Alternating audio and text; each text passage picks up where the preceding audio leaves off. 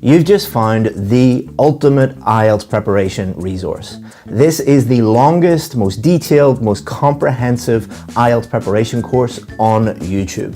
It's going to help you be successful by giving you real Band 8 and 9 samples, free practice tests, and complete courses on reading, writing, speaking, and listening. So IELTS success is just around the corner for you. All you have to do is watch this video and be successful. In this video, I'm going to share with you 100 real Band 7, 8, and 9 essays. These essays have been marked by real ex-IELTS examiners, and the students that wrote them all went on to get either a Band 7, 8, or 9 in the real test. But our goal is not to just give you a bunch of essays. Our goal is to help you improve your writing score. So on top of giving you these essays, what we're going to do is do two more things that are going to help you improve your writing scores using these essays. So we're going to first show you what not to do when using these sample essays. Number two, most students are unaware of great strategies and techniques that they can use. So we're going to share with you 10 strategies that you can use that will help you use these samples to improve your writing skills and improve your writing score. To make sure that we're only helping the students that want help and want to improve, you will only get access to these essays by watching the whole video. There is no special link to click, and we're going to show you in the whole video how to access these sample essays. So let's start off with 5 don'ts. These are 5 things that you should not do when using any IELTS sample essays. Number 1 is the most common one, which is don't use fake sample essays.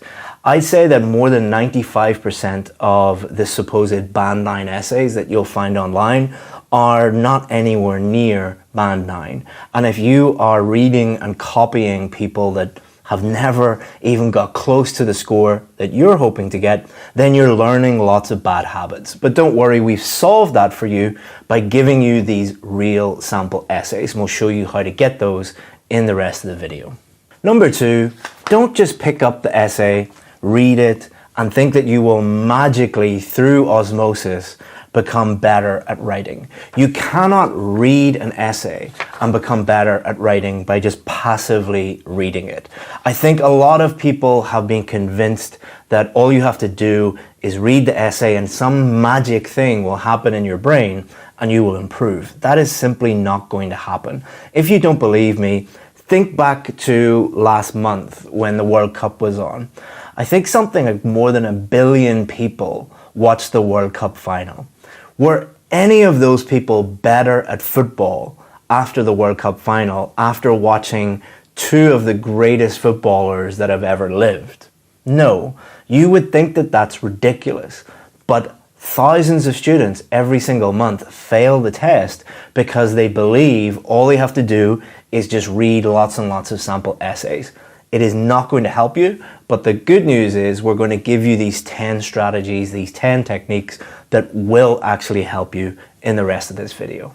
Another thing that you should not do is look at the essays and try and figure out why you're better than these students in some way, or why these students are not good, or these students are not high level. Let me tell you a little story about a trick that I used to play on my students in the British Council. So on the first day of a new IELTS class with new students, what I would do is I would give them Band 6 essays, Band 7 essays, Band 8 essays, and Band 9 essays. And I wouldn't tell them which were which. And I would put them around the room and I'd ask the students to go and look at these essays and give them a score.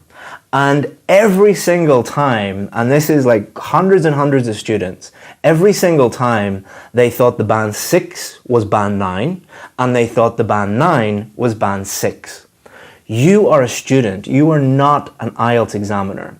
If you had the knowledge of an IELTS examiner, you wouldn't be watching this video. Most students look at a Band 6 essay, which normally has lots of complicated words and complex language, and think that it is very, very high level. Most students look at Band 9 essays and think that they are low level. Band 9 essays are actually quite simple and easy to understand and very, very clear. Most students look at Band 7 essays and think there's lots of grammar mistakes, there's lots of vocabulary mistakes. This must be a really low-level student. Band 7 essays have mistakes in them. Please do not waste your time and your energy trying to find out why you think these are not good. If you were an expert, you wouldn't be watching this video. The fourth thing that you should not do is look for things that you can copy from these essays. And there's a very simple reason for that. Number one, you are not doing a memorization test. I know many of you come from educational backgrounds where the emphasis in your education system is just on memorizing things, and that's how they test intelligence. This is not a memorization test. This is a writing in English test. This is a can you communicate clearly in English test. You cannot memorize words and phrases and chunks of essays and hope to just put those in on test day and get a higher score. That is not how it works. You can use these to improve your grammar and your vocabulary, and we'll show you how to do that in the rest of the video, but don't just memorize them. It is not going to help you. And number 5, this might sound really silly, but a lot of students do this. Do not copy the entire essay and put it into your response on test day. A lot of students believe that if they copy a high-level essay and then just put it in no matter what the question is, that they're magically going to get a high score. I don't know why students do this, but they do. Please do not do this. I don't want to be responsible for students failing the test. So please, please, please do not do those 5 things. It is a waste of your time and it is a waste of money. These days, the IELTS test costs a lot of money. Don't throw it away by using these incorrectly. But there are now 10 ways that we're going to show you that you can use them correctly to improve your writing skills and improve your writing score. So this is how to find the 100 sample essays on our website. I've purposely hidden them so that only students that are serious about getting the scores that they need will find them. First thing you want to do is go to Google and type in IELTS Writing Task 2. It will bring up a list of different websites. And what you want to do is find the IELTS Advantage one. It might be number 1, it might be somewhere on this page. Just click on the IELTS Advantage one. That should bring you to this page on our website, IELTS Writing Task 2 in 2023. That's step 1. Now continue to watch the video and I'll show you in step 2 how to find the essays. So I'm going to give you these 10 things that you can do, these 10 techniques, but you don't have to use all 10 of them.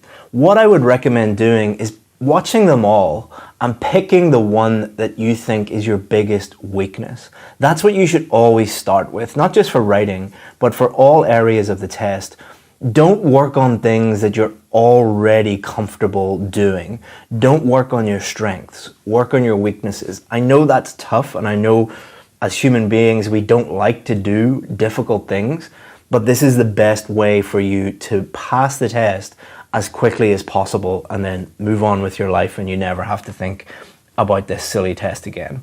So I'm going to go through these 10 now, watch them all, and then pick the ones that you think are most difficult for you or you think that you need to work the most on. So the first thing that we're going to teach you is how to use sample essays for improving your idea generation. A lot of students really struggle with this area. And once you start to see what real Band 7, 8 and 9 ideas look like, it removes a lot of the stress because what you will notice is most of them are a lot simpler than you think.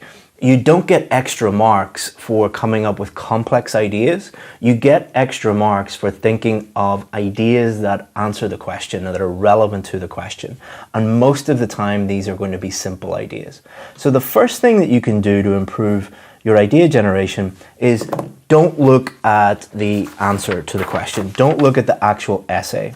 Take each one and cover up the actual essay and just look at the question. And what we've done here is we've limited the number of questions. We're giving you like 100 essays, but I think there are only like 10 questions. So that will mean that you see a wide variety of different ideas. So what you're going to do is you're going to look at the questions and think of ideas yourself. So what I would recommend doing is not brainstorming. What I would recommend doing is simply look at the question and think, what is the simplest idea that answers this question? What is the most obvious idea, the most straightforward idea? If I asked 100 people this question, what would be the most popular answer? And if you write down a few of them and then look at the answer, identify the main ideas. They will normally be in the introduction, and they will be in the main body paragraph, and they will be normally in the conclusion. Identify those main ideas and then compare with your ideas. If you're getting similar ideas to these students that got band 7, 8, and 9, then you're probably on the right track. If you have different ideas, that doesn't mean that you're wrong, doesn't mean that your ideas aren't relevant, but think about whether they are relevant or not. Are you getting different ideas because they're just different relevant ideas? Or think about whether your ideas are relevant or not. If you think about them and you compare them and you're like, actually, my ideas are completely irrelevant, that might mean that you didn't understand the question, so you have to work on that more. Or it could mean that you're just complicating everything and making your ideas way more complicated than they need to be. So that's technique 1. The second thing that you can work on would be idea development. So this is taking ideas and developing them into main body paragraphs. So step 1, look at the question, understand the question, and then identify the main ideas. So for this person, focus on their careers, idea number 1, and have more time for themselves, idea number 2. So there's 2 benefits, 2 advantages here. And then what you do is you do not look at the main body. So you just identify those 2 main ideas.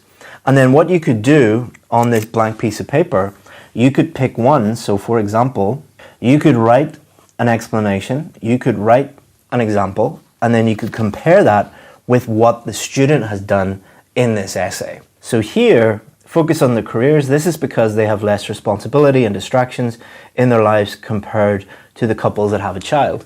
So if it's the same, then you're probably on the right track, but you could also make this better. You might think, well, I could maybe explain this a little bit more.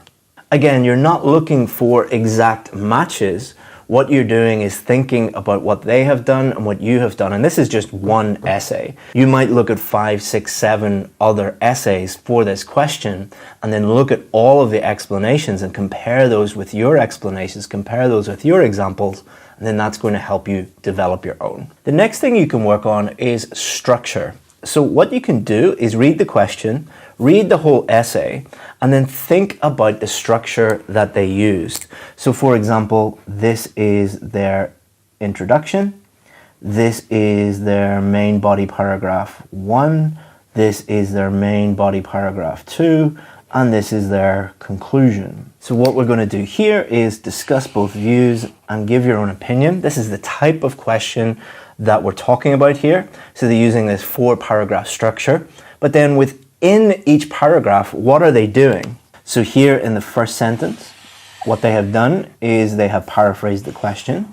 They have given their opinion here. They've talked about the first point here, and they've given the reason for the latter point here. So what you could do is look for more discuss both views essays, for example, this one, and you could compare them. So are they using a similar structure here? Well, it seems like they actually are. They've paraphrased the question in the first sentence here.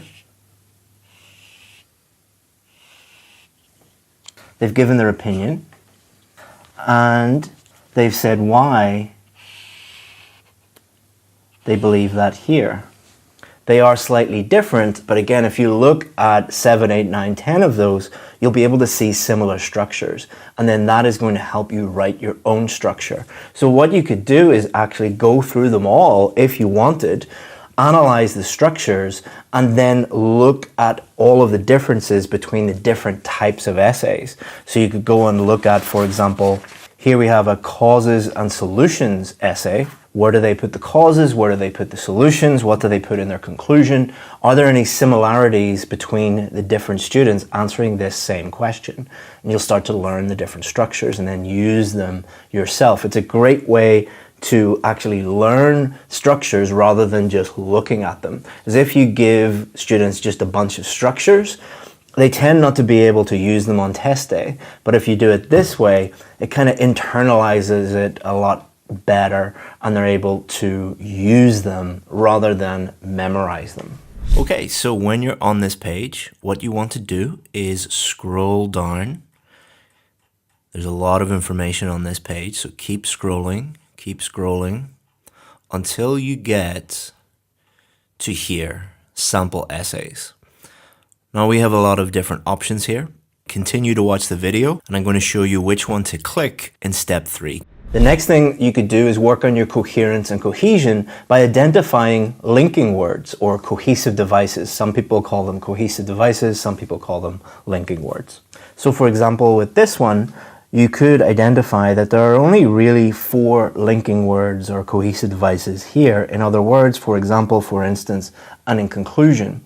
If you were to look at another 10 band 7, 8, and 9 real essays, and you only seen linking words are used very sparingly, there are not that many, then that would be a clear indication that that's what you should do. Most of these essays are not going to have lots and lots and lots of linking words in them because lots and lots and lots of linking words actually lower your score. They don't increase it. Another thing that you could do is think about why they used each cohesive device.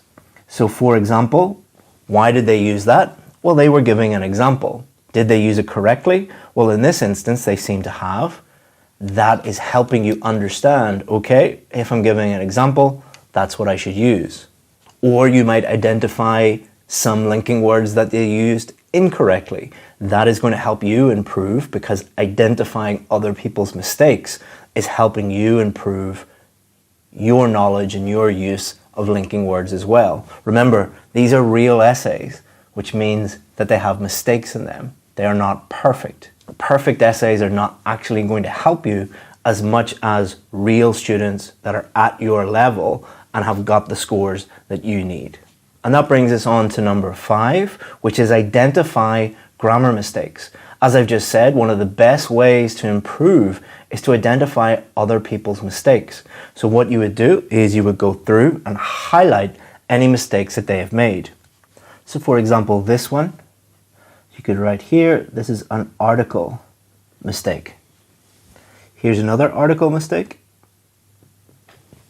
So by identifying these mistakes and correcting them, you can think about the rules of articles and your knowledge and your ability to use them correctly will improve. Not just articles, but any mistakes. So identify the mistakes and then think about why those mistakes were made or categorize the mistakes into, is it a preposition mistake, an article mistake, a punctuation mistake, and then you will improve too. The 6th thing you can do is also related to grammar and thinking about the different grammatical structures and tenses that were used in the essay and why they were used. So for example, if we take this essay, obtaining this type of information in most cases means breaking the law. Why did they use obtaining, ing, and breaking, ing, rather than furthermore, to obtain this information in most cases means to break the law? And this will force you to think about whether this is correct or incorrect. If you think that it is incorrect, what is a better way to use it and why do you think that? Or if it's correct, why did they use that? Here's another one. However, not only are paparazzi hired to invade properties belonging to politicians to take photos without their permission, but also, not only, but also. What does that not only, but also grammatical structure allow this student to do? Why did they choose this grammatical structure? What were they able to do? Is it correct? Could you use this grammatical structure in your essay?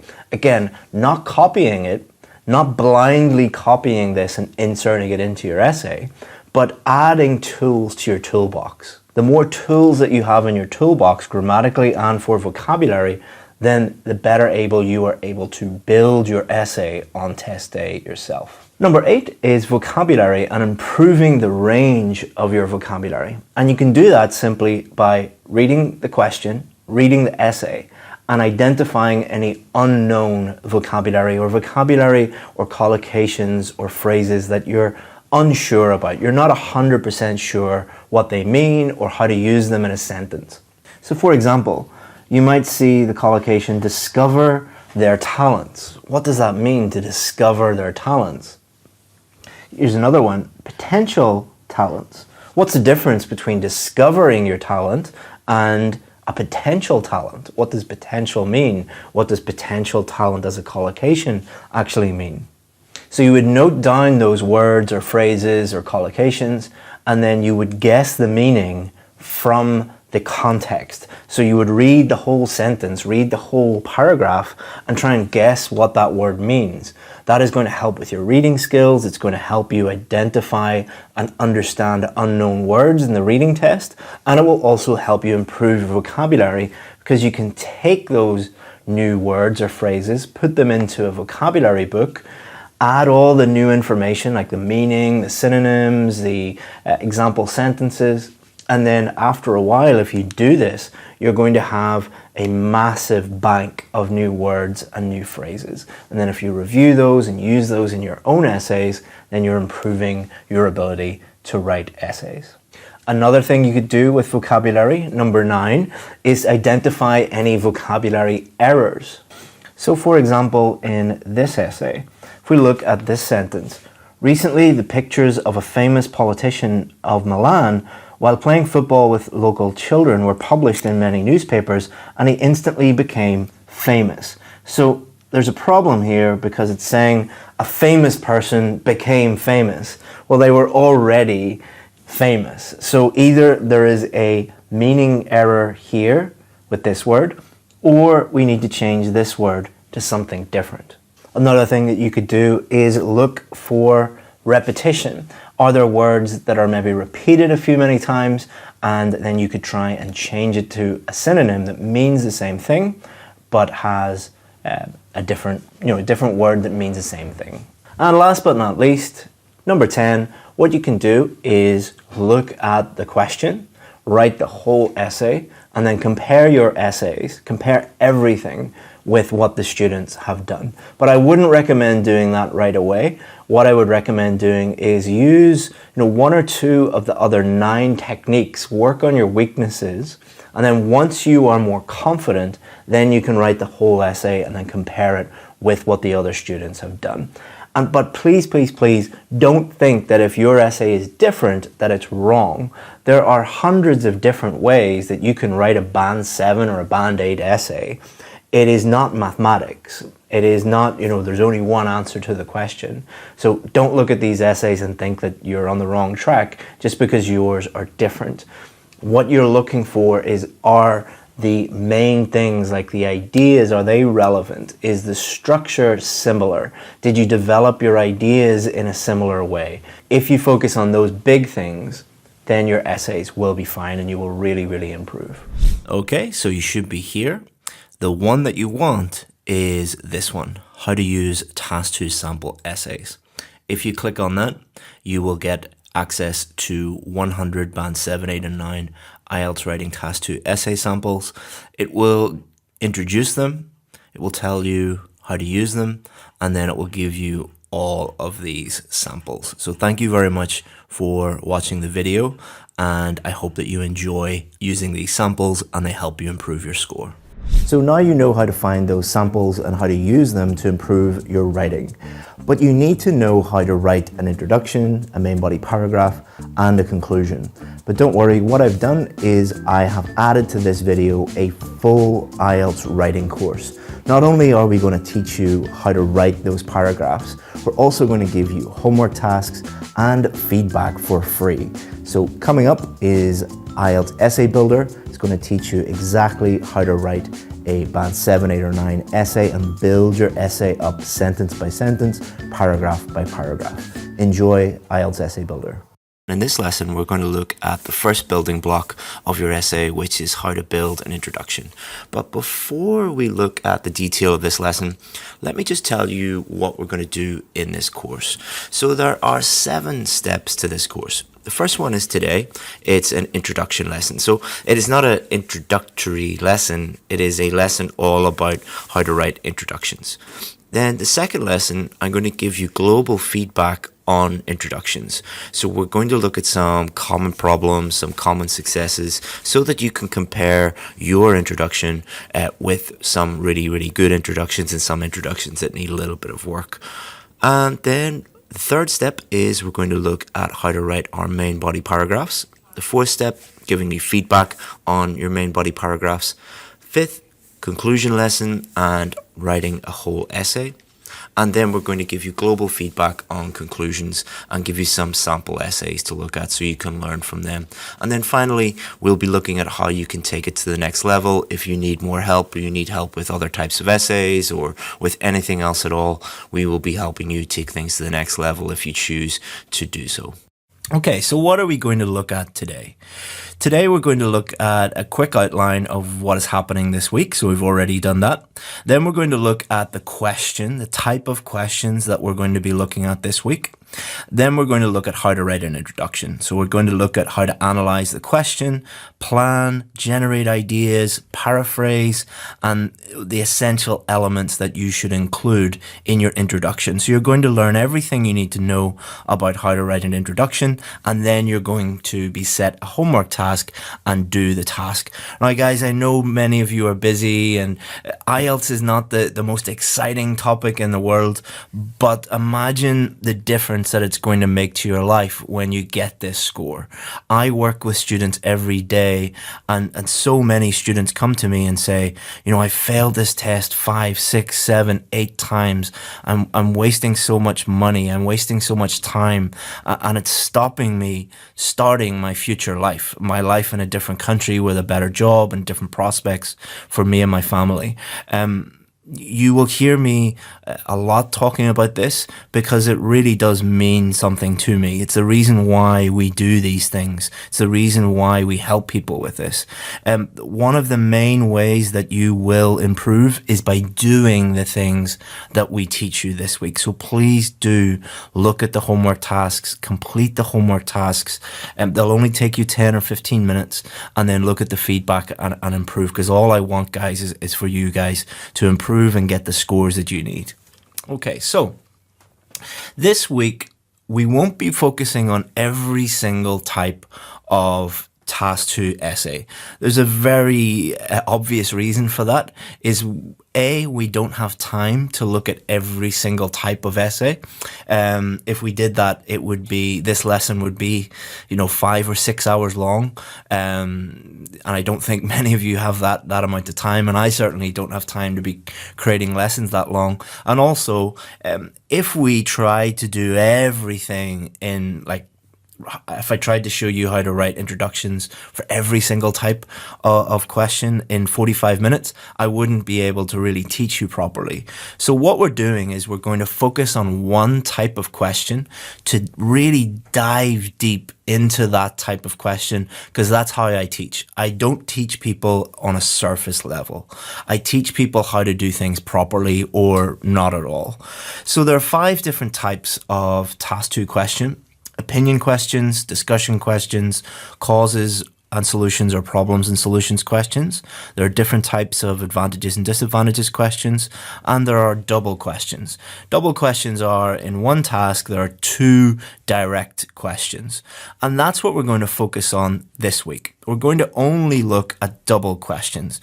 But don't worry too much, guys. The reason why I chose double questions is they translate very well to the other types of questions.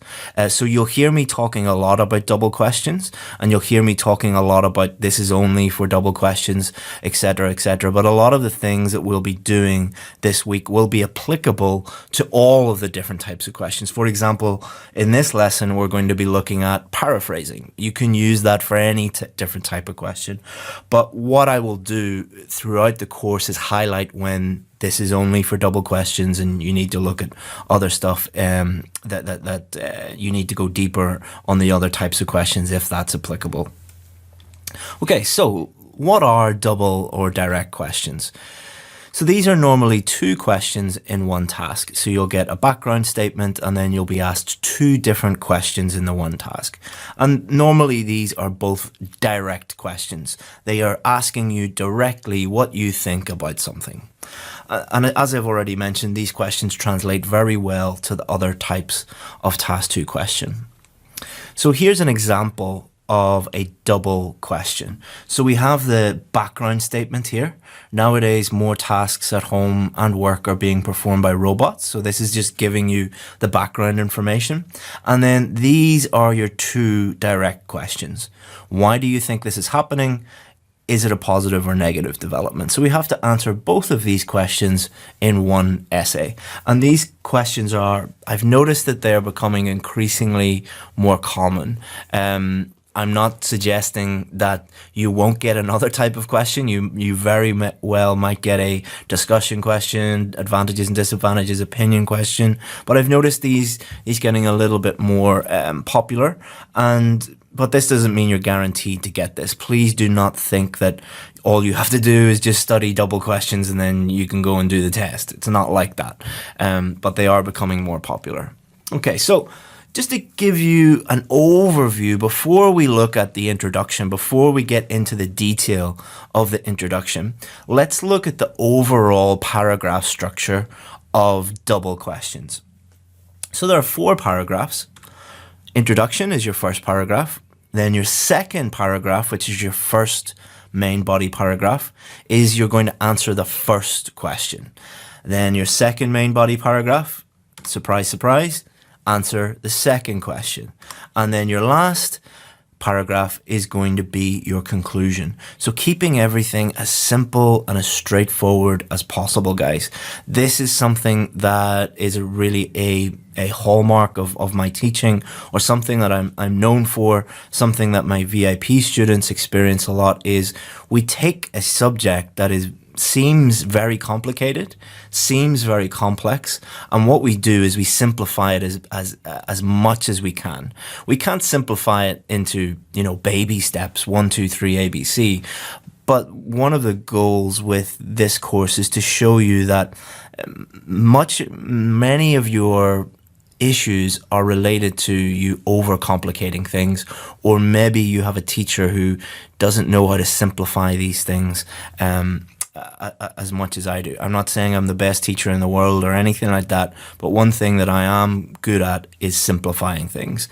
So this means that you will find it easy to understand and easy to do on test day. Okay, so here's what the structure would look like.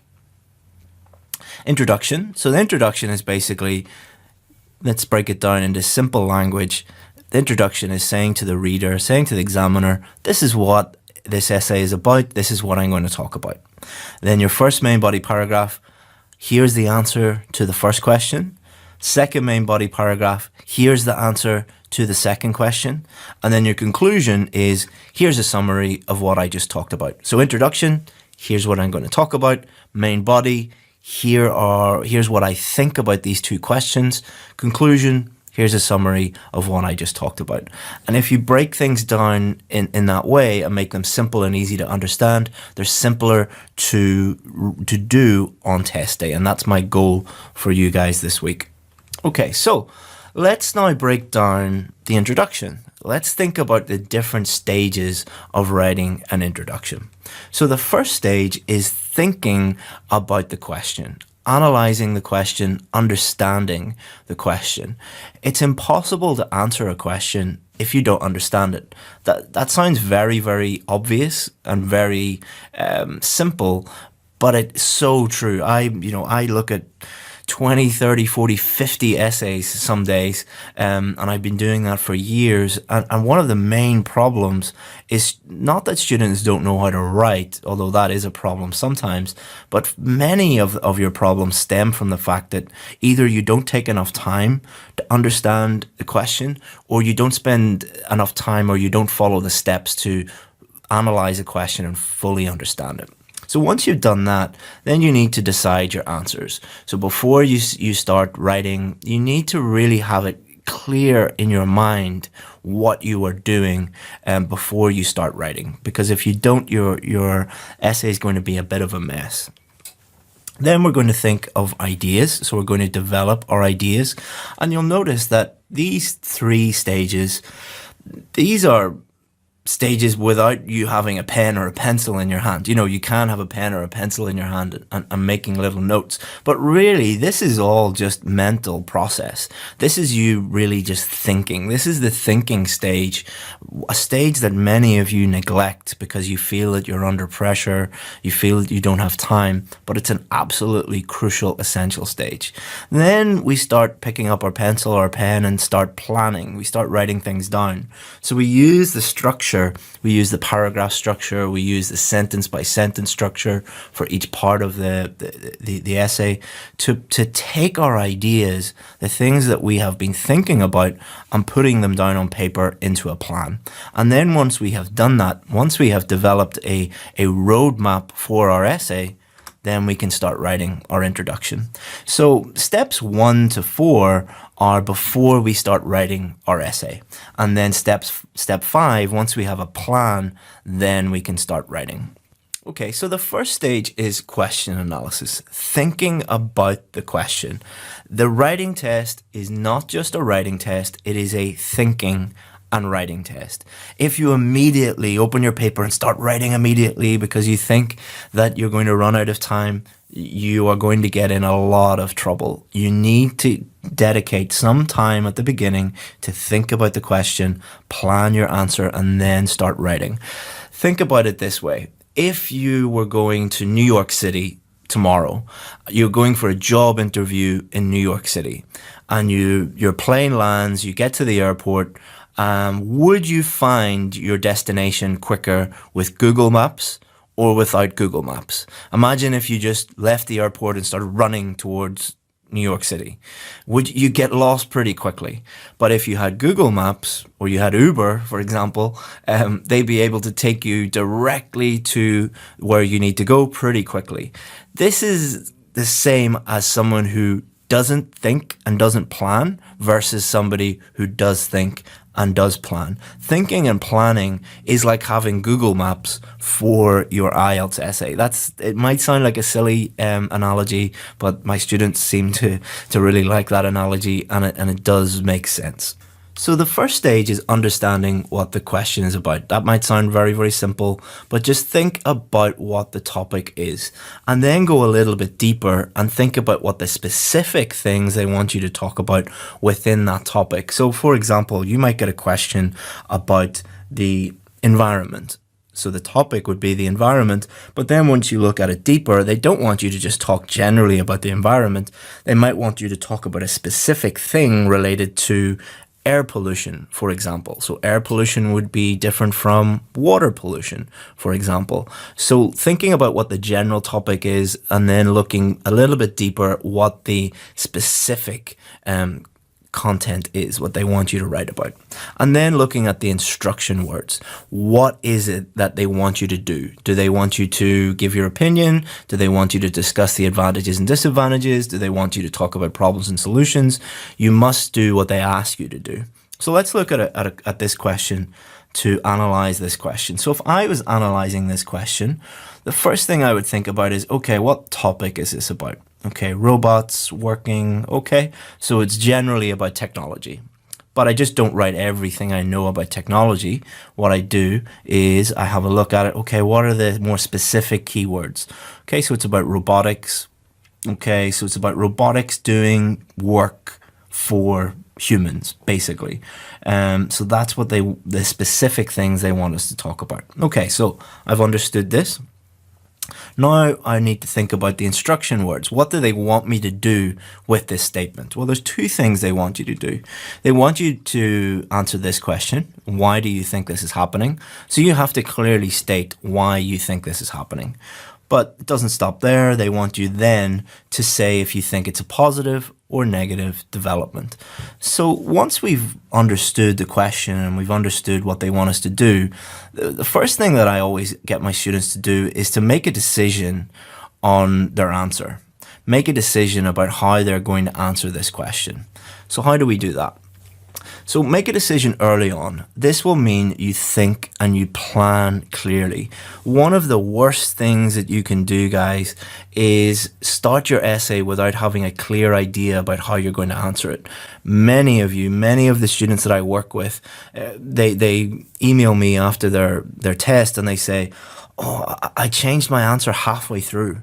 Like, is that okay? Will I be okay? It's like, no, you've probably failed because you didn't decide early on. You didn't make a concrete plan. You should never start your essay without knowing what to do. It's like, running into New York City without having any idea where you're going. You're going to get pretty lost. And a writing is a reflection of your thinking.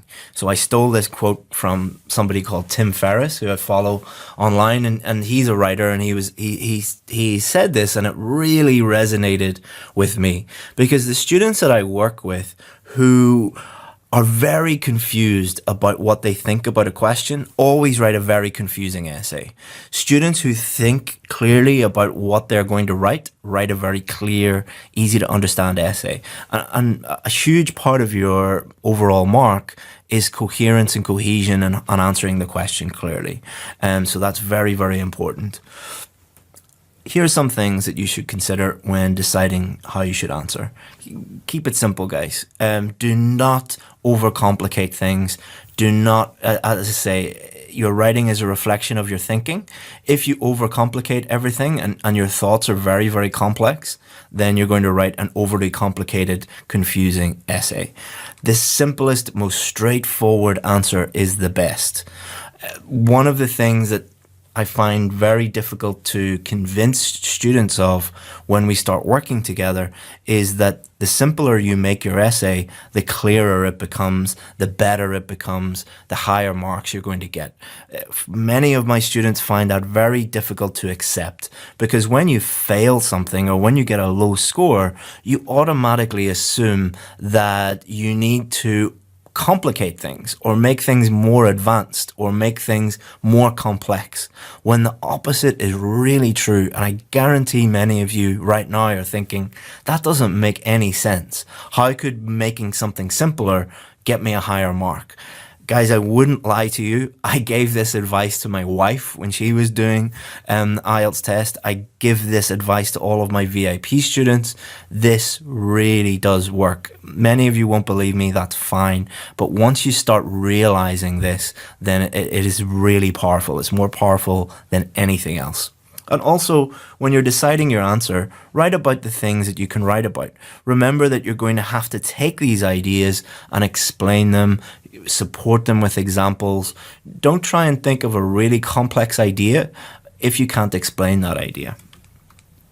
So if I was deciding my answer for this one, what I would do is I would think, why do you think this is happening? And I would try and think of an idea right now for this one.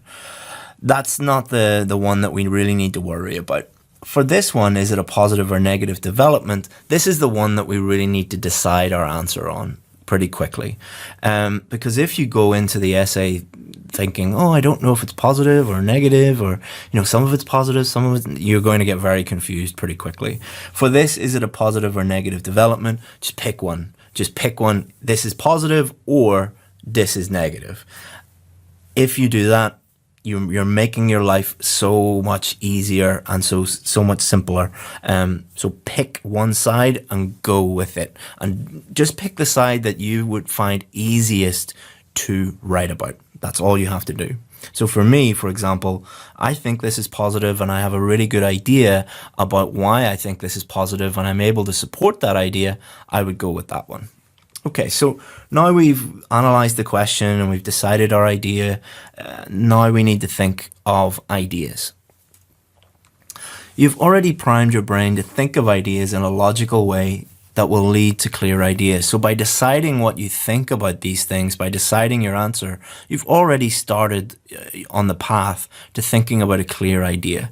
However, many of you mess up when you get to this stage because you've been taught a technique for thinking of ideas that is completely wrong and is the worst thing that you could ever do. This area is taught incorrectly by 95% of IELTS teachers. Again, I'm not saying I'm the best IELTS teacher in the world, but when I see something in a textbook, I don't take that thing and just automatically teach it to my students. If I see something in a textbook or in a book or a blog or anywhere, I think about it and think, is this actually effective? Is this actually a good way to teach students? And the best example of that is brainstorming. Brainstorming is the worst thing that you could do. Why do most teachers teach brainstorming? Because they just look at a textbook or they just Google how to think of ideas and 95% of the stuff out there just says brainstorming. Why is brainstorming so bad? Complete waste of time. Brainstorming, you write the thing in the middle of the page and then you draw a bubble around it and then you draw arrows, and you don't have time to do that. You don't have time to think of 16 different ideas.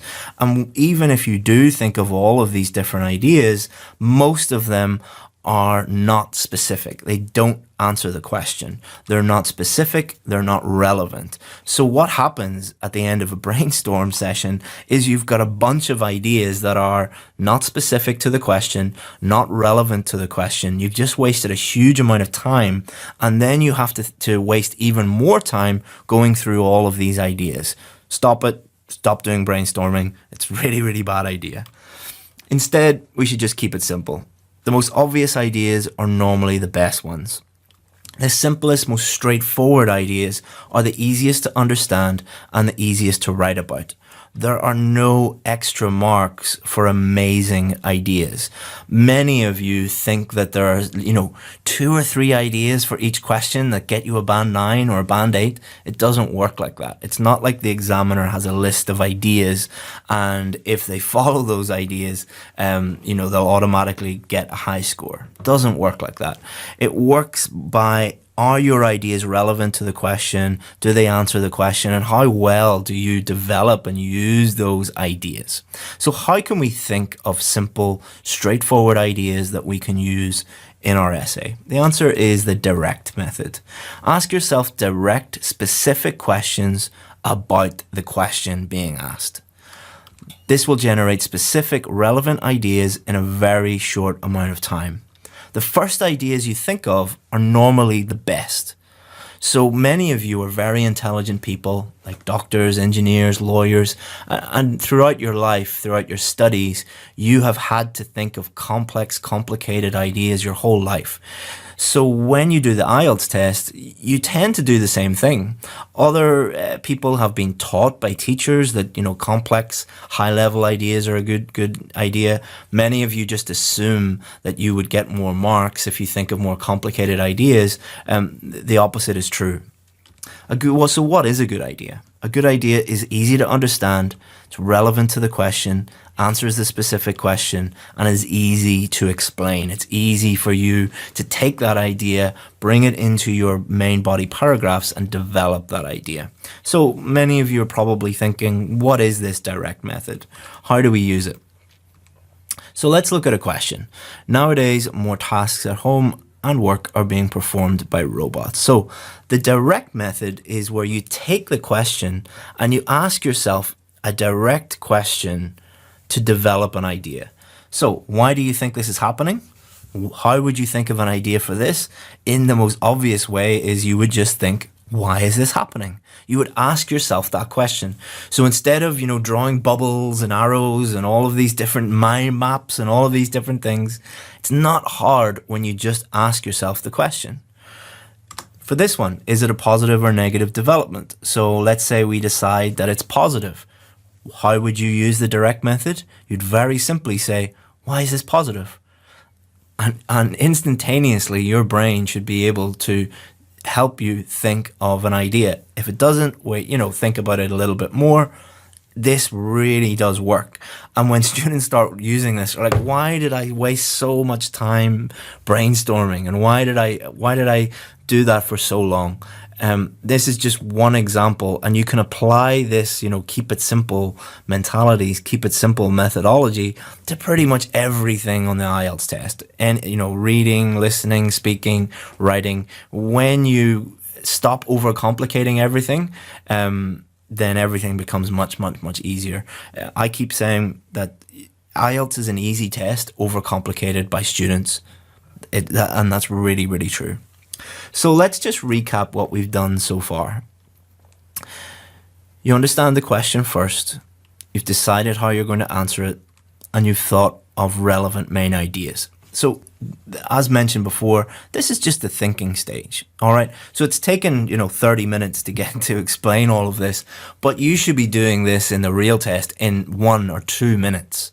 This should be really, really easy for you to do once you practice doing it.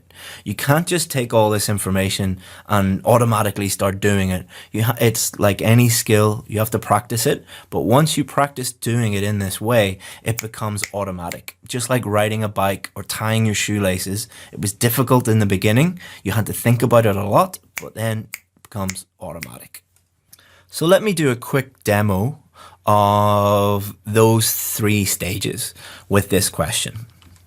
So nowadays, more tasks at home and work are being performed by robots. So I would look at this, I would understand it. The words that I've highlighted in red here are the specific keywords. Okay, I know what this is about. Then I'd look at the first question. And what I would do with the first question is understand what it's asking me. I would think about it, I would decide it, and then I would ask myself a direct question, and I would think of an idea. And my idea is advancements in technology. Second question, is it a positive or negative development? I decide, okay, it's positive. Why is it positive? Because it reduces amount of work we have to do. So I did that in 1 minute. In the real test, that would take me 30 seconds to do that. You won't be able to do it in 30 seconds, but many of my students can do that consistently in less than a minute, in less than 2 minutes. Some of them take a bit longer, but I hope that you can see how effective that would be. Imagine opening your paper on exam day and being able to do that in 1 minute, and then you can start your planning. So now let's look at what is an introduction. Okay, so an introduction tells a reader what to expect. All right, always think of the reader. So an introduction is just helping the reader understand what the essay or whatever you're writing, that could be, a journal or a dissertation or anything like that. The introduction just helps the reader understand what you're going to write about. And it helps the reader follow the rest of your essay. Again, always think of the reader. Many of you, when you're doing the IELTS test, you're not thinking of the reader at all. You're thinking, how many fancy words can I put in here? How many fancy grammar structures can I put in here? Without really thinking, am I clearly communicating with the reader? Because the main reason why you write anything is to communicate. You communicate with the person reading. And it also helps you get your thoughts in order. So think of it as a mini plan that will help you write a better essay. So people who write very, very clear introductions normally write very, very clear main body paragraphs and conclusions. If I see an introduction, I can pretty much predict what the rest of the essay is going to look like. A very good introduction is a good indicator of what the rest of the essay is going to be like. Don't worry, examiners don't just look at the introduction. They'll always look at everything. But people who write bad introductions normally write bad main body paragraphs and conclusions. People who write very, very good introductions write very good main body paragraphs because it's kind of like a little mini plan. They know exactly what they're going to write about. Also, what is an introduction not? So it's not a chance to show the examiner how amazing your language is. Do not insert lots of fancy words and memorized phrases and all of these different things. If you can use high-level language, be my guest, use it. But if you don't know how to use it, don't stick it into your introduction, because you're starting your essay off in a way that makes it impossible to read, because the examiner has no idea what you're talking about, because the collocations are wrong, the meaning of the word is wrong, the grammar is all wrong. Focus on clarity. It's also not a chance to hook the reader. You do not have to hook the reader. The reader is an IELTS examiner who's being paid to look at your writing. Believe me, they do not need to be hooked, so don't be writing any hooks. It's also not a chance for you to use memorized phrases or proverbs or quotes or anything like that. If you have a teacher who is telling you to memorize proverbs or quotes to put into your introduction or any part of your Task 2 essay, run very, very, very far away from them, because they do not know what they're talking about. So there are 3 elements to a double question introduction. This is something that is specific to double question introductions. If you want help with other introductions, obviously you need to go a little bit farther, and this only applies to double question introductions. So number 1, paraphrase the question statement. And then number 2, briefly answer question 1. Number 3, briefly answer question 2. So they're not 3 separate paragraphs. There are 3 elements. So for a double question, if you do those 3 things and write them clearly so that it's easy to understand, so it helps the reader, you're off to a great start with your essay. So let's start off with how to paraphrase, and then we'll look in more detail at how to briefly answer both questions. So paraphrasing. So paraphrase is you state the same ideas but using different words. So how would you say it in your own words? So when you paraphrase something, it must mean the same, but you're using different words to express the same meaning. And we can do that in many, many, many different ways. I'm going to show you 2 ways. I'm not going to show you 6 or 7 different ways, because we've already been talking for about 35 minutes or something like that, and that would take way too long. So I'm going to show you the 2 most effective ways, or the 2 most common ways. The number 1 way is to use synonyms. So synonyms are words that mean the same but different words. Or we can use this by changing the structure of a sentence. We can flip the clauses around, or both. I'm going to show you how you can combine both to paraphrase effectively. But let's look at some common errors. These are really, really, really, really important. Most of you are not paraphrasing effectively because you're doing things that maybe you've been taught incorrectly, or maybe you just have a wrong idea about what paraphrasing is and what it isn't, and the different rules and requirements for IELTS. So the most common problem is people trying to change every single word. Sometimes there will be some words that either are impossible to change. For example, a date, you can't change a date, or, a place name or a person's name. You simply can't change those words. Or sometimes you'll get a word that you don't know how to change. So if you see a word and you don't know how to change it, you can either just guess and try your best and 99% sure you're going to make a mistake, or you can repeat that word. There is a huge stigma, incorrect stigma, about repeating words. I don't know where this comes from, but many, many teachers teach their students that you can never repeat a word. Let's think about how ridiculous that statement is. Think about articles and prepositions. Think about, the word and, or the, or of. Some teachers teach their students that you can't repeat those words. That's ridiculous. Look at any good writing, and there will be several words that are repeated, maybe even in the first sentence. Also, as we've just mentioned, there are some words, for example, dates, times, place names, company names, people's names, many, many nouns that you just cannot change. you should vary your language as much as you can to demonstrate to the examiner that you have a wide-ranging vocabulary. That's absolutely true. But many of you actually fail the test because you are so afraid of repeating a word. Many times students have argued with me about this and say, oh, you don't know what you're doing. You repeated a word. Yeah, that's totally normal to repeat a word. The rule is vary your language as much as you can, but not to the detriment of your overall score. Changing words incorrectly. So this comes from people fearing repeating words. So they try and change words as many times as possible. And most of the time when they're doing that, they're doing it incorrectly. So the meaning could be wrong, the collocations could be wrong, the spelling could be wrong, the grammar could be wrong. Don't change a word unless you know how to change it properly, because all of those mistakes add up. If you're making mistakes in most of your sentences, it's impossible to get a 7 or above. Impossible.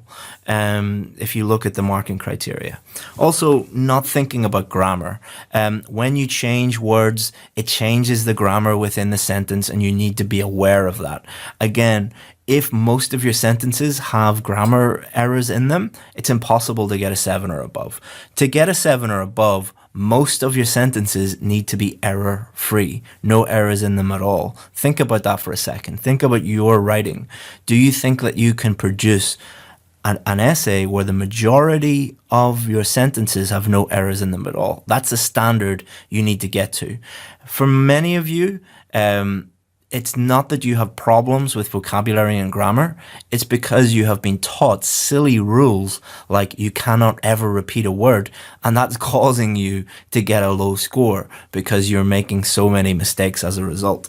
So let's think about synonyms. Be very careful here. Your synonyms must match and make sense. Just because they are synonyms does not mean you can automatically use them.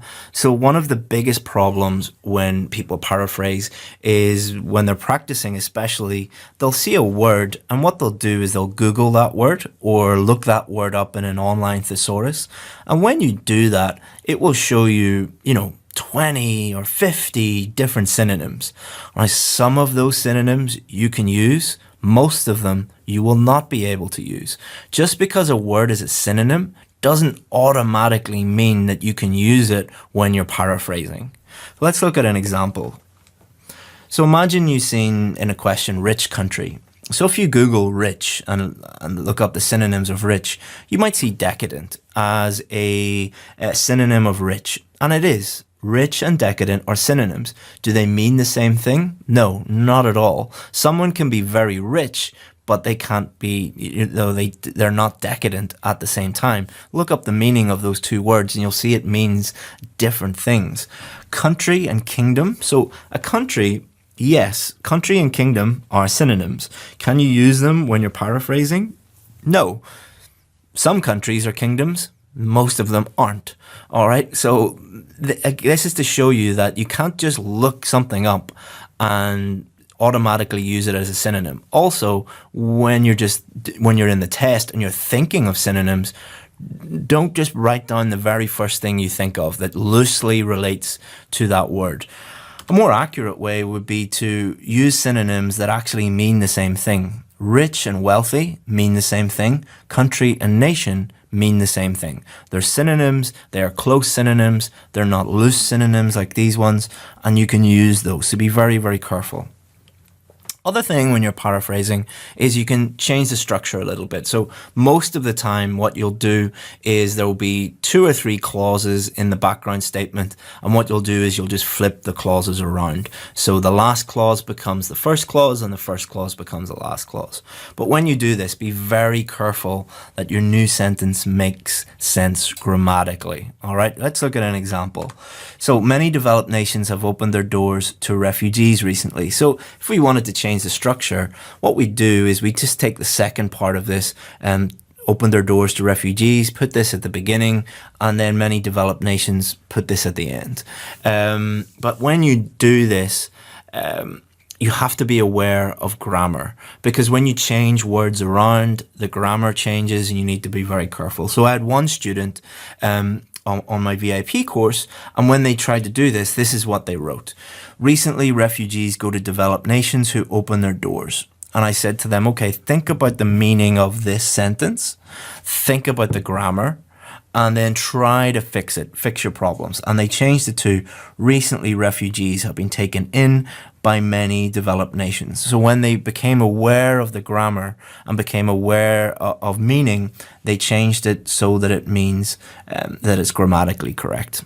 Okay, so an effective way to paraphrase is to use synonyms and combine that with changing the structure slightly. You don't always have to use this, but it is an effective method. Again, there are 4 or 5 other ways that you could do this, and 4 or 5 other ways that you can paraphrase.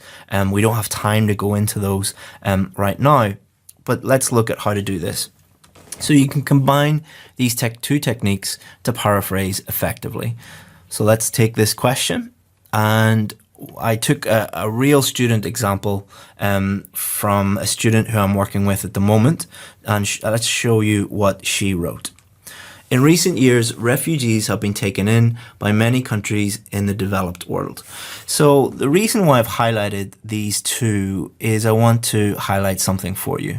So when she first sent me this, she made a big error here. She used a different word. She actually used the word fugitive. And I said, okay, so why did you use fugitive? And she said, I looked it up on Google and I Googled it, and fugitive is a synonym of refugee. And I didn't know any other way to write it. And I said, okay, so you don't know any other way to write it. Fugitive is wrong, so you've just lowered your score. Why not just repeat the word? And she said, oh, you can't repeat the word. You're not allowed to do that. My old teacher told me not to do that. And I said, it's fine. You don't have to change every single word when you're paraphrasing. If there's just one word that you can't change, keep it. You know, it's better to keep it and repeat it than it is to make a big error, because fugitive just doesn't make any sense whatsoever. Also, what she did here, she made a mistake here. And I said to her again, why did you make this mistake? And she said, oh, again, I don't want to repeat the word developed. And I said, well, you're not actually repeating it. If you changed it to developed world, you're changing developed nations. So if you think of developed nations as a collocation, as a unit of language, you've changed that collocation to a different collocation, 2 words that work together.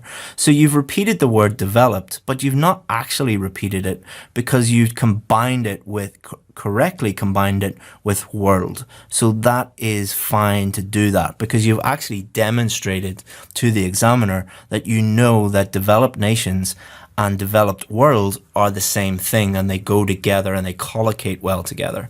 So in recent years, refugees have been taken in by many countries in the developed world. If we put that together, does it mean the same thing as this? Yes. Is it grammatically correct? Yes. Is it varied as much as we can vary it? Yes. So that's a very good paraphrase that she produced. So let's look at this question. Nowadays, more tasks at home and work are being performed by robots. So here are 2 different ways that you could paraphrase this.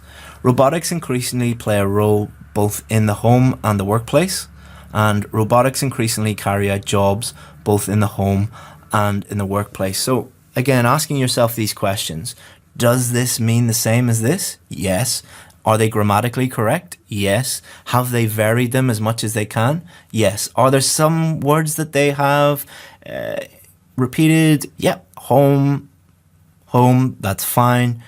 Obviously the is an article, and you know we can't change, and you know it's fine just to repeat these words, but we have varied it as much as we can. So if a student wrote this, I'd be very happy with this. So next we need to briefly answer each question. So why do you think this is happening? Advancements in technology. Is it a positive or negative development? It's positive because it reduces the amount of work. So this would be the plan. We would be looking at our plan, and then we can write a sentence like this. This is due to advancements in technology, and it should be seen as a positive development because it reduces a person's workload. So we've taken our plan and we've converted our plan into a sentence, and then we can put this all together into a nice introduction. So this is our introduction. The part in red is our paraphrase, and then the part in blue is us answering both of those questions. So this is something you should probably pause, have a look at, think about it. Think about how all the different stages, all the different steps that we took brought us to this paragraph. And then think about how easy it would be to start the rest of our essay by following what is in this introduction. So, and think about how easy it would be for the reader and for yourself to understand what you are going to write, and then what you write in the rest of your essay is going to be very clear and easy to understand. So let's summarize what we did in this lesson. We analyzed the question, we planned our answer, we paraphrased, we briefly answered both questions, and then we put it all together. This is your task. So pause the video and write this down, or pause the video and take a screenshot or whatever. Look at this question, follow the steps outlined in this lesson, and write an introduction. Do not write a full essay, just write an introduction. We looked at lesson 1, and this is the feedback on lesson 1. So if you have not completed lesson 1, go and do that and complete your introduction, because if you haven't completed your introduction, this video will not make sense at all. So what we're going to do in this video is we're going to give you feedback on your work. So we're going to look at some checklists that you can use to help you improve your own introductions. We're going to give you some samples that need improvement, and I'll talk about why they need improvement so you can learn from them. And then we'll look at some good samples from students that have produced good samples, and then we'll look at some VIP samples from my VIP group. Okay, so first of all, it's amazing to see so many of you taking action to improve your lives. The only way that you're going to improve your IELTS scores is by taking action, by learning what to do, by doing that thing, and by getting feedback on your work. So well done for doing that. And if you didn't get the work done, don't feel guilty and give up. Like, things happen, you know, life gets in the way. Go back and complete it, and then you'll be able to make progress. So first of all, I want to talk about criticism. So I'm going to give 3 feedback lessons in this course, and most of it will be criticism. It will be mostly me saying, this isn't good, you need to do this to improve. And the only way you will improve is to seek criticism and to use it to improve. And we only actually work with students that have this attitude because it's so key. You cannot improve your scores unless you have a very positive attitude to negative criticism. And none of the things we say are a criticism of you as a person. They're just designed to help you improve your writing so you can improve your life. So that's our main goal, is just to help you get the scores you need, and then you can move on and improve your life in whatever way. IELTS scores will help you do that. So is feedback important? Yes, it's the most important thing. The lessons and tasks are just the first steps. However, they are a complete waste of time if you do not take action on your feedback. So many people, when we've done courses like this before, what they'll do is they'll just look at the content videos. They won't actually do the tasks, and they especially won't look at the feedback videos because they think that they're not that important. But let's look at how important it actually is. So the first thing you need to do is you need to look and think. It is essential that you understand the feedback provided and think deeply about how it applies to your work. So we cannot give individual feedback on this course. We do that on other courses, but not on this course because it's a free course and there's so many people. But what you can do instead of getting individual feedback is you can understand the general global feedback we're giving today and think about how it applies to your own work. Then you can apply that, as I've just said. Honestly apply what you've learned to your own work and think about how it might apply to your work in the future. And then finally, adapt your work in accordance with the feedback and improve it. And repeat that cycle. And if you repeat that cycle, then you're going to improve. So here was your homework task. And what I asked you to do was complete an introduction. So there were 3 things that you needed to do. You needed to understand the question. You needed to paraphrase the question, and you needed to briefly answer both questions. So here's a little paraphrasing checklist. We'll look at the first thing that you practically needed to do first. So, first thing you need to do was, does the sentence mean the same as the question? Are there any vocabulary errors? And is the sentence grammatically correct? So if you can answer affirmatively to those questions, if you can say, yes, it does mean exactly the same as the question, no, there aren't any vocabulary errors, my vocabulary is good, and yes, the sentence is grammatically correct, then there's no problem with your paraphrasing. So let's look at each of these. Does it mean the same thing? So the question said, nowadays artificial intelligence is being used to drive cars. And this was a student sample. Nowadays, automobile industries are growing rapidly in these competitive markets with advanced technologies and artificial intelligence. Now, the question doesn't say anything about automobile industries or about them growing rapidly or about competitive markets. So this doesn't mean the same because they've included things that just aren't included in the question. Do not include things that are not included in the question. Let's look at this one. Doesn't mean the same. Due to our rapid life movement, the complexity of our life, and the high technology that we face nowadays. So the question doesn't say anything about your life. It doesn't say anything about complex life or fast-paced life or any of those things. So why would you include this? This is just them showing off or copying someone else's answer, which is not the thing that you need to do. Does this mean the same? So the automotive industry is rapidly developing for the last decade. Nope. And one of their latest inventions is utilizing artificial intelligence for car driving in order to make it safer and more convenient for people to travel. So does it say anything about safer and more convenient in the question? No. So why would you include it in your paraphrase? Does this mean the same thing?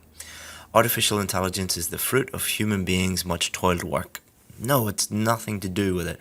And you might think that I've went and picked some really, really bad examples. These are very, very common examples. These are not extreme. These are not, things that you don't see that often. You see these things over and over and over and over again. The other thing that you need to do is you need to change your sentence enough. A lot of the things that we see are people taking words and phrases from the question and putting them into their paraphrase. Now, you can include some things, but more than 50% of the sentence is directly copied from the question.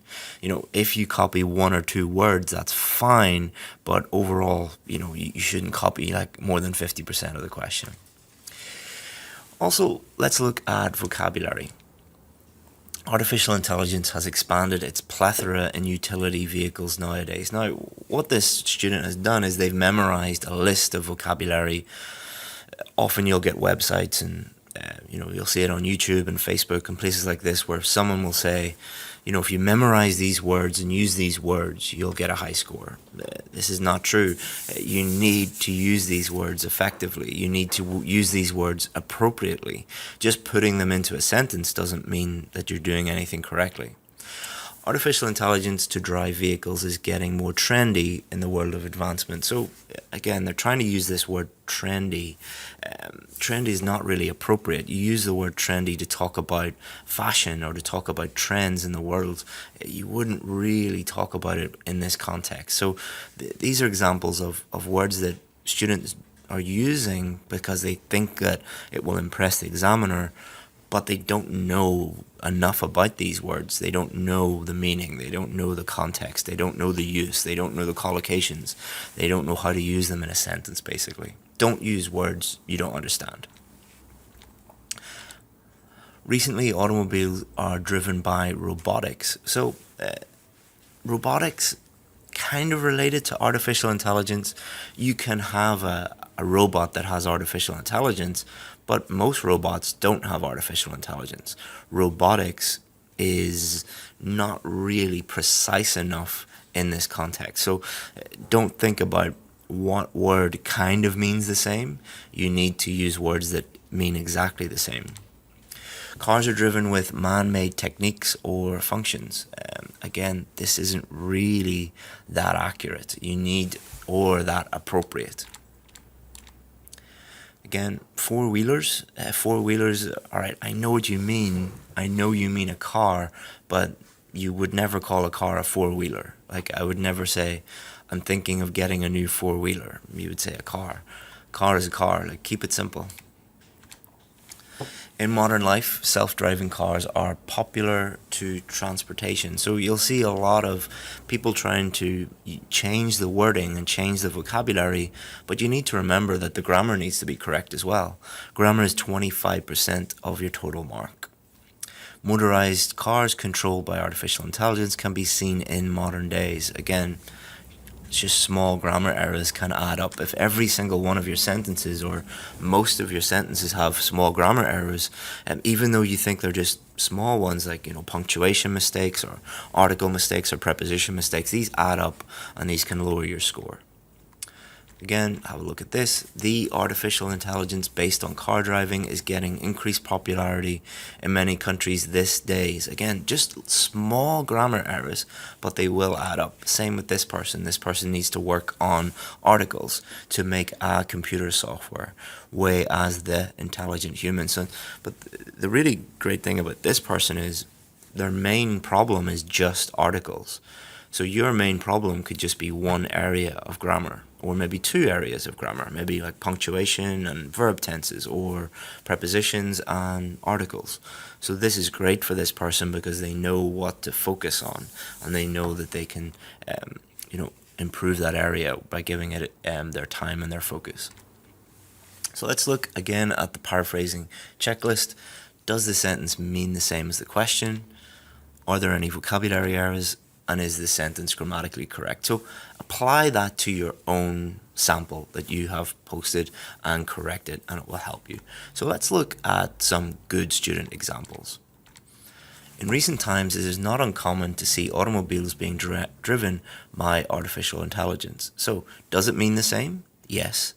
Are there any grammar errors or vocabulary errors? No. Good. Doesn't need to be fancy. Doesn't need to be showing off how amazing you are. Just needs to be effective. So now you need to write your outline. So here's a checklist for your outline. Did you clearly answer both questions? Are your ideas relevant and specific? And are there any linguistic errors? So let's have a look at this and tell me what the problem is. So have a look at it, pause the video, and think about what the problem is with this one. So the problem with this one is there's just way too much detail. You don't need to give this much detail. You need to be getting to the point. You put the detail in your main body paragraph. The introduction is really just introducing them to what is going on. You're not adding in all this detail. So again, have a look at this one and tell me what you think the main problem is. So pause the video and have a look and think about the main problem. So the main problem is there's way too many ideas. There should be two paragraphs, two main body paragraphs. Each paragraph is going to have one main idea, so you're going to have two main ideas, not more than that.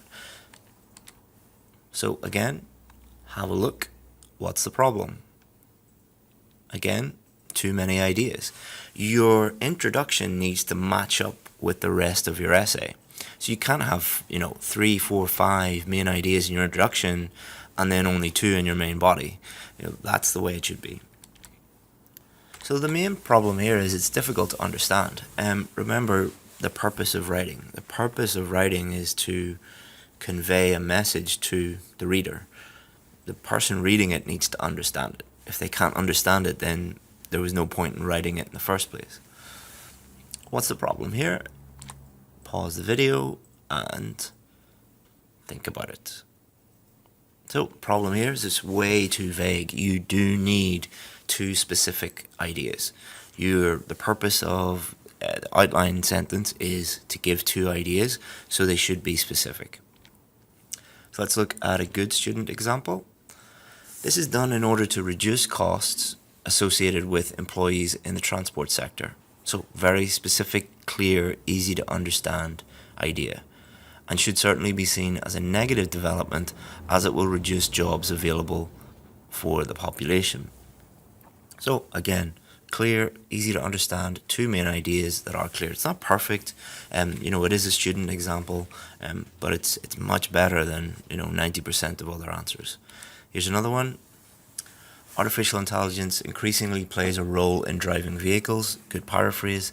This is due to advancement in technology, and it should be seen as a positive development because it reduces the chances of road traffic accidents. Again, not perfect, but very, very, very good. Let's have a look at one of our VIP students who I was teaching, and they provided this one. Recently, self-driving cars have become increasingly common. This is because AI has reached a point where it can safely control a vehicle, and this should be viewed positively due to the reduction in traffic accidents. So the good thing to remember here is this student was in the exact same position as you were. They didn't know how to paraphrase, they didn't know how to use vocabulary and grammar effectively, they didn't know how to outline anything, they didn't know anything. And we were able to take them through, show them exactly what to do, and this just proves that anybody can learn this. So apply that to your own work, apply what you've learned today, and you will really, really see an improvement. And then move on to video 3, which is showing you how to write a main body paragraph. So welcome to lesson 2 of IELTS Essay Builder. So in lesson 1 we looked at how to write an introduction, and now we're going to look at the next building block of your essay, how to build your main body paragraph. So what are we going to look at today? We're going to look at how to use our introduction as the foundation for the rest of your essay. So it's as I said on Monday, the introduction serves as kind of like a mini plan for you. So we're going to talk about that and how you can use your introduction to start writing your main body paragraphs. And then we're going to get into main body paragraphs. We're going to look at the essential elements. We're going to look at topic sentences, explanations, examples. We're going to look at how you write these, show you examples of how to write these. And then we're going to finish off with our homework task. So just a reminder, guys, we're focusing on just one type of task 2 essay.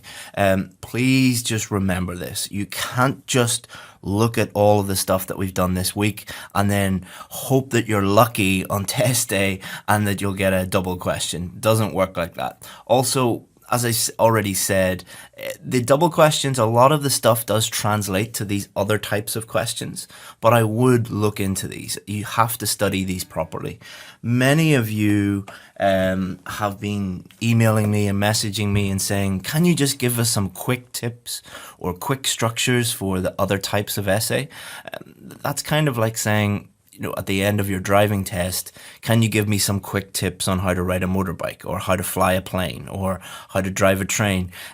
Quick tips and shortcuts don't work. You need to go into things on a very, very deep level, which is what we're doing with double questions this week. Okay, so let's remind ourselves about the 4-paragraph structure for double questions. Introduction, which we've already done. Then our first main body paragraph, which is going to answer the first question. Then our second main body paragraph, which is going to answer our second question. And then our conclusion.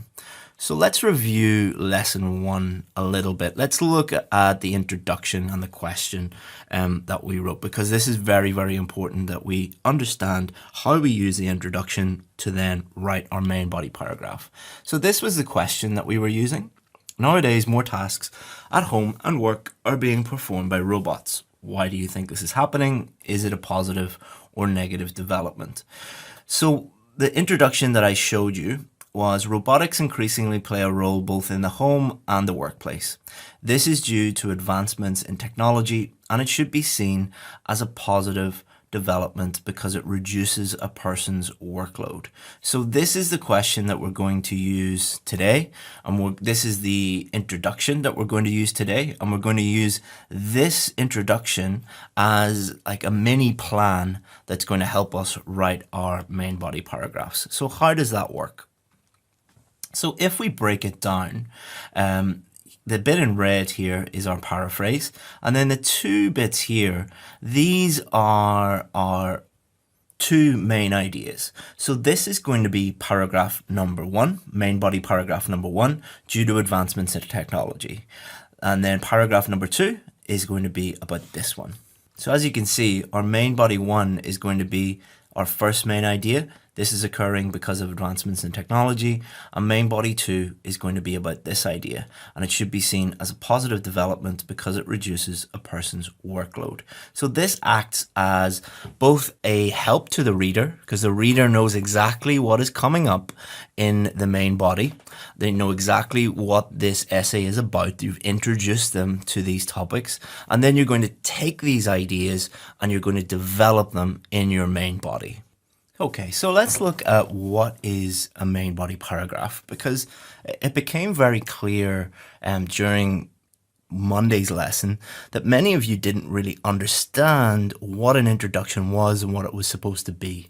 Many of you have huge misconceptions about the test, especially the writing test. So much of this course is really just removing those misconceptions and teaching you exactly what you're supposed to be doing and the principles, the fundamentals of what you're supposed to be doing.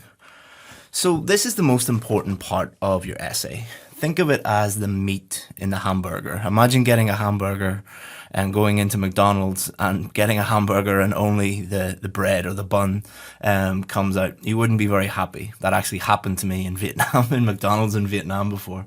And I certainly wasn't very happy. And this doesn't mean that the introduction and the conclusion are not important, but the main body paragraph is the most important part. This is where you'll make your detailed argument. This is where you will prove your point. So before I was an English teacher, I used to be a lawyer, and what we would do is we would go to court and we would argue. And an argument, a legal argument, is not like an argument where two people are shouting at each other. It's two people, two lawyers, trying to prove their case, trying to prove their point.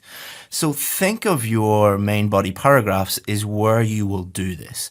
It's where you will explain why your points are valid and support those points with examples to help you prove what you are trying to write about or what you're trying to say in your essay. So this is where you set out your main points and develop them fully. All right. One of the hallmarks, or one of the ways that the examiners will know if you know what you're doing, or whether you should get one of the high marks, one of the 7s, the 8s, and the 9s, is whether you fully developed your points. So you haven't just listed as many different ideas as you can. What you've done is you've taken relevant, specific ideas and you fully developed these out. So how do you do that? So there are 3 elements of a main body paragraph, not 3 sentences, 3 elements, all right? 3 things that need to be in your main body paragraph. First thing is a topic sentence. The second thing is an explanation.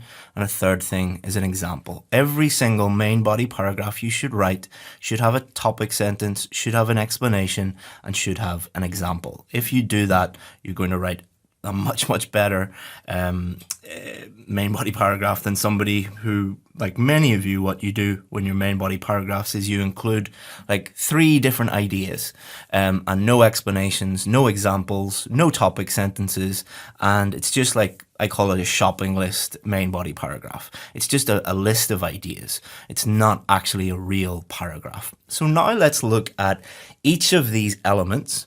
Because once you understand how to write each of these elements, then you can put them together in a main body paragraph. So, topic sentence.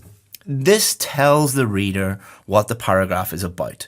So, very much like your introduction, in your introduction, what an introduction does, why do we write an introduction? To help the reader. Why do we write a conclusion? To help the reader. Why do we write a topic sentence? To help the reader. Why are we helping the reader so much? Because the main purpose of writing, think of the main purpose of writing. Is the main purpose of writing to show how many big words you know? Is the main purpose of writing to show how many different grammar structures and tenses you know? Or is the main purpose of writing to clearly communicate with the reader?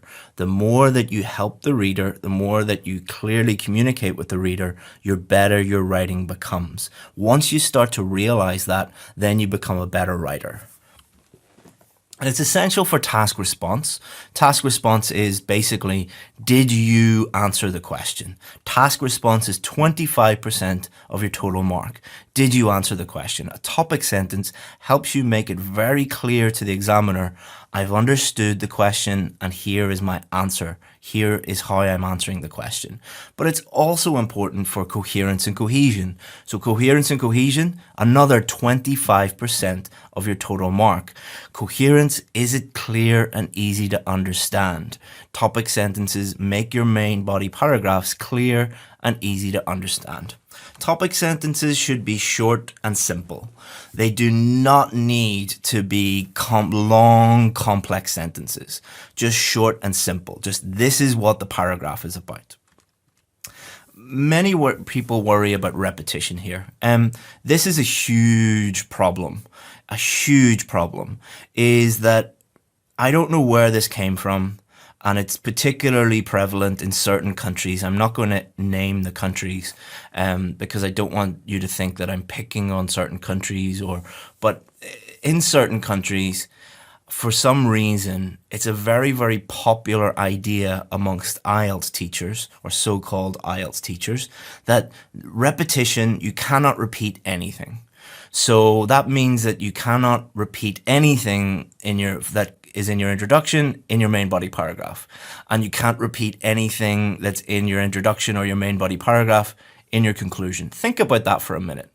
If you couldn't do that, then your introduction, your main body paragraph, and your conclusion would be three completely different things about three completely different topics, ideas, whatever. That would be a completely incoherent answer that lacked any sort of cohesion and would mean that you get yourself in all sorts of trouble. Where does this come from? This comes from people teaching IELTS that don't really know what they're doing. They haven't put the time in to understand their craft. They haven't put the time in to understand what this is really about. And what they do is they see that you should avoid repetition in the IELTS essay. You lose marks for repeating words or phrases too many times, but not ideas. Ideas should be consistent throughout your whole essay. So the ideas in your introduction should be consistent with the ideas in your main body paragraphs, should be consistent with the ideas in your conclusion. If you do not believe me, go and look at a real academic journal. So an academic journal, go into, you can Google this on, and find it in any university, or go into any university library and look at quality academic journals produced by very high level academics. Look at the introduction, look at the main body paragraphs, and look at the conclusion. And you will see that the introduction says, this is what we're going to talk about. These are the ideas that we're going to talk about. And then they develop those same ideas in the main body. And then what they do is they summarize those same ideas in the conclusion. If you want to listen to your local IELTS teacher who is pretending to know what that they're pretending to know what they're doing for a living, you want to believe them rather than me, every single examiner who works on my team, every high quality IELTS teacher I've ever spoken to. If you still believe that, stop the video and go back to your local IELTS teacher. If you want to get the scores that you need, keep watching. So how are you going to vary your language? So you shouldn't be using the same words and phrases over and over and over and over again, but you have to use the same ideas. And how you do that is you paraphrase again. Now, when I tell students this, they say, but I can't paraphrase. I don't know how to paraphrase. I don't know how to vary my language. To get a 7 or above, which is what most of you want, you have to be able to paraphrase multiple times throughout the essay. Basically, if you're saying, I can't do that, you're saying, I'm not ready to get a 7 yet. That's basically what you're saying, because that is what is required. So, topic sentence.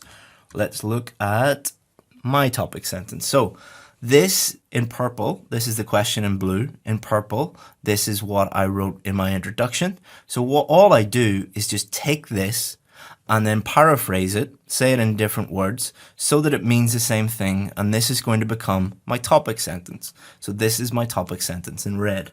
People rely on machines because of the latest developments in machine learning. Okay, so what I've done is I've just taken this and I put it into my own words. Again, you're going to have to do this. If you want a 7 or above, you have to learn how to paraphrase. You have to have a wide vocabulary. You have to. Your grammar needs to be good enough. Does that mean that you'll never get there? No.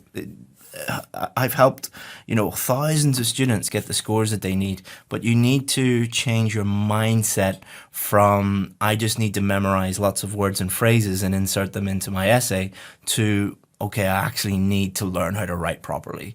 I actually need to learn how to use grammar and vocabulary properly. And when you change your mindset, then it becomes your progression. You will progress very, very quickly and get the scores that you need. So now we're going to look at explanations. So explanations are very, very important. And I'd say that out of all the elements in your essay, there's none that are unimportant. I don't want you to assume that some things are not important, but explanations, I would say, are the most important thing, because only good students can clearly explain what they mean. It's a skill that is very hard to acquire, and you probably are not even good at this in your native language. And it's not saying, I'm not criticizing you in any way, but in general, people are not very good at taking ideas that are in their head and clearly explaining them on paper. It's something that is quite difficult to do because it's something that many of you just never practice using. But it's something that is quite easy to learn. And we're going to talk about this briefly here. So never assume that the reader knows what your topic sentence means, or that they know how it answers the question. So bad communication, most bad communication, and this happens, I do this sometimes when I'm talking to my team. My team does this sometimes when they're communicating with me. And the reason why they might send me an email or a message and it's not very clear is they assume that I know what is in their head. They assume that I know exactly what they are thinking, and so they don't explain fully what the problem is or what they need help with or what the context of the message. The reader can't ask you any follow-up questions, so you must explain everything. So think about the difference between speaking to someone and writing to someone. And I don't mean writing on WhatsApp or, sending text messages or even emails. Think about writing a book, or think about writing a academic journal. Think about writing an IELTS essay. The person reading that cannot ask you any follow-up questions. So the skill that you need to learn is to anticipate what they might be thinking and what they might need you to explain, and explaining that to them. Pretend you're explaining it to someone who knows nothing about the topic. A very common error that I see is students say to me, oh, well, the examiner knows about this, or the examiner knows everything, or the examiner is really intelligent. Okay, so you cannot assume that. That will lead to very poor communication, because you always will assume that the person knows what you're talking about. Explanations help you communicate clearly, and you need to explain it in a way that you assume that the person knows nothing about what you're talking about. One really good way of writing explanations is what my old English teacher, or my old science teacher as well, when we would be writing in school, my old English teacher and my old science teacher, he would walk around the classroom and he would look over your shoulder and they would say, so what? So what? So they would look at the sentence that you were writing and they would say, so what? What does that mean? Give me more. In other words, they were saying, develop it, explain it. What does that actually mean? So a number of the successful students that I've had, when we do success stories with our students and we post them online, we post the videos online, a lot of them will say that when they were doing the test, they were imagining me saying, so what? So what? Develop your answer, explain what you mean. And that seems to really work. Another way of thinking about explanations is, how would you explain this to someone who knows nothing about the topic? So imagine you were explaining this to a 10-year-old boy. A 10-year-old boy who knows nothing about this. How would you explain that to them? Another way is, how would you say, or what would you say to an alien from a different planet? Somebody who knows nothing about our planet. Imagine aliens come down. How would you explain this thing to them? And that will help you develop your answer and fully explain what you mean. So this is my topic sentence. People rely on machines because of the latest developments in machine learning.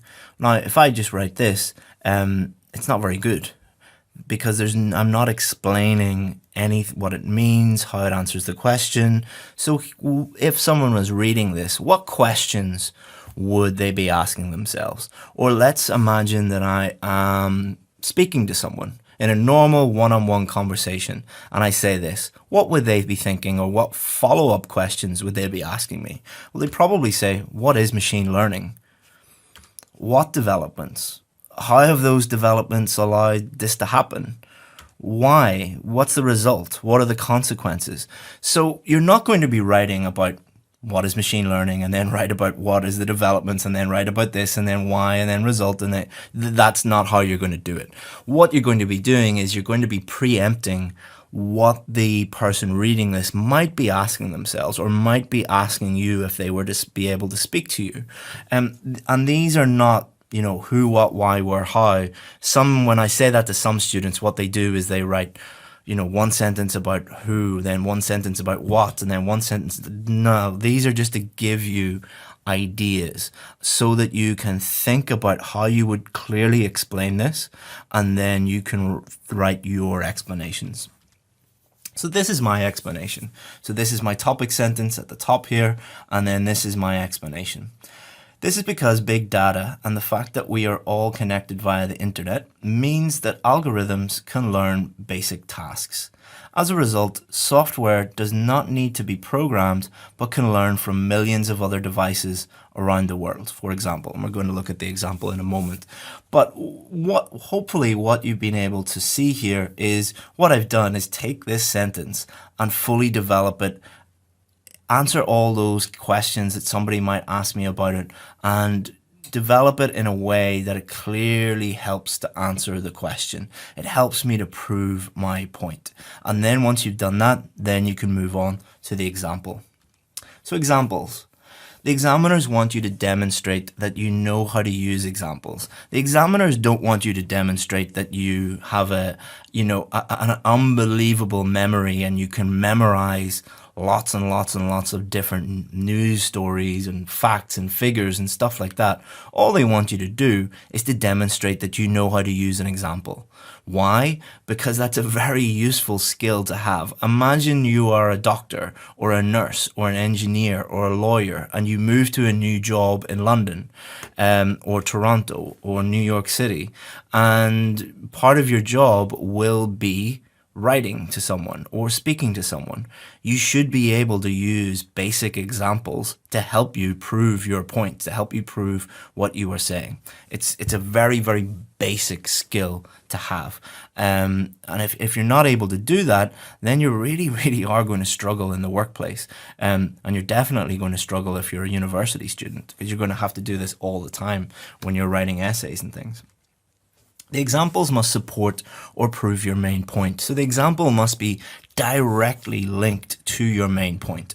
The purpose of an example is to prove your main point. So what you do is you look at your main point and think, how can I use an example to prove this? Think about when you're arguing with someone and you use an example to help win the argument. And you probably do this all the time. Imagine you're fighting with your siblings or your husband or your wife. Let's say, for example, my wife says to me, you left the ice cream out last night and it melted all over the place. I'd say, well, so what? So then she would explain to me why that's a problem. Well, you just wasted lots of money and there's ice cream all over the floor and I have to clean it up and I don't have time to do that, and it's not nice to have, ice cream all over the floor. And then I would say, really? Did that happen? And she, yeah, you did that last night. I had to clean it up this morning. Look at the floor. That's her example. She's proven her point. That's a very simplistic example of like a husband and wife having an argument. But you can probably think of hundreds of debates or arguments that you've had with people in the past. And using an example is very, very, very strong, because it blows people out of the water. They can't argue back if you have a concrete example that proves your point. So it's really, really important you know how to do this, and it's very useful for arguing with people. Someone like me who constantly posts stuff online, 5% of the comments will always be people arguing with me, and all I have to do is just go, well, here's an example that proves my point. Thank you. Which is very, very useful. Okay, so examples do not need, in the context of the IELTS test, the IELTS writing test, examples do not need to be true, but they must make sense. So you're not expected to have like an encyclopedic knowledge of, data and research and all of these different things that you need to do. It's not like that. And you don't, it's not a lie detector test. It's not a truth test. You can make things up to fit in and help you prove your points, but they must make sense. They must be believable. You can't just make stuff up, out of thin air and it sounds totally implausible. So 2 ways that you can easily create examples. So there are hundreds of, not hundreds actually, there are, 10 or 20 different ways that I teach people how to write examples on my course. But let's just show you two very, very simple ones that you could use in your writing. So the first one is recent research concluded that plus what you're trying to prove, or a recent study found that plus what you're trying to prove. Now, for your purposes, don't worry about percentages and data and all of those different things. Just put a recent research concluded that plus what you're trying to do, or a recent study found that plus what you're trying to do, what you're trying to prove. So let's look at that, what those would look like. You can also use newspapers, magazine stories, a clip you saw on YouTube, or a news story or something like that. Personal experiences, personal examples are okay, but you need to be very, very careful. I would avoid personal examples, personal circumstances. I'm not going to get into why or why not, because it just takes too much time to explain. They're okay, but I would generally not use them. Again, think about explaining it to somebody who knows nothing. What would you use to help illustrate this to an alien from a different planet?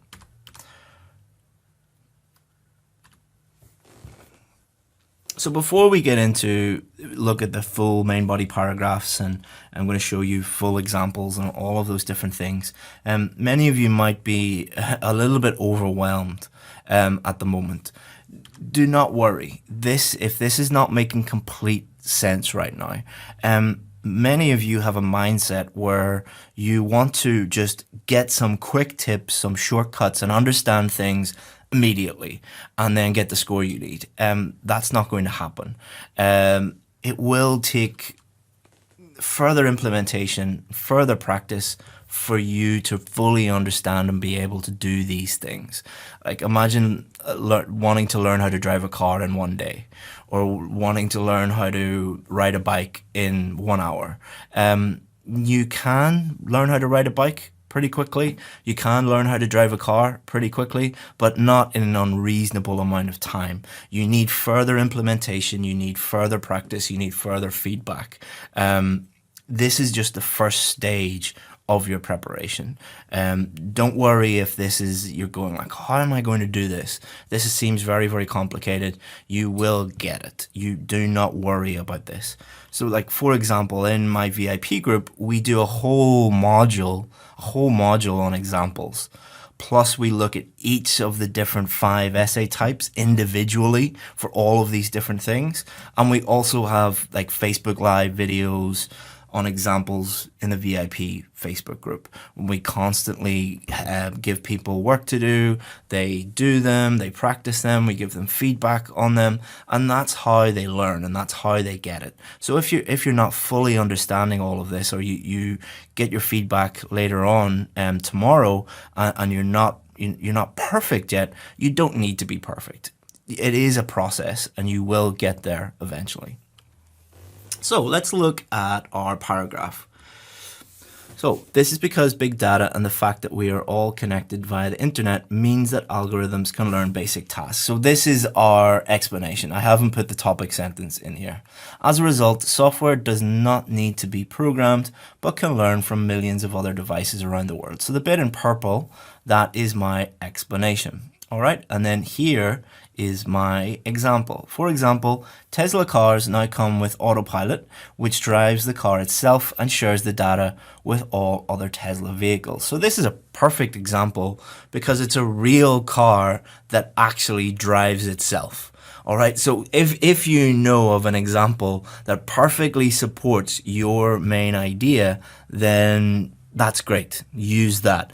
I really love Tesla cars. I read about them quite a bit, but you don't need to use a Tesla car as an example. It fits perfectly here, but there are 100 different other examples that you could use.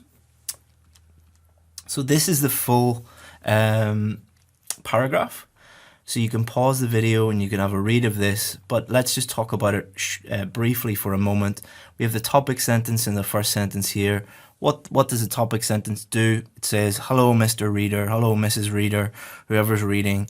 This is what I'm going to talk about. Then the next two sentences, and it doesn't have to be two sentences. Your explanations could be one sentence, 3 sentences, 4 sentences. Do not worry about number of sentences really, or number of words really. Focus on the actual quality of your work rather than how short or how long it is.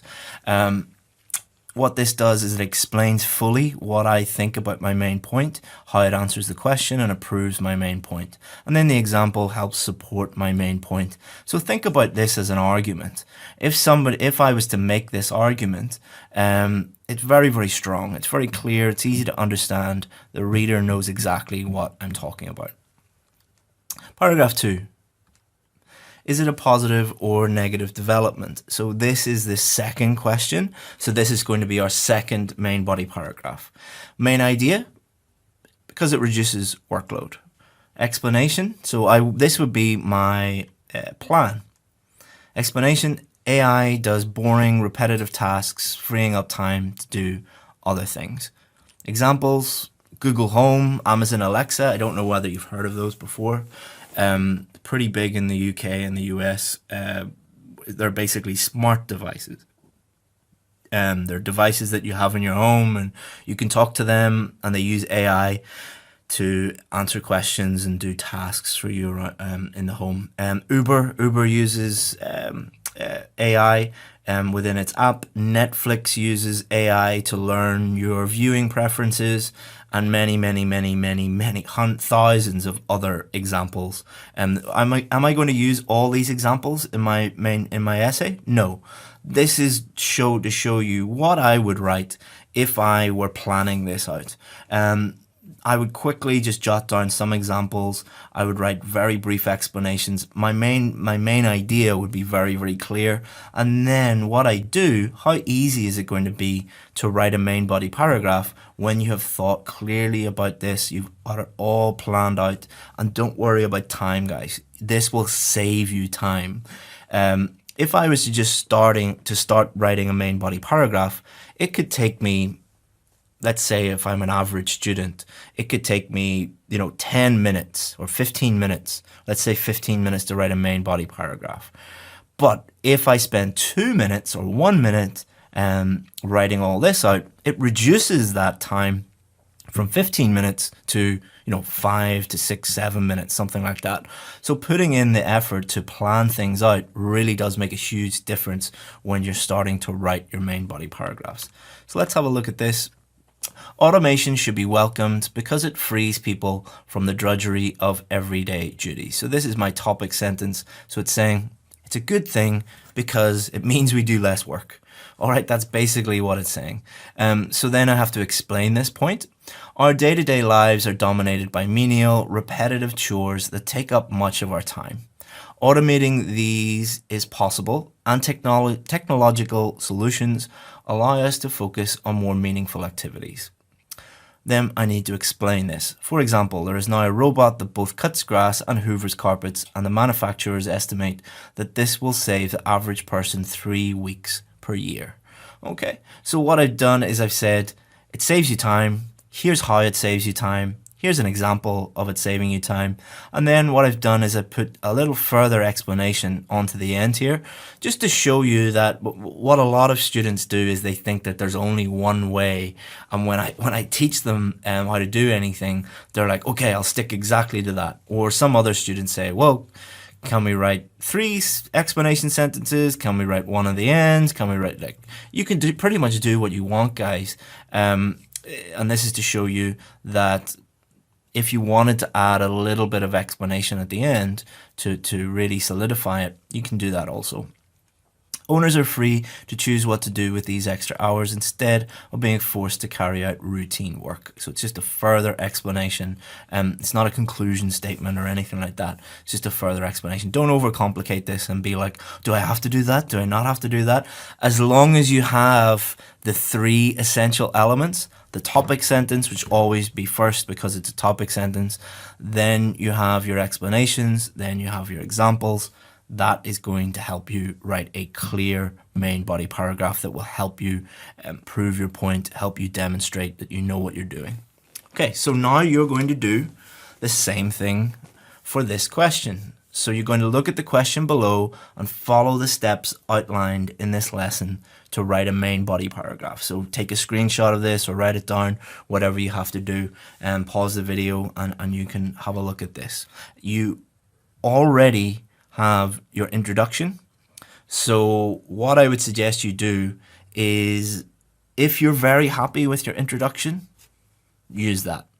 If I highlighted some things in the feedback yesterday, that means that you need to redo your introduction and then use your introduction as kind of a mini plan that will help you write the rest of your essay. So let's look at some checklists, some things that you guys didn't do so well, how you can improve, and we'll look at some VIP samples as well. You probably have noticed that I'm a little different from your average teacher if you're looking at these lessons and looking at the feedback that I give you.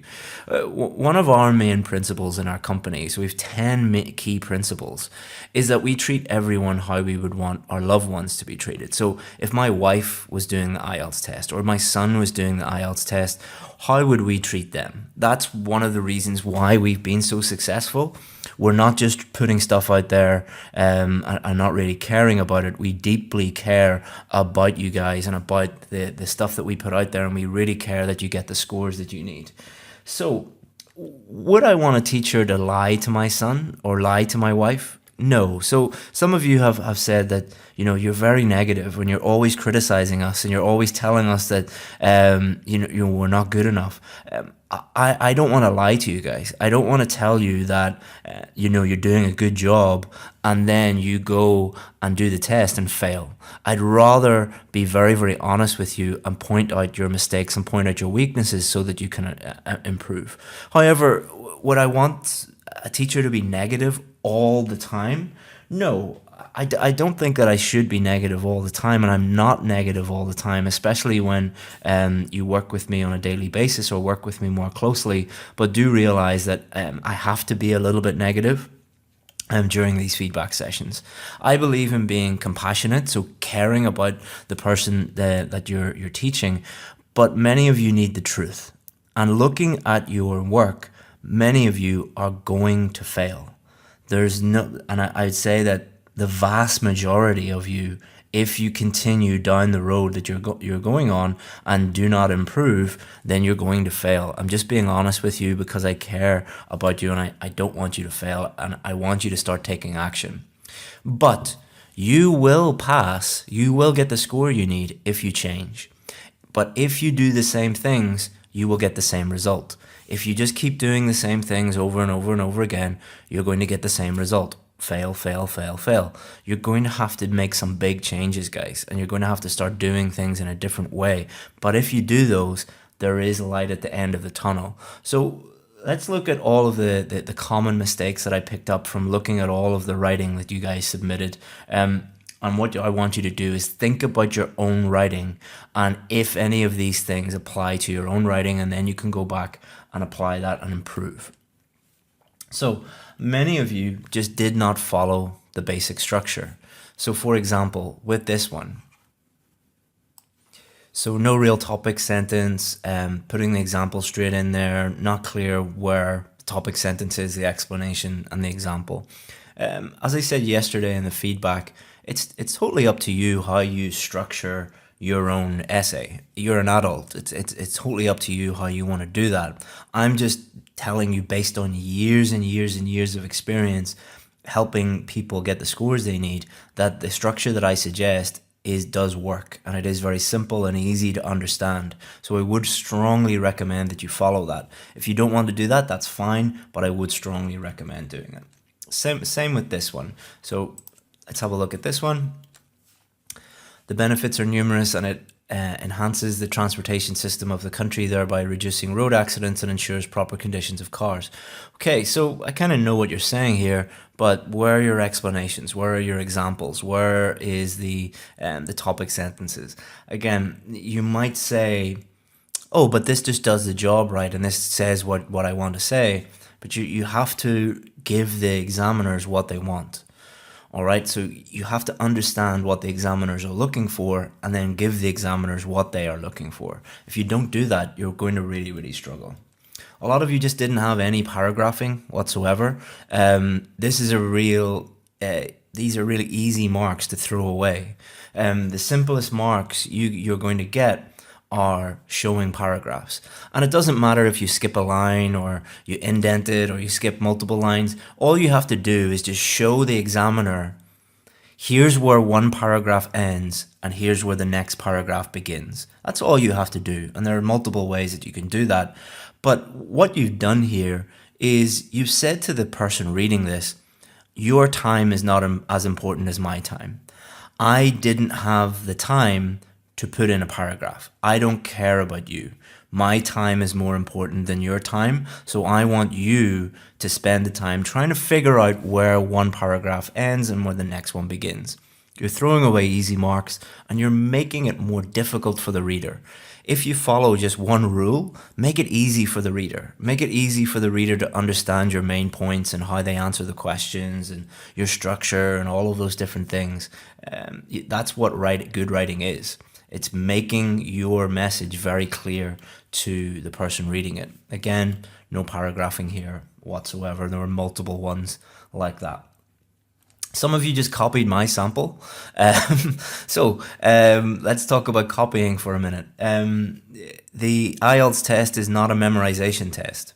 You cannot look at lots and lots and lots of sample answers, which many of you have asked me for. Many of you have been asking, can you give me lots of samples?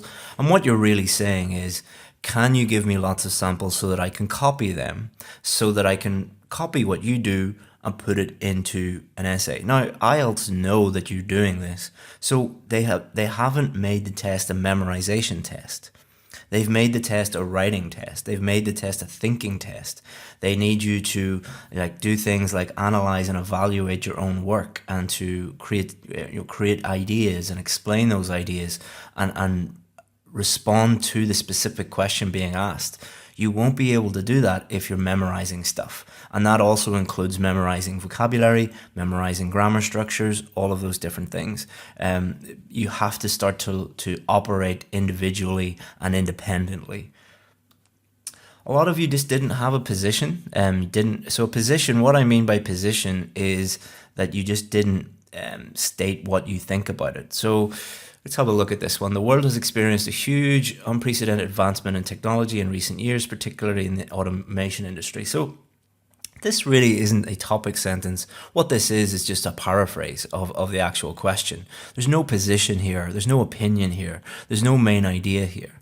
Vehicles are manufactured with the technology of AI for self-drive. Again, just repeating the question. No position whatsoever. Taking an example of Vorge cars, which are made in China, they have devices that enable to be remote controlled and hence self-driven. Due to this, they are the best-selling cars in China. Okay, so this is a very, very common mistake. And I think it comes from, in a lot of cultures, because I've taught in many countries where this is the case, and I have students from all over the world. In many cultures, it's not taught that you should take a very strong position on something. It's not within, in the education system, children are just not taught to take a very strong position. You kind of dance around things rather than being direct. You are very indirect. And this is what can happen. So what this person has done is they've just wrote everything they know about automated like AI cars.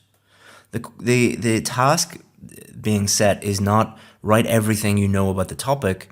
The task is respond to the specific question being asked to show how you understand the question and how you can clearly convey what you mean in a piece of writing.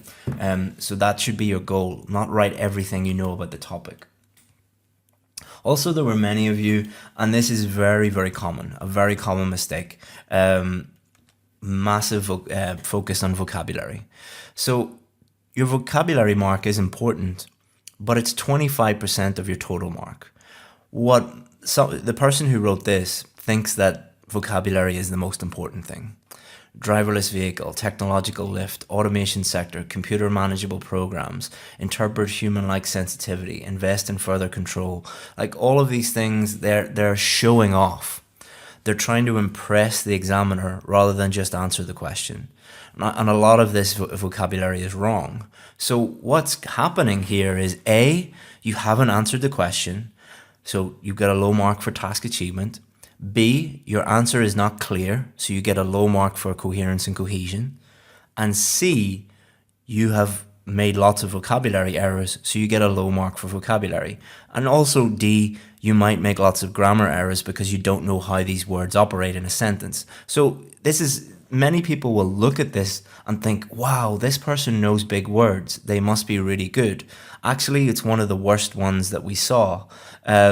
Be very, very careful about showing off how amazing your language is. Again, this is not your fault. This is related to the fact that many of you have gone to IELTS schools or have IELTS teachers that tell you all you have to do is, insert lots of big words and you'll get a high score. Now, if that were true, then all of you would get a really high score because that's what a lot of you do. Most of you don't get a high score. Why do you think that is? Do you think it's a good idea to keep doing these things that all of your teachers and websites and YouTube videos tell you to do? Or do you think that you should maybe change the way you do things and start doing things effectively? A lot of you had a lack of cohesion in your samples. So some of you wrote your introduction and included your introduction with your main body paragraph, which was great to see because one of the things that the examiners will be looking for is your ideas, your outline of your main ideas in your introduction match your main body paragraph. So this person has said this is due to the advancements in technology. Okay, so that's fine, no problems there. However, that needs to be in your main body. So their main idea here is manufacture more efficient cars than in the past. That's two different things. So what you've said is, to the reader, you've said, I'm going to talk about advancements in technology. So they're expecting that, and then you talk about something else. So it's kind of like going into a restaurant and the waiter saying, yeah, our special today is steak. Would you like a steak? You're like, yeah. You're sitting there, you're expecting a steak, and then they bring out a bowl of ice cream. It's like, there's no cohesion there. There's no congruence there. Why do we write an introduction? We write an introduction to tell the reader what's going to happen. That needs to match up with the main body. So be very careful there that they all match up. Also, a lot of you had very, very vague topic sentences. For example, it is a irrefutable fact that a human has made a huge progress in technology. Very vague background statements. Don't write a background statement, write a topic sentence. There's a massive difference between topic sentences and background statements. Background statements will always have words like nowadays, improving day by day, in modern life, in the modern world. They very, very rarely actually state your main idea. Topic sentences are simple. You just write, this is my main idea, and write that down. Also, a lot of you had explanations not answering the question. So if you have a look at this one, you'll see why. So if we have a look at the explanation here, the cars with this technology have automatic brake in case of crash danger, automatic temperature adjustment, and self-driving by driver choice. Now that's telling me everything this person knows about what they know about an AI controlled car, but the question wasn't what is an AI controlled car. If the question was what is an AI controlled car, then this would be great. But the question is not what is an AI controlled car. So you have to answer the question that is actually being asked. Another common problem was example not proving main point. So let's have a look at this. So this person is talking about Cristiano Ronaldo. So what? So just because Cristiano Ronaldo drives an electric car, an AI controlled car, what has that got to do with your main point? What has that got to do with the question? Make sure that your examples actually prove your main point. If they don't prove your main point, then why did you write them in the first place? There was also other examples of poor examples. Let's have a look at this one. For example, my uncle owns a self-driving car and he is amazed by the precision and accuracy of these automated systems, adding to the mental rest of not driving when the road is really congested. So just because your uncle drives a car, that doesn't mean anything. That's just one person. So be very, very careful with using personal examples. Like I could say something like, my grandfather smoked 20 cigarettes a day and he lived until he was 100. Therefore, smoking doesn't cause cancer. Would that be true? So yes, it's true that my grandfather smoked 20 cigarettes a day, but that doesn't prove that smoking isn't harmful to your health because it's just one person. So don't use one person to prove a general point, all right? Because there are always anomalies, all right? So be very, very careful with those personal examples. Let's have a look at this example. For instance, recent news update has it that one of the richest man in Africa was seen in a sophisticated software installed car. Okay, again, one guy does not prove anything. You need to use something that proves the general point, that proves the overall point, not one guy. Okay, so what do you do now? Do you say, oh no, I'm going to fail? Just because you made a mistake doesn't mean that you're going to fail. If you continue to make these mistakes, you will fail. But what you need to do is look at these common mistakes and then honestly evaluate your own writing and look at it and then correct it and work on it and continue to think about these common mistakes. If you do that, you're going to improve. If you don't do that, you won't improve. It's very, very simple. You'll hear me saying this a lot, like keep it simple. It's very simple. I try and think of things in as simple terms as possible. Now let's look at some of the samples from our VIP students. So I asked them to create some samples for you guys so that you can see the difference and so that you can see an effective main body paragraph. Okay, here is a VIP sample. What I want you to do is just look at each sentence and think about what that sentence does. So let's look at the first sentence. Artificial intelligence is being introduced to many vehicles to reduce the number of road traffic accidents. So, do you know what this person thinks about the question? Absolutely. It is very clear and easy to understand. If you read this main body paragraph, would you find it easy to understand it from the first sentence? Absolutely. So it's very clear what their main idea is. Their next job is they need to explain how this main idea answers the question. Next sentence. This is because thousands of people are killed on our roads every year and AI can control cars better than human beings. So what this is doing here is imagine they're explaining this to somebody who knows nothing about the topic, like a 10-year-old boy who knows nothing about AI or cars or anything like that. The 10-year-old boy would say, well, how is AI going to reduce the number of road traffic accidents? Here it is. Okay, this is how it does it. And then the 10-year-old boy might say, well, how does it do that? The software scans oncoming threats using a variety of sensors and can even anticipate collisions before they happen. Oh, really? Okay, I totally understand why that is. I understand why AI is being introduced, and I understand exactly what's going on. But can you give me some evidence to help that? Okay. For example, Google has developed a driverless car, and after testing it on public roads, it has only had one accident while driving millions of miles.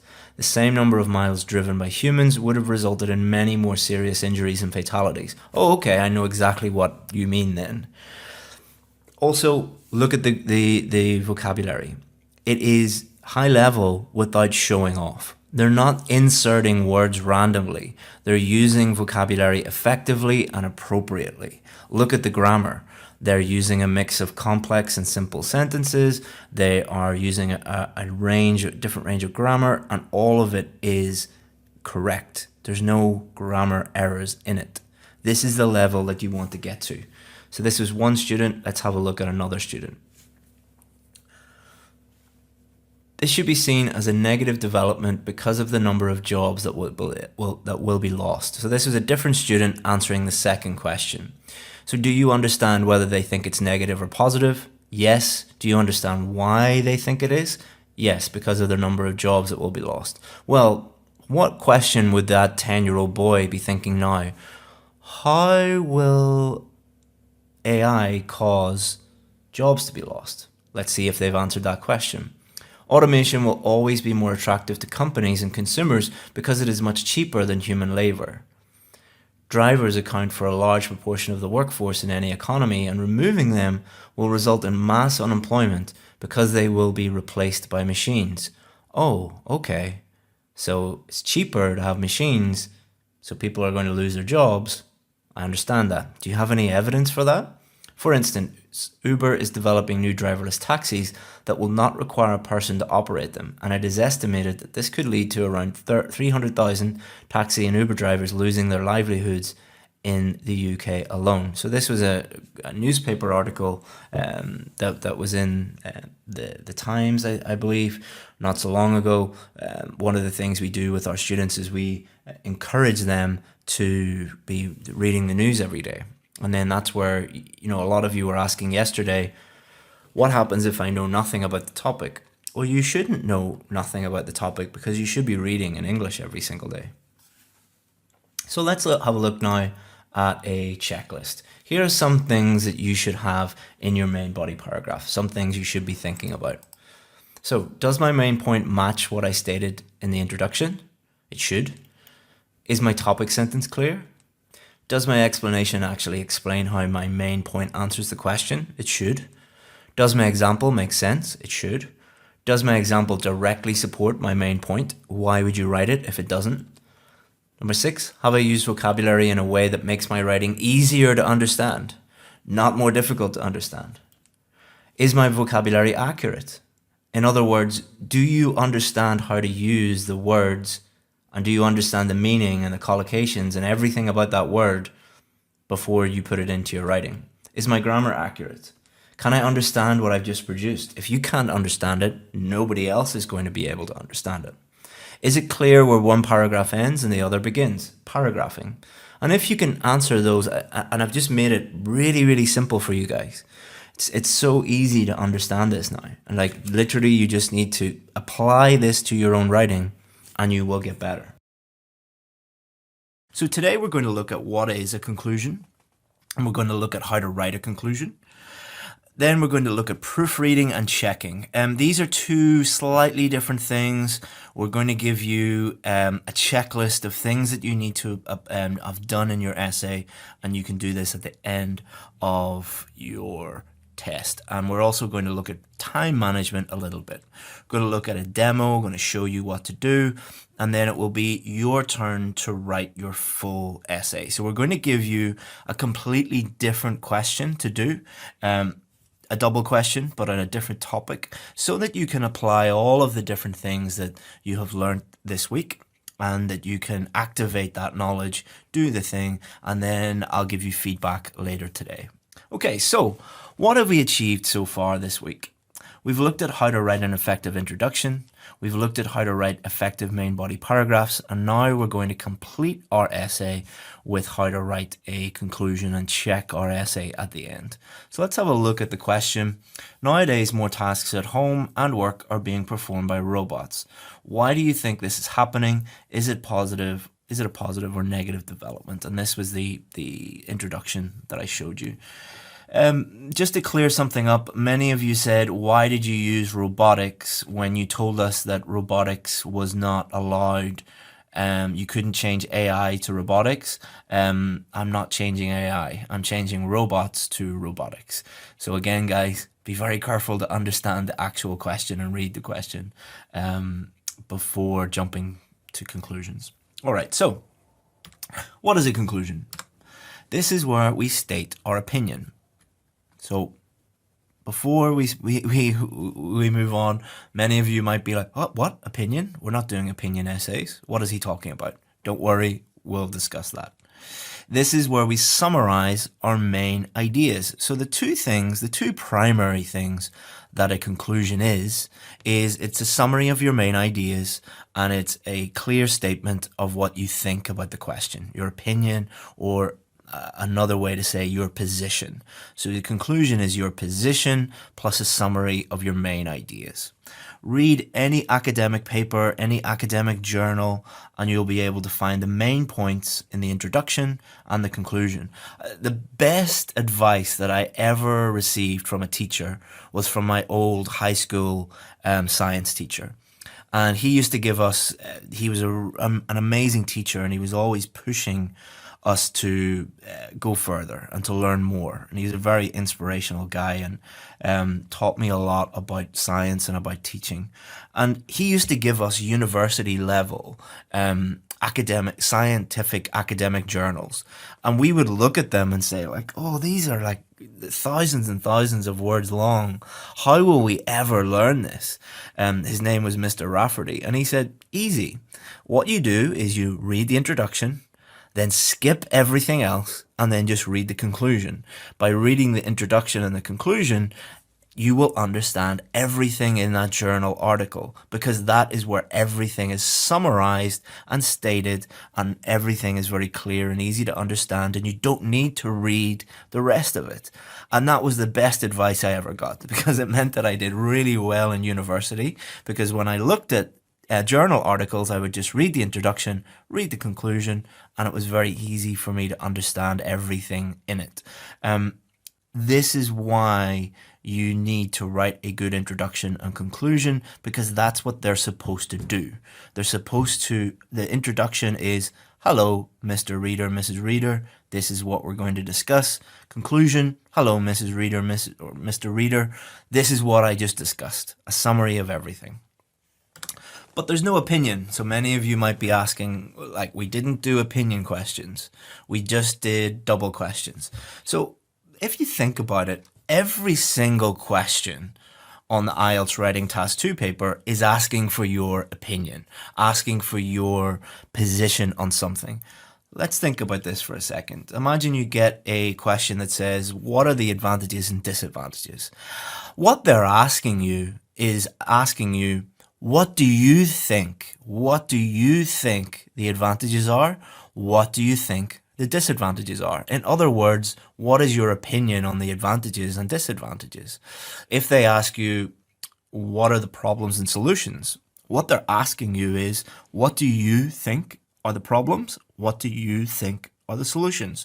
So every single question might not be asking you for your opinion. So asking you, you know, in my opinion, I think this.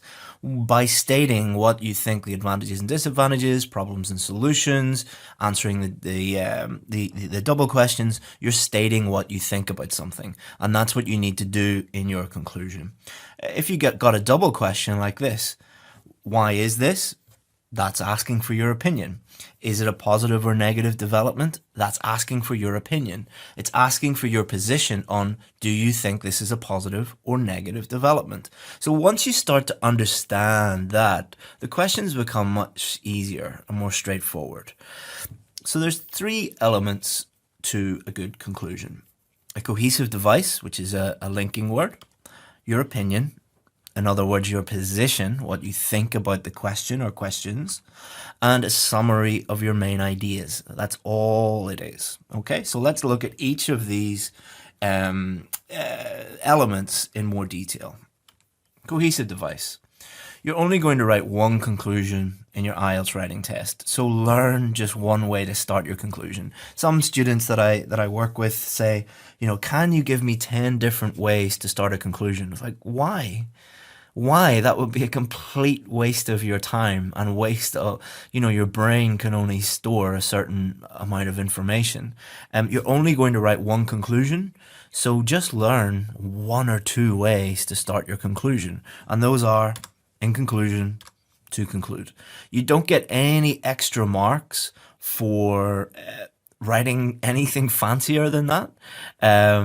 So why would you learn 10 or 12 different ways to write, in conclusion? Also, don't ask me in the comments, how about this way? Or how about this way? Or can we do it this way? Can we do it that way? The reason why I'm saying don't do that is you only have a certain amount of time before you start writing your test. The clock is ticking between now and you doing your test. Don't waste time on things that don't matter. The other 10 ways that you can start your conclusion do not matter. Just focus on what actually matters and ignore all the things that do not matter. And that will mean that you're spending all your time focusing on things that will actually improve your score, and you're not wasting your time on anything else. Now you're going to reiterate your opinion. Reiterate means state again, because you've already stated your position or your opinion in the introduction. Now you're going to state it again. Number 1, do not worry about repetition. Many of you have been saying to me over and over and over again, my teacher says you can't repeat anything. My teacher says you can't repeat anything. Okay, if they say that to you, number 1, say, why does Chris get all these really, really high marks? Are they fake? Is he lying to us? Or maybe you have not understood the official marking criteria. This is the official marking criteria. This is what the examiners use in every single country, in every single sentence, or center, sorry. And what does it say here? Presents a clear position throughout the response. Throughout. Presents a clear position, in other words, opinion, throughout the response. So not just in one place, throughout the response. So maybe your teacher is correct and I'm wrong, and the official IELTS marking criteria is wrong. I'll let you decide which one is, who is correct and who's not correct. So paraphrasing, do not worry about repeating your main ideas again, but this does not mean that you can copy the same words. So you have already stated your position in the introduction. If you don't understand this, go back and look at the introduction module, the introduction video. So we take our main ideas from the introduction and we paraphrase them.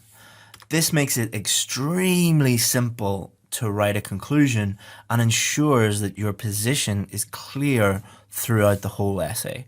And again, some of you might be saying, but I don't know how to paraphrase. If you don't know how to paraphrase yet, you're not ready to get the score that you really want yet. You will get there eventually, but saying, I want a high IELTS score, but I don't want to paraphrase, that's like me saying, I want to buy a Ferrari, but I don't want to spend any money.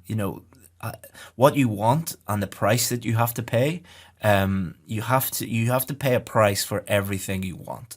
That price could be money. Like if I want a Ferrari, I have to pay money.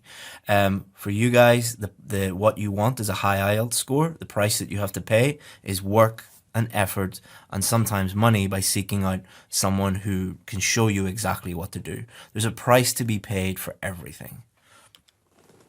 Summary of main ideas. Someone should be able to read your conclusion only and tell you what your main ideas are.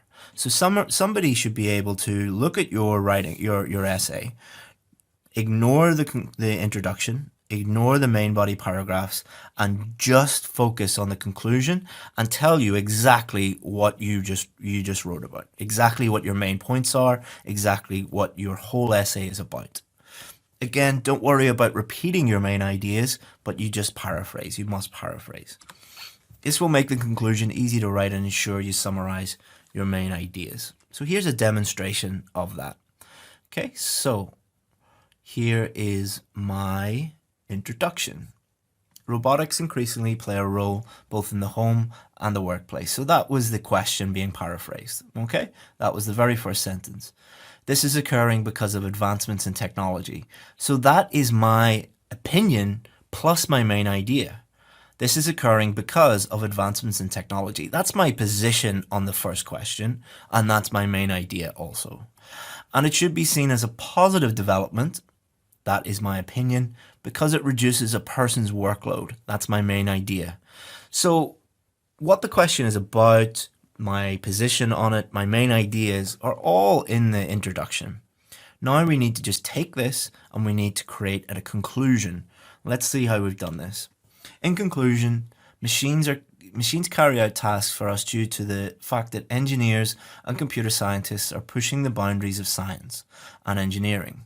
And these innovations should be welcomed because they emancipate humankind from routine toil. I used a lot of really high-level vocabulary in there, guys, because many of you were asking for this and saying that the stuff that I was writing was too simple.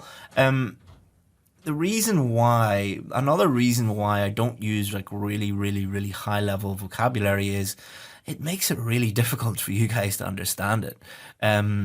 Many of you might be looking at this and going like, routine toil? Emancipate? What does that mean? I mean, this is way beyond a band 9. You do not need to use vocabulary at this level. But for you guys that are complaining that my work is too simple, there you go. Always check the question again. So you should be going back to the question. You should be thinking about the question. You should be thinking about your introduction. Does it match up? Does it answer the question? Then your conclusion. Okay, does it match up with the question? Does it match up with the introduction? Does it mean the same thing? And then you're done. Remember, the examiner should be able to look at your conclusion only and understand that you've understood the question, that you have a clear position, and what your main ideas are to support that position. Do that, and you'll write an excellent conclusion. But that's not the end of your journey. You need to proofread. Why do you need to proofread? Number one, everyone makes mistakes, guys. Everyone. Every single time I write an essay, I make mistakes. Every single time I do a lesson like this one, I make mistakes. I have to proofread it. Every single person on planet Earth has to proofread. So if Oxford professors or Cambridge professors need to proofread, then you probably need to do that too. I make crucial errors every single time I write something. You make multiple crucial errors in multiple sentences every time you write. This is not I'll do this if I have time. This is not an option. It's an absolute necessity. You need to do this if you're going to get a high score. So how to proofread? You should proofread 3 times. Once at the end of each sentence, then once again at the end of each paragraph, and then once again at the end of each essay. So when you write your sentence, full stop, read it. Is it grammatically correct? Is the vocabulary correct?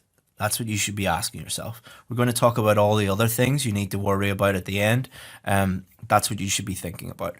Then once you finish your paragraph, skip a line and look back at your paragraph. How's my grammar? How's my vocabulary? Does it make sense? Then at the end of your whole essay, read it all again, check it all again. So many of you might be thinking, I don't have time to do this, Chris. I barely get, you said that I have to plan everything, then write everything, then check everything, then proofread at the end. I just don't have time to do this. Unless you have time to do this, you won't be able to get the score you need. You're not going to be able to do this through time management tips or time management techniques or anything like that. Have a look at this. Look at the guys. Look at the behind Usain Bolt. Look at how bad these guys are at time management. All right, so do these guys need time management tips, or do they need to run a bit faster? This is exactly like, this is someone getting a band 9, and this is everybody getting 6.5. You do not need to work on your time management. You need to work on your grammar, your vocabulary, your task response, your coherence and your cohesion. You need to work on task 1, you need to work on task 2, you need to work on introductions, main body paragraphs, conclusions, planning, proofreading, all of these things. Once you master all of these things, you'll be like Usain Bolt. Until you master all those things, you'll be like these guys, struggling to catch up. Is this impossible? No, it's not impossible. As you've seen, all the results that I just showed you, every single one of those people that are celebrating today because they got the results that they needed, all of those people were in exactly the same position as you are today. They had the same fears, they had the same doubts, but the difference between them and all of the people today who failed is they actually took action and improved themselves. So how are you going to proofread? As with everything I teach, you should be thinking of one thing and one thing only. What does the examiner want? You should only be looking for mistakes that the examiner will pick up on. As with everything I teach, you should also be thinking strategically. Focus on your areas of weakness and get proper feedback on your work. So we've had lots of students over the years, and every student is different. Everyone has different strengths and weaknesses. Some students might really need work on articles, another on prepositions, another on tenses, another on vocabulary collocations, another on spelling, another on introductions, another and any combination of those things. Becoming aware of the main reasons why you are getting 6 or 6.5 and not getting the score that you need is the most important first step to proofreading your essay. Because if you don't understand those things, you don't really know what you're looking for. If you have an expert giving you feedback on your writing, you know the things, because they'll constantly, like when I send back essays to our VIP students, it's just a sea of red. They just see red everywhere.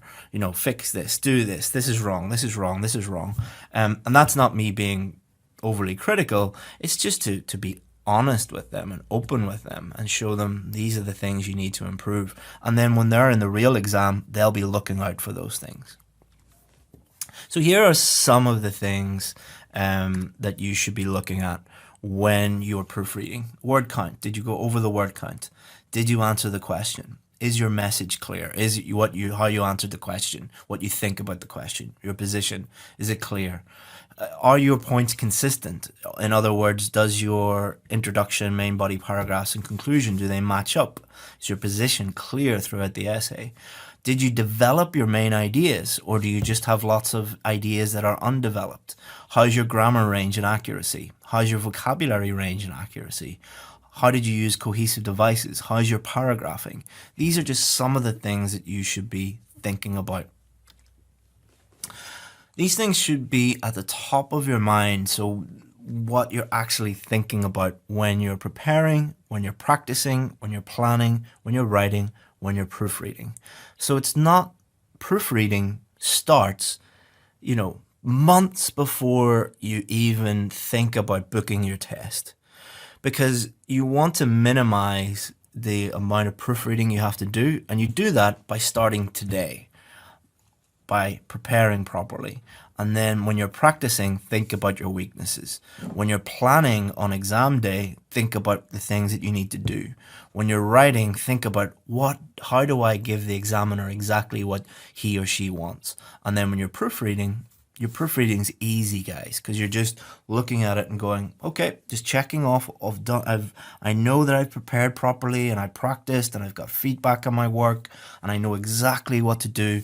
And yeah, good. I'm going to get the score that I need, move on with my life and forget about Chris Pell and IELTS and all this silly stuff, so that you can just, move on with your life and get over this obstacle, and leave me to worry about IELTS. All right, guys, so this is your turn to put into practice everything you've learned this week. Artificial intelligence will soon replace teachers in the classroom. Do you agree with this statement? What is an alternative to traditional face-to-face teaching? Write the whole essay using everything you've learned to write a Band 7 essay. Hello and welcome to the final lesson of IELTS Essay Builder. Well done for making it this far. And what we're going to do is give you your final feedback and do this through a live demo. So what we're going to do is I'm going to do a full demo lesson. So what I'll do is I'll share my screen and I will do the question myself. And what I'll do is I will take you through how I would think about the question, how I would think about writing it, and write it live on the screen for you. So this will bring together all of the things that we have learnt throughout this course, and so that you can learn from it and compare your own writing and compare your own thinking. Also, what we'll do is we'll talk about how to take things to the next level. We do have a very small number of places available on our VIP course, and I'll tell you a little bit about that at the end of this video.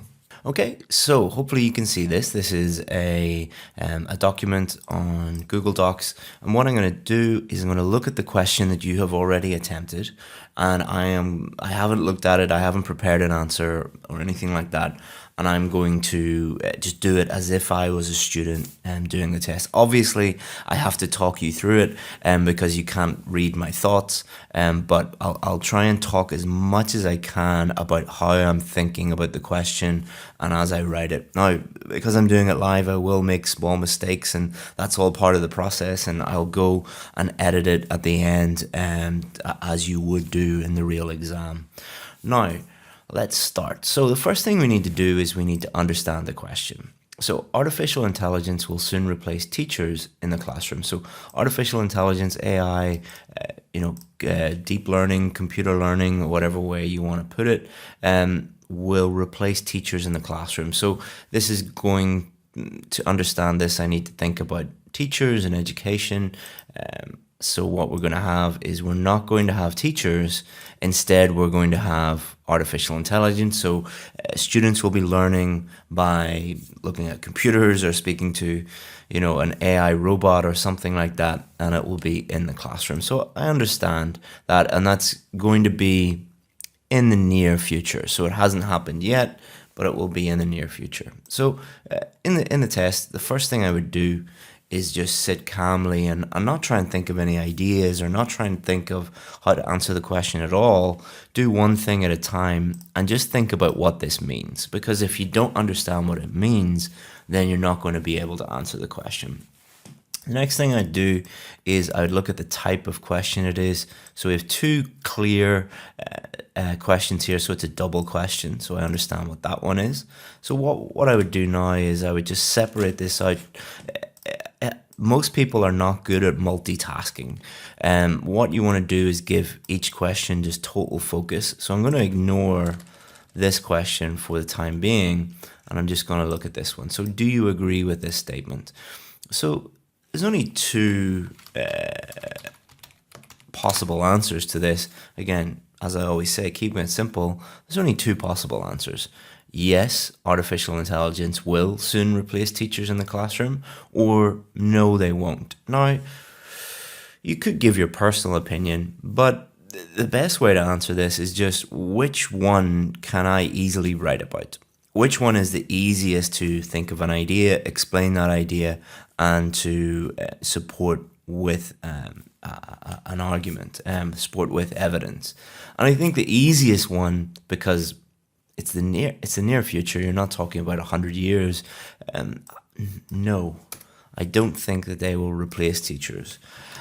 And the reason for that is I can think of immediately 2 or 3 really good reasons why they won't, and I can explain that, and I can support that with evidence. So I'm going to think no for this one. So what I need to do now is think of an idea. So I would just think, imagine I'm sitting with a friend and they said to me, do you think that artificial intelligence will soon replace teachers in the classroom? No. So why would I think that? What would be the first reason to pop into my head? Another way to think about it would be, if this question was asked, if 100 people were asked this question just randomly, what would be the most common reason? I'd say there'd be 2 most common reasons. Would be teachers are needed for support. So that's things like, feedback and discipline, things like that. So, a computer can't really provide feedback. It can't really get, control children, especially young children. So that would be idea 1. An alternative idea would be AI is not advanced enough. AI just isn't smart enough yet to really teach children or teach anybody. It's not just children. So it's talking about the classroom, but adults are in the classroom too. So it wouldn't just hone in on children. So what I'd do here is kind of put these together and put AI is not advanced enough to provide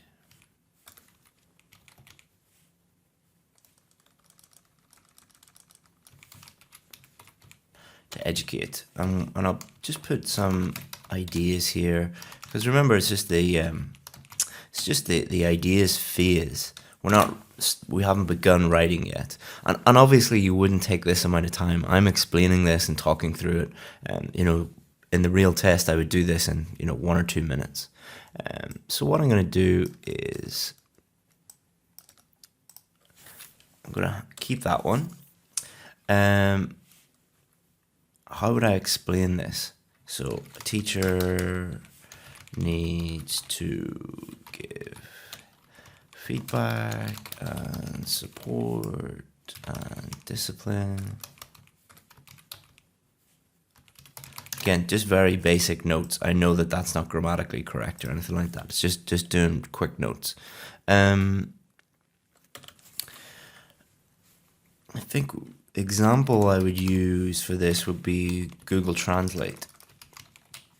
So if you look at Google Translate, it has 2 major flaws.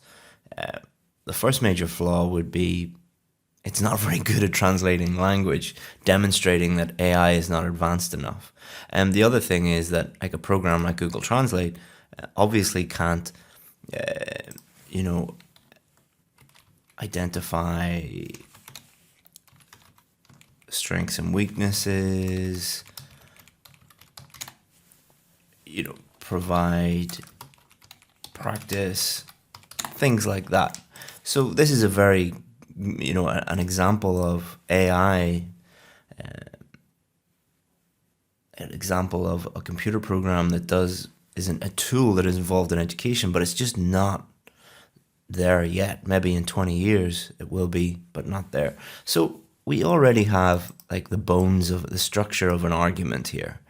You wouldn't go into too much detail, just very brief notes. And then what you would do is just stop thinking about this one and move on to the next one. And again, it's taken me, I don't know how long to do that, but in the real test it would be, a minute or 2 just to note down these things. So what is an alternative to traditional face-to-face teaching? Okay, so idea that will pop into my head would be an online course. Because I run an online course, but online course, a teacher can remotely do all of the things that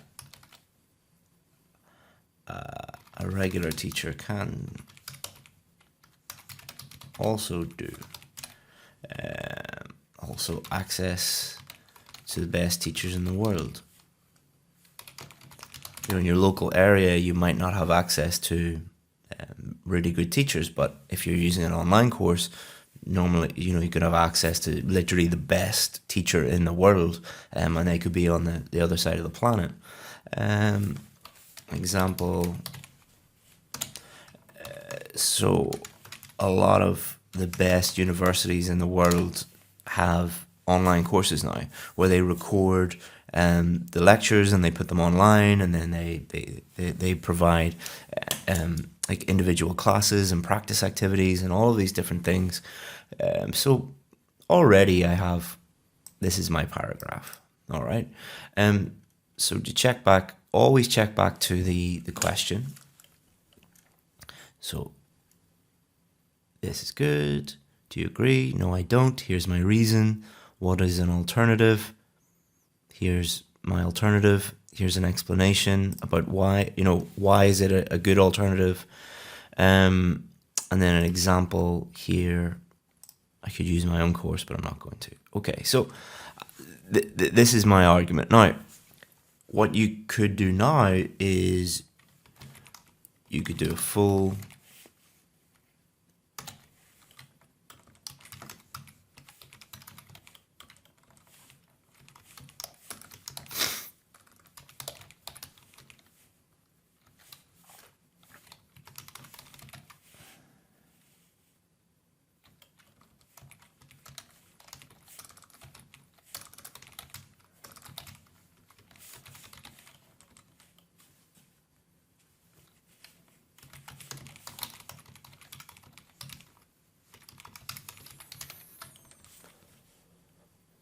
So let me just obviously you won't be able to color code in the real test, but just it'll make it easier for you to understand this.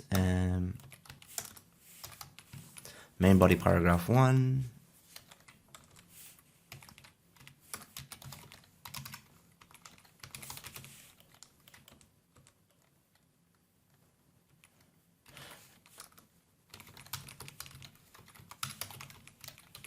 Let's put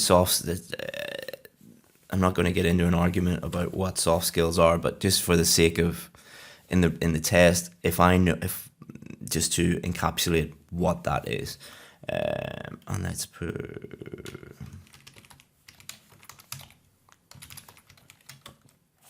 so that's my main body here, main body 2. Online courses.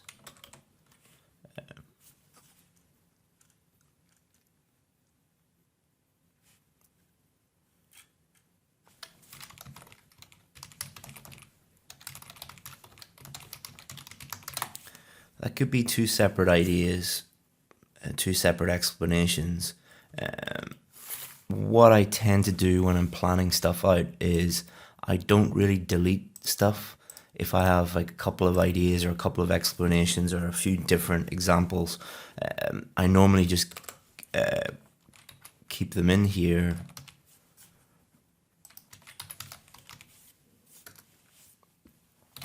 So that gives me the freedom when I'm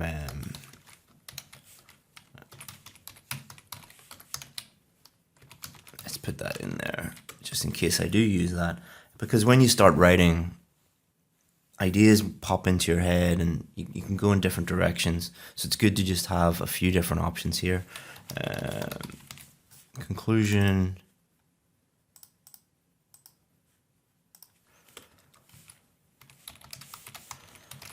Summary of above. So what this does, so now we have our complete plan. And what this does in the real test is it allows us to be certain about what we're doing.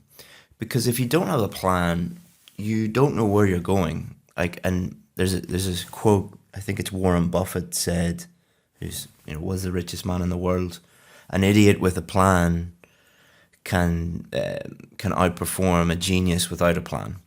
And the same is true for this. Like someone with a very, very high level of English, who just starts writing without any plan, might not do as well as someone who is more organized and has the plan down. Because what happens is you start to write without a plan, and then you change direction and you get lost, and then you have to start again, and time is running out, and you're in all sorts of trouble. So doing something like this, and again, in the real test, this would take me, just a few minutes, but it is an investment of time. And we know exactly what to do now. Okay, so now we're ready to start.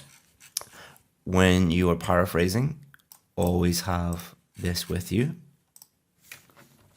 So let's say,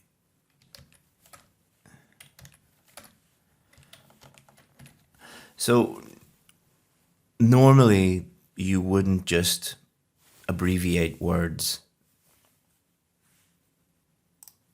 Like I've shortened artificial intelligence to AI, let's say FBI, everyone knows that that's the Federal Bureau of Investigation. CIA, everyone knows that's the Central Intelligence Agency.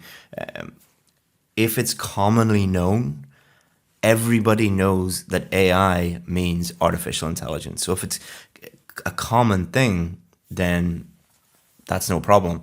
But you couldn't, replace teachers with RT. Like that's not commonly known. BBC, British Broadcasting Corporation, you can do that. So just be careful with shortening stuff. But for the purposes of this is fine. So AI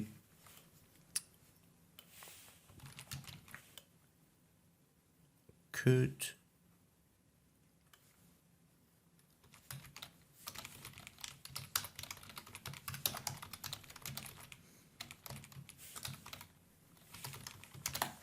Okay, so AI, artificial intelligence, could take the place of, will soon replace, could take the place of teachers. I'm going to keep teachers because in the test, what might happen is when you're paraphrasing, you might be like, teachers, teachers, teachers, teachers. I can't think of anything. Oh, I can't think of it. And then you're wasting time and then you panic. Like if you have to replace one word or you can't replace one word, that's no problem. They're not going to mark you down for that. In the near future, will soon replace it. Will soon in the near future. So that's fine. I'm happy enough with that. Also, students get so obsessed with not repeating words. For key words that have no or very limited ways of changing them, it is fine if you do repeat them. You should change them as much as possible, but only as much as possible. There's a limited number of ways that you can change teachers. Teachers, you could have educators, education, people that teach, things like that, and we'll try and do that as much as possible. But remember the purpose of the test. The purpose of the test is to assess whether you can clearly communicate in English through writing an essay. If you repeat a few words, that's not going to be a big problem. The big problem is the bigger things involved in like the accuracy of your vocabulary, the appropriacy of your vocabulary, your grammar, your coherence and cohesion, your task achievement. So let's remind ourselves of the question. Do you agree with this statement? So this essay disagrees with this statement because computers, which is kind of a catch-all term for AI, are not advanced enough yet. And second question, always refer back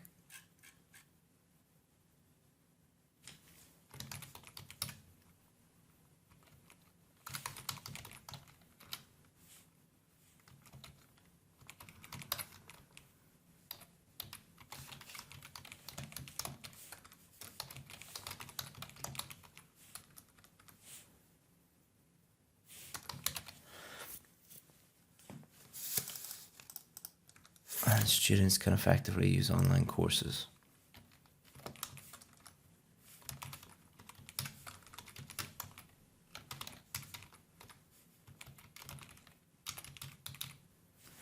Okay, so what you want to do is you want to, instead of immediately jumping into the next paragraph, read this and make sure that it makes sense. There's no mistakes. You're going to make mistakes. Everybody makes mistakes. I'm doing this live. I will probably make a series of mistakes.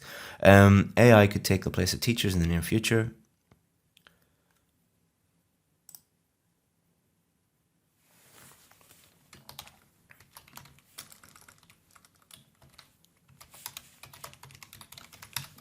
Many believe that AI.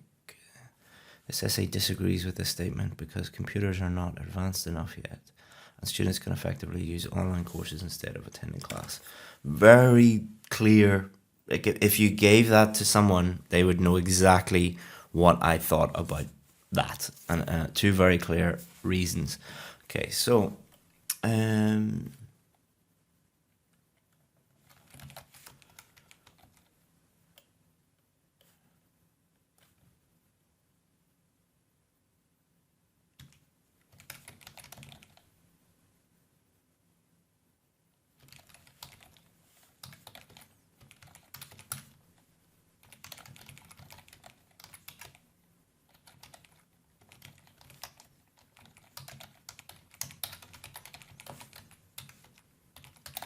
So computer learning is not at the stage yet where it can do the job of an effective educator. Okay, so I'm saying that they're not advanced enough yet. Exactly what I said up here. This is, so I need to explain that this is because students require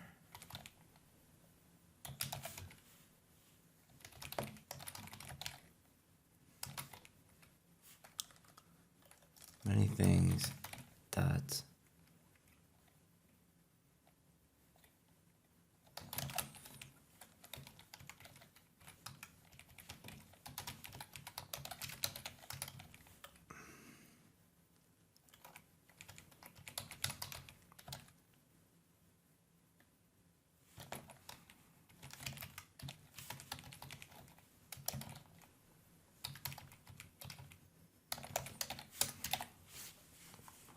it's because students require many things that a computer cannot provide, such as feedback, emotional support, and assessment.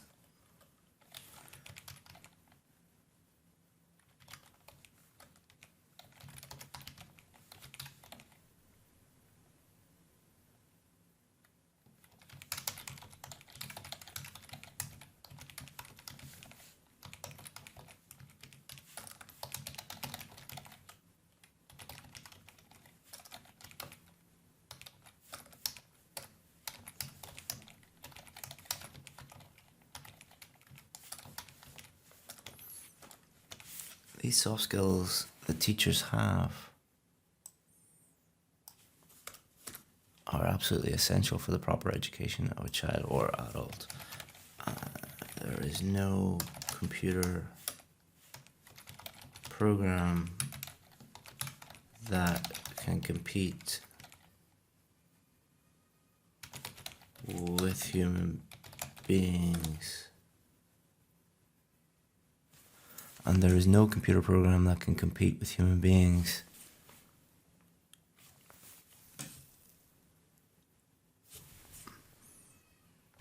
At this level.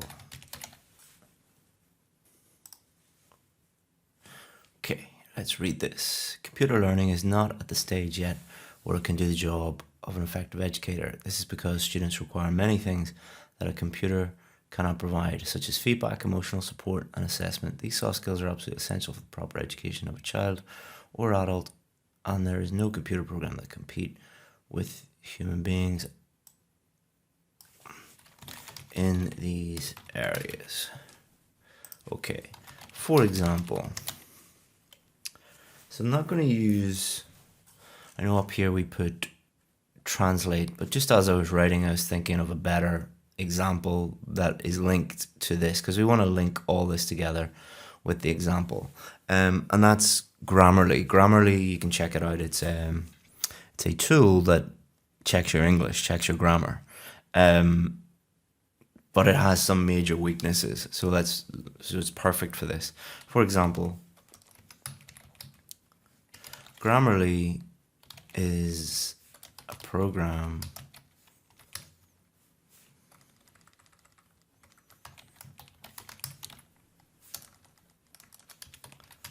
an application that can check for grammar errors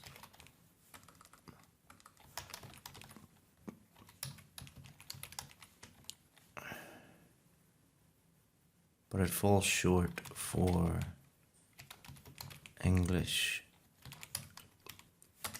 learners because it cannot tell someone what their main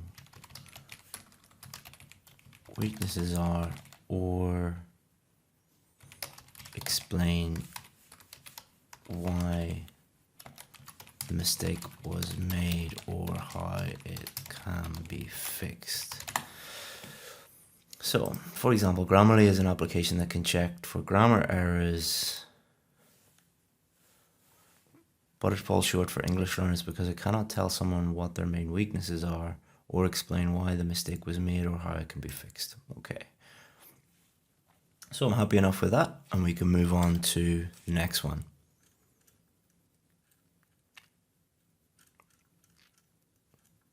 So remember, alternative, check back here. However, online courses can be used by teachers to improve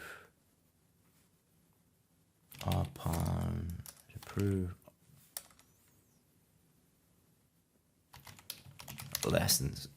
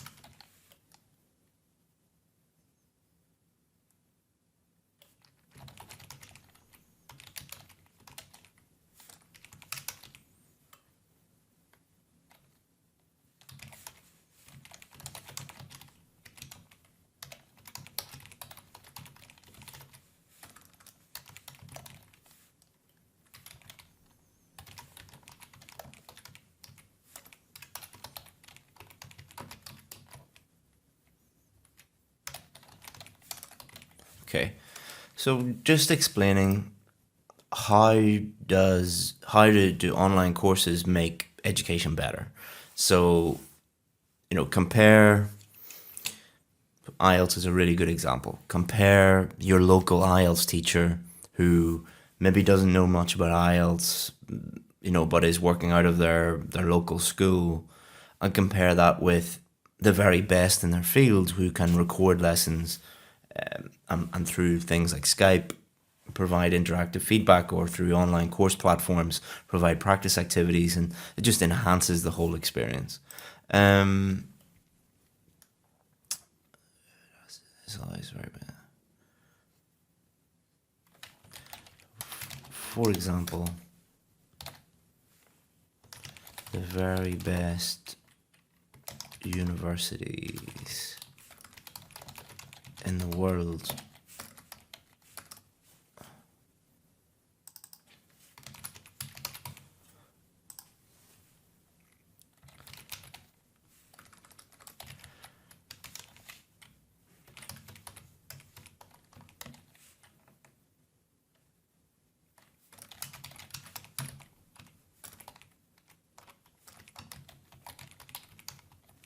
And I offer online learning platforms that allow anyone in the world to learn to enjoy their courses for free, and also have the option of having feedback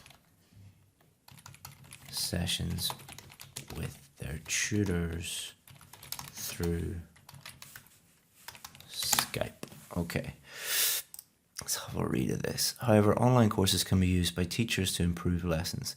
That is to say that they could enhance their ability to teach by using technology. This allows the very best in their field to reach anyone in the world, record their lessons, and provide interactive feedback. For instance, the very best universities in the world, namely, now offer online learning platforms that allow anyone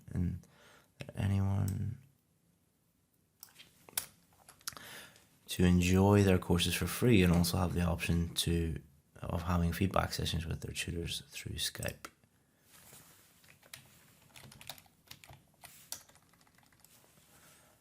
Okay.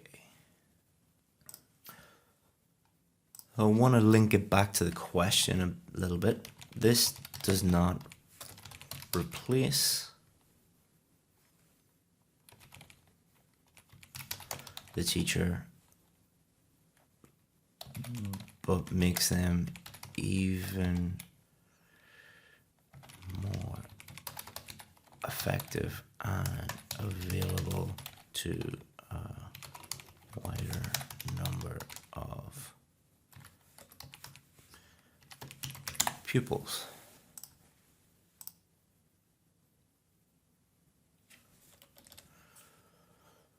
Okay.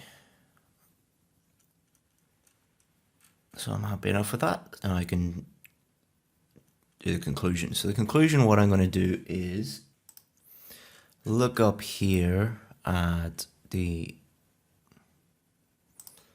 introduction, and I'm just going to paraphrase this.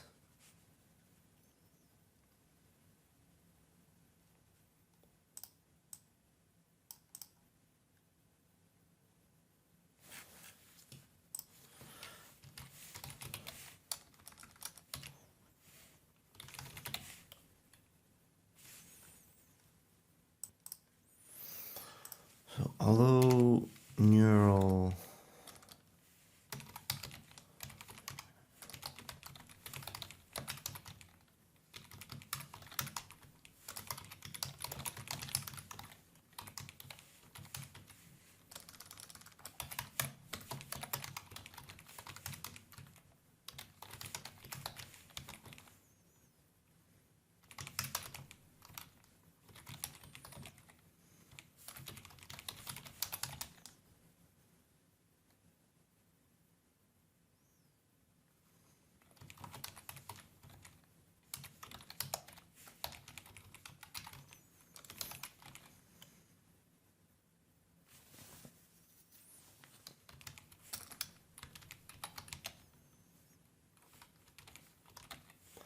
they've not reached the point where they can educate at an effective level due to lacking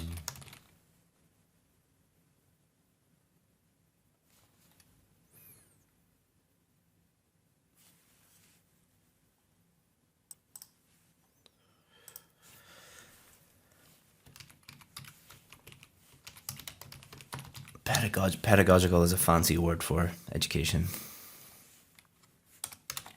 So, although neural networks have made great strides in the past number of years, they have not reached the point where they can educate at an effective level due to lacking. However,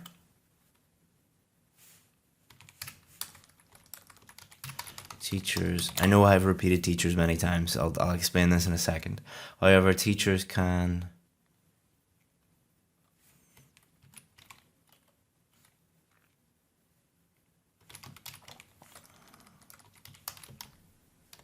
I've probably repeated technology as well. Don't be freaking out. Don't be like many people do. Teachers can use technology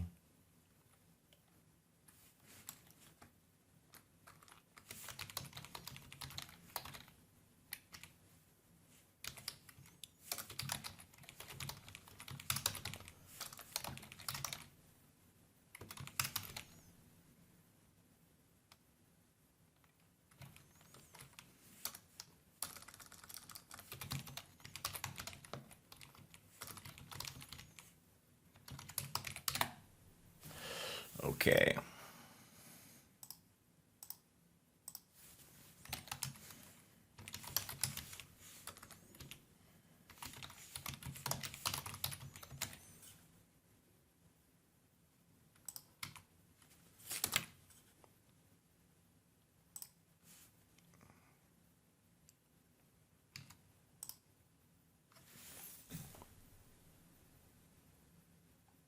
Okay, so I mentioned vocabulary there and repeating words. So what I found with both students and myself is often you'll get to the end, or even at the beginning, it doesn't matter where, but particularly at the end, and you'll be like, oh, I've used this word so many times, or I've used this word so many times, and it actually stops you thinking and writing. And what you need to do is you need to write, you need to think, you need to get the answer on the paper. So a lot of people think that it is a vocabulary test instead of a writing test. So it's better to repeat some words, and then what you can do is you can go back and look and see, have I repeated these words? Is there any way that I can vary them at the end? Because it's very, very difficult to think of vocabulary, writing, ideas, all of these different things at the same time. It's better just to focus on one thing at a time. So, need to read this. Although neural networks have made great strides in the past number of years, they have not reached the point where they can educate at an effective level due to lacking pedagogical skills. However, teachers can use these tools, particularly online courses, to enhance their teaching and help even more people learn. Okay. So now what I need to do is I need to read the whole thing again to check grammar, to check vocabulary, to check all of these different things. So let's read that.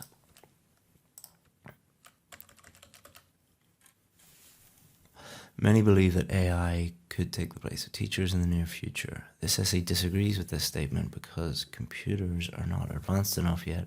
Students can effectively use online courses. Okay. Computer learning is not at the stage yet where it can do the job of an effective educator. This is because students require many things that a computer cannot provide, such as feedback, emotional support, and assessment. These soft skills are absolutely essential for the proper education of a child or adult, and there's no computer program that can compete with human beings in these areas. For example, Grammarly is an application that can check grammar errors, but it falls short for English learners because it cannot tell someone what their main weaknesses are or explain why the mistake was made or how it can be fixed. However, online courses can be used by teachers to improve lessons. That is to say that they can enhance their ability to teach by using technology. But this technology, because we're referring to online courses, this allows the very best in their field to reach anyone in the world, record their lessons, and provide interactive feedback. For example, the very best universities in the world, namely Harvard, now offer online learning platforms that allow anyone to join their courses for free. Let's say lectures. And also have the option of having feedback sessions with their tutors through Skype. This does not replace the teacher, but makes them even more effective and available to a wider audience.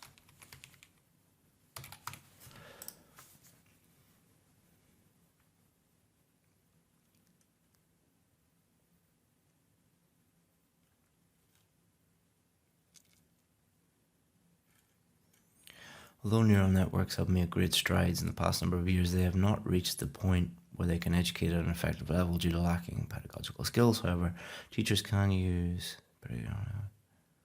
Okay. So now what you can do is you can go through and see if there are any ways that you can improve the vocabulary a little bit. So what you do is just check, see if there are any words. So teachers,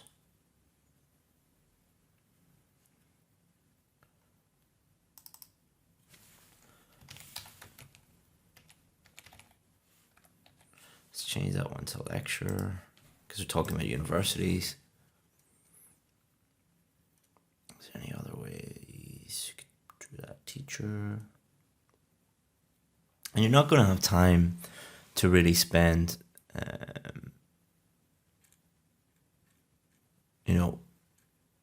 an hour thinking about different ways to write teachers. Let's put instructors, just to keep the vocabulary Nazis happy. Online courses, we did put that.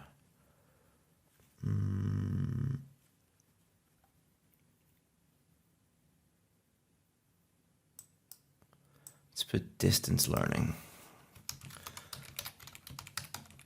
And there's no other way of saying that.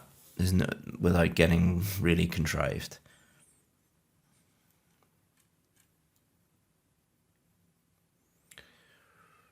Anything else we could?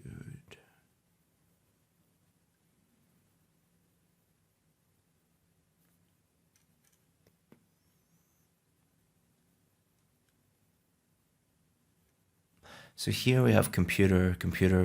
One thing is to remember that you shouldn't just look and see computer. You should look at the collocation. So computer learning, computer program, that wouldn't be considered repeating that. So don't worry, computers, plural form of it, so don't worry about that. You can drive yourself crazy with this and really mess your whole essay up by changing things in a way that's just wrong.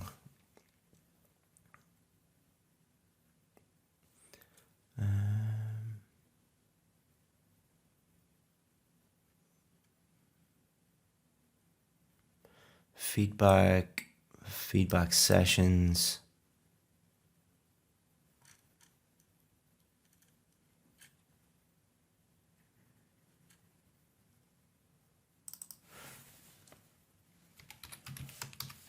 Let's change that to evaluation.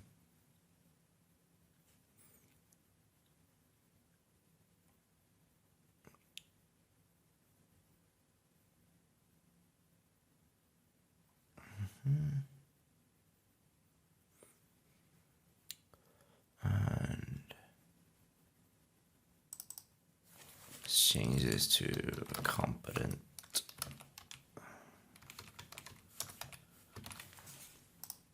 Okay, so I'm happy enough with that. And if you had time, you would give it one last check, for any little grammar errors or anything like that. But what you would do is you use that checklist that I gave you in the previous lesson to think about your own essay. Don't look at your own essay and be like, oh, I can never use grammar or I can never use vocabulary the way Chris does or anything. I'm a native English speaker. I was lucky enough to be born in an English-speaking country. It's also my job to teach English. So, don't think that because your vocabulary or anything is not as advanced as mine, don't think you're going to fail. You only probably need a band 7, which is much lower than the level of this essay. So don't worry about don't make too many comparisons. Also, don't worry if your ideas weren't exactly the same. You can use different ideas. What you want to be doing is thinking about the core things. So did you paraphrase effectively? Is your introduction effective?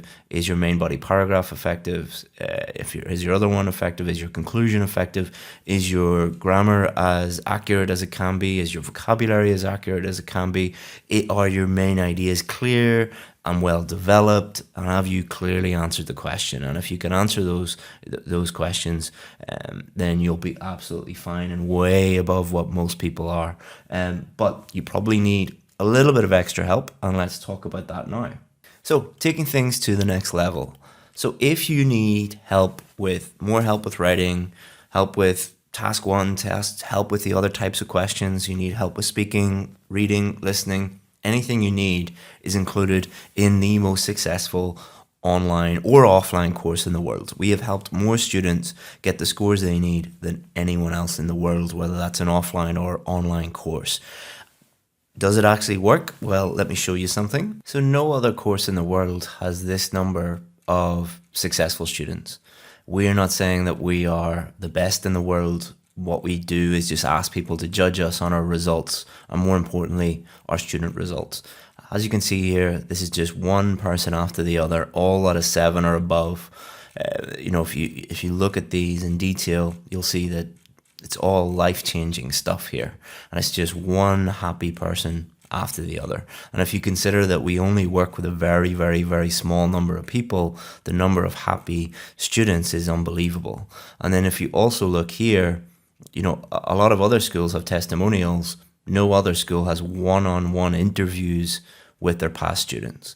Every single one of these videos is a one-on-one interview with a past student, all of them talking about how happy they are and how life-changing it was to join IELTS VIP. So if you're ready to take things to the next level, you need to be aware of a few things. We only allow a very, very small number of people to join our course.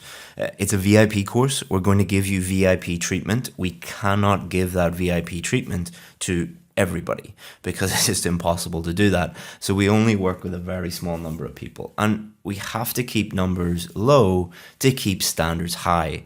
And you've seen this week what happens when we don't. So what's the difference between this mini course, this essay builder course, and the VIP course? So this essay builder course was good. It's kind of like a tuk-tuk. It'll get you to where you're going, but it's not obviously a Rolls Royce. VIP course is the Rolls Royce of IELTS courses. It's going to take you by the hand and show you exactly what you need to do in order to get the scores that you need. So what now? So you can join here. We have a few places available that you can join immediately, but you can only join at this link. This is a special link just for you. If you go to other links, you will not be able to join. It's closed to the general public.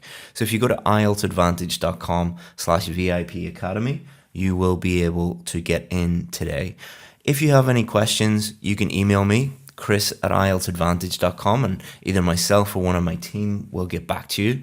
But go and have a look at this link. We'll also email it to you. There's a video telling you everything you need to know about what's included and how to join and pricing and all of those different things. Go to that link, and then if you have any questions, feel free to email me.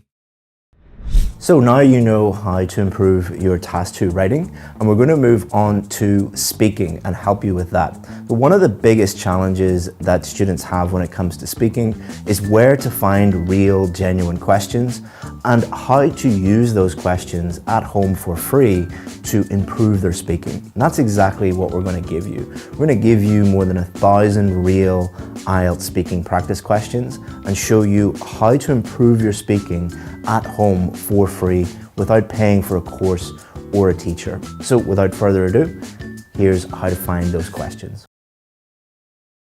I'm going to give you hundreds of real IELTS speaking questions, but I'm not just going to do that. I want to improve your scores, not just give you a bunch of questions. Band 9 speaking students, and we've worked with hundreds of them, use questions very differently from students who struggle with the test.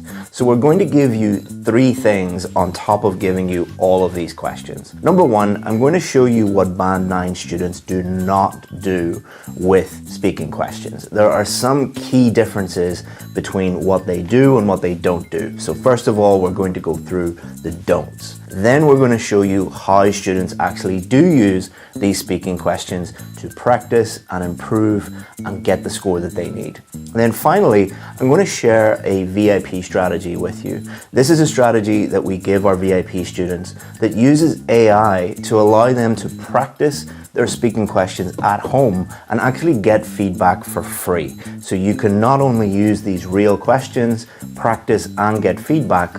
All of this is 100% free. But we're not just going to give you a link so that you can go and look at the questions, because that is not going to help you improve your scores. You have to watch the whole video to get access to the questions. So without further ado, let's get into it.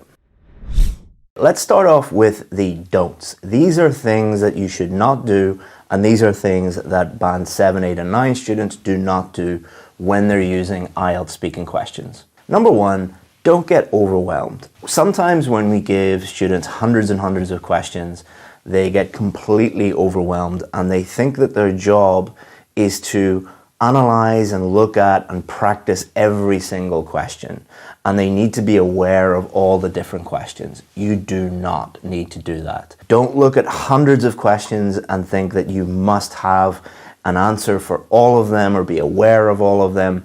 Just use them in the way that we're going to show you in this video. So important, don't get overwhelmed. Number two, don't worry if you see a topic in there that you're not an expert in.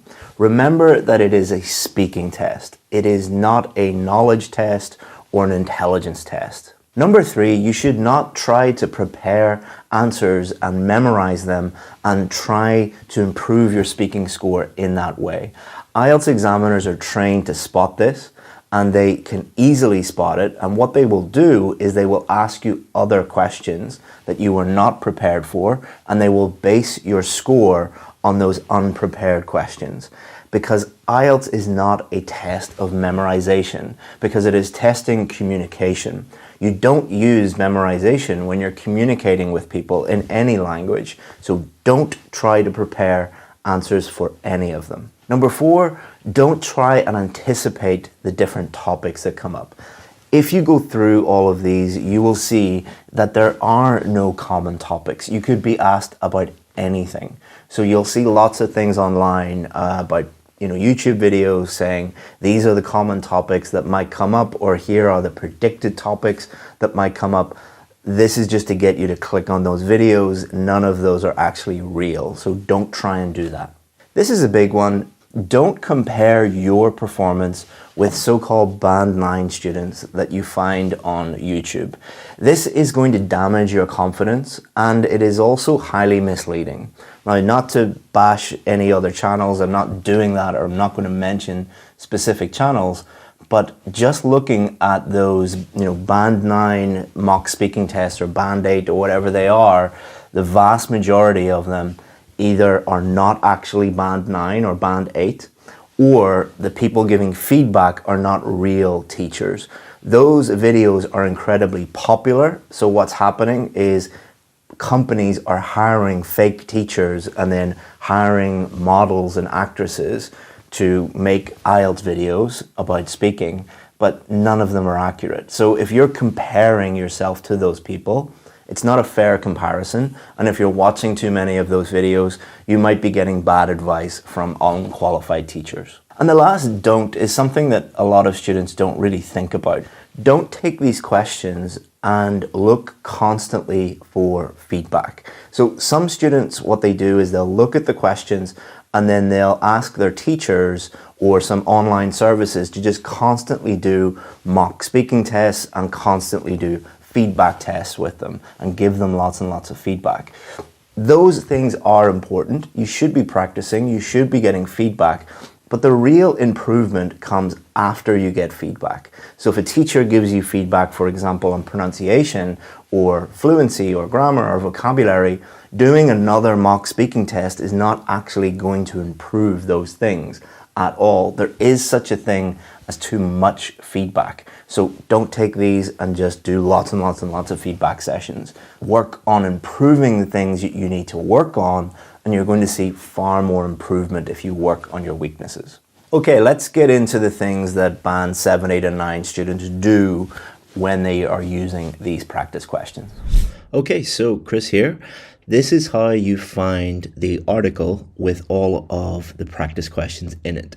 I'm going to show you how to access them in 3 steps. So step 1, what you're going to do is you're going to go to Google and you're going to type in IELTS speaking.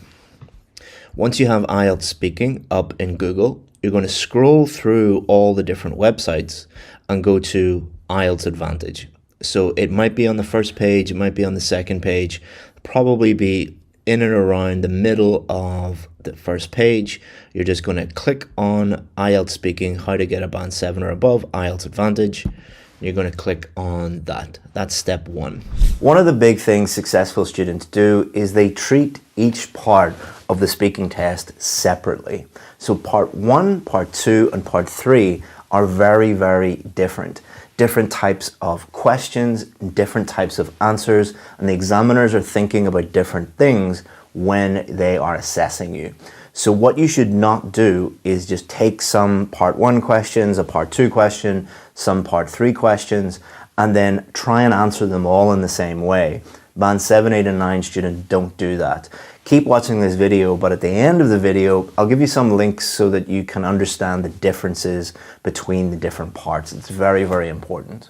Number 2, Band 8 and 9 students understand the marking criteria. It is far more important that you use these questions to understand the marking criteria than just to go through all of these questions.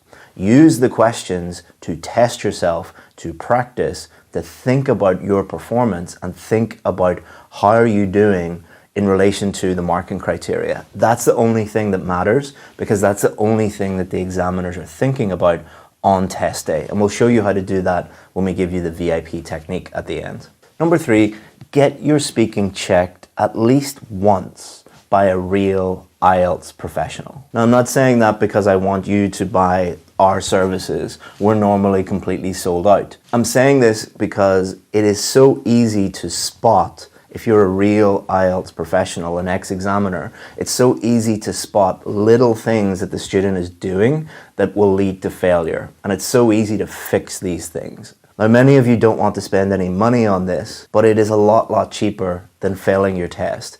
And the difference between failing your test and doing a mock speaking test with a real professional is the real test costs a lot more and you get no feedback. If you do a mock speaking test with a real professional, it's much cheaper and they are going to give you real actionable feedback. You're going to know what's going on, what your weaknesses are, what your score is, and how to improve your score. But please be careful. Most people calling themselves ex-examiners are not really ex-examiners. And your local IELTS teacher who has very little experience and has never been an examiner probably will not give you very good feedback. It is better to find a source that you trust, that you know that they're real ex-examiners and they really know what they're talking about. In general, the more expensive ones are going to be more reliable, the cheaper ones are going to be unreliable. We do provide that service, but we're normally sold out. If you want more information, get in touch with us. But before you say, oh my God, he's only making this video to try and make money from us, I'm going to show you how you can get real feedback, accurate feedback for free at home at zero cost. This is the same technique we give our VIP students. It is extremely effective, but you're going to need a few things. So we're going to go through it step by step. Step 2, it should bring you to this page on our website, IELTS Speaking in 2023. This page has a lot of information on it. What you're going to do is you're going to scroll down and you're going to keep scrolling. You're going to keep scrolling. You're going to keep scrolling until you get to IELTS Speaking topics. Now let's go back to the video and I'll show you how to click on the article you need in step 3. First of all, you're going to need practice questions, real practice questions. We're going to show you how to access those at the end of the video so you've got those. The next thing is you're going to need either a phone or a laptop. You're going to need some kind of electronic device that will record your voice. Most laptops, most phones will be able to do this. Please don't ask, should you use a laptop or should you use a phone? It doesn't matter. Just pick something that you have that you can use to record your voice. The next thing you need to do is download some kind of recording app or program to your phone or to your laptop. Now, all you have to do is go into your App Store or Google. I'm not going to name specific apps because they change all the time. And it's so easy for you to just find this yourself. The next thing you want to do is sign up for a service that automatically transcribes your voice. So let me give you some examples, but again, these change over time. Do your own research. So on an Apple phone, in the notes function, you can just press the transcribe button and it will transcribe what you say. There's also a service that you can use on your computer called otter.ai. They have a free version of that software that will record your voice and transcribe it. But as I said before, do your own research, find a tool, and you'll be able to get this done. But you do need one to record your voice so you can listen back and one to transcribe it. There might be some apps out there that do both. If there are, put it in the comments, let people know what you found and help each other. Okay, so that's all the tech setup done. Next, what you're going to do is you're going to pick one part of the test, either part 1, part 2, or part 3. Don't do a full test, just pick one part and focus on one thing at a time. So for part 1, you're going to use about 9 questions. Part 2, you're only going to use 1 question. And for part 3, you're going to pick 3 or 4 questions. Make sure that you don't study these questions. We want to recreate the real test as much as possible. Don't look at easy questions and try and prepare answers, all right? Just pick questions from the list. Don't look at them. Don't study them. Just pick them. Look at each question and answer it as if an examiner is asking you that question. So read each question and answer it as if you are in the real test. If you mess up, don't worry about it. This is just practice. Next, I want you to download the official marking criteria. I'll put a link below, but if you just Google speaking marking criteria, it should come up on Google as well. What you're going to do is you're going to listen back and you're going to think about your performance.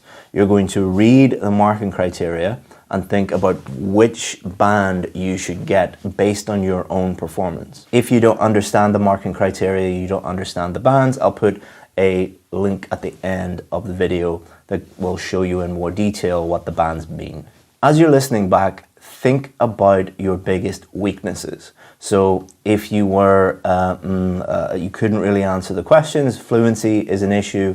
If you can't understand anything that you say, pronunciation is probably an issue. Or if you're making lots of vocabulary mistakes or grammar mistakes, that's your biggest issue. The great thing about this technique is when you're in the real test, you're unaware of the mistakes that you are making. But when you're listening back and just focusing on your mistakes and focusing on your performance, you'll be able to pick out things that you were completely unaware of, and you'll be able to fix those things. And that takes us on to our next point. You're going to look at the transcription, whatever service you used that will write out your answers, and you're going to analyze that in more detail. So the first thing you're going to analyze is, did you actually answer the question? Look at the question, look at the transcription. Did you actually answer the question? And did you develop your answer enough? You can also analyze your fluency. If there are lots of ums and ahs and pauses in the transcription, if you're jumping around a lot, then fluency might be an issue for you. If the transcription cannot understand most of the words, like the words are completely different, then that is a pronunciation issue. You can also analyze your vocabulary. Did you repeat too many words? Are you trying to use words that you don't really understand? Did you struggle with that topic because of a limited vocabulary? And then with grammar, what you can do is you can put that transcript into something like Grammarly, for example, or there are lots of other options, and it will highlight all of the grammar mistakes that you made. And you'll be able to identify your key grammar mistakes. For example, if you are using the wrong article before every noun, you need to work on articles. So this technique is not actually about improving your speaking yet. This technique is to give you feedback. As I said before, feedback doesn't improve your speaking instantly, but what you do after does. So for example, if you look at the transcript and you messed up every article, being aware of that is just the first step. You're not going to magically improve your speaking by just being aware of that, but you will magically improve if you work on those things. And some of you watching right now might be thinking, well, that's a lot of work. Yes, it is, but it's a lot less work than going and watching a bunch of tips and tricks videos, believing that they're going to help you, and then failing the test over and over again and not knowing why. That is a lot of work. This is actually a lot less stressful because you will be in control and you can do it all for free at home at your own pace. Again, we're here to give you things that are actually going to improve your score, not tips and tricks that make you happy. So step 3, you should be here, IELTS speaking topics. You're going to scroll down and you will see a link, IELTS speaking topics, the ultimate guide. Click on that and it will give you access to all of the hundreds and hundreds and hundreds and hundreds of questions that you will need for your speaking practice. So now you know where to find all of those practice questions, and you know how to practice at home and practice intelligently and strategically and constantly improve while you're practicing your speaking. But what is really helpful for students is to understand the difference between the 3 different parts of the speaking test, because each part is asking completely different questions and requires a different strategy. So what we've done is we've created a speaking challenge, a full speaking course for you, and it covers strategies for part 1, part 2, and part 3, and it also shows you how to improve your speaking skills as well. Not only that, we also give you the opportunity to send us your speaking, and we will give you free feedback on it. So without further ado, enjoy the speaking challenge. Welcome to our speaking challenge. Over the next 3 lessons, what we intend to do is help you improve your speaking ability to a band 7, 8, or even 9. So let's get going. What are we going to do in this challenge? So there are 3 videos, and we're going to make it really, really simple. What we're going to do in video 1 is focus on part 1 of the speaking test, video 2, part 2 of the speaking test, and video 3, part 3 of the speaking test.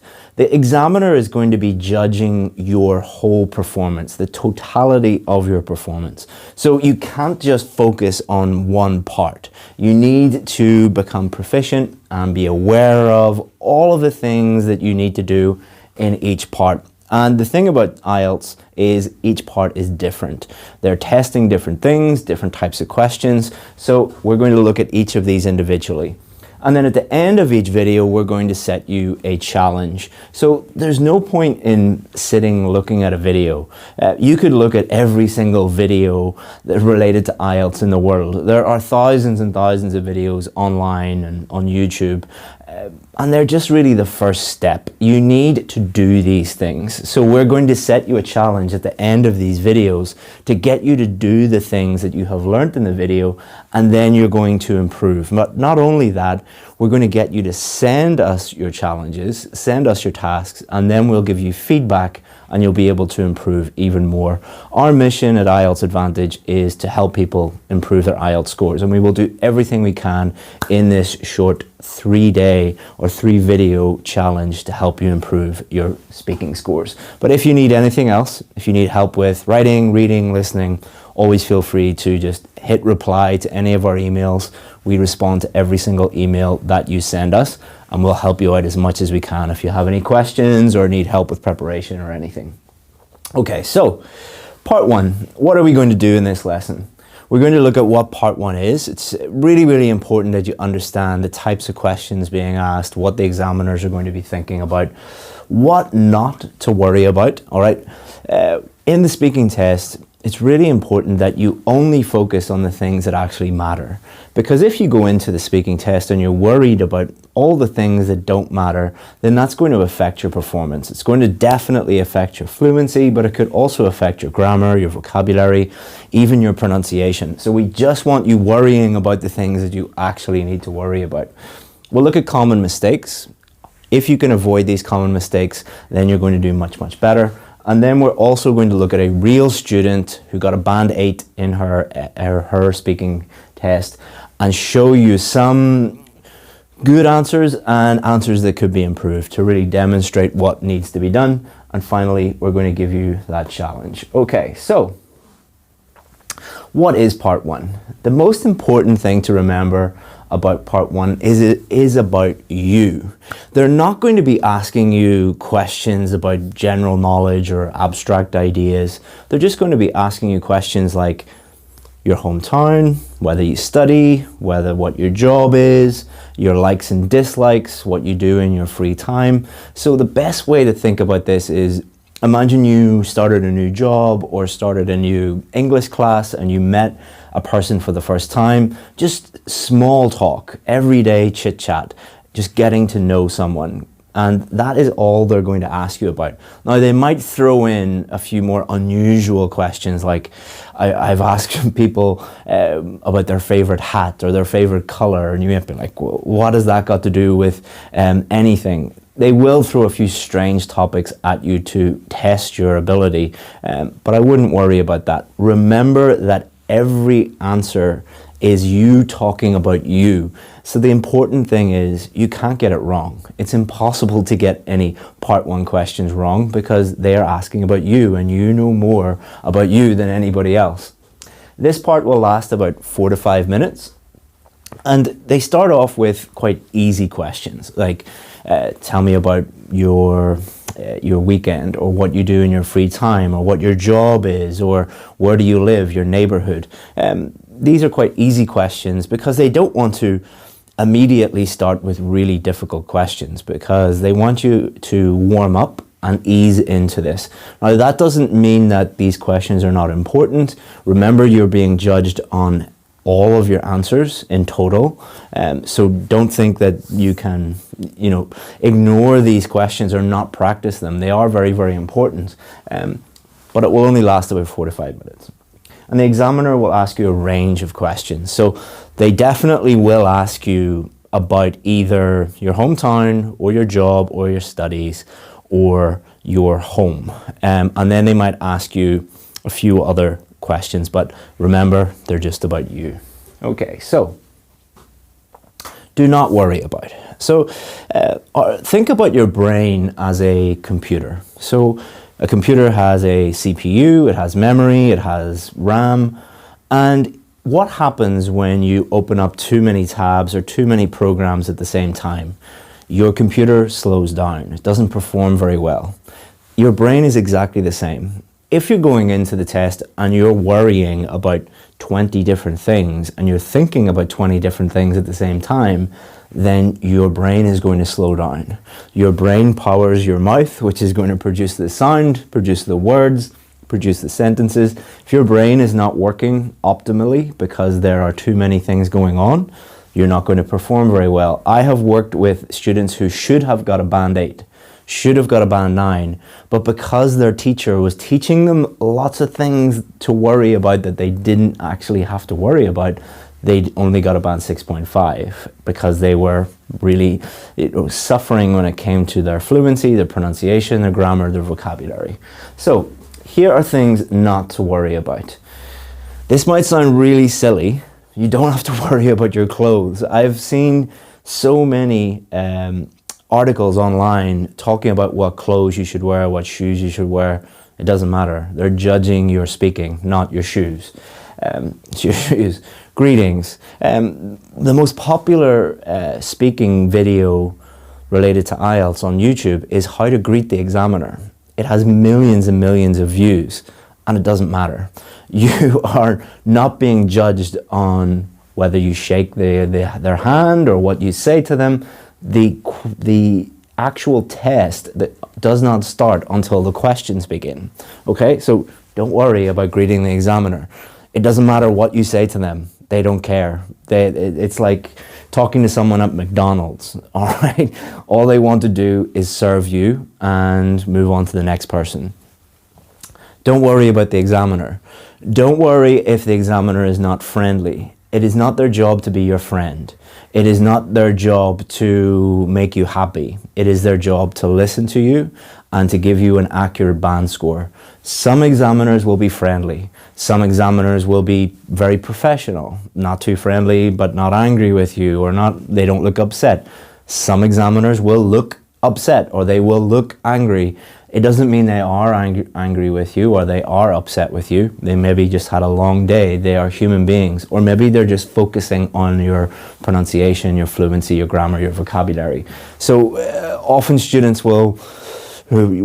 that we work with on our VIP course, we work with them very, very closely, and they would email us after their speaking test and they would say, "Oh God, Chris, I failed. My examiner looked very angry." It's like, don't worry about that. That doesn't mean anything related to your actual score. So talk to the examiner, no matter whether they look happy or sad, as if you're talking to a friend or a family member. Just put yourself in that sort of frame of mind.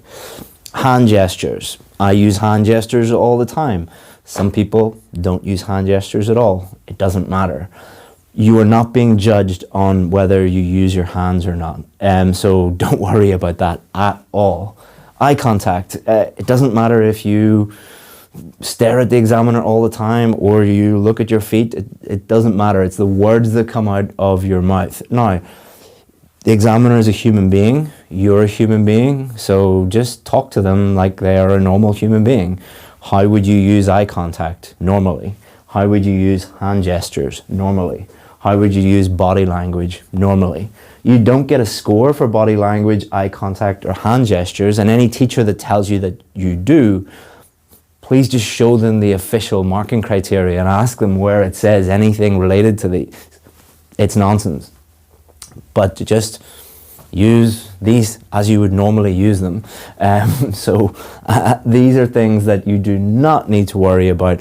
But imagine going into the test, and this happens a lot, thinking about, what body language should I use? Oh, my eye contact, my hand gestures. I hope that the examiner is happy to see me. I hope that I greeted them the right way. Did I say that thing that that girl on YouTube told me to say?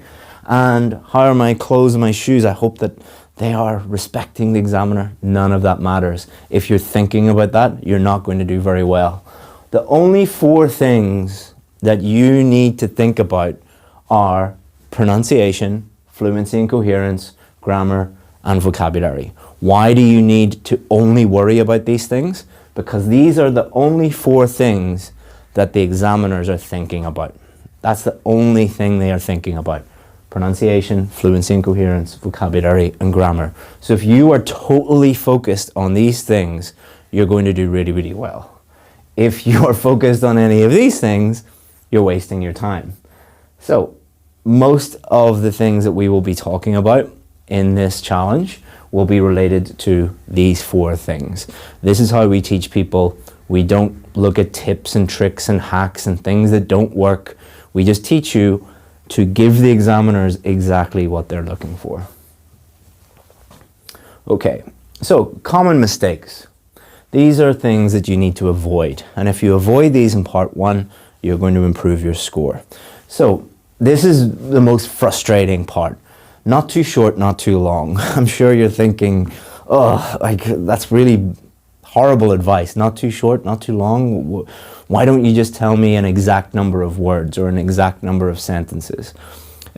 Some teachers will do that, but I think that's quite bad advice because we don't want you to go into the test thinking, I need to use 3 sentences or I need to use 4 sentences, because you're making it more difficult to speak naturally, and you should be speaking as naturally as possible.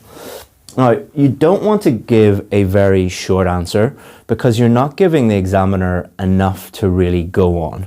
Here's an example of a really, really short answer. Oh, I'm a student. And what subject? I'm studying MSc Marketing. So as you can see, Rashmi didn't give a very long answer, and that wasn't incorrect. The grammar was fine, the vocabulary was fine, her pronunciation was fine, but you're not giving the examiner enough to judge your performance on. Like if they said to me, what's your job? And I say, teacher, that's correct. I am a teacher, but it is not giving the examiner enough to really judge you on. For part 1, you don't want your answer to be too long either. Why is that? Well, it's the examiner's job to ask you a range of different questions. They're going to ask you between like 9 and 12 questions. So if and they only have like 4 or 5 minutes to do that, and they've got a queue of people outside waiting to come in and do the test, and they have to get through all of those people. So if your every answer is like 2 or 3 minutes long, they're going to keep stopping you and stopping you and stopping you. And the problem with that is you're going to feel like you've done something wrong, you're going to feel a little bit stressed out by that, and then that can affect the rest of your performance. So again, not too short, not too long. What does that mean? Don't think about number of sentences, just answer the question and then give some extra detail for them to understand your answer. So instead of saying, I'm a teacher, if they asked me what my job was, I would say, I'm a teacher and I specialize in teaching IELTS to students online. And I do that from my office here in Northern Ireland. So as you can see, I just elaborated a little bit. I added a little bit more detail. You could add detail, you could add an explanation, you could add an example. just a little bit more to go on. Don't think of number of sentences, just think of answer the question and add a little bit more to help the examiner understand what you're talking about. Robotic delivery. What do I mean by robotic delivery? So think about how you speak naturally. Think about talking to one of your best friends. How do you speak to them? You imagine they say, hey, what did you do last weekend? I went to the cinema, I saw this great movie, it was amazing. Very relaxed, very natural delivery. You wouldn't say, imagine your friend said, what did you do last weekend? You wouldn't say, I went to the cinema, I watched a movie, it was good. You would never do that. Your friend would be like, are you a robot? What happened to you? But this happens all the time. And I think it's because students respect the test and maybe respect the examiner and the formality of the situation a little bit. And they speak to the examiner like a robot in a very slow, robotic way. That is not how you would speak to a normal person. So why would you speak to an examiner like that? So again, imagine you were speaking to a friend, a colleague, a family member. How would you talk to them? That is going to help you improve your fluency, but also it kind of frees up your brain and you're more relaxed and you can avoid grammar mistakes, avoid vocabulary mistakes, and your pronunciation will be much smoother as well. You'll be easier to understand. Memorized answers. It's very, very tempting for part one to try and anticipate some common topics and think, okay, they're going to ask me about my hometown, they're going to ask me about my job, they're going to maybe ask me about my home or my hobbies, and to write out a very detailed answer with lots of idioms and lots of phrasal verbs and, you know, some amazing vocabulary and amazing grammar. Don't do that. It is tempting to do that. I know why you want to do that, but the examiners are trained to spot that. They know that you are doing that. So if you give, like, often it will happen where you will ask a student to talk about their hometown and they give this amazing answer where they're talking about the architecture and the history of their town and famous people that used to live there and their favorite place there, and it's all amazing. And the examiners are trained to ignore that answer because they know it's a memorized answer. And what they'll do is they will then ask you a more difficult question related to that topic. So if they said, tell me about your hometown, and you give a memorized answer, they'll say things like, is it a good place to bring up children? Or they'll say, what are the transportation links like to the rest of the country from your hometown? And you'll be like, I wasn't expecting that. They're not judging you on your memorized answer. They'll judge you on your, I wasn't expecting that, because that is your real ability. It is not a memorization test. It is a speaking test. So, next, trying to impress the examiner. This doesn't relate just to part one. This relates to every single part. The examiners are not stupid. They are trained professionals who have been trained to spot when you are trying to impress them or trying to show off. Examples of this are memorizing fancy vocabulary, memorizing fancy idioms, memorizing fancy grammar, memorizing anything in general, and trying to regurgitate this in the test. They're not judging you on what the fancy things that you have memorized. They're judging you on your ability to actually speak. Why do we do the IELTS test? We do the IELTS test to test when we move to an English-speaking country, when we move to Canada, or move to Australia, or move to America, or move to the UK, and we meet someone, can we talk to them? In your job, can you talk to them? And when you meet them socially, can you speak to people normally? Not trying to impress people with things that you have memorized.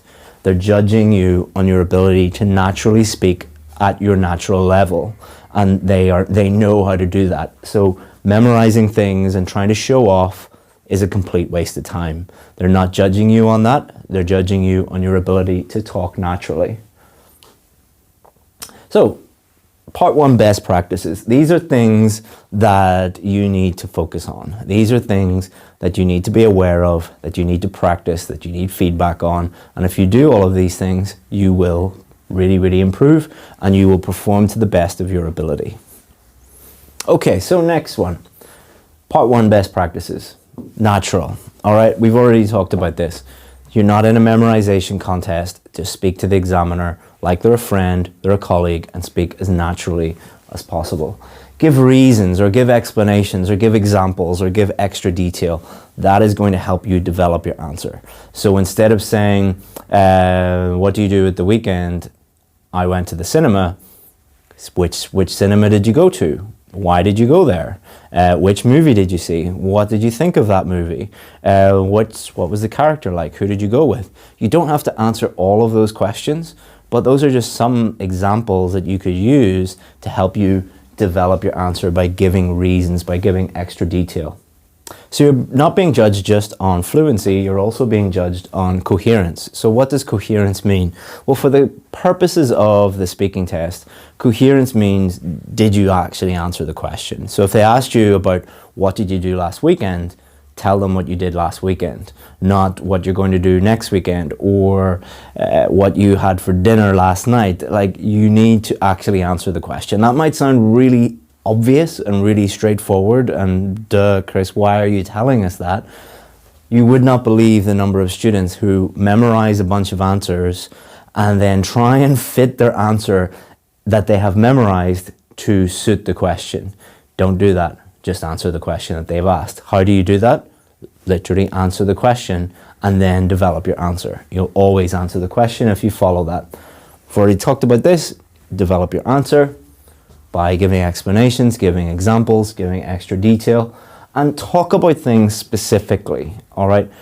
When they ask you about a specific thing, don't talk generally about that topic, actually answer the question that they're talking about. So if they ask you, for example, about your hometown, is it a good place to bring up children?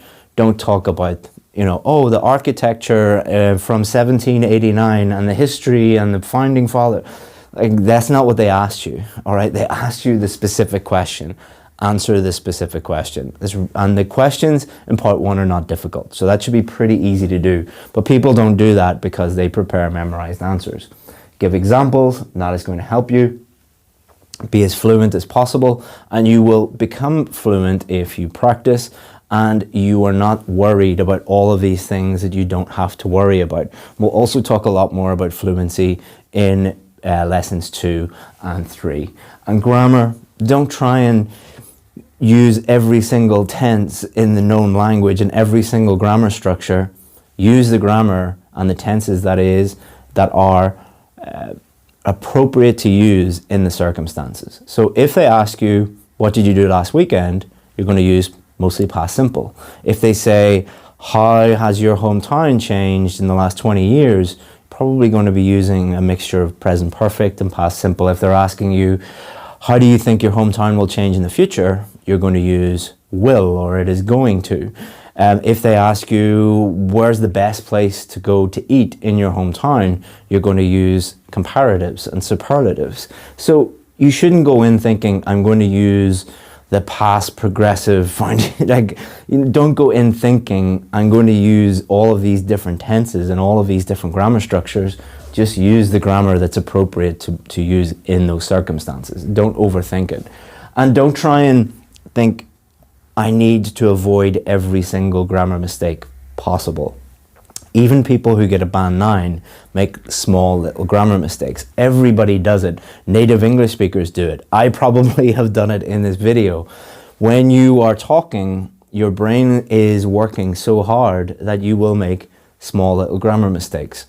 But what you want to avoid is overthinking grammar, and that is going to affect your fluency. Because if you think, what is the correct grammar, and is it is or are, and verb subject agreement, and which tense, you're going to really overthink it and you won't actually answer the question. The more you think about grammar, the lower your fluency is going to be. The less you think about grammar, the higher your fluency is going to be, and you'll probably make the exact same number of grammar mistakes.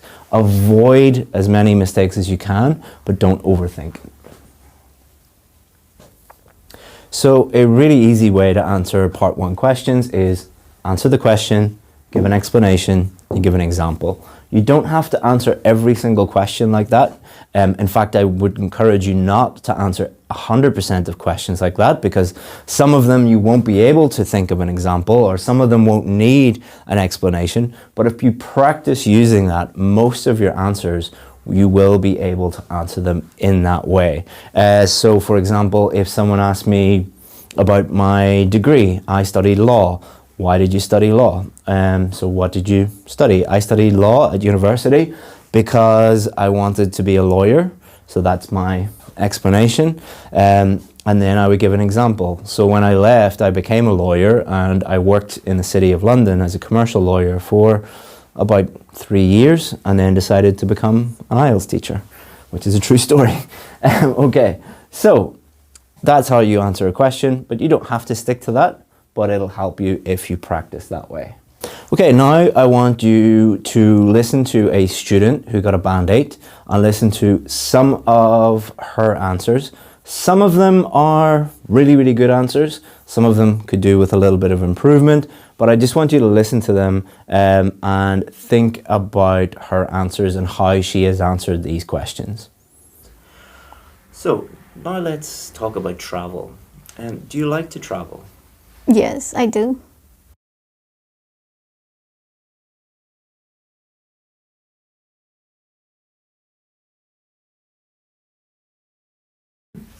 And what do you hope to do with that degree after you finish? Oh, I hope to work as a data scientist in the future, yeah.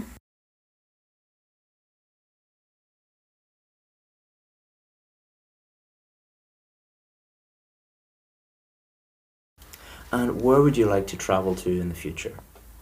Oh, there are still a lot of places in India that I haven't seen, so I might go there as well. And I will like Bali.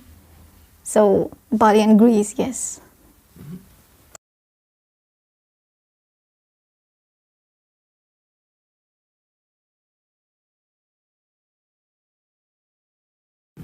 Is traveling abroad very popular in your country? Oh yes, it is. It is quite popular. So people mostly go travel during the summer, but it's always summer in India. So yeah, I think movies have a huge role to play in it, because they show all these destinations where there's snow-covered mountains and all, and that's very fascinating for us because we don't really get snow, at least not where I come from.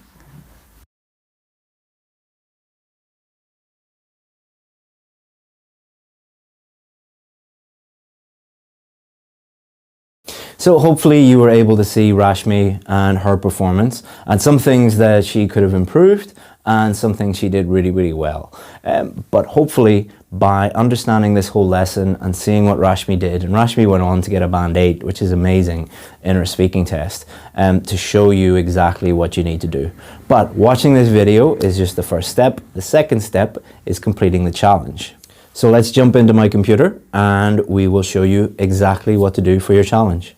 Okay guys, now comes the fun part where you are going to record your speaking and then send it to us. So your task, and this is really, really, really important. If you don't do this, then it is a complete waste of time and you're not going to improve, and you're going to miss out on the chance to get better and get feedback on your work. Okay, so it is a really, really simple 4-step process that you are going to follow in order to record your voice and send it to us. So the first step, step 1, download a free voice recorder app for your phone. So if you are an Apple person, if you have an Apple phone, go to the App Store. If you have an Android phone, go to the Google Play Store. And in both of those stores, you're going to find hundreds and hundreds of free voice recorder apps that just make it really, really simple for you to hit a button and it automatically records your voice. Don't ask me which one to choose. There are too many to choose from. Just pick the one that you want to choose. It's not that difficult. So step 2 in the 4-step process, answer these questions and record your voice. So you should have a phone, you should have an app on your phone that records your voice. You're going to look at these questions and don't pre-prepare the questions, don't research the questions, just pretend that you are in the actual exam and you are reading the questions just like the same way that the examiner would be asking you those questions. So look at the question, answer it. Second question, answer it. Third question, answer it. That's all you have to do. All right, so I'm going to show you the questions for part 1. Okay, so here are 6 questions. Look at each of them, and then all you have to do is just hit record on your little recording app, and that's all you have to do. Step 3, send it to us via email. So this is super simple to do. You can do this on your phone or you can do this on your desktop. So you will have my email address because I will have emailed you multiple times. So all you have to do is this. So imagine you are on Gmail, you could be on Yahoo, Hotmail, whatever. Just click the email that I sent you, click reply, and then attach the audio file to your email and just hit send. If you have any problems whatsoever, then my email address is chris@IELTSadvantage.com. All right, this is my email address, chris@IELTSadvantage.com, but you will have received it many times before. Okay, so now that you have sent us your recording, what I want you to do is just wait, have a look at your email inbox, and we will send you your feedback video right to your inbox. And then it's really important that you look at this feedback that we send to you so that you can really learn what to do and really improve. And welcome to speaking lesson 2. So let's have a look at what we're going to do in this challenge. So think about it as 3 steps. Step 1, we're going to look at part 1. That was the video before this. Today we're going to look at part 2, and then step 3, the next video, the next lesson, we're going to look at part 3. As I already said, it's really important that you watch all 3 of these and do the tasks, do the challenges for all 3 of them so that you can give your best performance on test day. Okay, so part 2 of the speaking test. What are we going to look at in this lesson? We're going to look at what the goal is. What is your overall mission? What your overall goal is? And if you focus on that, it's going to completely change the way that you think about your performance in part 2.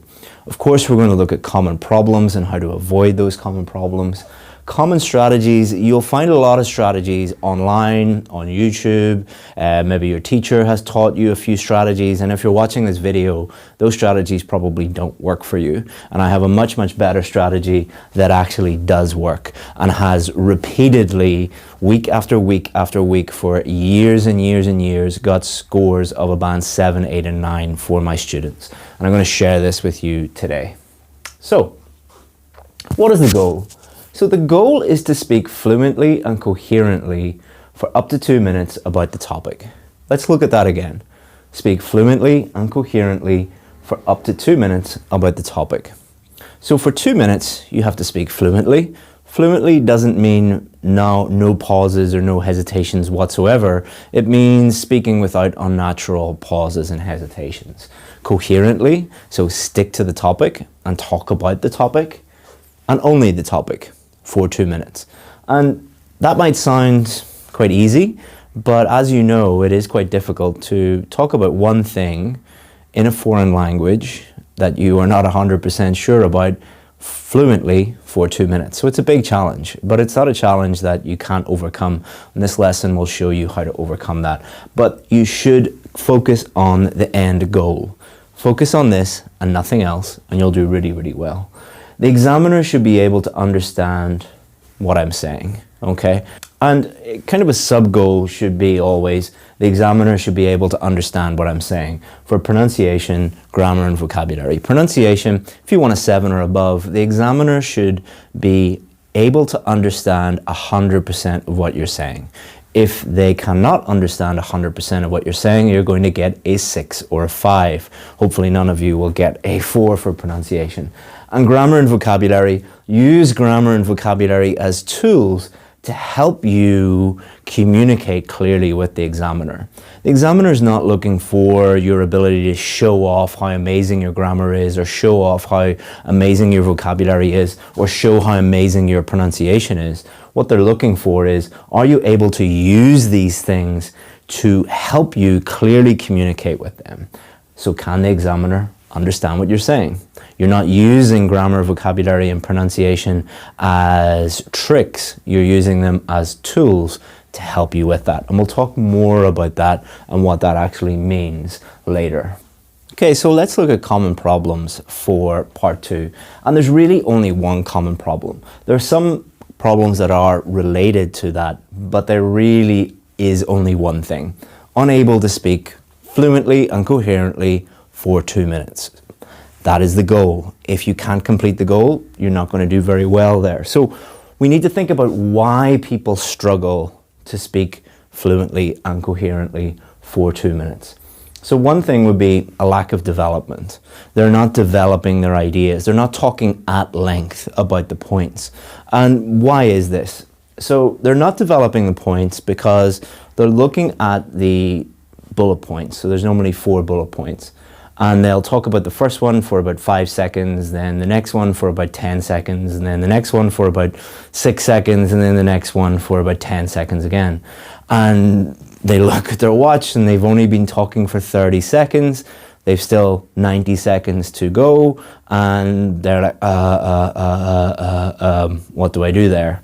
So you need to be able to take points related to the main topic and fully develop them. And if you do that, you'll have no problem speaking for the 2 minutes, and that's where our strategy comes in. We'll show you exactly what to do.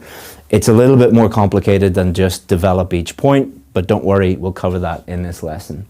Then what happens a lot is people will run out of things to say, and then they'll go back to their previous points and they'll just start repeating themselves. That is not fluent, that is not coherent, so that's a big problem.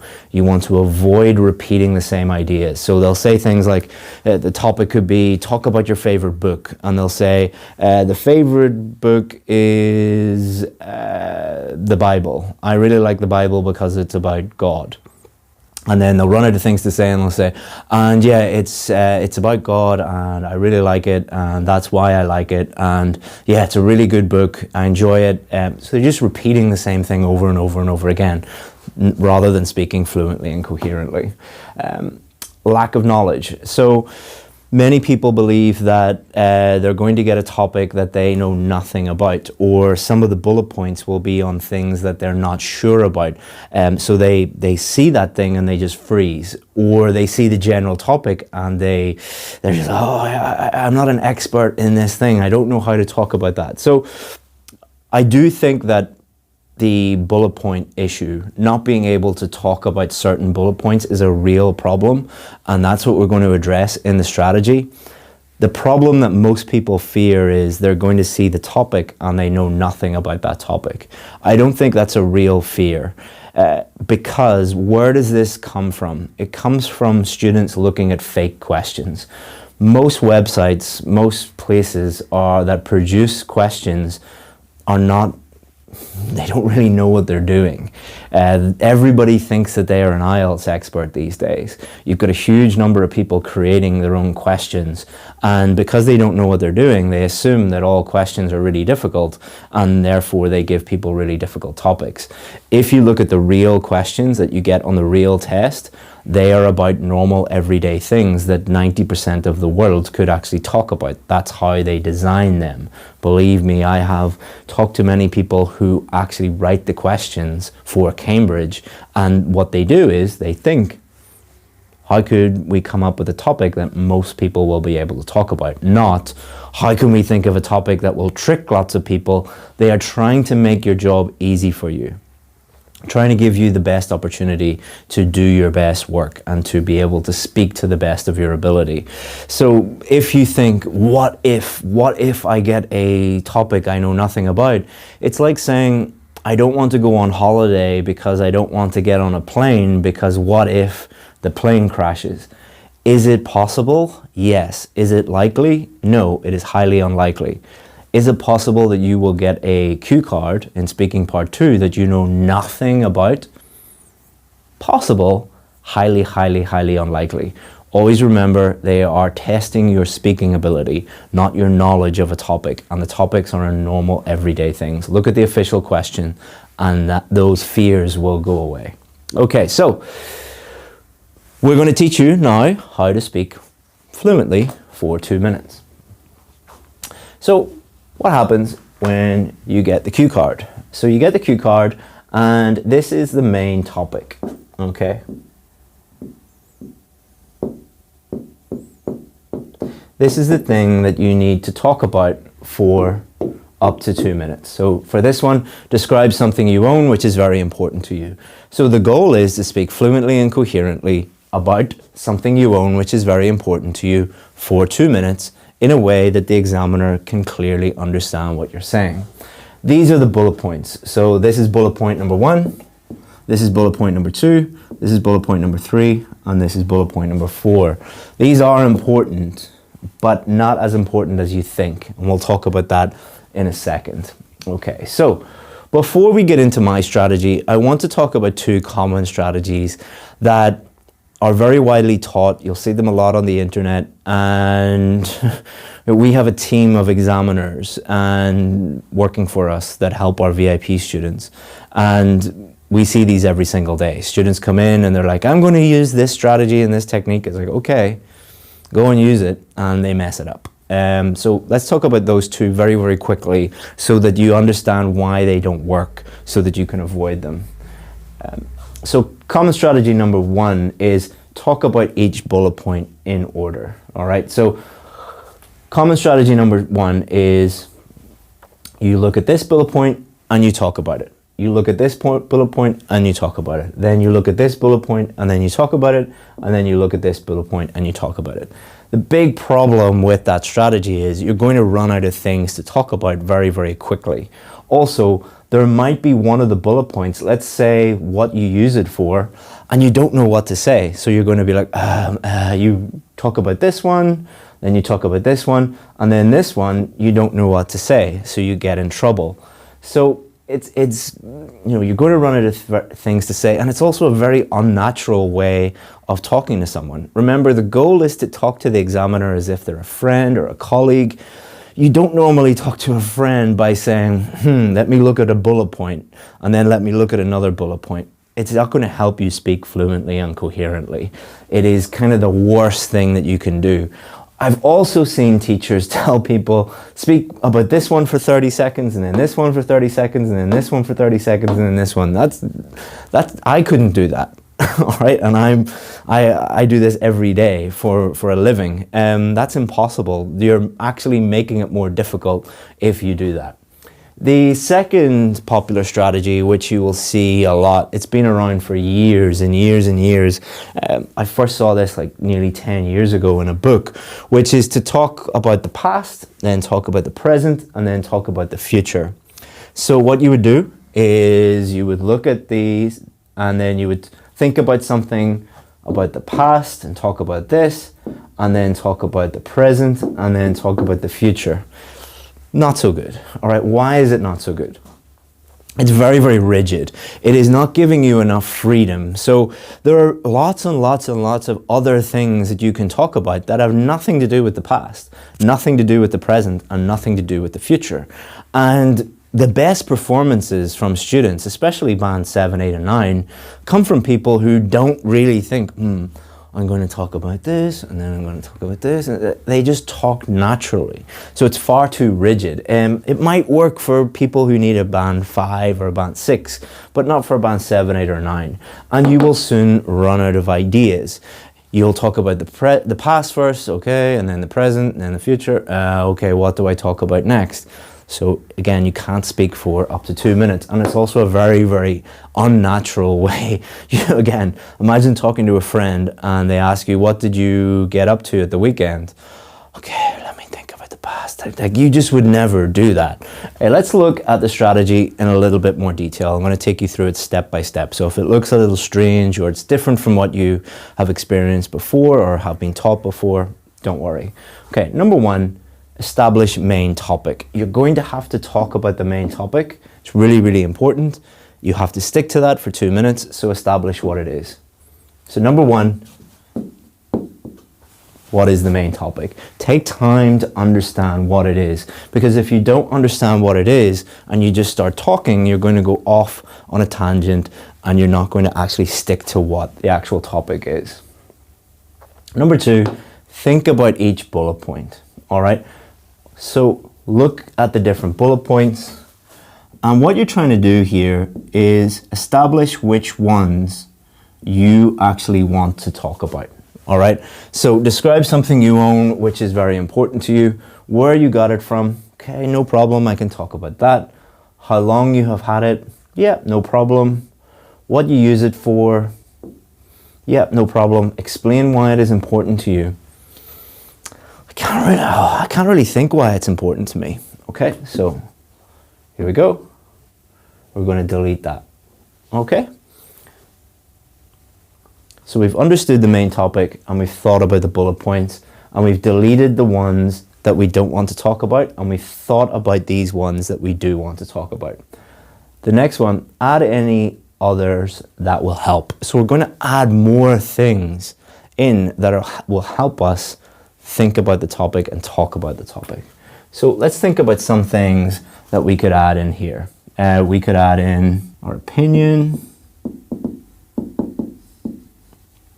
We could add in, we could introduce the topic. We could describe it. We could talk about the past. We could talk about the future. And there are many, many, many other things that you could talk about. And then just something, describe something you own, which is very important to you. You know, related to that, who got it for you? You know, how often do you use it? So you could quickly think about these things, and then again, just delete the ones that you want to leave out. So maybe I can't really think about this one. It'd be easy to introduce it and easy to describe it. Past, no. Future, yeah. Who got it for me? How often? Yeah, no problem. So now you've gone from 4 bullet points to 4, 5, 6, 7, 8. All right, would it be easy for you to fully develop each one of these and talk for the 2 minutes? No problem whatsoever. Add any others that will help. Think about what you want to say. All right, so don't spend the whole minute just thinking about bullet points. Actually compose yourself and think about what you want to say. Now you might be thinking, Chris, there's no way that I can do this in 1 minute. That's where practice comes in. You cannot use this strategy and immediately get better and immediately start to speak fluently for 2 minutes. Like anything, you need to practice it, but I guarantee if you practice this, it'll become second nature and you will just be able to do it so quickly on exam day. Number 5, speak naturally speak naturally until the examiner stops you. The examiner will stop you when you get to the 2 minutes. Believe me, they've got stuff to do. They don't want you in the room any longer than you have to be there. Just keep talking and the examiner will stop you. So why is this strategy so effective? Because it gives you freedom. It gives you freedom to talk about whatever you want related to the main topic, and you only talk about the things that you are comfortable talking about, and you're never going to run out of things to say. Remember, the biggest problem is people run out of things to say, then they lose their fluency, they lose their coherence, they start repeating ideas, they start to panic. This gives you so much freedom. And most of the people who we work with, they don't even get to most of the bullet points, but they're just there waiting for them in case they need to talk about them. All right? So again, the most important thing you need to do here is practice this strategy. So in order to practice it, there's a few things you need to do. Get real practice questions. You will get them from Cambridge, you'll get them from the British Council, or you'll get them from IDP. Those are the only 3 sources where you will get real IELTS speaking questions. Everything else is fake. All right, so get some real ones. Use the strategy and record yourself. Get your mobile phone. Everyone watching this will have a mobile phone. Everyone can record themselves, all right? So get a question, hit record on your mobile phone, answer the question for 2 minutes and record yourself, and then listen and critique your own work and think about fluency, think about coherence, think about grammar, pronunciation and vocabulary. I get my VIP students to do this all the time. Even though we do one-on-ones with them and we critique them, we get examiners to sit with them and tell them their scores. Even though we do provide that service, we get them to do this too. Because have you ever listened to yourself speaking? You're like, oh, I can't believe I sound like that. And if you're speaking in a different language, you'll pick up so many little mistakes that you're making. And if you do this and practice this enough, you will be able to produce an amazing part 2 response that will blow the examiner away. Because most people, they're going bullet point 1, 2, 3, 4, what do I say? You'll be able to just talk to them like they're talking to a friend or a colleague, and they'll be really, really impressed with your answer if you practice this. But if you don't practice it, you won't get better. So before I set you your challenge, summary, start with the end goal in mind. All right, always focus on that end goal. Avoid common problems and strategies that don't work. Try a strategy that focuses on the end goal, and practice and then critique yourself and do this challenge as well. But before that, I want to show you Rashmi again, who got a band 8, and to show you the way that she used this strategy and the way that she was able to flexibly use it in order to improve her performance. All right?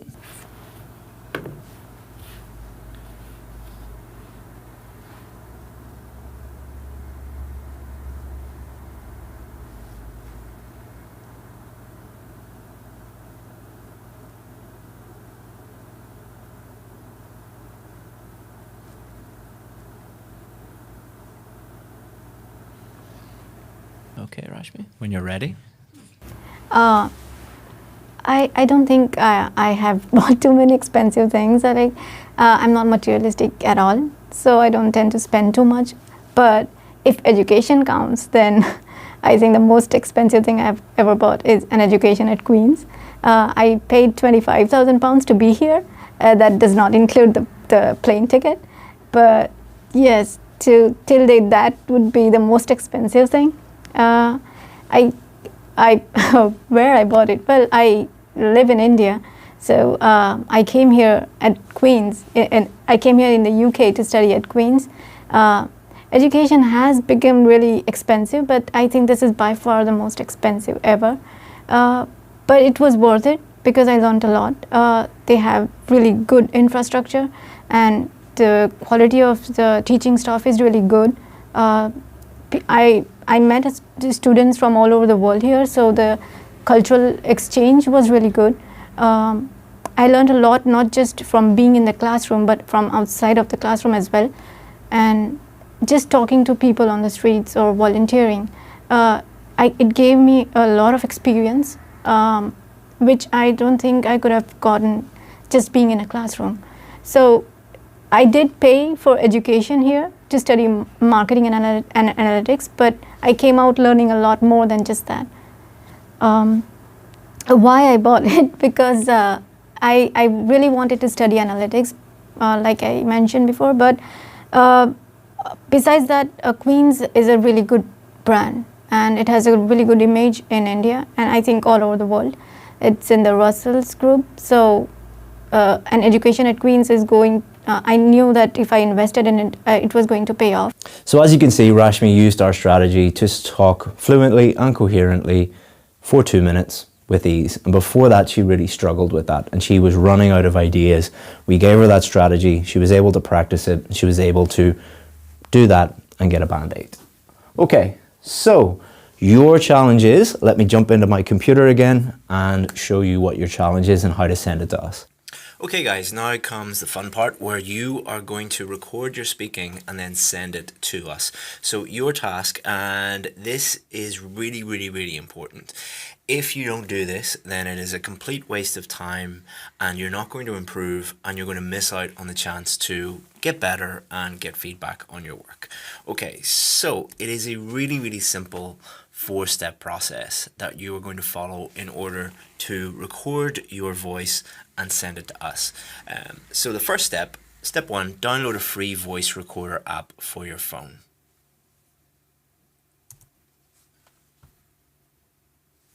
So if you are an Apple person, if you have an Apple phone, go to the App Store. If you have an Android phone, go to the Google Play Store.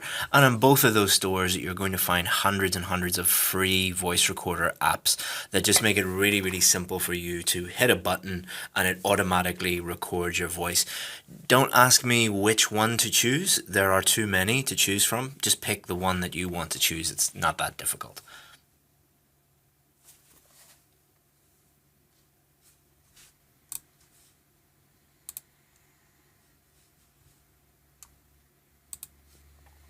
So step 2 in the 4-step process, answer these questions and record your voice. So you should have a phone, you should have an app on your phone that records your voice.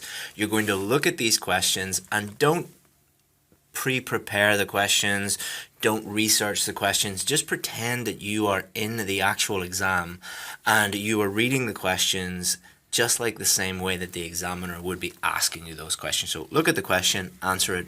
Second question, answer it. Third question, answer it. That's all you have to do. Okay, so this is part 2. So what you should do is look at this, plan out your answer for 1 minute, and then speak into your phone, record your voice for up to 2 minutes. All right, so it might be a good idea to get like a stopwatch on your phone or use your watch to, give you a guide on how long you're speaking for. You don't have to speak for exactly 2 minutes, but just try and speak for around 2 minutes and then stop yourself because you will be looking at the phone. In the real exam, the examiner will be stopping you, but try and replicate the exam as much as possible. Okay, so look at this, prepare for 1 minute, speak up for up to 2 minutes. Step 3. Send it to us via email. So this is super simple to do. You can do this on your phone or you can do this on your desktop. So you will have my email address because I will have emailed you multiple times. So all you have to do is this. So imagine you are on Gmail, you could be on Yahoo, Hotmail, whatever. Just click the email that I sent you, click reply, and then attach the audio file to your email and just hit send.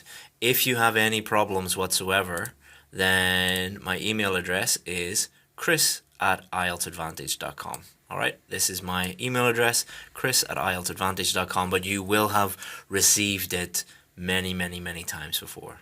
Next is this. Okay, so now that you have sent us your recording, what I want you to do is just wait, have a look at your email inbox, and we will send you your feedback video right to your inbox. And then it's really, really important that you look at this feedback that we send to you so that you can really learn what to do and really, really improve. Welcome to lesson 3. So as you know, this course is part of a 3-part project. So if you have not watched video 1 or video 2, just go back and watch them and complete the challenges before we do this one. Okay, so let's have a look at what we're going to do today. So here's the agenda. We're going to look at the difference between the question types because it's really important that you understand the type of questions that you're going to be asked in part 3 and the differences between part 1, part 2 and part 3, but especially part 1 and part 3 because they're very, very different questions. And if you're answering them in the same way, you're going to be in trouble. Common problems, as always, so we can avoid them. Some solutions for these common problems so we can help avoid them on test day. And then we're going to give you 2 different strategies that you can use to answer and practice, most importantly, practice question or part 3 questions. And then we're going to give you a couple of demos. I'm going to demonstrate how I would answer some of these questions. We'll get a student to demonstrate this for you, and then we'll give you your final challenge. Okay, so I want you to have a look at these 2 questions. This is a typical part 1 question, and this is a typical part 3 question. I just want you to have a look at these and think about what the main difference is between these 2 questions. So, oh, I've missed my question mark. I deleted it. So what did you do last weekend versus why do many people spend their free time shopping? So both of these are about your free time, your leisure time, or what you do at the weekend. The topic is the same, but what's the difference in the type of question? So if we look at this one is about you. It is asking about what did you do last weekend. So you're not talking generally about free time. You're not talking generally about what people do at the weekends. You're just telling them, you know, I watched football, I went out to dinner, I went shopping, whatever. Part 3, very, very different. Same topic, but why do many people spend their free time shopping? So this is not about you, okay? This is not about you at all. You can talk about you, that's fine, but it is asking you an abstract question about the world in general. The best way to describe part 3 questions is they're kind of like a task 2 writing question, like an academic style question where they want you to really get into the topic and fully develop it. Not just say, I don't go shopping on the weekends. That wouldn't be a very good answer. Or if you said, I don't know, I don't go shopping. They don't care whether you go shopping or you love shopping or you hate shopping. It's not about you. It is about the abstract idea. Let's have a look at another example. Most common question in part 1 is, do you work or study? All right, so I work, here's my job, or I study, I'm at university and I study this thing. Let's have a look at part 3. They would never ask that in part 3. More young people are going to university. Do you think this is a good thing? Okay, so you could talk about when you were at university, but they're not really asking about you. They're asking you about this abstract idea of more and more young people are going to university these days. Do you think this is a positive thing or do you think this is a negative thing? Or why do some people think it's positive and why do some people think it's negative? And really getting into the detail of this. Don't worry if you don't understand how to answer this question right now. By the end of this lesson, you will understand a bit more. Okay, so let's have a look at some part 3 speaking problems and worries, things that people really worry about and problems that we see every day. The biggest problem, the number one problem, let's put this in red, is a lack of development. The examiner is really listening out for and looking for your ability to fully develop your ideas. So for part 1, you know, what's your job? You just need to add a little bit more detail, maybe an explanation, maybe an example. But for part 3, they want you to talk at length. They want you to talk and get really in depth on that idea and fully explain things, give examples, show different sides, and we'll show you how to do that in the strategy. But if you're just giving, you know, 1 or 2 sentence answers for part 3, that's not good enough. I'm not going to tell you the number of sentences because it will differ from question to question. So you shouldn't go in thinking about number of sentences, but you should go in thinking, have I fully developed this answer? Doesn't mean that you need to talk for 30 minutes about one question, but we'll show you how to do this in a second. A worry that students have is, I won't have any ideas. It is not an ideas test. So worrying about ideas is I understand why students are worried about this, because in order to develop your ideas, you need to have ideas in the first place, but it's not something you really need to worry about that much, because the examiner is not judging you on your ideas. The examiner is judging you on your pronunciation, your grammar, your vocabulary, and your fluency and coherence. So I wouldn't worry too much about these ideas. You're not being judged on them so much, but we'll talk about that more later in the lesson. Listing. So one thing that students do a lot of is they will list every idea that comes into their head. So for example, why do more people go shopping at the weekend? People go shopping because they like shopping, they have more money, they want to buy new clothes, there are lots of restaurants and shopping centers, it's a safe place, they want to spend time with their family. So all of those ideas are fine. Many students who worry about ideas have actually no problem thinking of ideas, and they just list idea after idea after idea after idea. You're not going to do that. What you're going to do is you're going to take one of those ideas or maybe 2 of those ideas and fully develop them, fully explain them, give examples of them. So I think I listed like 6 or 7 ideas there. What you should be doing is taking one of them. So for example, I said people have more money. Why do people have more money? Why are they spending it on clothes, or what are they spending it on? Can you give me an example of this? So you're going really in depth on one or two ideas rather than listing lots of ideas. Again, many people worry about vocabulary, that these topics are things that they don't really understand, or they're difficult questions, and they worry that their vocabulary is not good enough. You are being judged on your vocabulary, but remember, you're being judged on the accuracy of your vocabulary and the range of your vocabulary. So what happens is, what students try and do is they try and insert lots of high-level words, or lots of idioms, or whatever you want to call them, golden words, diamond words, I've heard people call them, and they're not really answering the question.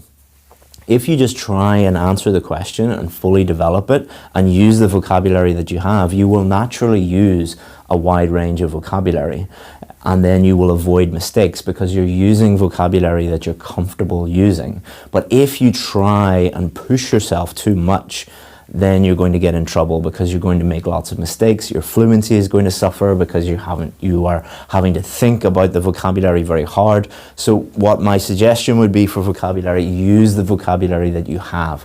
Before the test, try and improve it every single day, but during the test, just use the vocabulary that you have. You've no other choice. The other choice is try and use vocabulary you don't know how to use, and then you're going to make lots of mistakes.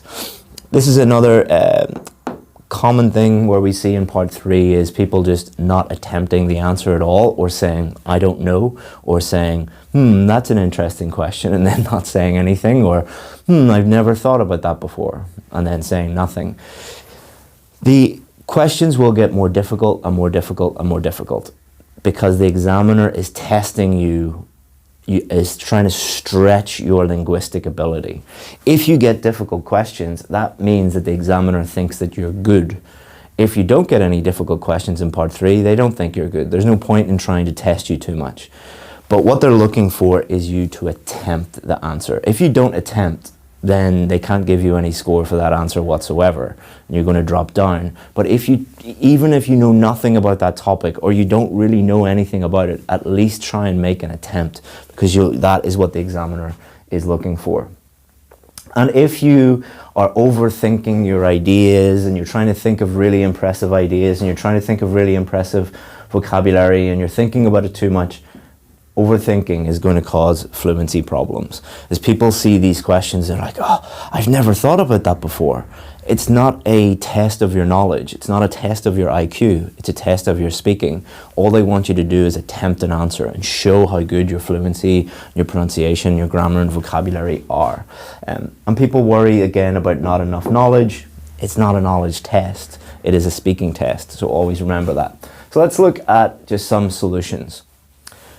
Purpose. What is the purpose of the speaking test? Is it to show off your ideas? No. Is it to show off how much grammar and vocabulary you've memorized? No. It is a speaking test. Can you clearly communicate with someone in an English-speaking country, or non-English-speaking country if they are an English speaker? They are testing the purpose, which is a speaking test. So don't worry too much about ideas. Don't worry too much about trying to use fancy vocabulary and grammar. Just focus on speaking, all right? Don't overthink it. Just focus on clearly communicating naturally with the examiner. And you can practice doing that. It is about practice. Once you start to get in the habit of practicing this, the way that we're showing it to you, it becomes very, very natural. Solution number 2. It is a discussion. I can't speak. I'm teaching speaking. It is a discussion of ideas. All right. It's not about you. It is a discussion of ideas. In the same way, kind of like an essay response, like an academic task 2 essay response. If you're watching this video, you know what academic writing task 2 is, and how you kind of structure an answer and how you would put an answer on paper. That's what you're looking for. So for example, you would answer the question, explain, give example, show the other side, state another point. This discussion of ideas, and we'll show you more about this, but that's the best way to think about part 3. And solution number 3, accept that it will get harder. Attempt an answer, and you're not being judged on one question. It is going to get harder and harder and harder and harder. And if it does, you should think, yes, this is great, because the examiner has a range of questions for part 3, easy ones, middle ones, and hard ones. If they think that you're good, they will ask you more and more difficult questions. So if you get a difficult question, you say yes and attempt the answer at least, even if you have no idea. So if you've no idea, say, I really have never thought about that, I have no idea, but if I had to give an answer, this is what I would say, and just attempt an answer. And you're not, if you get one question that you really, really struggle with, remember you are being judged on the totality, all of your answers, not one answer. It's not like you're band 7, band 7, band 7, band 7, and then you get a difficult question and you drop down to a 5. That's not how it works. Attempt the answer, try your best, leave it and move on to the next one. And don't get really stressed out, because often people get a question they don't understand, and then they'll get a little bit stressed out, and then it'll affect their fluency, their grammar and vocabulary. Just do your best. That's all you can do. Okay, so strategy 1. Very, very simply, answer the question, explain, and then give an example. Okay, so remember we showed you these questions here. So question here was, why do many people spend their free time shopping? Okay, so answer the question, think of an idea, explain that, and give an example. So many people like to spend time shopping, especially on the weekend, because there's not only shops in many shopping centres, there's a variety of things such as cinemas and restaurants.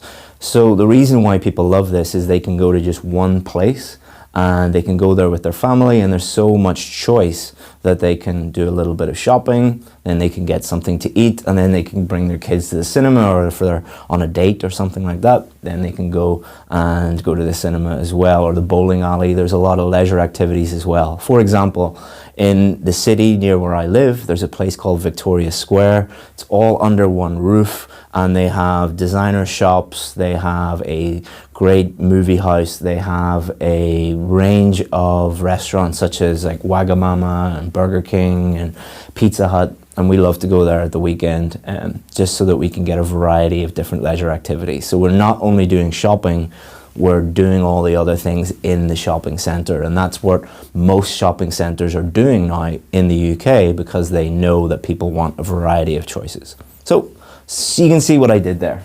All I did was simply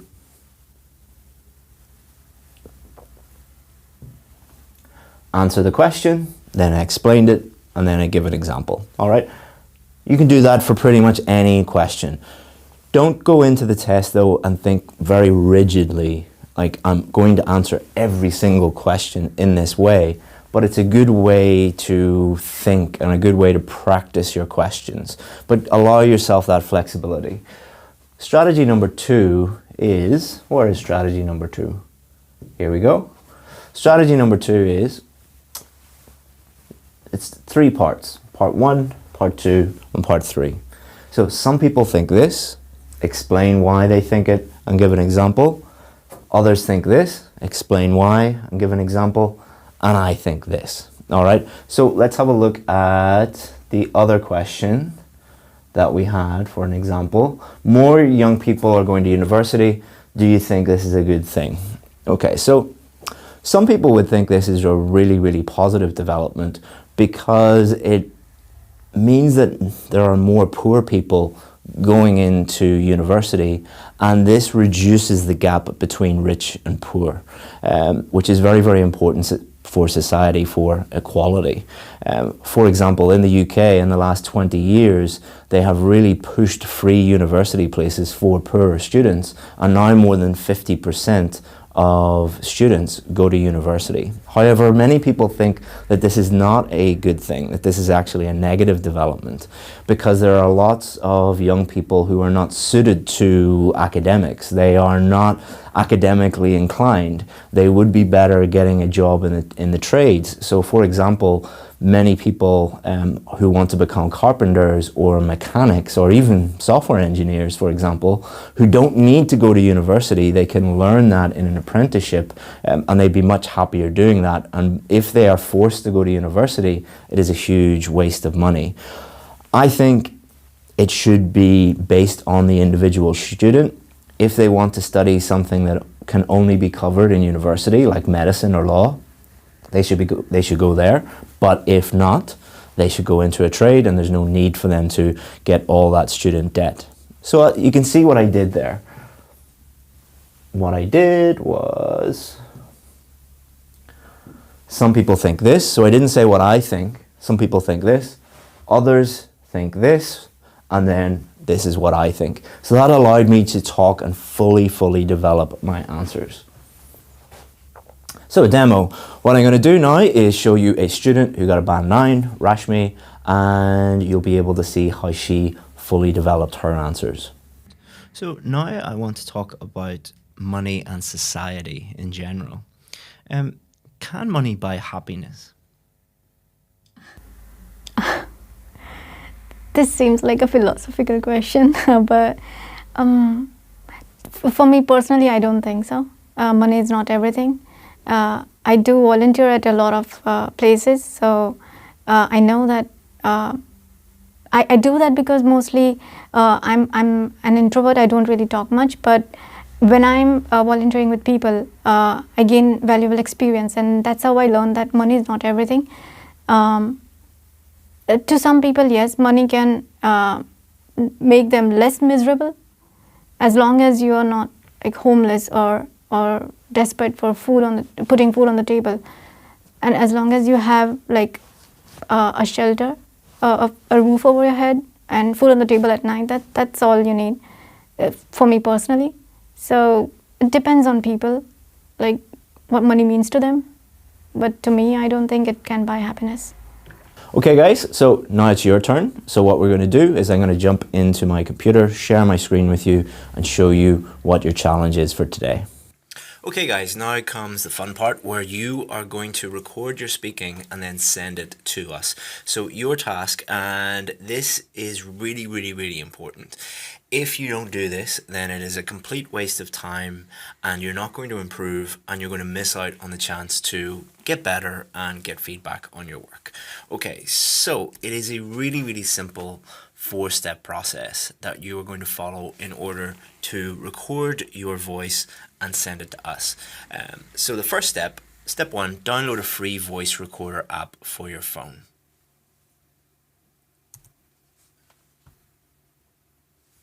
So if you are an Apple person, if you have an Apple phone, go to the App Store. If you have an Android phone, go to the Google Play Store. And on both of those stores, you're going to find hundreds and hundreds of free voice recorder apps that just make it really simple for you to hit a button and it automatically records your voice. Don't ask me which one to choose. There are too many to choose from. Just pick the one that you want to choose. It's not that difficult.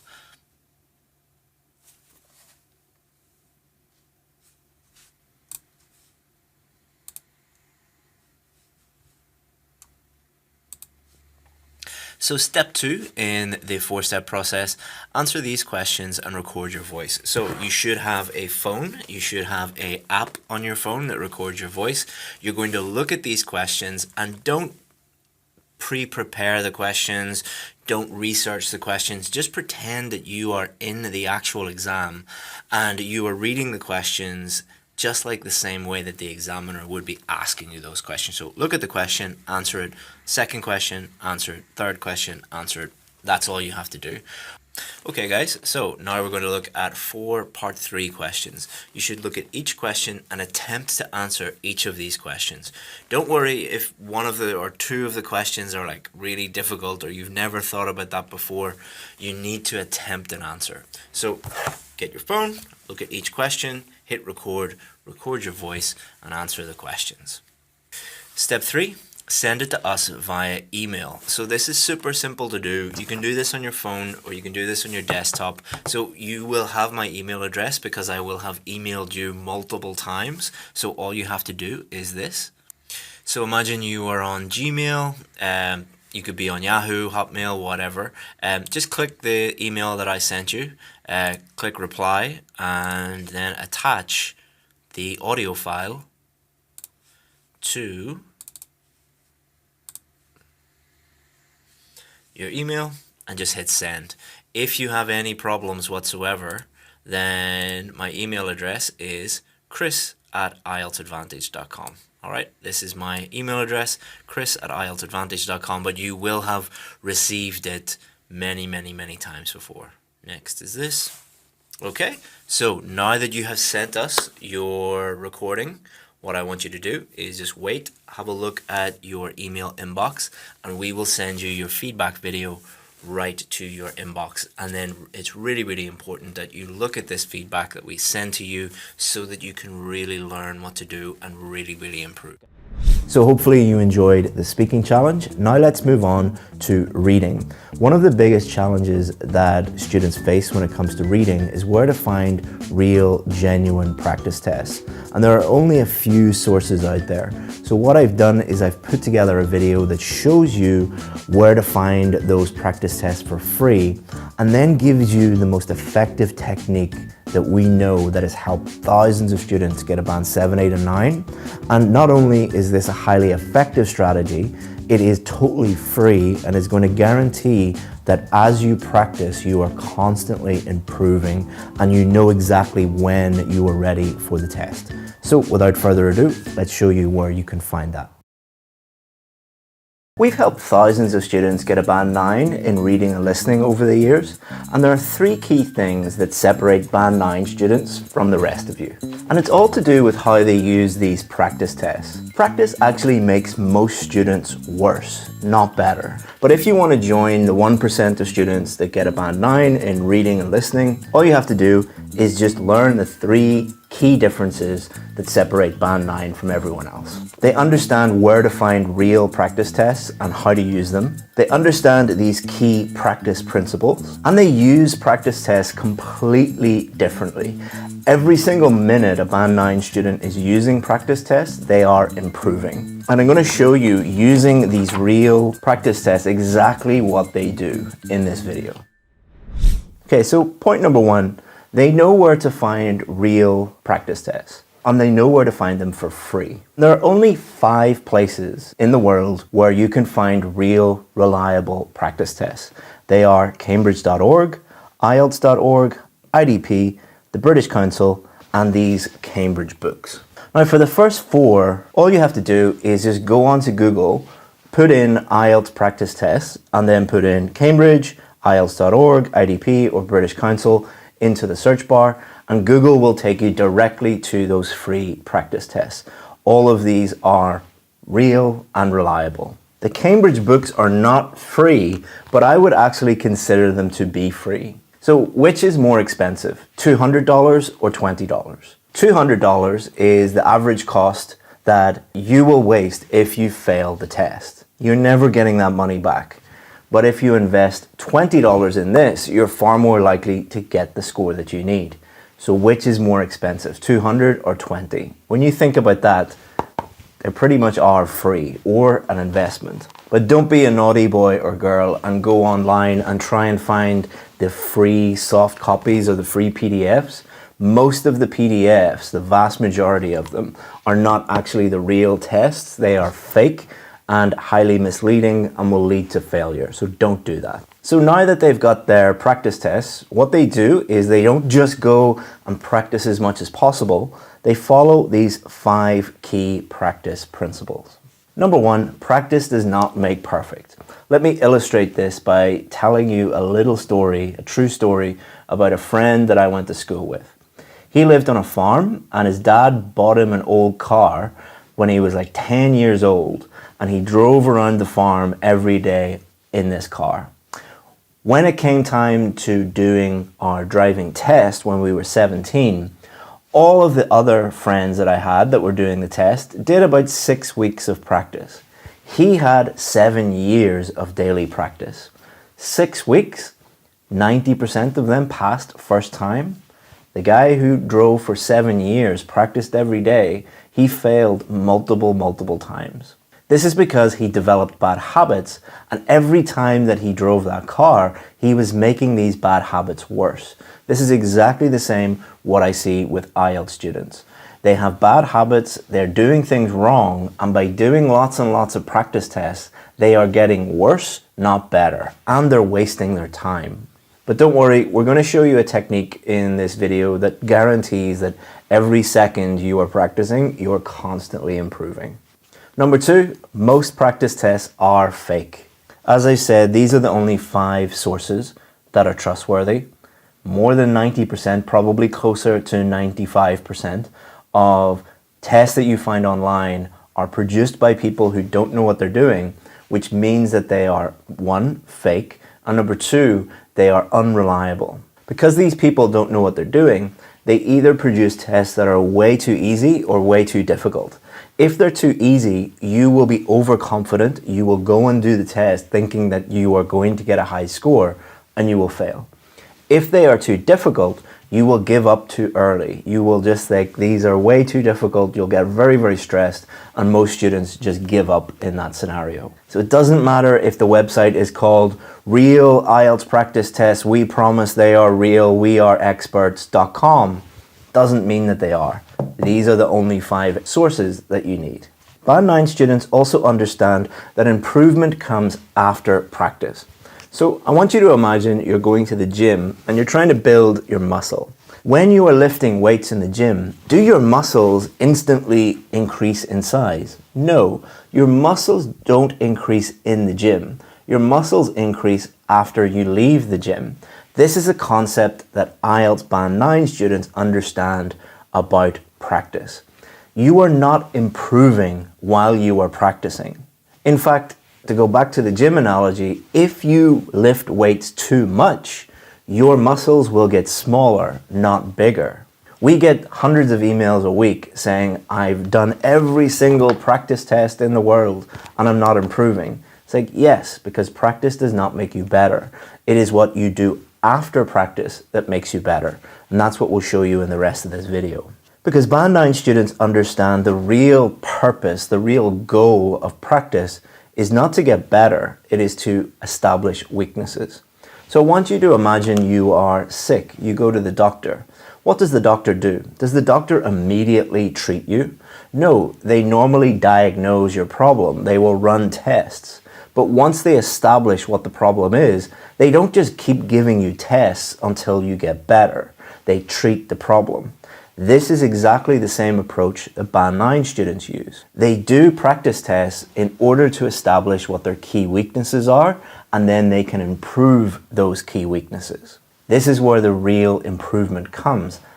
After practice, outside of practice, they turn those weaknesses into strengths, and then they are constantly improving. And they only do practice tests again to establish if they improved and what their new weaknesses are. And we're going to show you exactly what students do, showing you real tests in this video. Number 5, Band 9 students understand the difference between slow practice and fast practice. So when you are doing your driving test, in lesson 1, does the driving instructor take you onto the main road and tell you to drive at 100 miles an hour? No, you would both die if that happened. This is exactly the same principle that we apply to our VIP students. When they are learning new strategies, you are going to use these and go very, very slowly. So for example, let's say you are trying to improve true, false, not given. And you're using a strategy, a step-by-step strategy. And don't worry, if you need those, I'll give those to you in a video at the end. When you're learning that strategy, you might take 20 minutes, 30 minutes, 45 minutes, just to do these 7 questions. Because your goal is learning the strategy. Your goal is not to do everything as quickly as possible. And then you will speed up bit by bit by bit. But when you are establishing your weaknesses, when you're trying to get where you are, you're going to practice fast under exam conditions. And that's what we're going to show you now. So here's exactly what our Band 9 students do when they are doing fast practice. Number 1, don't cheat. All right, make sure that you have never seen these questions before. Don't use questions that you have used in class or you've practiced like 10 times. Don't get the books and just flick through them and see what questions are going to come up. We want to recreate the real test as much as possible. So don't cheat and look at the test before you do them. Number 2, do it under exam conditions. Go into a room that is quiet, where you will not be distracted, and time yourself using the exact same time that you would use on test day, and don't cheat. Don't go 30 seconds over. Number 3, honest correction. If you spelt the answer wrong, it is wrong. Don't give yourself, oh, I'll do it better on test day. If it is wrong, it is wrong. Now, the 4th thing you're going to do is you're going to establish what your score actually is. So you're going to go to the book, you're going to go to the back, you're going to count how many you got correct, and you're going to establish your band score. I'll put a link below the video where you can check your band score, but it's pretty easy. Just use Google, what does 35 out of 40 equal in band scores? Now, the rule that we give our VIP students is if you are half a band more than the score that you need, and you can do that 3 times in a row, you are ready to do the test. So let's say, for example, you need a band 8. If you are getting 8.5 or over 3 times in a row, you are ready to do the test. But let's say you need a band 8 and you get 7.5 and then you get 8 and then 7.5 again. It's highly likely you're going to get 7 or 7.5 in the real test, because most people don't perform better in the real test, not because the tests are more difficult, but because it's just a very stressful environment. Now, you might think that that's a lot of work. It is, but it's not as much work as failing the test 2-3 times in a row. It is much cheaper and more cost effective to actually improve before you even book the test. More than 99% of the students that we work with that don't get the score that they need, the number one reason that they fail is they book the test before they're ready. But if you are consistently getting these scores that you need before you book the test, then you're pretty much guaranteed to get the score that you need. So you might be thinking now, well, how do I improve? How do I work on my weaknesses? That's what we're going to work on next. So really what you're doing now is you're doing real tests under exam conditions in order to establish your weaknesses. So what you're going to do is you're going to go to the answer key at the back of the book, and you're going to honestly evaluate and give yourself a real score. If it's wrong, put an X beside it. If it is right, put a tick beside it. And then what you're going to do is you're going to look at each of these mistakes and establish why you made each of these mistakes. So let's go through each of the 5 key mistakes, the most common ones, how you find them in both the reading and listening test, and then how to improve them. So the first one is very straightforward, spelling. Don't cheat and, correct the spelling or anything. If you're consistently spelling words incorrectly, you are going to fail. You're going to get a lower score than you're hoping for. And you need to address that. But that is very, very easy. Just look at exactly what you wrote and then look at the spelling, compare the spelling and the answer key. If it is different even by 1 letter, it is wrong. Mark it as wrong. You're not aiming to get the score that you need right away. You're establishing weaknesses. So be totally 100% honest. Number 2 is not reading instructions. So for example, if you go and look at some questions that say write a letter and instead you write the word, like this example here, then that is going to be wrong in the real test, not because the Cambridge people are horrible people or the tests are unfair. Don't blame the test, blame yourself. It is quite easy to read the instructions. You decided not to do that, or you just don't have the skill yet. You will. We're going to show you how to improve it, but you haven't established or you haven't improved that skill. And it is a cognitive skill, reading things carefully. Number 3 could be reading skills or listening skills. For reading, this might be skimming or scanning, but the most likely skill that you're lacking in will be reading for detail. So if we look at a true, false, not given question, for example, one of the key skills that it is testing is, can you find the location of the correct answer by scanning? If you really struggle with finding the location, then that is probably a scanning issue. If you find the location, but you find it very difficult to find the correct answer within that paragraph, then that is a weakness on reading for detail. Listening could be the same. Maybe you find it difficult to listen to multiple people speaking at the same time. Or maybe you really struggle with focusing for long periods of time on one person talking about an academic subject, for example. Those are all skills that you need to improve. And by thinking about why you got that question wrong, that will establish what skills you need to work on. You'll also be able to look at the video that I'll show you at the end of the lesson that gives you strategies for all the different types of questions. And what you can do is go through those strategies and think where you messed up. So if it says skim and you didn't do that, or you find that difficult, that could be a skimming issue. If it says scan or read for detail, or whatever they're telling you to do and you're not good at that thing, that's a skills issue. Now, number 4 is a big one, vocabulary. If you are reading things and you're thinking, I don't understand this, or this is difficult, or the text is difficult, or I'm getting lost, or when you're listening, you're getting lost, or you think that people are speaking too quickly, or you can't keep up with what they're saying, that is probably a vocabulary issue. You simply do not understand the words. There is no magic fix for this. There aren't any common words that you can memorize. You just have to improve your vocabulary. Huge difference between a Band 9 student and a Band 7 student is the range of the vocabulary that they understand. But don't worry, we'll give you a link to a vocabulary improvement plan below the video. And the last one is particular question types.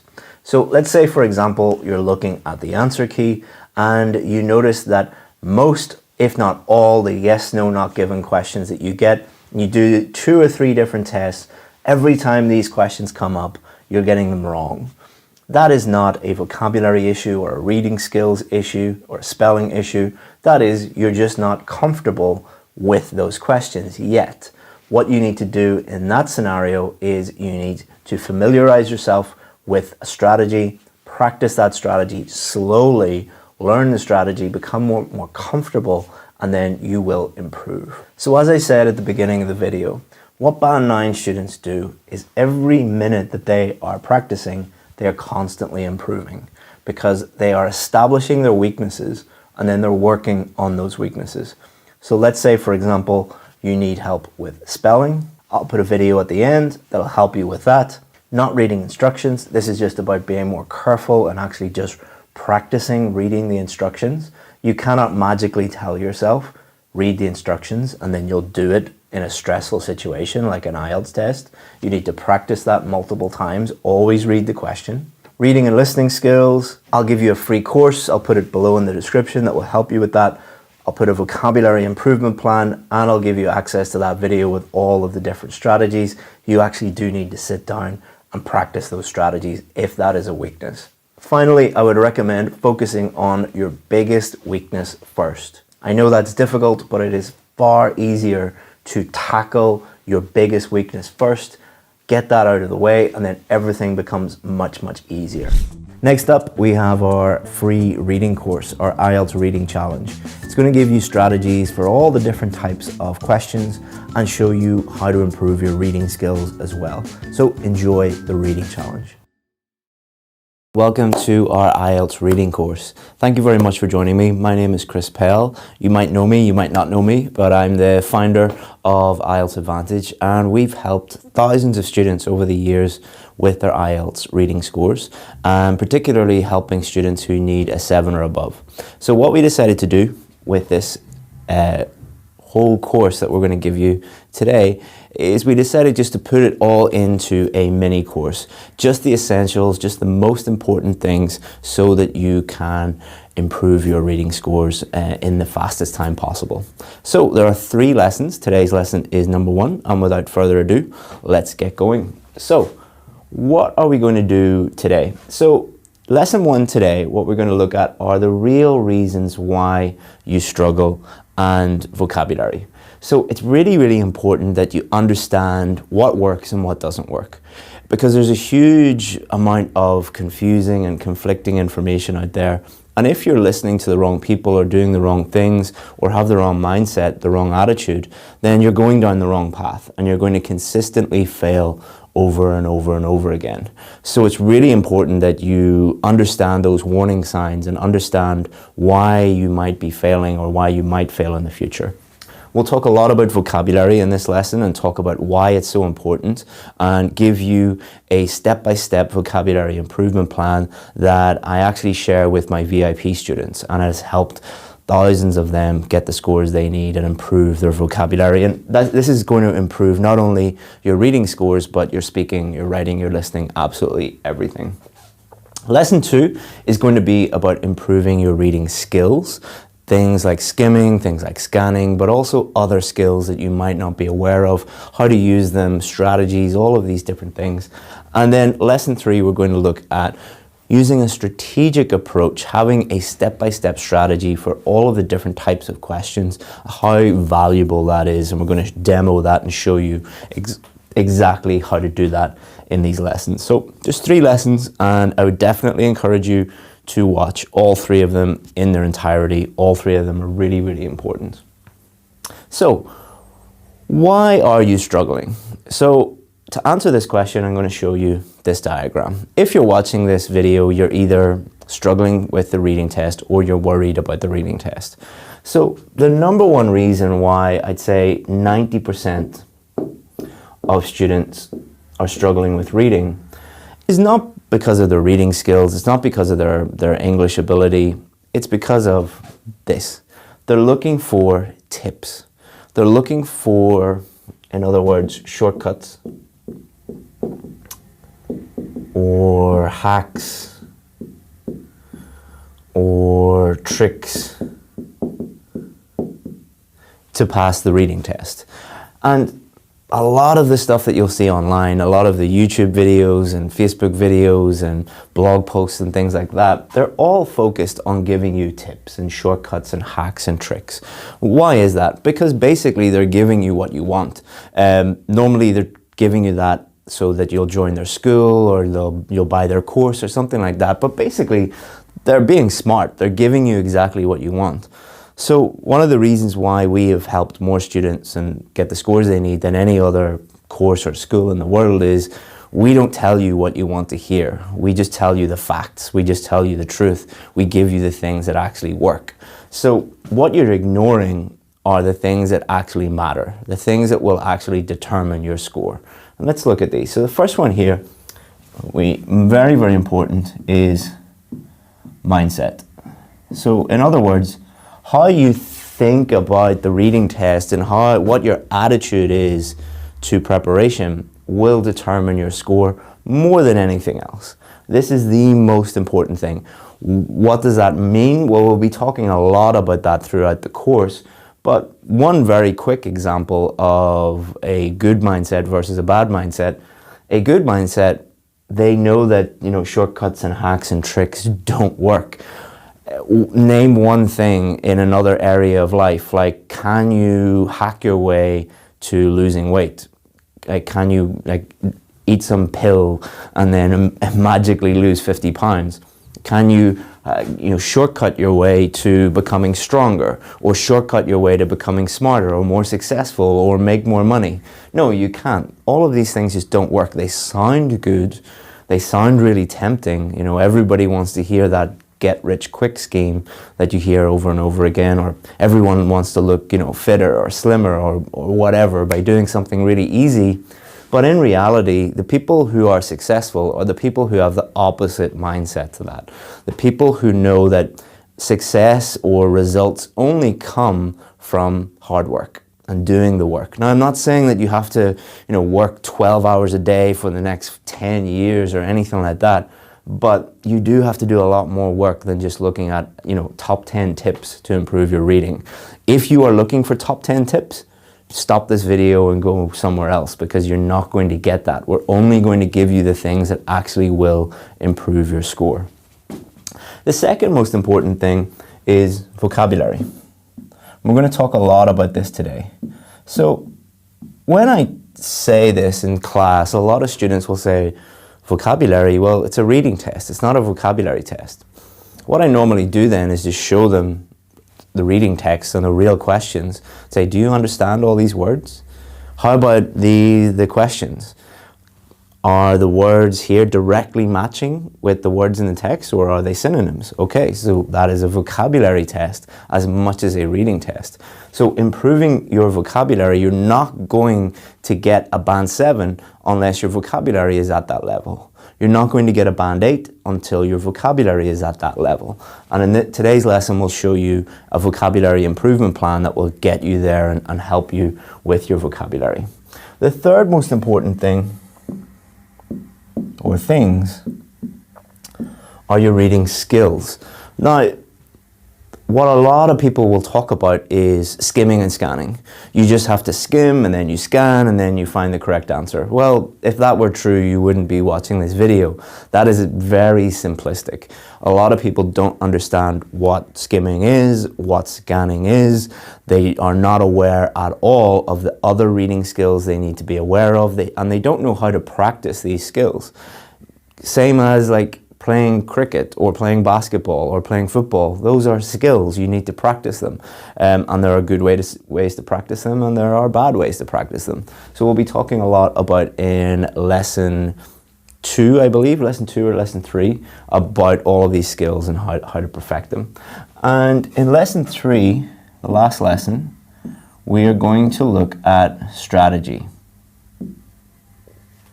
So what we try and do is take a strategic approach to absolutely everything we do, not only in our company, but when we're helping students prepare and a strategic way to do the test. I don't want to say that I want to turn you into like a reading robot or anything like that, but that's kind of what we do with our students. We teach them strategies for all the different types of questions, so that on test day, they just look at the question and they know exactly what to do. How refreshing would that be for you if you could apply those strategies and just get the correct answers and do that on test day? And that's what we want to do, and that's what we show you in the rest of this video in lesson 3. So these are the reasons why you're struggling. You're looking for these things and you're ignoring all of this, which is more important. And this course is going to teach you all about these. So without further ado, let's get into vocabulary. So is vocabulary important?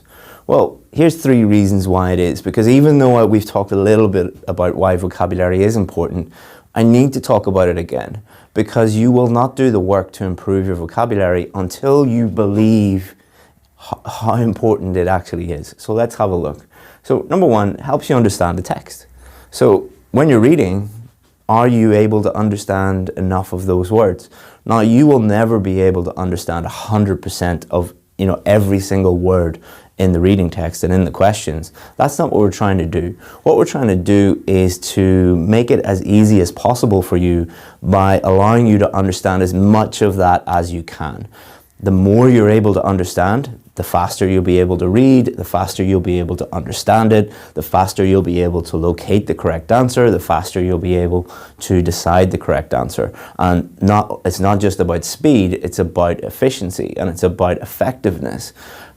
Which, if you've one person who has like a band 5 level of vocabulary and one who has a band 7 level of vocabulary, who is going to be able to decide and find the correct answer and understand the text better? The person with band 7 vocabulary. Number 2, helps you locate the location of the correct answer.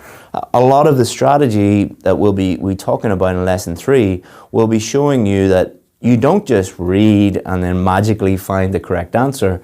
A lot of the strategies are about locating the location, the part of the text where the correct answer is, and then you can read it more closely and find the correct answer.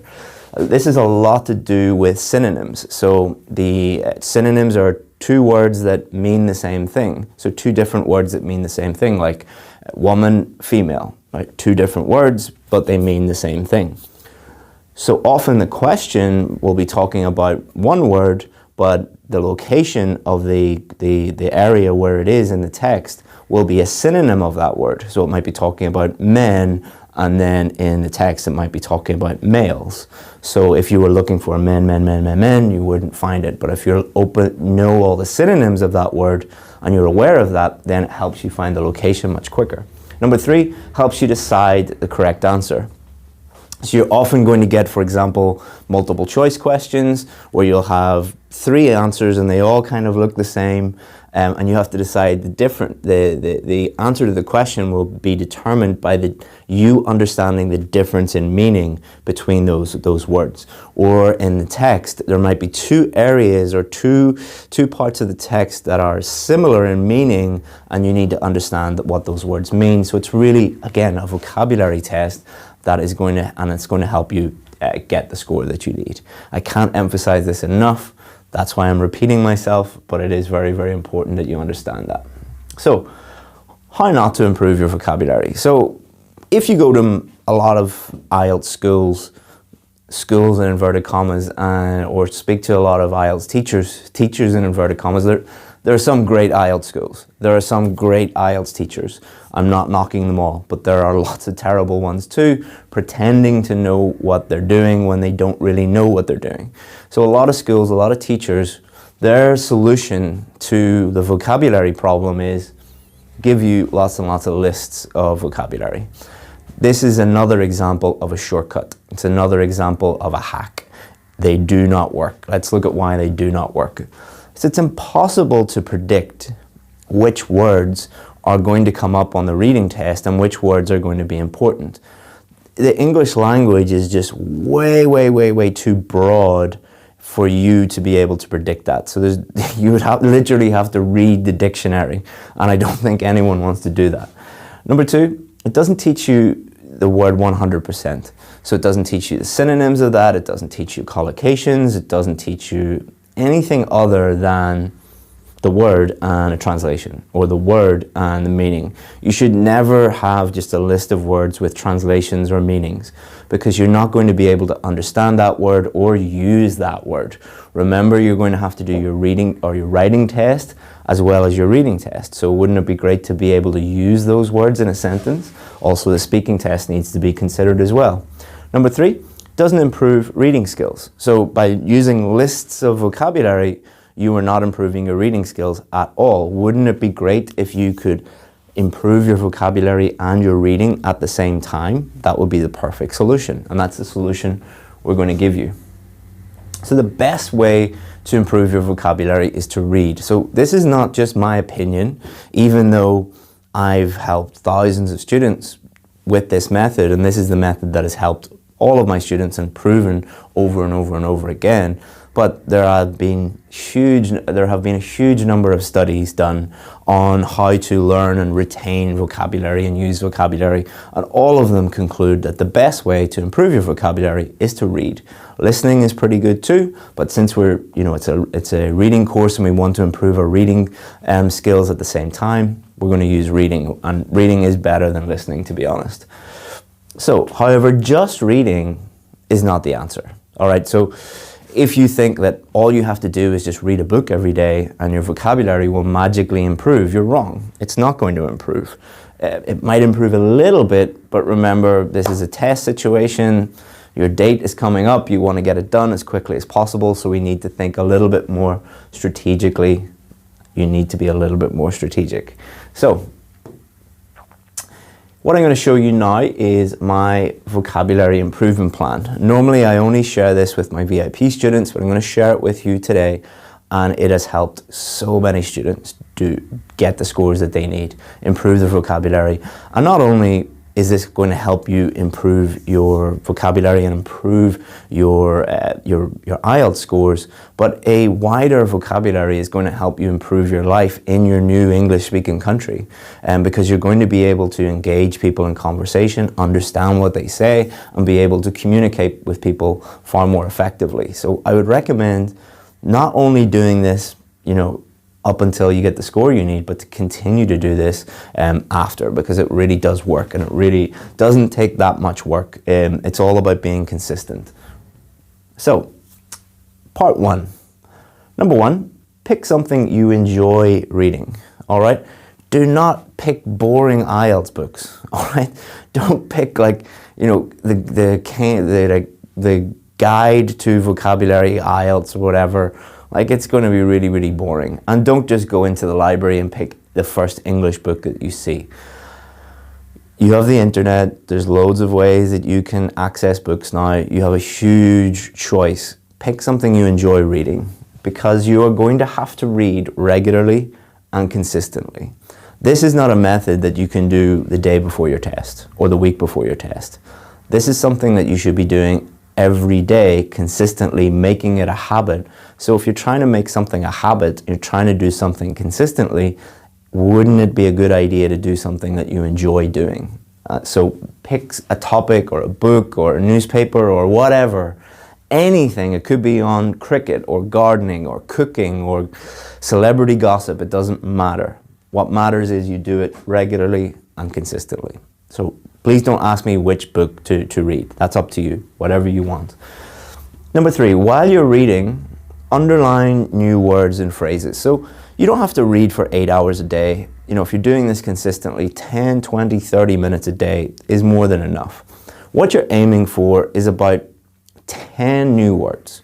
Could be 8, could be 10, could be 12, could be 15, could be 20, but every day try and get at least about 10 new words. That's your aim.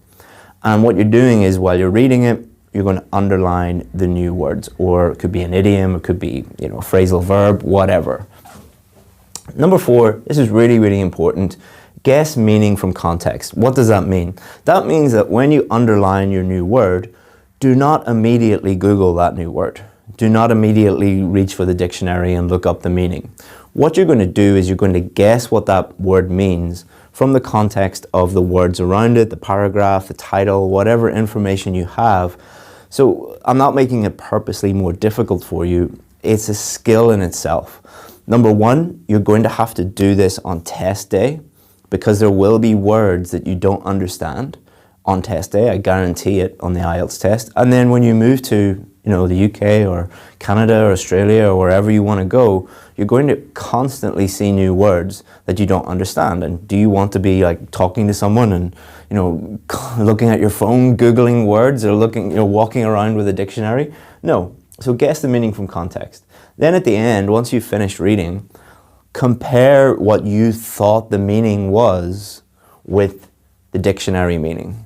This is going to help you remember it far more effectively than just looking up the word and translating it. Do not translate, all right? Start operating in English. If you need a 7 or above, stop thinking and using your own language. That might sound crazy, but if you're saying that you want to be a high-level learner of English, but you want to keep using your own language and using your own language all the time, when you're studying and when you're learning English, use only English, and that's really going to help you. So the next part is you're going to record that vocabulary, and you can do it in like a book like this. I carry this book everywhere with me, and I keep my notes in it, so anything I'm thinking about, I just put this in, my daily plan and all those things, but I could easily just record new vocabulary here. Doesn't have to be like an expensive book like this. It can be, you know, a $1, you know, school book that you have, or you could use your phone and you could record it. Doesn't matter what you put it in. What matters is you have a central place to record your new words, phrases, idioms, whatever they are, so that you can go back and review later. And you record in a special way. You do not write the word and the meaning, or the word and the translation. You can write the meaning, but you're going to write a lot of other stuff too. So just look at this for an example. So acquiesce, really nice word. Let's say I was reading and I was like, oh, what does that mean? I'm unsure about what that means. I would underline it, guess what it means, and then look it up. And then I'm going to record all this information that I need to remember it. So the pronunciation is going to help you remember it. The word form, the definition, synonyms, collocations, antonyms, example sentences, whatever helps you remember it. But make sure that you have all this information in your book or your app or whatever it is. Because what you're going to do then is you are going to review those words. So imagine you do this for 20 minutes a day for 2 weeks. Let's say you get 10 words a day. That means you're going to have 140 new words in your book. So your book is just going to fill up and fill up and fill up. But if you don't review them, it's kind of a waste of time. So what you're going to do is regularly review these. I'd say do it once a week. Once a week or twice a week, and you're going to review all of that new vocabulary. And how you're going to review it is you're going to do something with the vocabulary. All right, you're going to produce the vocabulary. And you can do this in a lot of ways. You could just, for example, you could try and tell a story and include that vocabulary, or you could write an essay, or you could write anything, a letter to someone, or you could play a game in some way. There's a lot of ways that you can review vocabulary, but the key is to produce the vocabulary, to produce full sentences with that in it. You could even record yourself. Sorry for the ambulance outside. But the key is to do this regularly and to produce something. And if you do that consistently, imagine you did that a year ago. Like imagine you watched this video a year ago and you were doing that for 365 days. And you imagine you learned 20 new words a day. That's a lot of words. How brilliant would your vocabulary be if that was the case? And how great would your reading skills be and your overall general level of English be? And you can start with just 5 minutes a day. But if you watch this video and you do nothing, nothing will change. So please don't be one of those students that watches a video like this and is like, oh, this is amazing, I'm going to do it, and then you don't do it. And then time creeps on and then you fail your test over and over and over again. Because you have a choice. You can spend time on this, or you can spend time failing the test. You don't have a choice.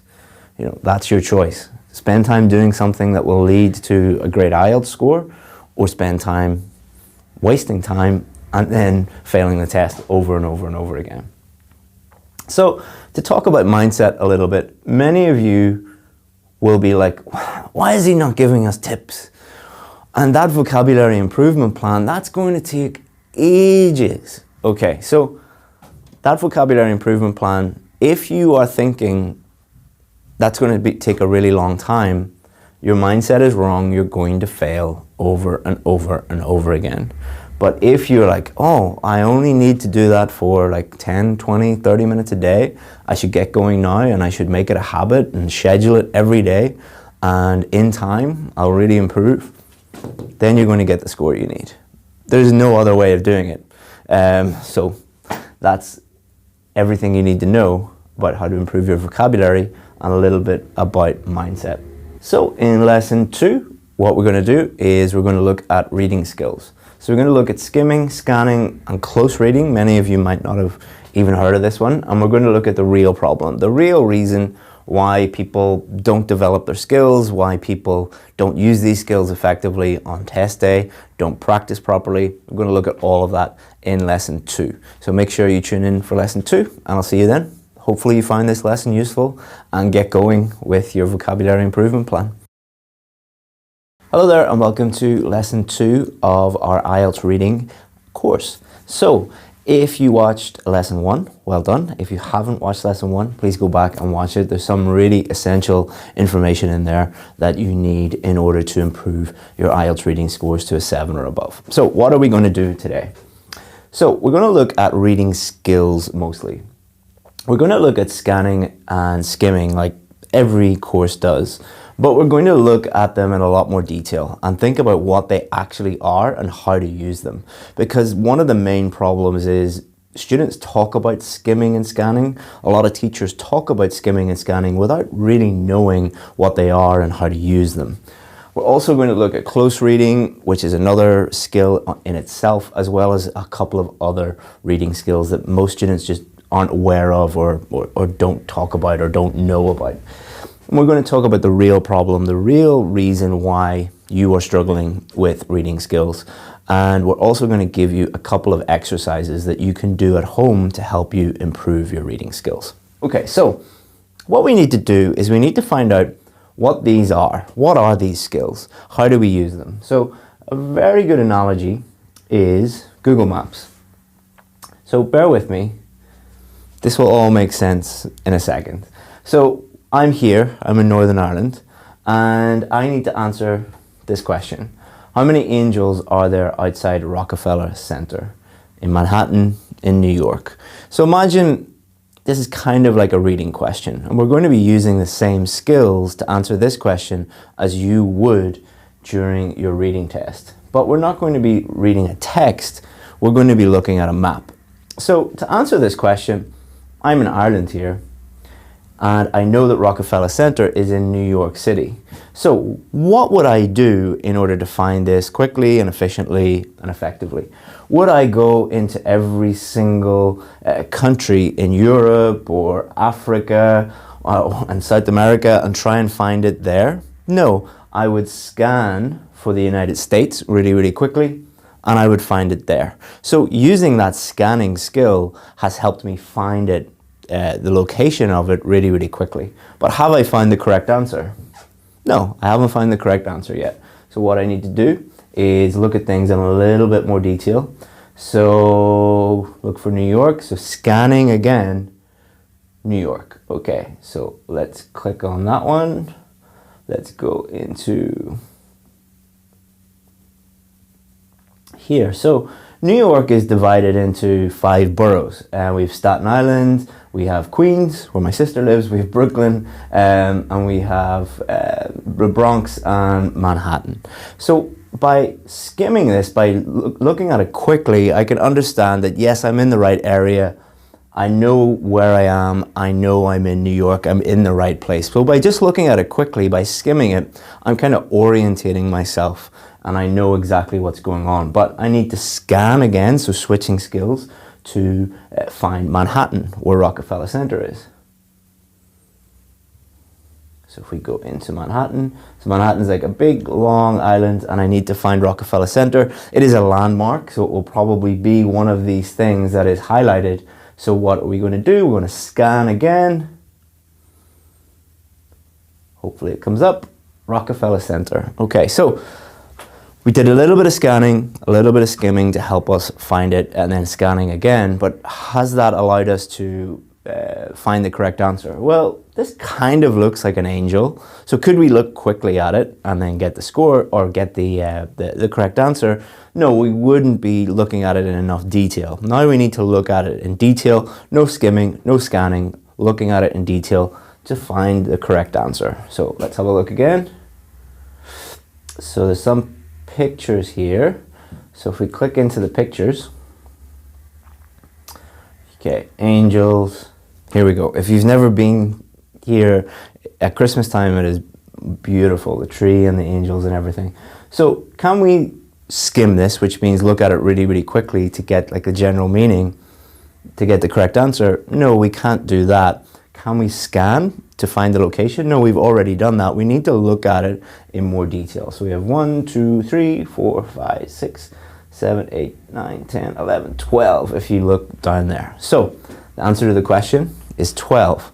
So we were using many different skills to help us locate the correct area that we were going to understand generally where we were when we were skimming, and then to look in detail, close reading, to understand exactly what the correct answer was.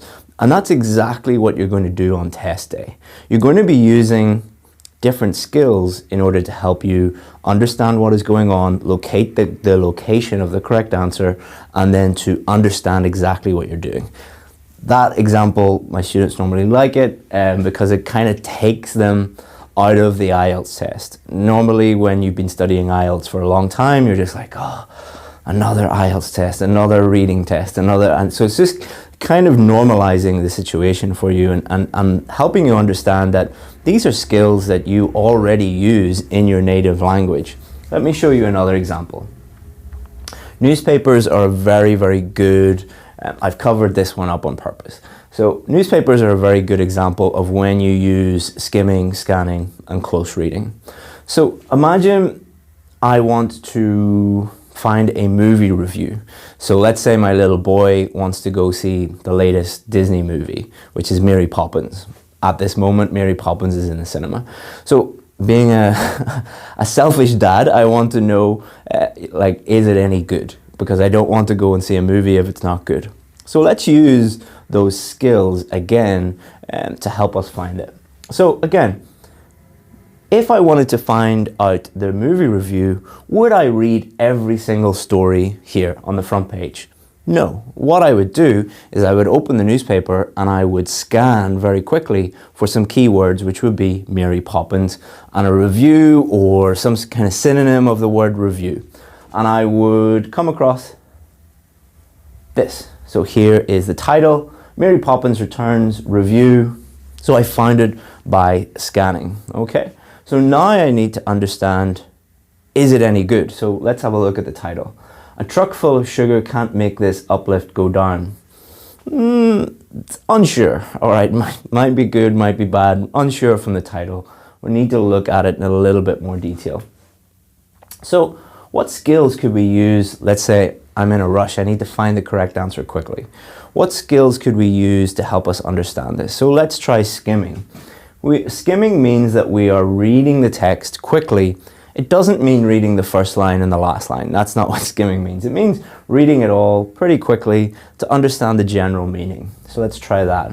So let's have a look and read this. And in the comments below, just by skimming, tell me if you think that it's positive or negative.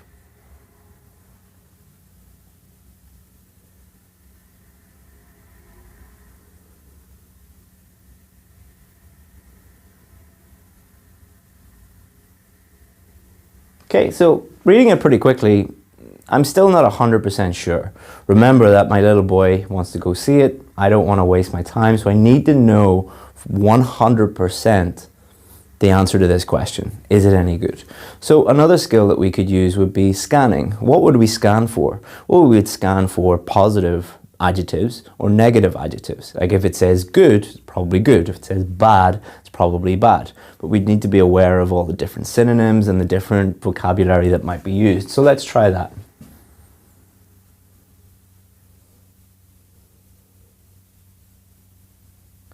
Okay, so here we are. Largely charmless. Might have created something memorable.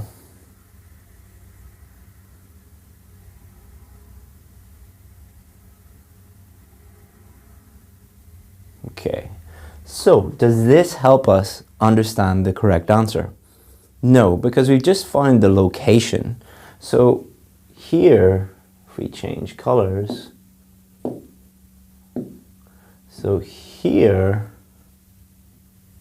is the sentence where we've located some adjectives.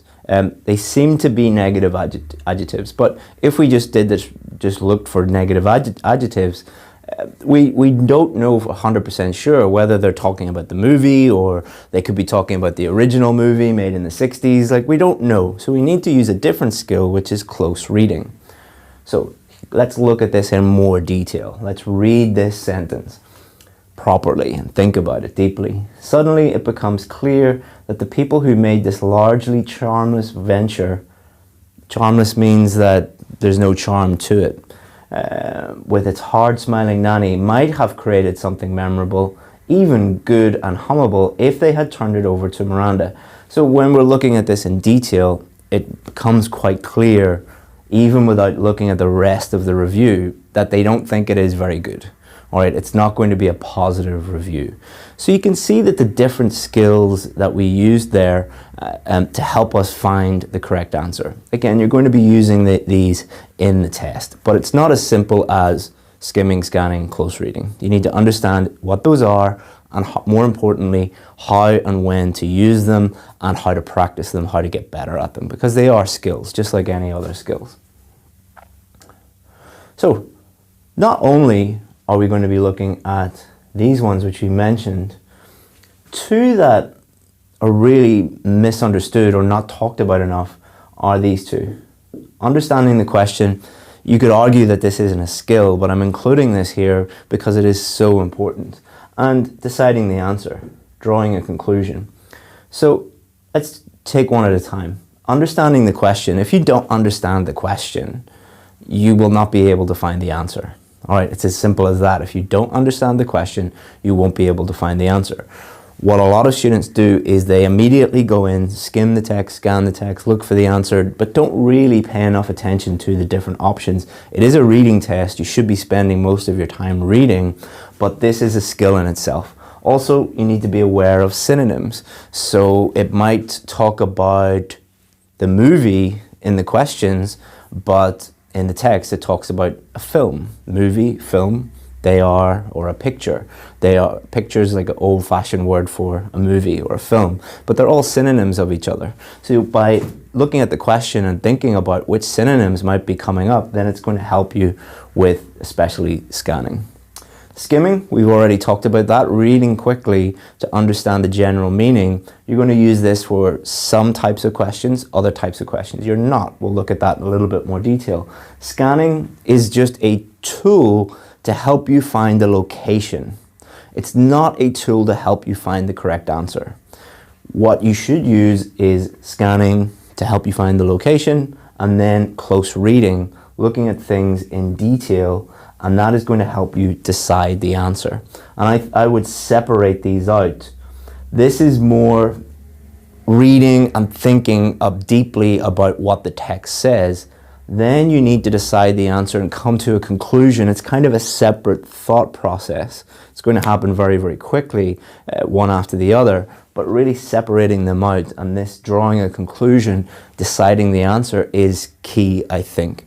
So you're going to have to be aware of what these are, but more importantly, when to use them and how to practice them. So let's look at what most students do. What most students do: skim, scan, find the answer. So you're missing out understanding the question. You're missing out synonyms, so two words that mean the same thing. And you're also missing out finding the actual answer and drawing a conclusion. So be aware of how these act, and be aware that they're not linear, okay? It's not like 1, 2, 3, 4, 5, you always start here and then here and then here and then here and then here. It's not like that. Sometimes you might not skim at all. Sometimes you might not scan at all. Sometimes you might use scanning first and then skimming after that. Sometimes you might flip between the two. So thinking about it in a very, very simplistic, overly simplistic way is going to lead to a lot of trouble. Let me show you an example of two questions. So here we have two very common IELTS reading questions. One is matching headings, and the other one is true, false, not given. So for matching headings, you're starting off by skimming the text, all right? So one of the skills that they are testing with matching headings is, can you quickly understand the general meaning of the paragraphs? That's what they're principally testing. So you're going to be using that first and foremost.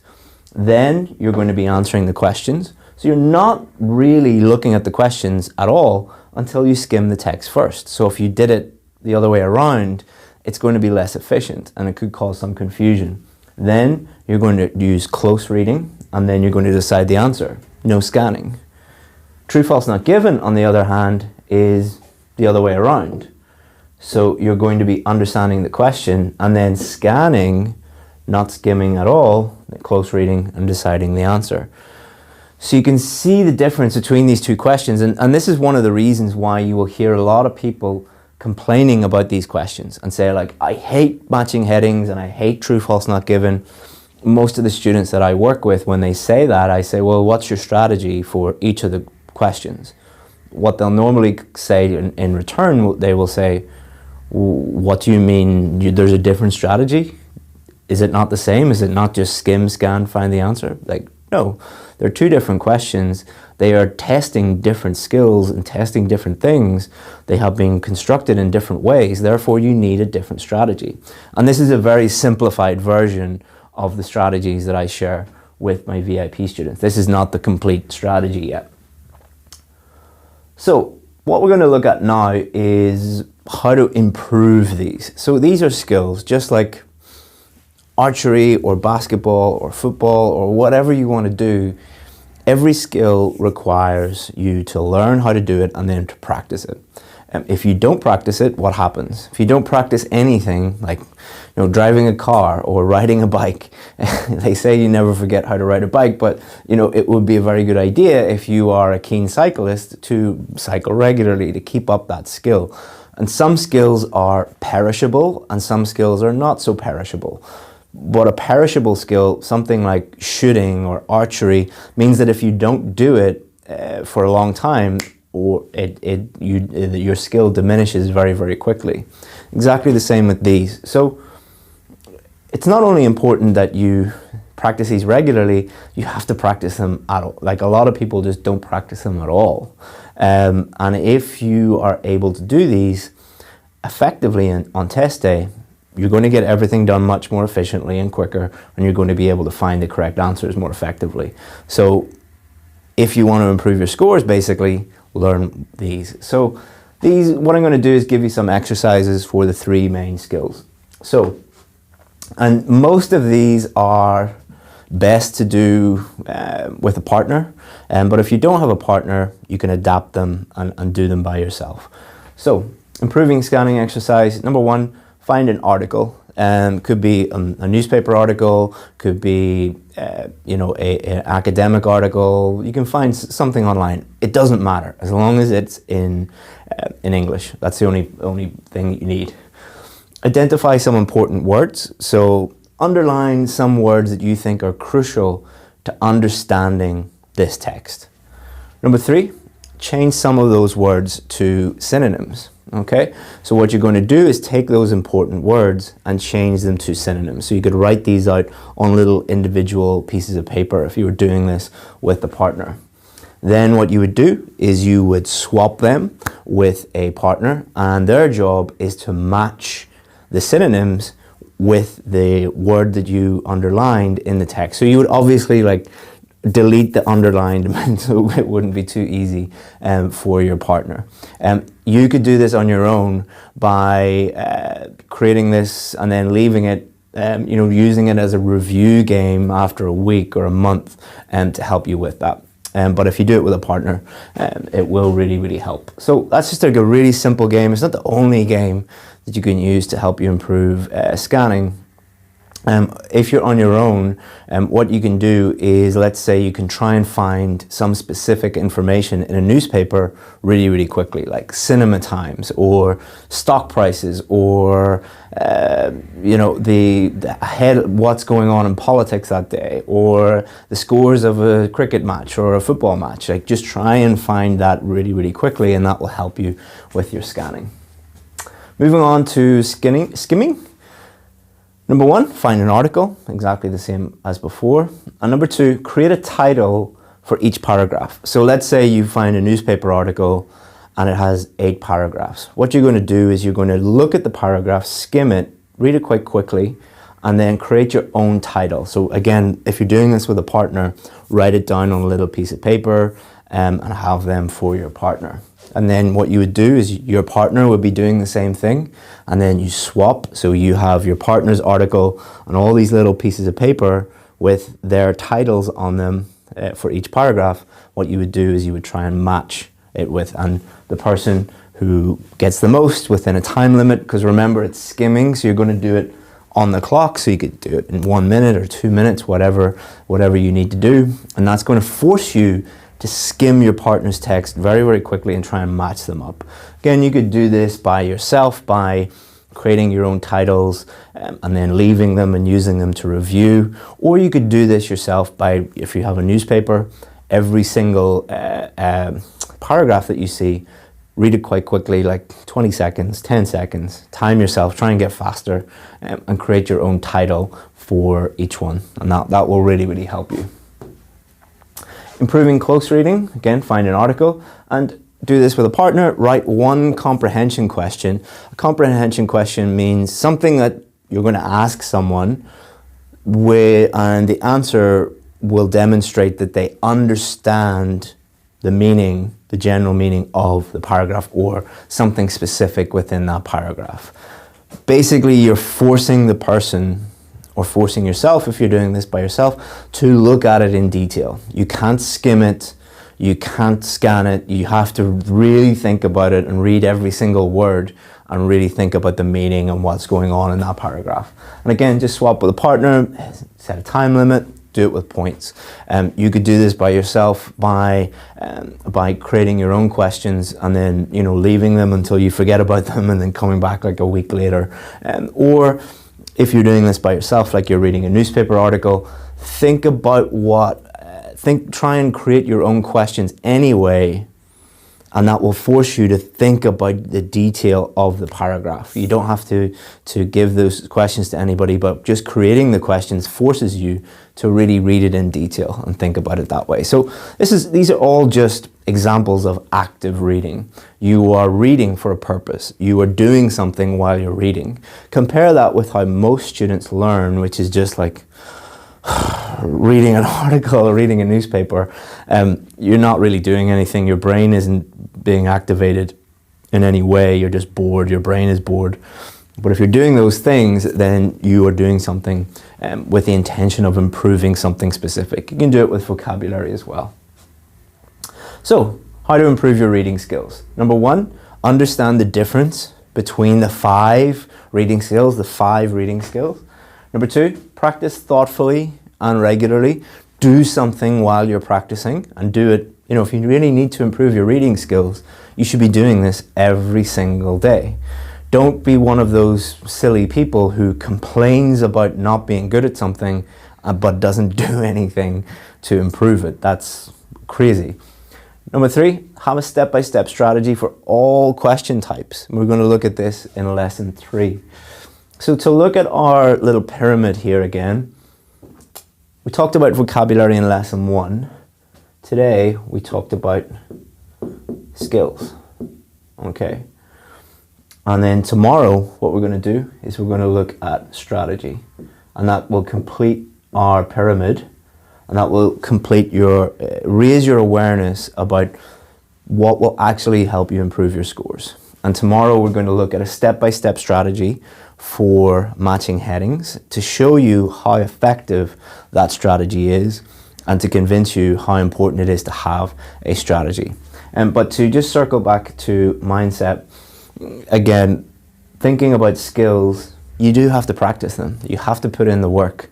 Someone with a bad mindset will be like, can you not just tell me how to improve skills? Can you tell me how to improve my cricket skills or football skills or archery skills or swimming skills? No, there's no book on like how to become a better swimmer. You have to get in the pool and swim in order to do that. I can't give you like top 10 tips on how to improve your skimming or how to improve your scanning. I could, but it's much, much better if you actually put in the work and do it yourself. So again, mindset is absolutely crucial, not only for vocabulary, but for skills as well. Hopefully you find that interesting. And tomorrow we're going to put it all together into lesson 3, and we're going to give you a step-by-step strategy and show you how to implement it. Hello and welcome to lesson 3 of our reading mini course. So let's get going with lesson 3. So let's just summarize what we've done so far so that we know where we are. So in lesson 1, we looked at the key factors that will get you a 7 or above on the reading test. And we also looked at how important vocabulary was, and we gave you that vocabulary improvement plan. I hope all of you have begun your vocabulary improvement plan. In lesson 2, we looked at the skills, what those are, why they are important, and we showed you some practice activities. So hopefully you've got going with those practice activities. And today we're going to round it all off by showing you everything you need to know about strategy, what strategies are, why they are effective, how they are effective, and we're going to give you a step-by-step strategy for one of the questions so that you can see how powerful it is. And we're going to make this lesson as interactive as possible, just so that you can activate your brain cells a little bit instead of just sitting back and watching a video. So this is the most important thing throughout the whole course. Everybody is focusing on this and ignoring all of this. We talked a lot about vocabulary and skills already. We're going to talk a lot about strategy today, and at the end we're going to bring it all together by bringing it back to the most important thing, which is mindset. Okay, so why strategy? Well, This quote will tell you what I think about strategy. What does strategy mean? Well, if we read this quote first, a fool with a plan is better off than a genius without a plan. So being strategic when it comes to your preparation, when it comes to doing the test and doing the questions, means that you go in there with a very, very solid idea about exactly what to do. So being strategic about your preparation is knowing exactly what to study and planning it all out and actually doing it. Same with when it comes to the reading questions. You know exactly what to do and you do that on test day. I really like this quote. Another quote that I really like is, an idea without a plan is just a dream. And I think that is very applicable to IELTS, because lots of people have the idea of getting a band 7 or getting a band 8 or getting a band 9, but it's just a dream. Until you put together a strategic plan of action, it will remain a dream. But those that are a bit more strategic about things and plan things out, they're the ones that get the scores. So we're going to help you with that today. So another reason why you should be aware of strategies and why they are so important for reading is these are just some of the different types of questions that might come up on the reading test. So if true, false, not given, matching headings, multiple choice questions, summary completion, matching sentences, diagrams, matching names, short answer, and on and on and on and on. Now, why do they do this? Why do IELTS have so many different types of reading question? Why isn't it like when you were back in primary school or high school and it was just multiple choice questions or just comprehension questions? Well, what these questions do is they simulate what it will be like when you move to London or Toronto or Chicago or Sydney or wherever you're moving to. When you are there, you're not going to be just using one skill. You're going to be tested in a multiple different ways when you are in your new country. You're not just reading one thing. You're going to be reading multiple things in multiple different ways. So these questions simulate what it's like to be in an English-speaking environment. And the key thing to remember about these when we go back to strategy is they're all testing different skills, different sub-skills in different orders. They're all structured in different ways. Therefore, you need a different strategy for each different type of question. Each of these different types of question, you need a step-by-step strategy that is unique to them. So when students join my VIP course, one of the things that we do with them is we give them a step-by-step strategy for every different type of question. And we tell them you need to learn these because you can't go in with just one strategy and hope that it helps you with all of the different types of questions, because it won't. So how do step-by-step strategies help? Well, number one, it's a proven framework. They are proven to work. So I didn't just wake up one day and be like, oh, I'll put together some strategies. No, these have been tested over years and years and years of teaching and students doing the test. So we spent like hundreds of hours putting these together and testing them and working with students. And these are the strategies that actually do work. Also, very importantly, they allow you to practice in a very standardized way. So this is important because if you practice in a standardized way, then you're taking one variable out of your practice. So by applying the same strategy to the same type of question over and over and over again, you know that the strategy is sound because we've proven it. So if you're getting the questions wrong, it's nothing to do with the strategy. It's either your reading skills or your vocabulary or timing, or you just find that question difficult for some reason, but it allows you to practice in the same way over and over and over again. And then on test day, what are you going to be doing? You're going to be doing the exact same thing that you did on test day. So just one less thing to worry about on test day. So next point, you know exactly what to do on test day. And then the final point is it saves you a huge amount of time on test day as well. One of the worries of the typical IELTS student is, I'm going to run out of time, and most do run out of time on the reading test. Strategies save you a huge amount of time because I don't like to say robotic because that's kind of a negative thing to say, but it kind of does turn you into like an IELTS reading robot.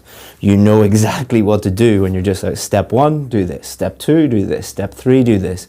And obviously you're going to be, you know, freely thinking and thinking about the different things that are in the text and in the questions, but that strategy is going to be very structured, and it's the same over and over and over again. So this is a strategy for matching headings. Please note that this strategy is for matching headings. It is not for true, false, not given, or yes, no, not given, or multiple choice questions, or any other type of questions. It's just for matching headings. There's a unique strategy for every different type of question. Sorry for repeating myself, but it's really important. So let's go through this one. And this is kind of a simplified version for the purposes of this lesson. The one that we have on our courses is more complicated than this. This is more of a simplified version, so just be aware of that. So let's talk about each step and why we do each step, why it's there. So number 1, skim text first and create your own heading for each. So you're looking at the text first, okay? You are not, that shouldn't be like that. Let's get rid of that.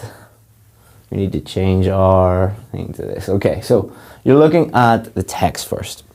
The reason why you're looking at the text first is what they're testing is for you to be able to look at a text and quickly understand the general meaning of that, and to be able to match headings with the text, with each paragraph of the text. So if you look at the questions first, that is going to slow you down, and it's going to mean that you get a little bit confused, and it can also lead to some false conclusions and can lead to some false answers. So it's really, really important that you look at the text first. Now, other questions, you'll look at the questions first. For this one, you're going to look at the text first. And create your own heading for each. So why do we get students to do this? So this is just something that I discovered in class when I was working with students. I set this up as like a little game for students, and just discovered by accident that it was really, really, really effective, because what it does is it forces you to understand the general meaning quickly. And then by putting your heading beside each paragraph without looking at the questions first, a very, very special thing happens after that. When you read the headings, so the difference between headings and text, you're looking at the headings, some of them will become very, very obvious. Some of them, which we will show you in a second, will be so obvious that you can match them pretty much immediately. But let's not get ahead of ourselves. Step 2, you're going to read the headings, understand, and highlight any keywords that are going to help you with that. So you're looking at the text first, then you're looking at the headings, and you're just focusing on one thing at a time. You're focusing on the text, then you're focusing on the headings. And it's really important that you understand them, because if you don't understand them, you won't be able to match them. Number 3, match obvious headings, okay? So you might have a text with, let's say, a few paragraphs, and you have your little heading here, and then you look at the possible headings here, and this one matches this one directly. It's like nearly exactly the same. So that means that you can match them really, really quickly. Now, does that mean you'll be able to match 100% of them? No, but you will see if you use this method, you should be able to, it differs from question to question, but normally about half of them you'll be able to match really, really quickly. So let's say 3 out of the 6 you're able to match immediately. That leaves you with 3 out of the 6 to really, really focus on. So again, you're being strategic. You're really thinking about things and doing things in a very, very strategic way. As you can see, this took a long time to figure out, but it really does work. And then you're going to write the possible headings beside the remaining paragraphs. So there will be some remaining paragraphs that you haven't been able to match. You're going to then focus on them. Instead of focusing on all of them, you're just focusing on the ones that you do not know, that you're unsure about. So again, being really, really strategic, you can focus all of your attention, all of your focus onto those that you're unsure about.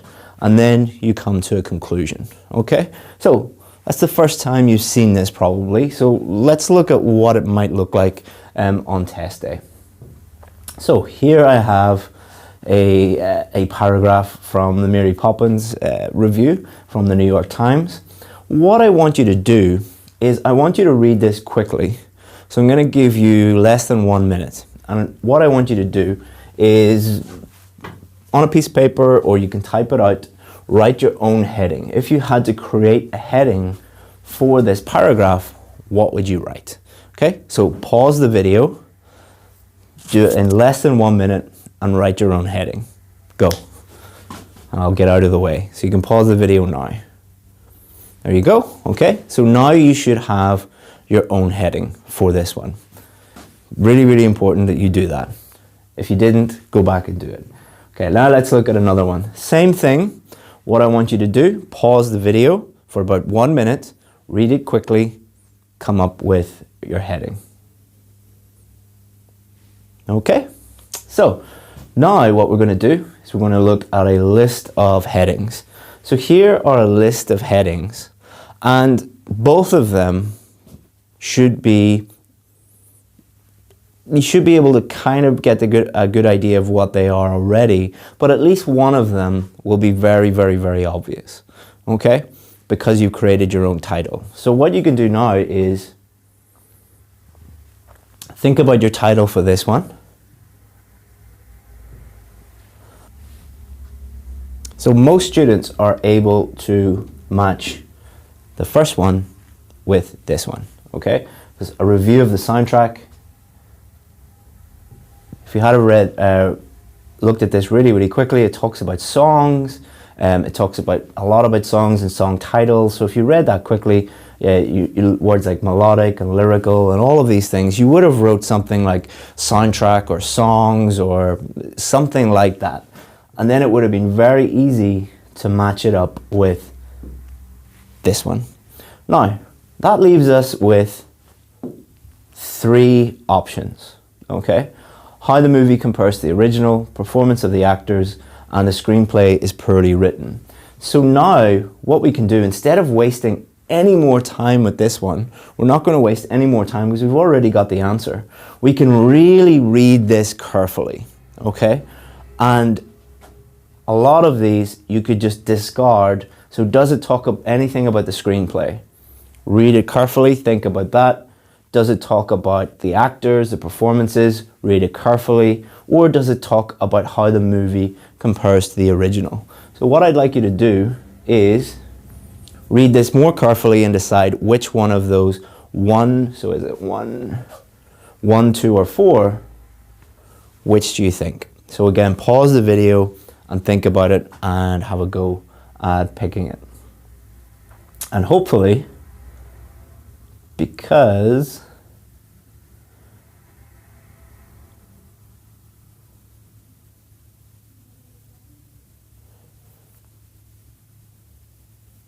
you were able to pick up that it's nothing to do with these, nothing to do with these, but it was talking about comparing it to the original.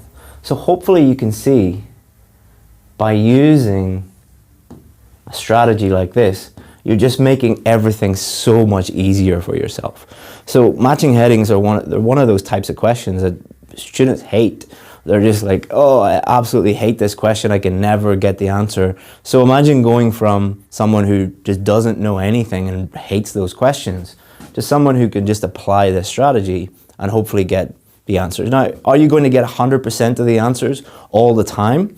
Probably not, unless you're like a band 9 student or you're hoping to get a band 9, but you are just increasing your chances massively of increasing your score, and that's what we want to do.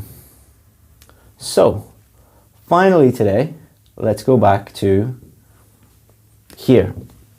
So hopefully you've been able to see that tips and tricks are not going to help you. By improving your vocabulary, improving your reading skills, and employing a strategy for all the different types of questions, you're able to ignore this completely because tips just do not work. But as I said at the beginning, of the week, the most important thing is mindset. So what do I mean by that? Well, you could get two students. Imagine you have two identical twins, all right? They're the same language level, the same everything. Uniquely, they have access to exactly the same information.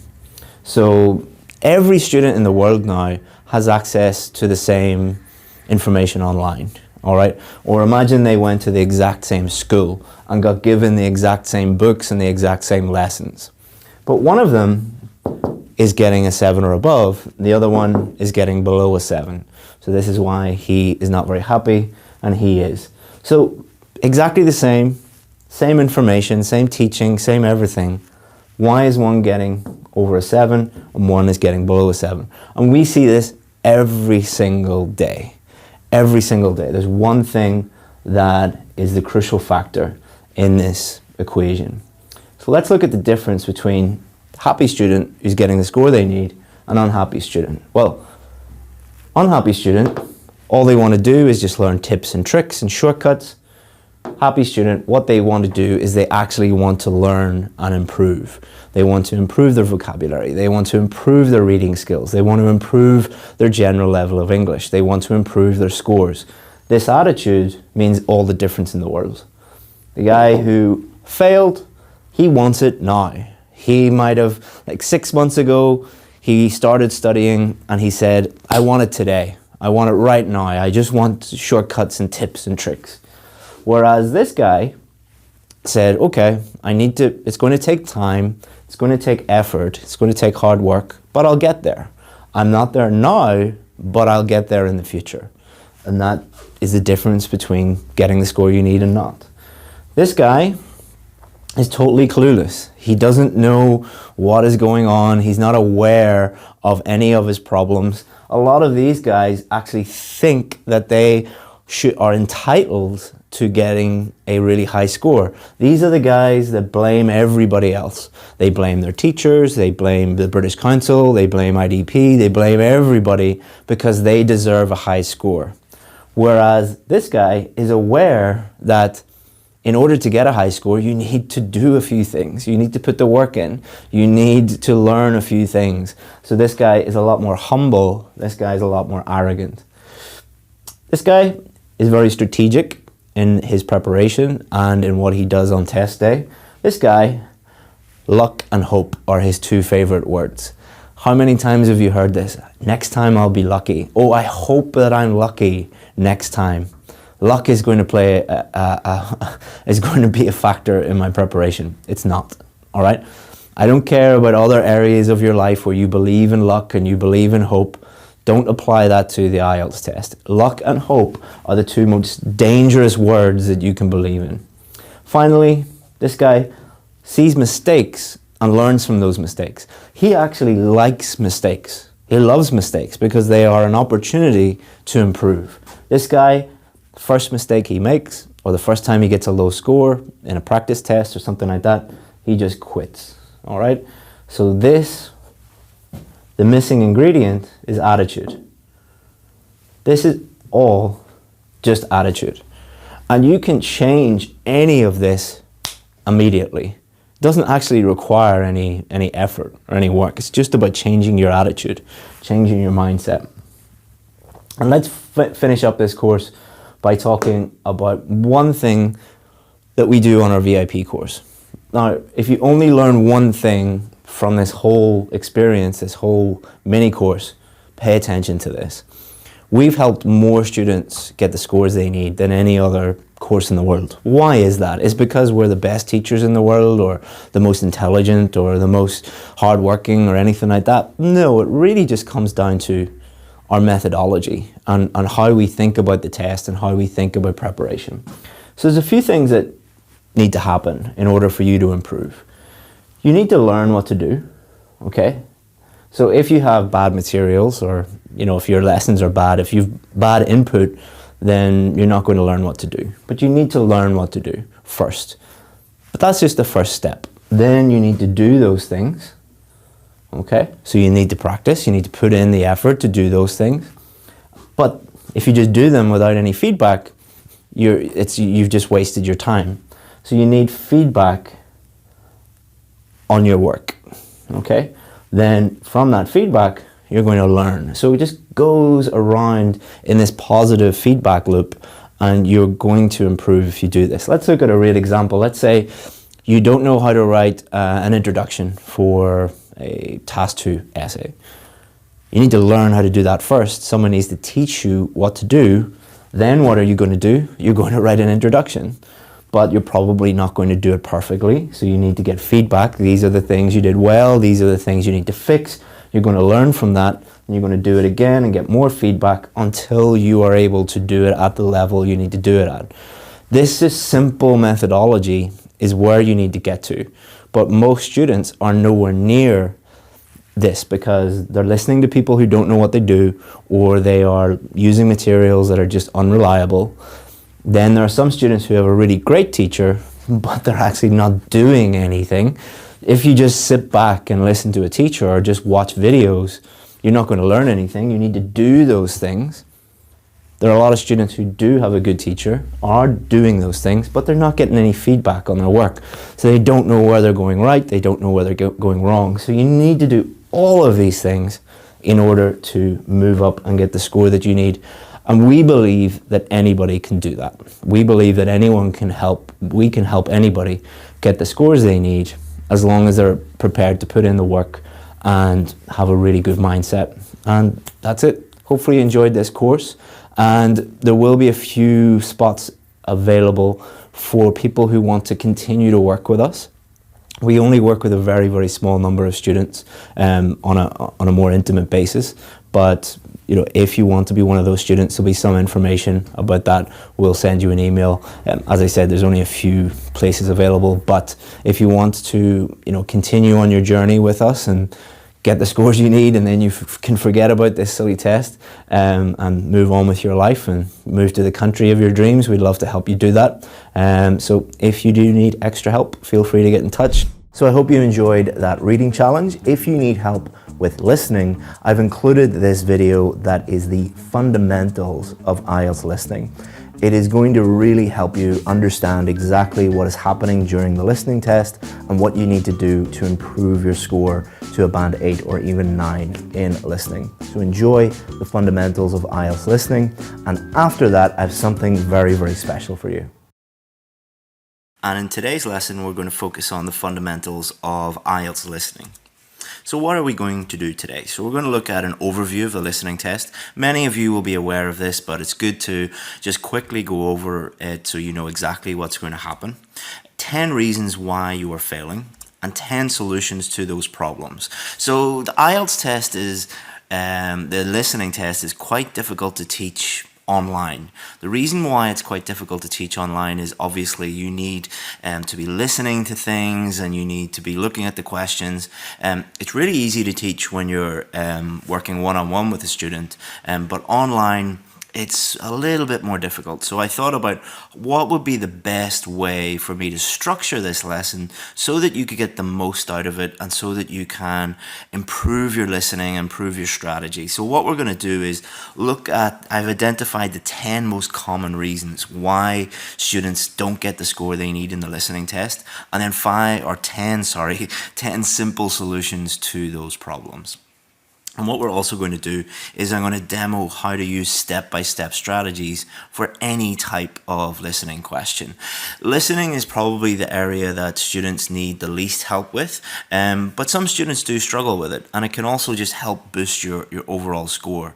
And it's also just a good idea to have complete confidence and the least number of worries on test day. So what we want to do with this is give you complete confidence that no matter what happens in the listening test, your score is going to be guaranteed. You're definitely going to get the score that you need if you follow these steps. Obviously, we can't guarantee that everybody will get a band 9 or a band 8, but you know, moving towards getting the score that you need and being very, very confident through practice and through these strategies that you'll get the score that you need.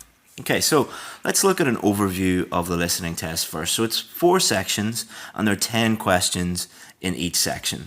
The questions get more difficult as the test progresses. It's really important that you know that because what happens is a lot of students find it very difficult to cope with the last questions, and they really focus on those questions. So they get really stressed out and they're like, I really don't know how to do any of the last questions. I would kind of flip that around and I would say make sure that you're getting 100% in the first section and 100% in the second section and as close to 100% in the third section, and do as well as you can in the fourth section, and that will really ensure that you get the score that you need. If you spend a huge amount of time stressing out and worrying about a few questions at the end that you probably aren't going to get anyway, because they're really designed for the people who need a band 8 or a band 9, and you're sabotaging your progress. The test lasts for approximately 30 minutes. That might not sound like a long time, but the thing that you need to think about with that is, how many times have you focused completely on listening to English and really focused? So I'm not talking about, listening to songs or watching a movie or watching a TV program or a podcast or anything like that. I'm talking about complete focus and concentration for 30 minutes. That is actually a very long time in a foreign language. So be aware of that and be aware of, that is a big challenge. Each recording is played only once. One of the big things, the big things that students get used to when they're learning English, when you're with a normal English teacher, what they do is when they're practicing listening, they will repeat things. They'll repeat the recording many times until you get it correct. The other thing that a lot of English teachers do is they will speak to you in a very slow way, and they will make sure that you understand every single word they say. Not a very natural way to speak. In real life and in the IELTS test, you will hear things just once, so you have to get used to that. And you'll have 10 minutes at the end to transfer your answers. So that's just good to know from a strategic point of view. So section 1, you'll hear a conversation between 2 people within a social or everyday context. Section 2, 1 person speaking in a social or everyday context. Section 3, a conversation between 2 or more people within an education context. And section 4, a lecture, normally on an academic subject. So it's good to be aware of these, but it's also good to be aware that these test different listening skills. Listening and reading, you can break those down into different sub-skills. And whenever I deal with students in my VIP course, we talk about that a lot, that reading is not just reading, listening is not just listening. There's lots of little sub-skills that you need to be aware of. For example, listening to a lecture requires different skills to listening to multiple people talking at the same time, because they're just 2 different styles of speaking and they require different skills. Also, the different contexts that you'll be listening to, normal everyday social situations. If you are used to listening to podcasts and listening to TV programs and YouTube clips and things like that, where lots of people are talking within a social context, that might not be a problem for you. Or if you live in an English-speaking country, that might not be a problem for you. But if you just are not used to listening to people in these everyday social contexts, that might be a problem for you. Section 3 and Section 4, more academic type contexts. If you are listening to lots of TED Talks, for example, that will not be a problem for you. Or if you are attending university and you're listening to academic lectures, that might not be a problem for you. But if you never do that, that might be a bit of a difficulty for you. So it's good to be aware of the different contexts and the different situations that you'll have to listen to. So problem number one, here's a lot of reasons why you're not getting the scores that you need. This sounds really, really obvious, and you might be like, Chris, why are you even wasting my time with this? The main reason why people don't do very well on the listening test is they don't do any listening. This is pretty obvious, but probably the number one reason. So when I deal with my students, when I sit down with them one-on-one, if they have a problem with the listening test and they're consistently getting low scores on the listening test, first question I ask them is like, how often do you listen in English? And most of the time, if they're being honest with me, they'll say, oh, I listen to a little bit of music, or I listen to, when I'm out, I sometimes hear a little bit of English. But when do you actually sit down and listen to a movie or a YouTube clip or a TED Talk or a lecture? Probably not very often. If you want to improve your listening, listen. Sounds very, very simple, but extremely effective. Reason number two, you listen passively and not actively. So some students who are getting, 6 or 6.5 in the listening test, and they say to me, but Chris, I'm always practicing my listening. I listen to movies, I listen to songs, I listen to YouTube all the time in English. And I say, well, you're not really listening. You're listening passively. You're not listening actively. The test requires you to do specific things while you are listening. Therefore, listening passively will not help you as much as doing something while you are listening. For example, if you have a problem with vocabulary and you're just watching lots of YouTube clips and not really thinking about any of the new vocabulary that's coming up, and then you compare that with a student who is really focusing on synonyms, really focusing on paraphrasing, really focusing on guessing the meaning of new words from the context, and they're actively doing that when they're watching TV or watching movies, compare those two students. The student who's sitting with popcorn in the movies and just thinking about it very passively, or the student that's sitting there and taking notes on the new words and guessing the meaning of new words. They're two completely different students. So if you want to fix things within your repertoire of listening skills, or your vocabulary, or your grammar, or whatever it is you need to focus on, actively focus on those things, and it's really, really going to help you. Obviously, that requires extra work, and you have to put away your popcorn. I'm sorry about that. After you get the IELTS test, you can go back to chilling out and watching Netflix or movies or whatever you want to do. But until that time, you're going to have to do a little bit of work. Reason number three, your spelling is wrong. If you don't spell the word correctly, your whole answer is wrong.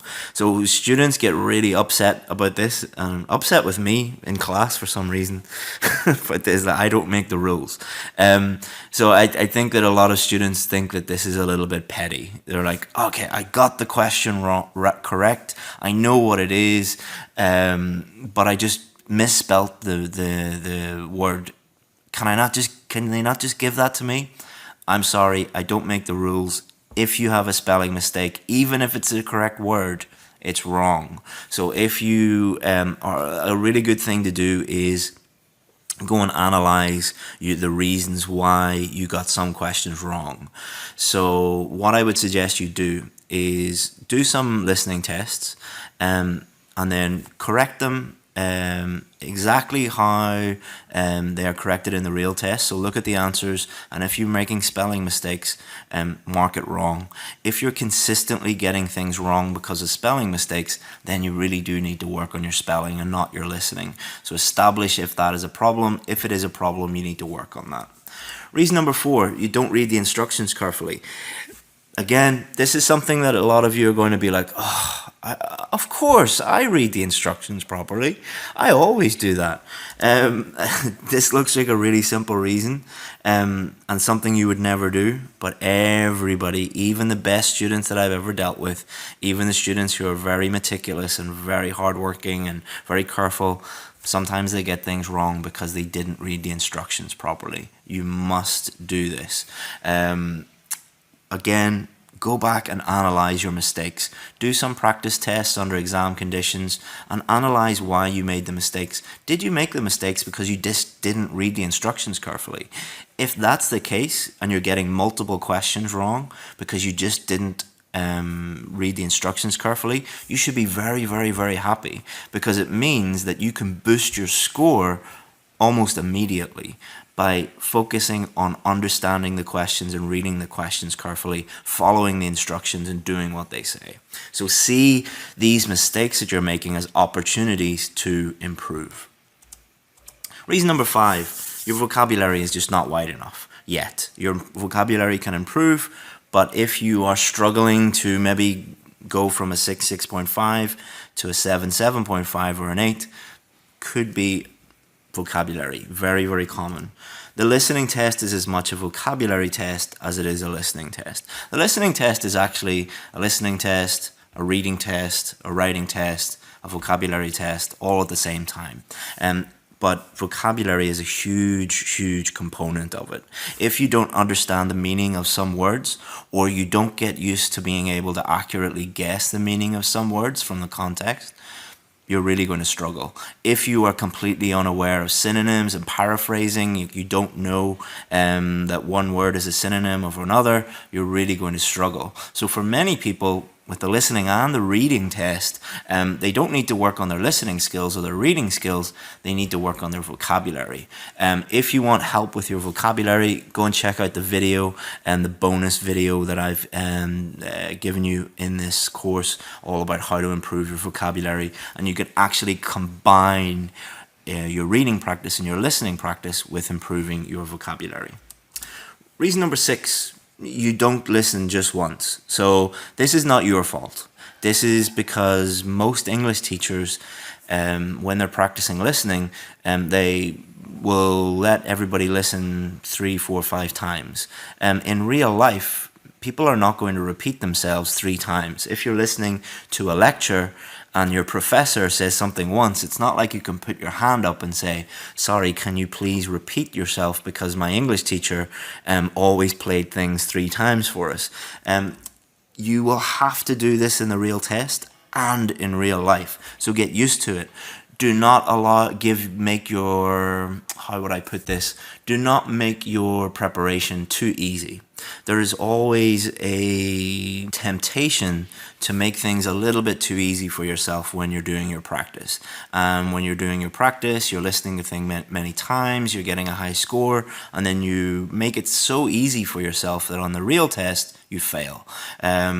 Most cultures have the saying that probably comes from the army of like, do the hard training before the war and then the war is easy. It's the same with IELTS. If you think about it that way, do all the difficult things, do all the hard work before the test, and then the test will be easy. If you do it the other way around, you're going to get into trouble. Reason number 7, you can't predict. So a lot of the listening test is predicting what is going to happen, what is going to come up. So based on what you read in the question, you have to predict what is happening. This is a skill that you need to develop. If you do not develop this skill, same as like a golfer or a footballer or a boxer, there are certain skills that you need to develop. If you don't practice them, you're not going to be do very well in the overall competition. Many of the questions require you to predict the answer before it comes up. Get used to dealing with this. You could do this when you're watching a TED Talk or a YouTube clip or a movie. Think about what they're going to say next based on what they've said already. Or you can definitely do it by doing practice IELTS test, because the IELTS listening test is just full of prediction. Reason number 8, you can't hear the words. So very, very simply, you cannot, if you don't understand what the person is saying, you're not going to be able to answer the question. Native English speakers do not speak like robots. They connect words together, and you have to get used to this. So, for example, if you're listening to an elementary or pre-intermediate or intermediate, if you're in an English class, the teacher might talk to you like this. Or the recording, if you're listening to recording, people speak very, very slowly and very, very clearly. Now, you might think that that is helping you, but it's actually doing the opposite. It's harming you, because when you move to an English-speaking country, people do not talk like that. So instead of saying, do you want to go to the cinema, they'll say, do you want to go to the cinema? do you want to go to the cinema? They link all the words together. It's called connected speech. And a way that you can overcome that is something I call micro-listening. So what I would do with my students is I would play them one sentence, like, do you want to go to the cinema? And I would say, okay, listen to this multiple times and try and break down what they're saying. Try and write out the sentence and try to identify the links in what they're saying and how they connect to speech, and then try to mimic that. Connected speech is part of pronunciation for the speaking test, so you can improve your pronunciation and you can improve your listening by focusing on connected speech and trying to improve your connected speech through micro listening and mimicking, and that's a really advanced technique that really helps. But what a lot of students will do is they will just say, I've no idea what they're saying and I'm not going to try. I mean, if that's your attitude, you're never going to become a very advanced English learner. Other students are like, okay, I have no idea what they've just said, but I know that if I really try and focus on it and really work hard to try and understand them through micro-listening, I'm eventually going to be able to both understand what they're saying and sound more like a native English speaker by connecting words together. Reason number 9, you don't pay attention to signposting. So what's signposting? Everyone does this through signposting language, intonation, or even sentence stress. So especially like a lot of students complain that they don't know how to deal with a question with a map on it, like labeling a map. And throughout that talk, often you'll get a question where, for example, it'll be someone giving you a tour of a university or giving you a tour of a library or something like that. And what they'll constantly do is, through signposting language, intonation, and sentence stresses, they will show you where they're going with the conversation or with the talk through this signposting language. So they might say something like, following on from there means that they are ended one part of the talk and they're going to start another part of the talk. And if you analyze the IELTS speaking test for these types of questions, the listening test, I'm getting my tests mixed up again, what you'll find is a lot of this signposting language and intonation and sentence stress, and just helping the listener understand where they're going with the talk or with the conversation. So being aware of that, especially for labeling maps and things like that, is really helpful. Final one. The reason why you're not getting the score you need is you treat all questions in the same way, and we're going to get into this in far more detail in the rest of this lesson. There are many different types of listening question. There are many different types of reading question.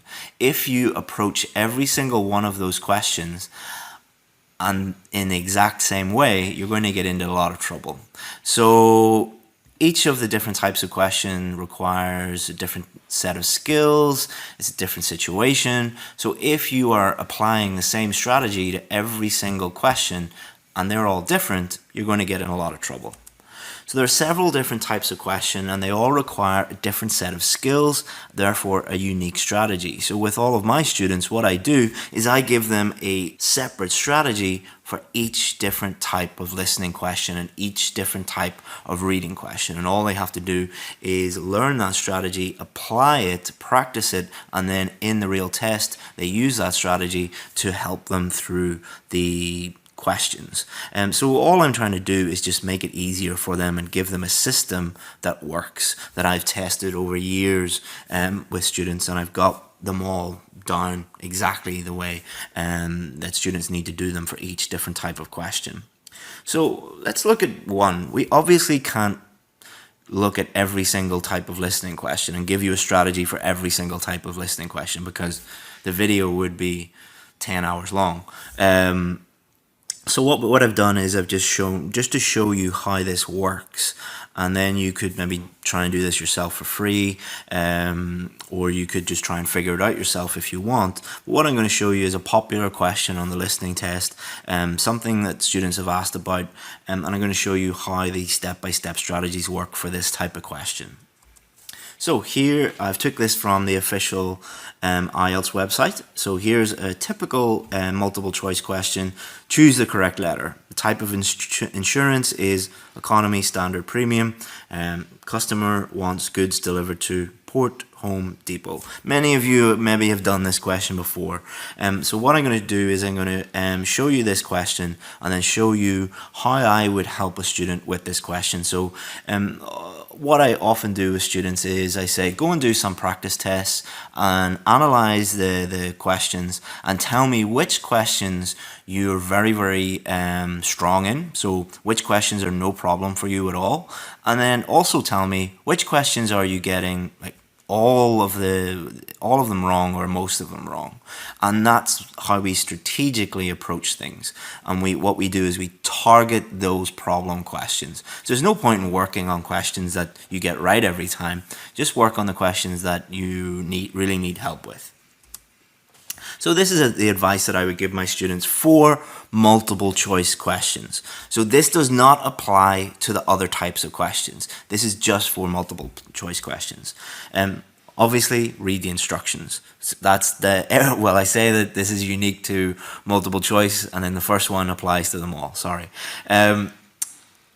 Every single question, read the instructions carefully.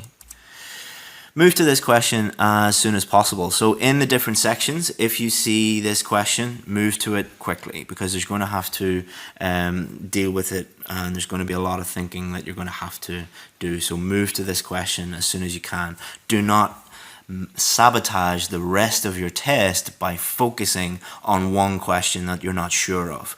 In a test with lots and lots and lots and lots of questions, if the fifth question is causing you a lot of problems, and you spend the whole test worrying about that question, that means you're sabotaging the rest of your test. So if you have a problem question, just guess it or leave it and move on. Move on to keep moving through the listening test.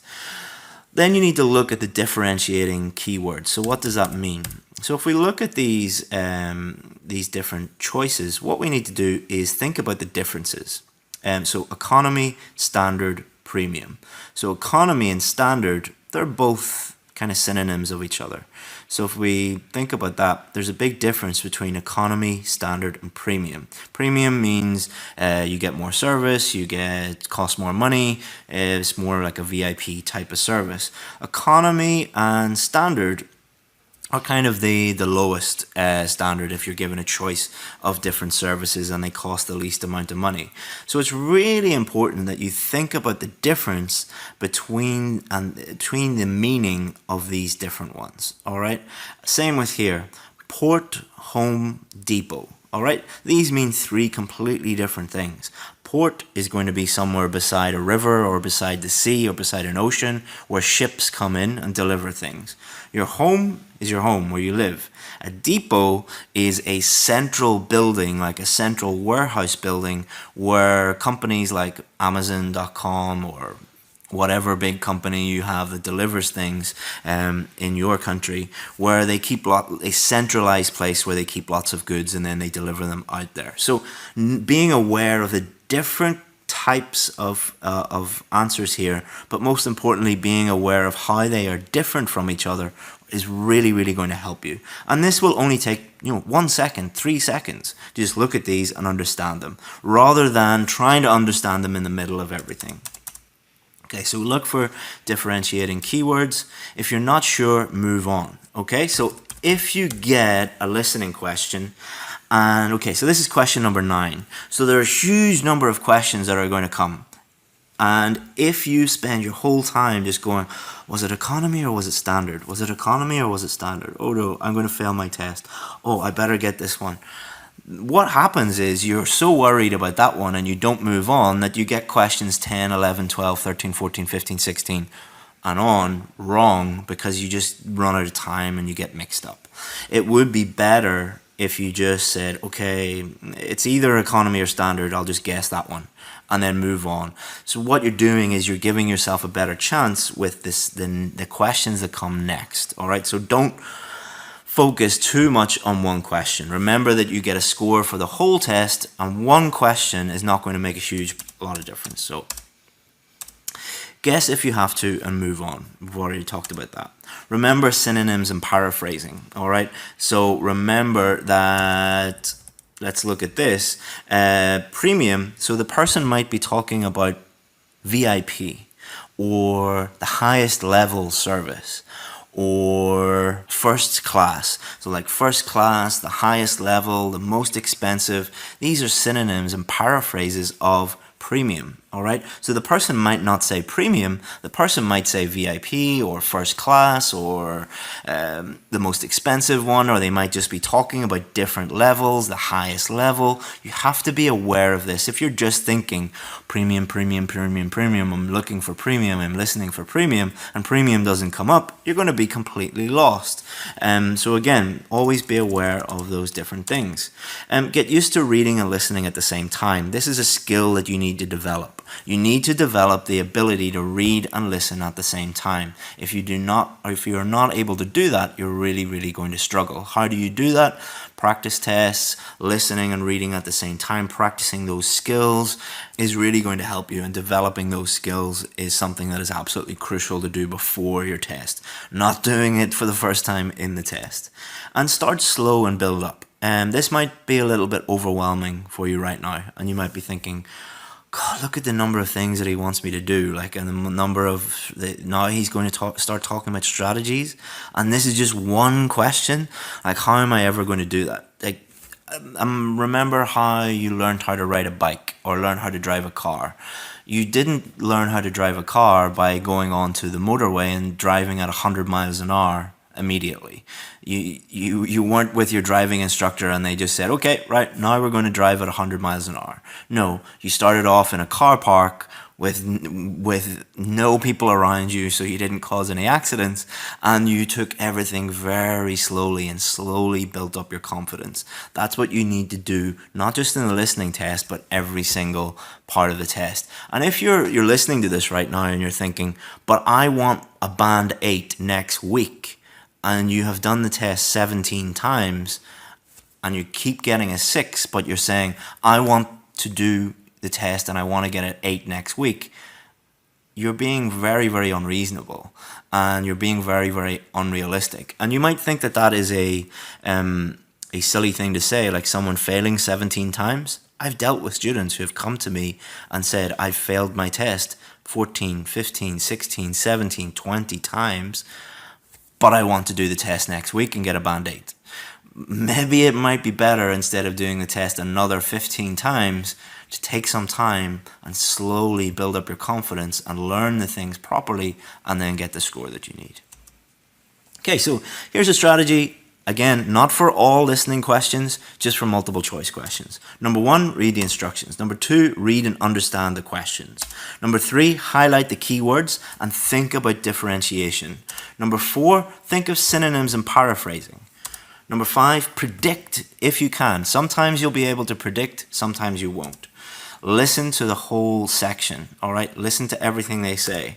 Put a tick beside the one that you think might be correct. Number 8, keep moving on. So all of this might seem like, yeah, I know all that, or I do all that, but what you want to do is you put that into a system, put that into a strategy. Just like when you're learning how to drive a car, what you do is you put your seatbelt in first, then you check your mirrors, then you check this, then you check that. So it's a system, it's a strategy that you follow each and every time. So if we look back at this question, so you'd read the instructions, okay, so I just choose letter A, B, or C. Okay, so I'm not going to give the answer. So if the answer was economy and it says choose the correct letter and you write economy, you're wrong. All right, so that's an example of you just not reading the instructions. So read the instructions, know what you have to do. Okay, so I have to pick A, B, or C. So the next thing I have to do is I have to read it and understand it. Huge number of students do not read or understand anything. So type of insurance chosen, okay, I know what economy means, I know what standard means, I know what premium means. If you don't know what those mean, guess them. Okay, any differentiation between these? Okay, so economy and standard mean the same thing. Premium means something completely different. It's kind of the opposite to these. Okay, I understand the differences in meaning of these. All right, so what's the next step? All right, synonyms and paraphrasing. So premium could be first class, could be VIP, could be this, could be that. Economy, what are some synonyms and paraphrasing of that?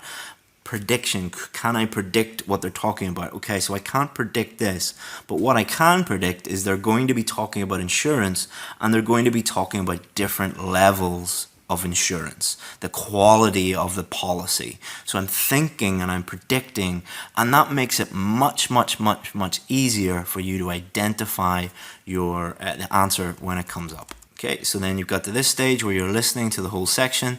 Put a tick beside the one you might think might be correct. Remember, listening is different from reading in that you will be given time at the end to move your answers over. So you don't need to decide then, you can just put a tick beside the answer. And then what you do is you keep moving on. So if you were really stuck on this question and you were not sure between economy and standard, just put a tick beside both of them. You're not sure, and then move on to this one. Time is your enemy. The recording is not going to stop. It's just going to keep going on and on and on and on. So you have to get used to that. So hopefully that helped you understand the fundamentals of IELTS listening. And the next stage is doing a practice test. So what we've done is we've created a full practice test for you. And all you have to do is just click the download button below, and you'll be able to download a PDF document with step-by-step instructions on how to do the test and how to send it to us. So do the test under exam conditions, and you'll be able to do it in the same way that you'll do it on test day. And then you'll be able to send us your results, and we'll be able to give you the answers and allow you to get some feedback on your listening. Because there's no point in learning the fundamentals and learning the principles if you don't actually put that knowledge into action. So do it under exam conditions, and you'll get to know where you are, get to know what your score is, and get some feedback on your listening performance. Look forward to seeing it. Bye-bye. So now I have something very special for you that is not available to anyone else but the people watching this video. It is a little thank you for watching the whole video. So there is a saying, success leaves clues. And what this means is that if you can spot successful people and multiple successful people doing something, there will normally be clues as to how they did it. Now, the VIP course is the most successful IELTS course in the world. And what we did was we took the most successful, the cream of the crop, and we interviewed those students and asked them how they did it. So in this video, I'm going to include lots of success stories, and you'll be able to watch them, and you'll be able to pick out what they did and then copy those people. And I'll put timestamps for each of these success stories and show you what they focus on, because different people talk about different things. Some talk about writing, some talk about reading, some talk about speaking. So without further ado, here are the best IELTS success stories you will find on the internet, and I hope that you enjoy them. I interviewed 4 students who were struggling with IELTS reading and eventually got a band 9 so that you can learn exactly how they did it. Interestingly, all 4 band 9 students said the same 4 things. And that's exactly what we're going to teach you in this video, so you can go from struggling with IELTS reading to getting the score that you need more easily. Let's start off with Valentin, who went from a band 6 in reading to a band 9. Let's hear what he has to say about strategy. I had a big struggle with distraction. I could be easily distracted by true, false, not given questions, and I really hated all the questions related to topics. So when you should place topics for different part of the text, I really hate them. So what Valentin said there was that he found certain question types distracting. And he talked about hating true, false, not given and hating matching headings questions. And this is very, very common for students who deserve a very high score, like they deserve a band 8 or a band 9, but they're getting a low score. They're getting a 5 or a 6. And the reason is that they hate certain questions, which means that they go into the test, and when they see the question, they're very distracted, as Valentin said, and that wastes a lot of time and leads to lower scores. So in terms of overall strategy, what we did with Valentin was give him a step-by-step strategy for true, false, not given and for matching headings, and this removed all of the fear and ensured that he got all of those questions correct, which improved his overall score. And don't worry, we will give you those strategies at the end of this video, and the other students that got band 9 will show you what they did for those questions as well. But overall, We want to remove any distractions or any fear from the test so that we can perform to our best ability on test day. Now let's check out what Priyanka said about strategy. So she went from band 7.5 to a band 9. Each type of question has a trick, like for filling the blanks or just answering a question. You can skim the paragraph. You should not read whole paragraph. But like for the true and false and match the heading, questions like that, you have to read the paragraph. So you should focus your time over there instead of the matching or filling the blanks. So what Priyanka said was each question has a trick. Now, I corrected her on that and said, what you really mean is a strategy. So there are no tricks that you can employ, but you can employ step-by-step strategies for each different type of question. And this is something that every single Band 9 student that we interview, they all say the same thing. You must have a strategy for each of the different types of question. You learn that strategy, you apply it on test day, and then you're able to do what Valentine and Priyanka did, which was go from band 6 to a band 9 or 7.5 to a band 9. And don't worry, she's going to go into more detail on the matching heading strategy later in this video. But let's check out what Jaswant said in the video. And he went from a band 6.5 to a band 9, a huge increase. You don't have to have a good knowledge on vocabulary, especially for the reading part. So the main skills you needed are, skimming and scanning and understanding different formats of the exam. Like different question types. And as you can see, he agrees with Priyanka. What he says is that each different type of question is testing different things. They are different, therefore you need a unique strategy for each of the different question types. This is a huge difference between students who get like a band 5.5, 6, 6.5 and the students that get band 8 and 9. Generally, the lower level students will have one strategy for all of the different types of questions, whereas band 8 and 9 students will understand that each question is different and they will learn and apply a unique strategy to each of the different question types. And we're going to give you all of those at the end of this video. Finally, let's check out Shrabani. Shrabani went from a band 6.5 to a band 9. And what she says in this clip, blindly follow the strategies. Totally, I would say that all the strategies that I learned from IELTS Advantage, I just blindly followed those strategies. I used to be highly confused and it used to take so much of my time thinking that where is the answer. But when I got the strategies and I blindly just followed the strategies, and that was really helpful. So band 9 students don't just look at strategies. They don't look at a few YouTube videos or read a couple of books and look at the strategies. They memorize the strategies. They practice the strategies so that on test day, they can blindly follow them. They are not deviating at all from exactly what the strategy does. You might think that this is a lot of work, but it's all about putting in the work before your test so that your test is easy. When Shrabani talks about blindly following the strategies, what she is really saying is that she didn't even have to think about the strategies. She had practiced them so many times that when she saw each question, she automatically, without even thinking, applied those strategies. This makes test day much, much easier because you are not thinking about what to do on the test.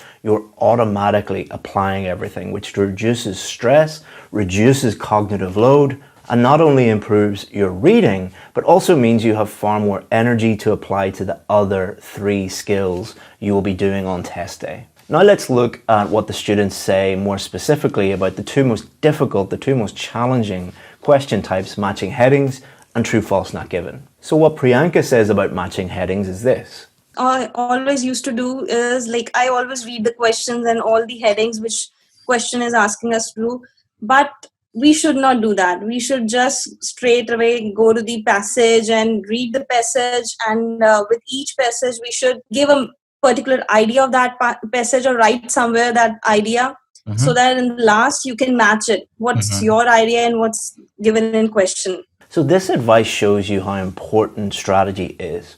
If you were not following this strategy, you would be getting lost, because what most students do is they look at the headings, the questions first, and then they read the passage. That means that they're going to waste a lot of time and they're going to be looking for things that are not there, and they're going to get highly confused, not know what to do. We do exactly the opposite. We taught Priyanka to look at each of the question paragraphs first and actually create their own headings for each paragraph. And then you look at the list of headings, and it's much easier because all you have to do then is match your headings with the list of headings in the question there. Now let's check out what Jaswant has to say about matching headings. I loved your tips, Chris. Before I used to start, just going through the paragraphs, and I used to do all that. But then you told me that don't see the headings before even starting the paragraphs, right? So that's the one key important that helped me to score that perfect 9 in the reading exam. So exactly the same advice, exactly the same strategy. And when you see successful people doing the same thing, there's a quote, success leaves clues. Whenever you see successful people in any walk of life doing the same things, you should copy them. Now let's check out what Shrubani has to say about matching headings. When it comes to matching headings, we have to read the passage first, make our own headings, and then match those headings with the headings given. So practicing these strategies and remembering those strategies, this takes couple of sometimes need a lot of slow practice. So not only did Shrubani give advice exactly the same as the other 2 Band 9 students, she also gave advice about how she learned the strategies. Because Band 9 students, as I said before, don't look at a strategy once, they memorize it. And she talked about slow practice. Slow practice is when you get some real practice tests and you don't try and do them as quickly as possible. You don't do them under exam conditions. You open up the book, you find the question type that you want to work on, and you work on learning the strategy. Not on getting all the questions correct. It doesn't matter at that stage.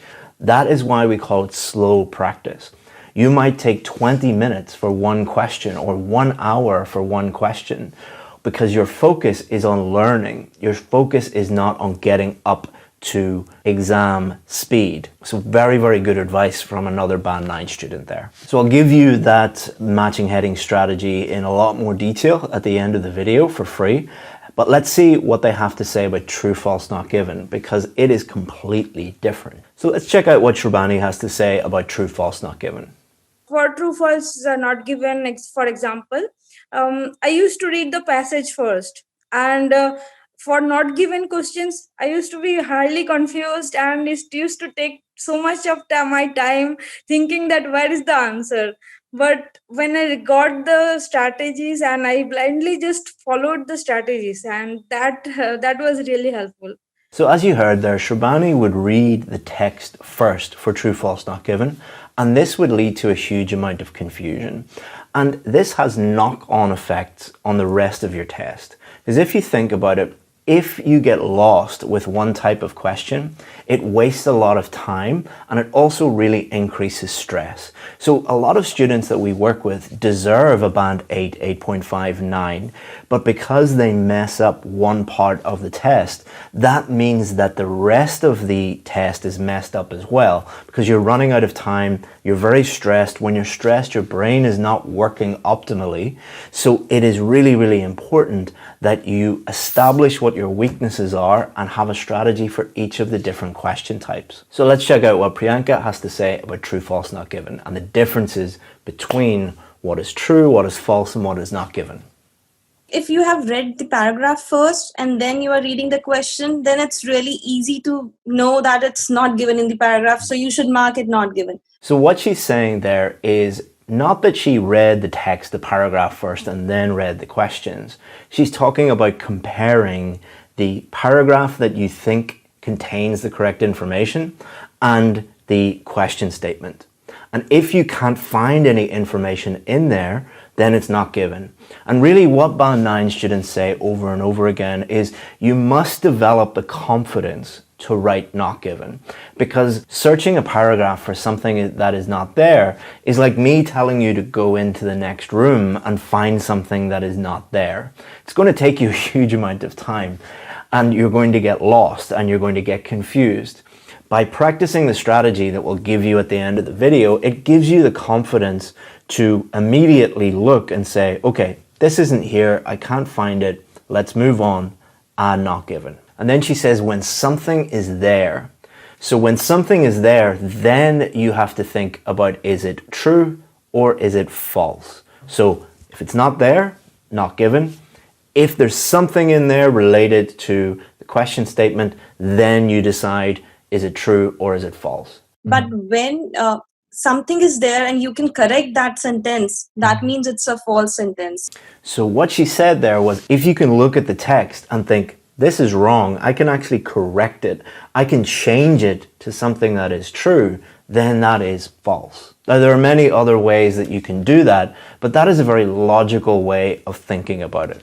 So first of all, is it there? If it's not there, it's not given. If it is there, then you need to decide, is it true or is it false? If you can correct the statement, then it is false. If you can't correct it, if it's the same, then it is true. Importantly, don't just look at this short part of the video and think that you have mastered true, false, not given questions. You need the strategy and you need to practice it slowly. You need to master it and then apply it on test day. We'll give you that at the end of the video. Now let's move on to time management. It's very common for students to email us and ask us for time management tips. But what Band 9 students say is completely different from time management tips. Let's have a look at what Priyanka says. Actually, I never faced problem with time management. Since I started practicing, like from first day, I was able to complete my test in 1 hour. So she never faced an issue with time management at all. Does this mean that you can't learn from her? No, because this is reflected in what Jaswant said as well. For reading, I did like more practice on, I was reading some online articles, as you always suggested in the course. Like I've been going through and reading the BBC articles. So that really improved my skills a lot. So he talks here about reading in his spare time. To be honest with you, Chris, I was more interested in wildlife. So I was reading more that kind of, things that interested me. That will make you to, read anything with ease, right? So you don't have to struggle with anything. He talks about reading something that he loves, reading about wildlife. If I find any new vocabulary, I will make a separate note of it. And then here he talks about making notes about new vocabulary. What has this got to do with time management? So both these Band 9 students were reading in their spare time. They were practicing that skill. They were reading things that they enjoyed, so they were doing it sustainably and regularly. And they were actively reading. They were improving their vocabulary as they were doing it. This means that time management is not an issue at all. You do not improve time management by learning time management tips. You improve time management by becoming better at reading. Let me give you a quick analogy. So Usain Bolt was the fastest man in the world. Is Usain Bolt better at time management than these guys? Are these guys behind Usain Bolt because they don't have the same time management skills? No, Usain Bolt is better at running. These guys are not as good at running as Usain Bolt. Exactly the same with not only the reading test, but also the writing test. Students that get a Band 9 do not think about time management at all.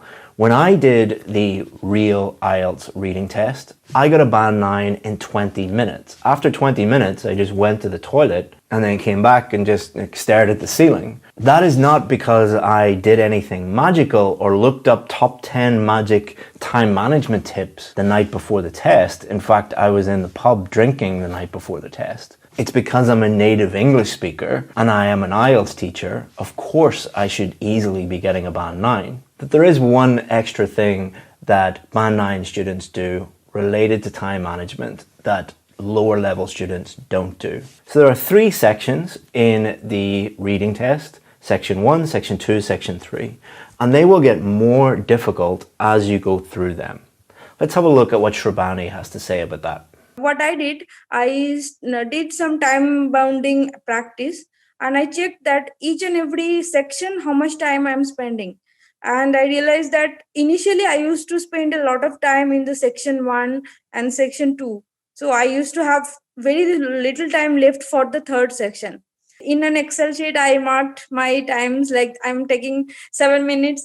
Initially I used to take 10 minutes. After that, it came to 7 minutes. I told myself that I have to make it finish by 5 minutes. And so this type of practice actually helped me to, complete the test within time.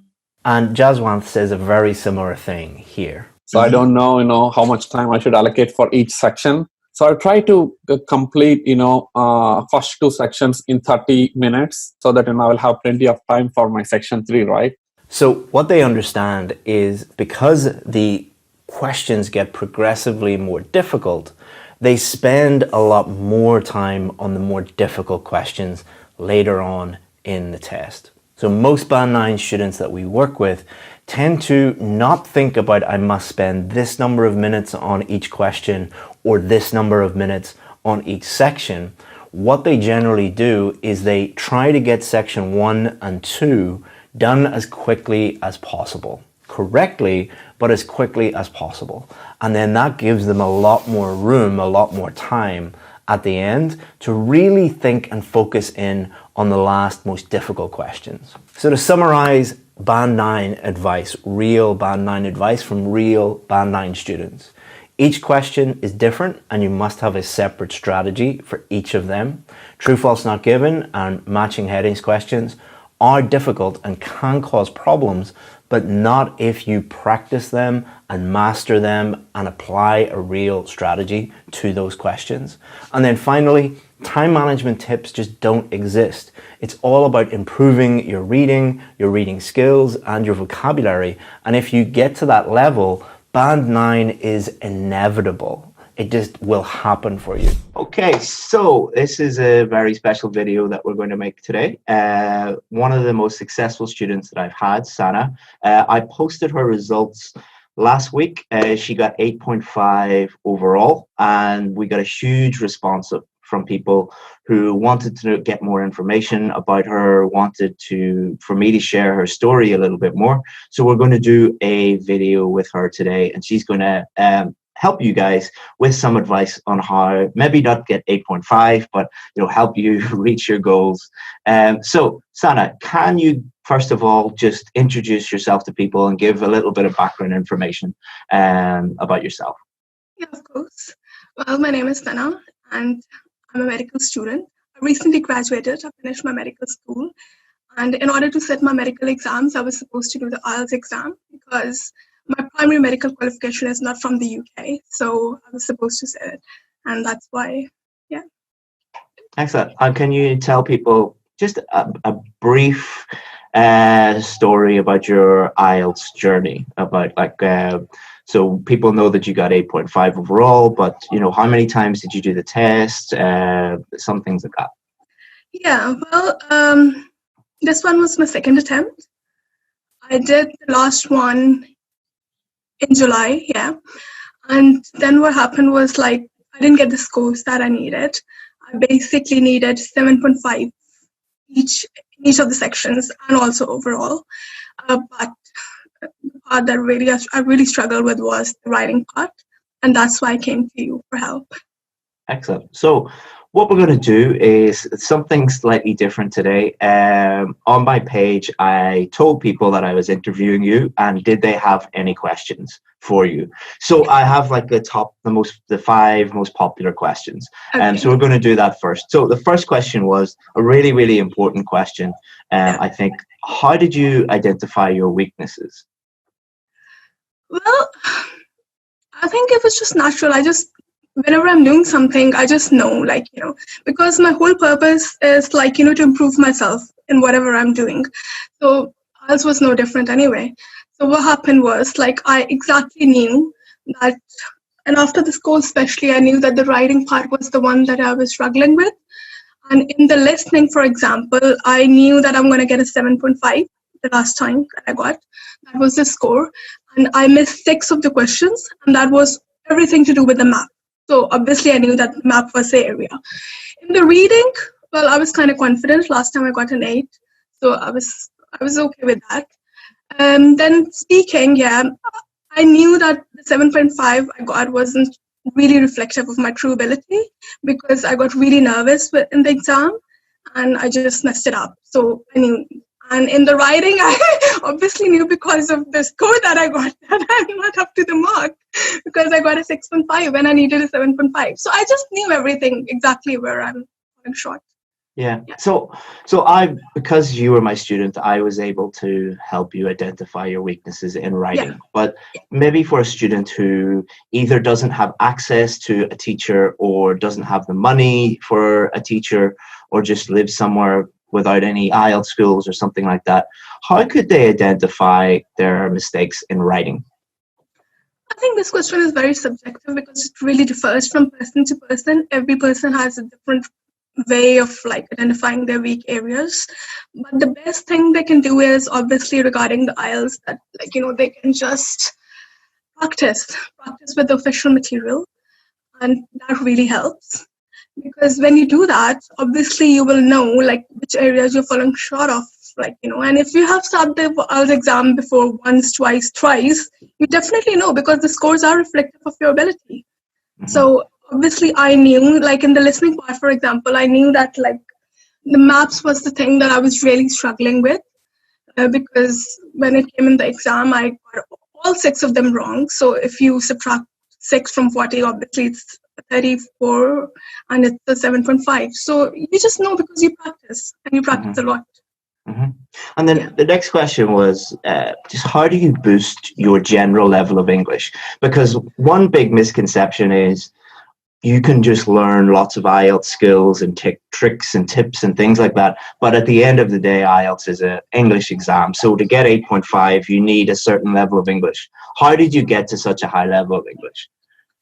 Okay, I'm going to be very honest here because I know there are many people watching this. But yeah, I totally understood that it's just not about the IELTS techniques and it's just not about the IELTS. It's an exam of your general level of English. So I read every day. I don't like reading. All I love reading books is medical books, okay? I'm generally not into reading. Definitely not. But for the purpose of the IELTS exam, obviously I had to because I knew I had to. So I was reading every day. Every day I'll read some article. And I'll just read online because I'm always on the net anyway. So I was reading every day, then I will note down the words. But I followed your 100% rule. I didn't memorize a list of the words for sure. So I made a copy. I still have it actually. So I was writing down the word. Then I was writing the antonyms, synonyms, the collocations. That was really important. I used an online dictionary for that, and it was really helpful. So by the end of everything, I had a huge book with a lot of vocabulary that I could use in the exam. And also, secondly, I think it's something to do with my school as well because I have been taught in English all my life, mm-hmm. and the school that I studied in, the country where I was born in, I studied in a school called Convent of Jesus and Mary, and there, teachers we were taught by nuns and other teachers, and they used to come from the UK and the Spain and everything. And we were fine if we spoke in the national language and not in English. So it was always stressed. And I'm very grateful for that. Yeah. It really helped me. Yeah, so yeah.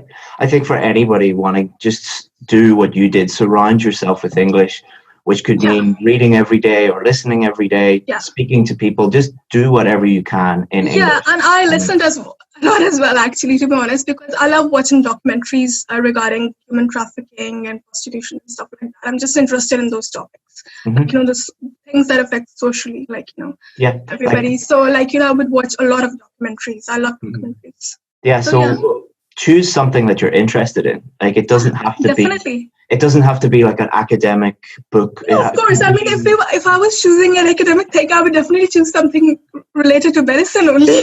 But I'm also interested in all these kind of things. So yeah, I chose documentaries for it. Yeah, I mean, you could watch cartoons in English. Yeah, that's maybe an extreme example, but but it just show the point I'm making is that's true. Do whatever you enjoy in English, and that's going to help you. Basically, just surround yourself with English. Read, listen, write, do everything you can. That's the only way.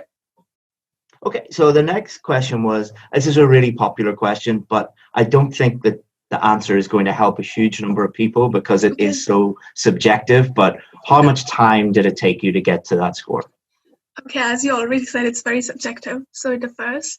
But for me, it took around a month. Yes, exactly a month, actually. Not even a month, because it was exactly 28 days. Yeah. But for everybody else, it might take, it could take some people a week. It could take some people 6 months. It could take some people a year. Definitely, because thing is, like, as I already said, my general level of English wasn't bad. I mean, last time I got the other parts, if you take out the writing part, including that one, I got 7.5 and 8, which is obviously much higher level of English, but still, you need to improve. You can't just stay static and just think that everything is going to be fine, because what people do, I think, is because they keep on repeating the test, thinking, okay, I didn't do well this time, maybe next time the paper is going to be easy or something. It's not going to change. If you don't put in the effort, the results are going to be the same. So the choice is yours. Excellent advice. All right, so the next question, how do you write the perfect essay? Actually, I'm laughing because there is no perfect essay. Anyways, but the point is, for me, I just follow the structure that you gave. But I won't lie, because not completely, because I was still running out of time. So in the introduction, I thought, I'm running out of time. What do I do? I had to make a choice. Either I write the perfect introduction, okay, or I just spend more time on the supporting paragraphs. So instead of doing that, I chose to spend more time on the supporting paragraphs, and it actually worked. But I think the structures that you give are really helpful, because then you don't have to go into the exam and think, okay, what do I write next? Okay, what's going to be the next thing that I have to focus? And also, I'm going to say, planning is very important. I know it's a crucial step that many students just skip, because they think, okay, we have just got 40 minutes, and we've got to do everything in these 40 minutes. But that's the wrong approach. So as you always say in your course as well, planning is crucial, not just for IELTS, for everything in life, to be honest. Yeah, it's no coincidence that every single student that I've interviewed like this, they all say planning was crucial to them. It is the crucial part. But I think the main point in reaction to that question is there's no such thing as a perfect essay. A lot of people are, jumping from website to website, from IELTS book to IELTS book, trying to find the perfect structure or anything. It doesn't exist. There's no that teacher doesn't exist. Of course, yeah. You're right. So writing the best essay that you can, the most effective essay that you can, is what your goal should be. Not trying to find someone who will teach you the perfect essay, because it's not a mathematics question. Well, it doesn't exist. So if some teacher is doing that, I think it's just a bogus or something. Yeah. So the next question that people wanted to know from you, and I think you'll have a good answer to this, because I spoke to you the day before your test and the day before your results, and you were very stressed out. Yes. So how did you cope with stress? Well, I was very stressed, firstly, because it was the second attempt. Okay, now I don't want to sound negative or something. I know there are many people who have done it 13 times, 14 times, and thumbs up to them. But the thing is, for me, it was a setback for me, because I couldn't believe that. I mean, I've studied English all my life, and I've studied in the best schools and everything, and how come I couldn't clear it? But I think IELTS is a little bit different than other exams, Like, you do need the professional help. Like, and sometimes what people do is like, they think, oh, it's just an English exam anyway, like, I'll pass. So I think it's really important to get the professional help that you can. And with the stress part, like, it really depends. Like, it differs from person to person, but at the end of the day, I just stopped thinking about it. Like, I remember, because I remembered word to word what I actually wrote in the exam, in the actual exam. So I remember emailing you as well with the whole essay and asking you, oh, can you please give me the feedback? Can you tell me how my ideas are, how I've presented and everything, okay? And I did the same in the group as well, in the private group.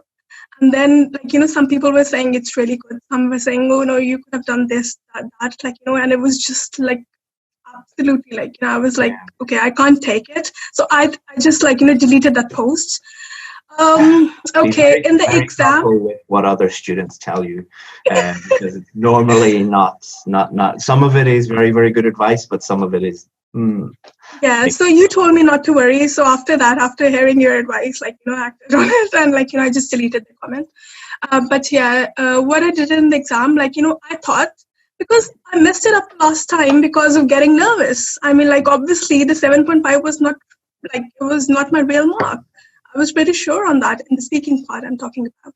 Like, so I thought, that's it. I mean, what I'm getting out of being nervous anyway, like, just a 7.5, so I thought, like, forget it. Like, I'm not gonna think about it. It's not an exam. So I literally went in there and I was talking to the examiner as if I've known him for 20 years or something. I literally did that. And that is the best advice I can give to anybody who's not getting a score in the speaking part, for sure. Like, don't be nervous. It's not going to help. Just go there, remain calm, and do your best. That's all. And talk to the examiner as if he's your friend. I mean, like, exactly. That's all. I said that to you, 10 times, 20 times on the course. So that's great that you did that. All right. So those are all the questions that other students have. So what I think we'll do now is, we don't have a lot of time, obviously, so we'll go through each of the 4 skills, and if you can give just some quick pieces of advice for, let's say most of the students watching this need a 7 or above. So if you were hoping for a 7 or above in each of the skills, what would you do? So listening, what would you say for listening? The best advice is focus.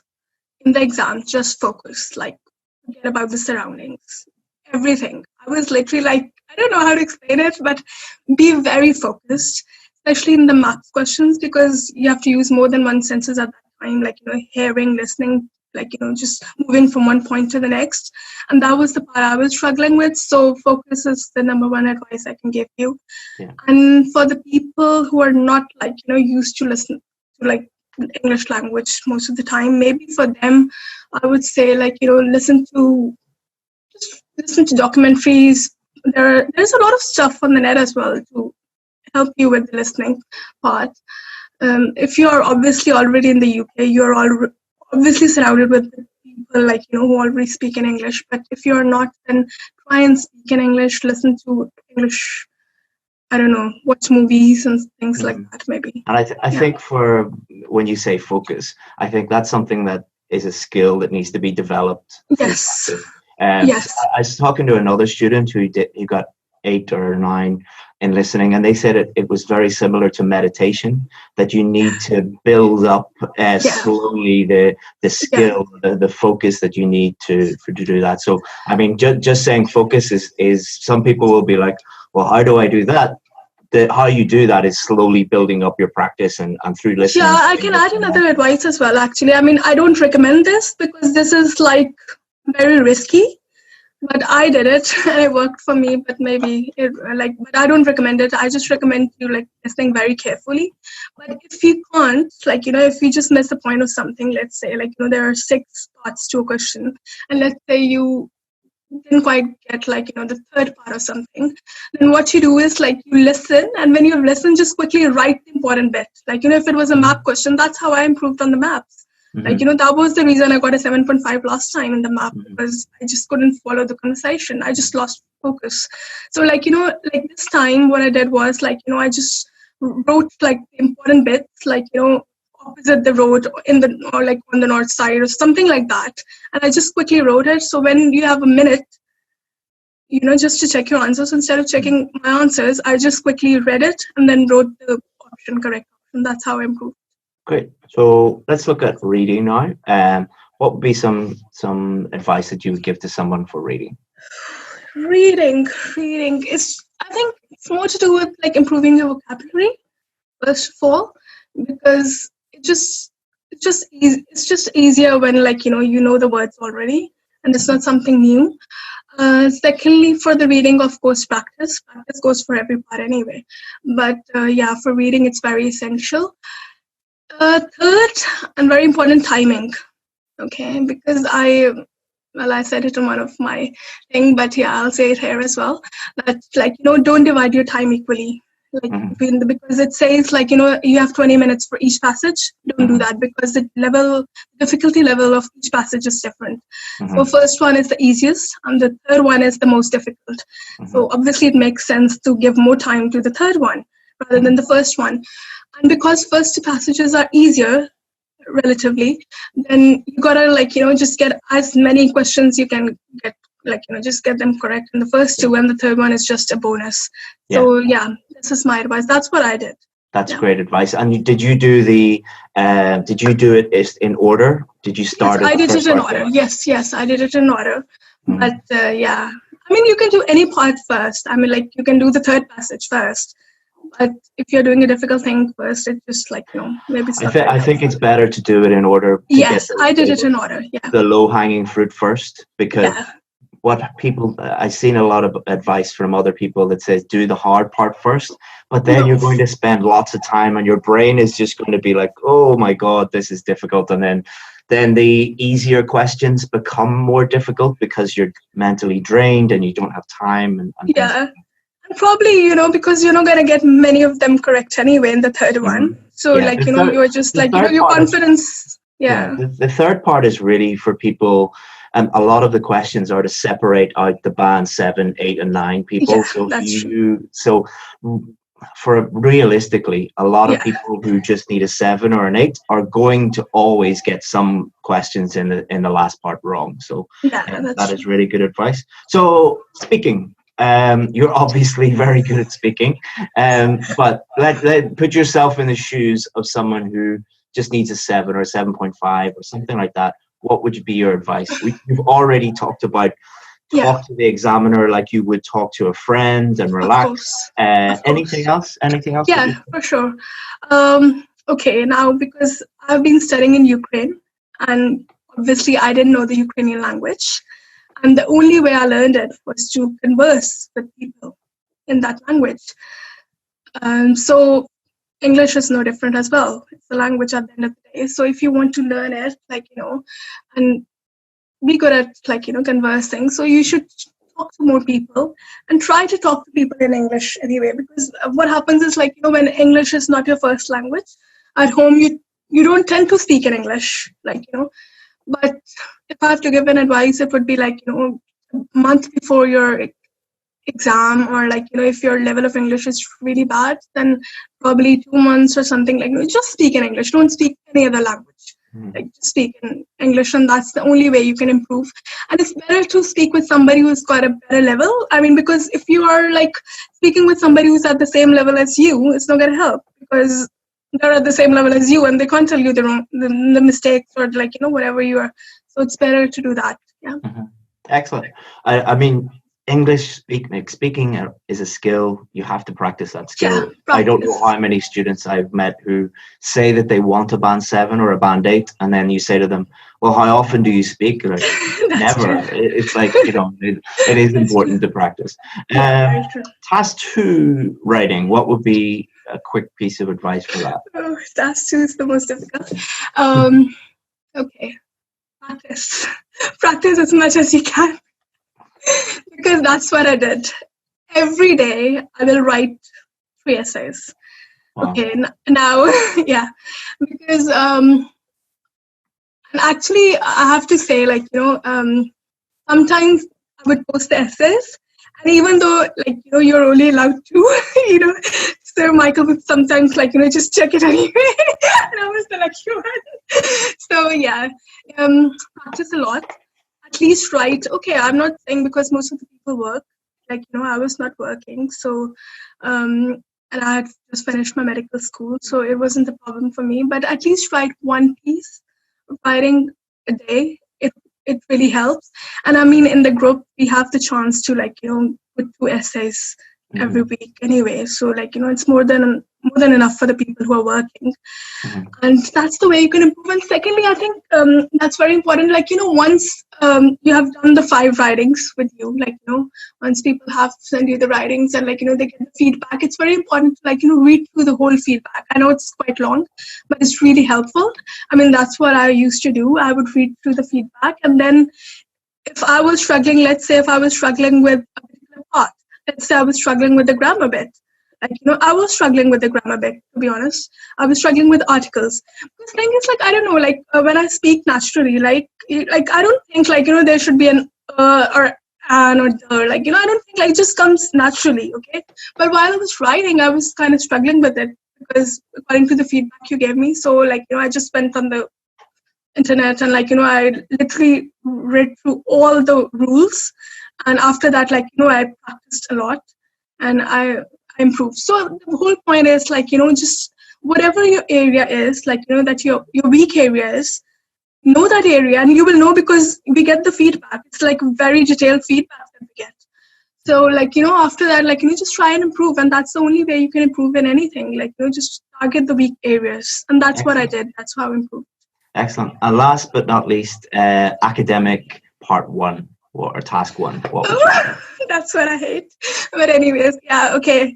I think everything we need is in the course anyway that you give us. But if I have to give it for people who are not on my course, what would you suggest? Okay, I'm not supposed to say that maybe, but as I always say, it's very okay. Writing and speaking are 2 parts in the IELTS exam that you can't do well without getting professional help. I mean, it's not something that I'm just making up. It's very true. Because you can improve your reading and listening just because you've got the keys and everything, but speaking and writing are 2 parts that you can't improve without professional help. That's what I personally believe. And for the people, I think it's better to get professional help. That's just. And guys, I have to say this. I'm not being bribed. Chris told me not to say this, but I don't know how else to answer this question. So yeah, I actually said before the video, I said don't use this as a marketing thing, and don't just say. I know it's not a marketing one. I haven't been bribed. I'm not related to Chris in any way. I'm just a student, but I really think that his help is really what you need. Yeah. So I'll just say, obviously we can help you, but if you are struggling with writing, I'm not saying join my course or anything, but do get someone to help you. So for example, if you're in an English school, find out who is the best IELTS teacher in that school, show them your work, get feedback on it, or find someone to help you with it. And it is really, really going to help, because it's a bit like if you, for example, if you had a problem with your car, would you try and fix it yourself, or would you take it to a professional and get them to identify the problem? So that's it. So thank you very much, Sana. That I think we're about to run out of time. What are you going to do in the future with this result, or what's it? Well, it was very, very important for me. I actually I think my 1 year is wasted, because I didn't clear my IELTS in time. I didn't know there was a deadline, actually. That was my mistake. But yeah, I'm going to prepare for my medical exams. And after that, I'll have a year, because 1 year is wasted anyway. I know 1 year is going to go in preparation for exams, but after that, I think it's valid for 2 years. So I should quickly clear my medical exams before it runs out. Wow. That's great, Sana. Thank you very much for sharing your advice with people. It'll be really useful for a lot of students. And best of luck in your future. Okay, Sana? Thank you for being an amazing teacher. Thank you. You're welcome. You're welcome. Bye-bye. Hey there, Chris here from IELTS Advantage, and this is Anna. Anna recently got an amazing 8.5 in her writing. So if you consider that the average score worldwide for writing is just 5.5 and that most students struggle to even get a 7, an 8.5 is a pretty amazing thing.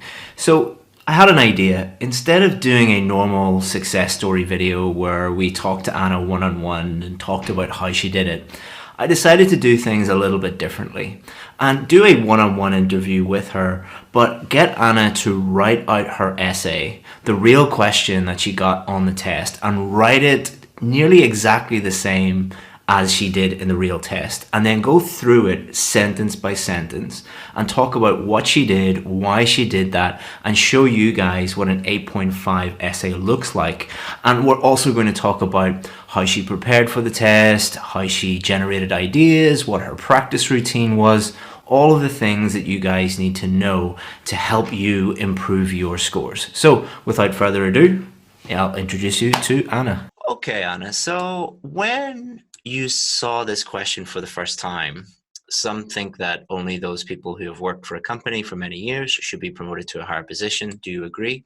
What was going through your head? What were you thinking when you saw this one?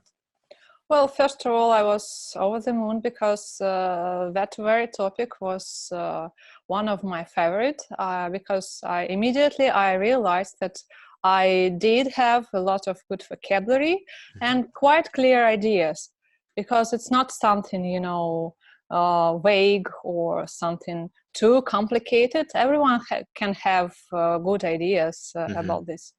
So, and then I followed your strategy, which you usually mention during your course, which is not to support your real viewpoints, your real, perception of life, because initially I don't think so. I do think that senior employees actually should be promoted a bit, a bit more. But I decided to stick to the ideas which I can clearly and easily understand without spending a lot of time on just going through a lot of ideas and thinking how to put it together. So it wasn't my real opinion, but it was something which is easy to describe. Yeah, whatever makes it easy for you to write is the best choice. So you might totally disagree with that in real life, but if you agree with it, you can easily write about it because you have good ideas, good examples, good vocabulary, just use that. The examiner is not testing your personal opinion. They're testing whether you can write effectively in English. So that's and right. Also a good life hack, so the so-called life hack also from your course, is to stick to simple ideas. So they weren't so complicated. Yeah. They were obvious. Because I do know from your course that we should show our ability to explain, to deliver our thoughts, not our scientific knowledge. Exactly. It's not a knowledge test. And they're not testing how complex your ideas are. They're testing whether you can think of ideas that actually answer the question, which is normally the simplest ideas that come to mind. There's a game show in the UK and the US called Family Fortunes, and they ask a question and they say, we asked 100 people this question, and the game show contestants have to guess the most popular answer. Normally, the most popular answers or the most straightforward or obvious answers are the easiest to use. Would you agree with that? Yeah, totally. Excellent.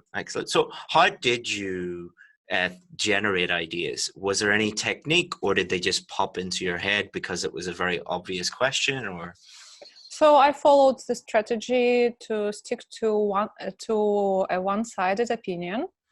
So first I chose my side, which was against senior employees. And then I just immediately thought about two main points, which are easy to describe. That's it.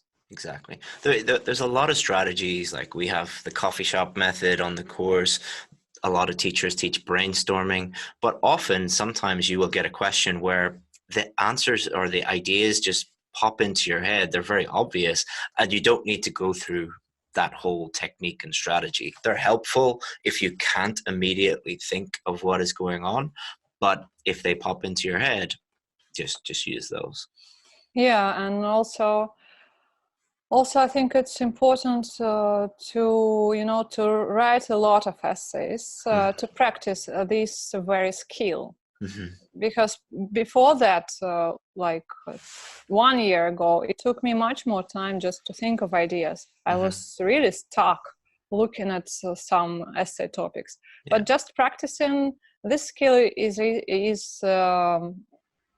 it may be developed. It's not something unique. Yeah, it's like if you wanted to learn how to play football or learn how to improve your cooking or singing, you have to do those things. And writing is a doing thing. Often people will ask me, well, why is my listening and reading very high, but my writing is very low? And I said, well, you've been listening to English your whole life, but you never write in English. And so, and even smaller things like analyzing the question, idea generation, planning, these are all skills that you should practice before you. So that's great advice. So did you do any planning, or did you just think of the ideas and immediately start writing? Yeah, because of that practice, quite intense practice, I didn't have to write down my ideas. It was a computer-delivered test. So I did have a list of a sheet of paper to write down my ideas, but I didn't need it because they just were in my head. And in fact, I put it in my introduction, so they were in front of me. Exactly. So you had the structure already in your head, and because you had done it so many times, you could just immediately start. Yeah. And we'll talk about that in a second, where we teach you to kind of plan your essay in your introduction, and your introduction is a mini plan. Yeah. Excellent. So let's get into it, and let's have a look at your first sentence. So your first sentence, there is an opinion that primarily staff members who have dedicated many years to working for a particular company should be given executive positions in a company. So what the examiner is looking for there is your ability to paraphrase. And they'll be looking at two things. Number one, does that sentence mean the same as the sentence in the question, which it does, and is your grammar and vocabulary accurate, and have you varied your vocabulary enough? And you did that perfectly, and you did an excellent job. So the examiner is looking at that, and immediately they know you know how to paraphrase, you've understood the question, your grammar is good, your vocabulary is good. So that would immediately give the examiner an indication that you know what you're doing. So the second sentence starts off with, I disagree with this viewpoint. So what that does is it indicates to the examiner, here is my opinion. My opinion is, I know exactly what I want to talk about. My opinion is extremely clear from the beginning. That helps the examiner understand the viewpoint, but also helps Anna, when she's writing, stick to that viewpoint and make sure the rest of the essay links up with that and is nice and coherent and cohesive.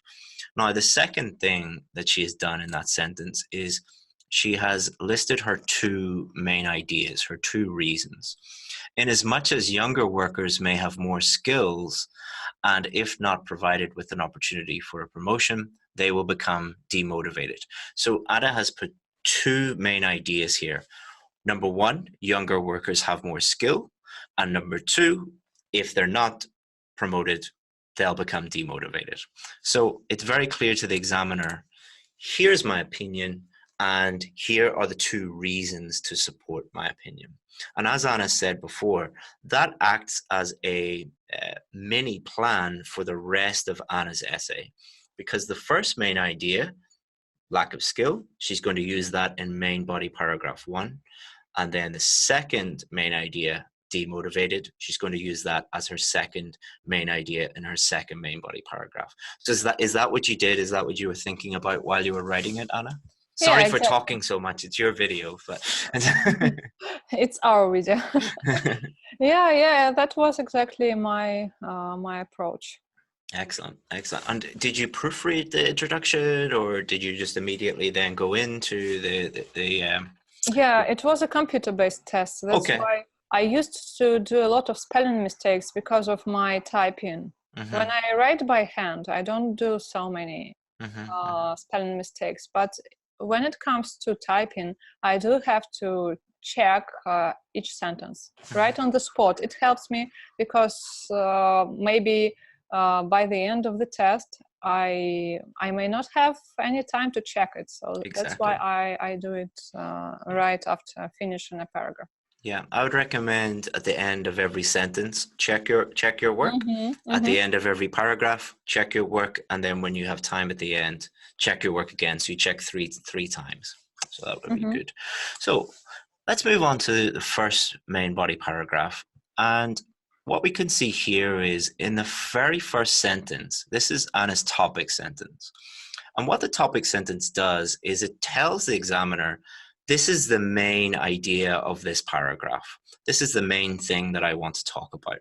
So she says, although senior employees have proved to be reliable and loyal, more often than not, it is novices who have a wider cluster of actual skills. So a wider cluster of actual skills, that matches up with the main point that she listed in her introduction, which is younger workers may have more skills. So she's taken the main idea from her introduction and put it into her topic sentence, which is exactly what we teach on the course, because it makes everything very, very clear to the examiner and easy for Anna to write about in her main body paragraph, and makes everything coherent and cohesive. Would you agree with that, Anna? Yeah, totally. And I also decided to mention that I understand the opposite viewpoint, which is about senior employees who are reliable and loyal, because it didn't take a lot of time and space, and it was clear. That's why I thought it would be a good emphasis, like making a contrast. Yeah, it's fine to do that. What I would, if anyone's watching this, what I would avoid doing is trying to do that in a very elaborate way. By at the end of the paragraph trying to show the opposite view, or maybe have like 5 or 6 main body paragraphs that you, in an agree or disagree question, you can show a balanced view, but it's very easy to mess it up. So what we teach our students is just make it really simple by agreeing with one side, either agree or disagree, and just sticking to that side. Anna briefly talked about the other side, but you don't need to do that. It's not essential. Yeah, it was my experiments with the language to make. And it helped you with complex sentence as well. So that was great. Right. The other thing that Anna did very, very well was she didn't just stop there and list one idea. She then fully developed that idea by explaining her reasoning behind that. A good way to think about this is someone saying to you, well, I understand that idea, but how does it actually answer the question? Give me reasons, give me justification. And she did that very well here. This is because young specialists exert their full effort in mastering their hard and soft skills in order to meet the requirements of today's highly competitive job market. So she's explained why skills, or a wide range of skills, are useful for the job market, and then continues with that. Therefore, having been promoted, such workers may bring innovation and help to better incorporate the latest technological advances into business processes, which is irreplaceable for every company to flourish. So it explains why companies would want that, how young people with lots of skills would benefit a company, and that helps to really develop her answer. What were you thinking when you were writing that bit? Frankly speaking, I was thinking how to put together everything I know about this topic and to a bit show off my vocabulary. But then I realized that actually I don't need to show it off, because I already had a lot of good expressions, and they come out of me naturally. So I just gave up that idea and move on explaining. And then I thought, okay, I need an example here, but I don't have time. I decided to write this essay at the end of the test, because my weak side was the first part, so I started off with it. And then I had only 37 minutes for the essay. That's why I just decided to leave it here, to leave it there like this. And if I had time, I would come back and then add an example, but I didn't have time. Yeah, so I've added an example in here. This is the only amendment, only change that I have made to Anna's essay. I've put it in yellow here. I put in, for example, the average age of a new hire at Facebook is only 23 for this very purpose. So Anna didn't add in an example because she was running out of time. And I think that's a really good point to make, that sometimes you have to be a little bit strategic with your timing. So what happens with a lot of people is they think, I have to put an example in, and they can't think of an example, and then they waste 5 minutes or 10 minutes, or they add an example in. People often do that with vocabulary as well, especially when paraphrasing. They're like, how do I change this word? And they waste a lot of time. So Anna had already developed her main body paragraph sufficiently. An example would have improved things, and I've added that in just to show how someone could add a very, very short example that would take just 30 seconds or 1 minute to write. But I think if Anna had have added in a good example, it would have even brought it up to a 9. That's one of the reasons why I think it is at an 8.5 instead of a 9, but 8.5 is pretty good for writing anyway, Anna. So I don't think you should be too hard on yourself. Yeah. I also thought that, in fact, I had a quite explicit and well-developed explanation. That's why it might have worked as an example, so I decided to move on and just to finish the essay. I mean, for anybody watching, definitely do try and put a good example into each main body paragraph. But in real life, under real exam conditions, often things can go wrong. You might, have to repeat a word sometimes, or leave out an example or something like that. Try and make it as perfect as you can, and follow the system that we're giving you. But sometimes you have to make a trade-off. You can't do everything perfectly. So let's move on to your second main body paragraph. And people will see a big thing in red here, which Anna added in, but we'll talk about that in a second.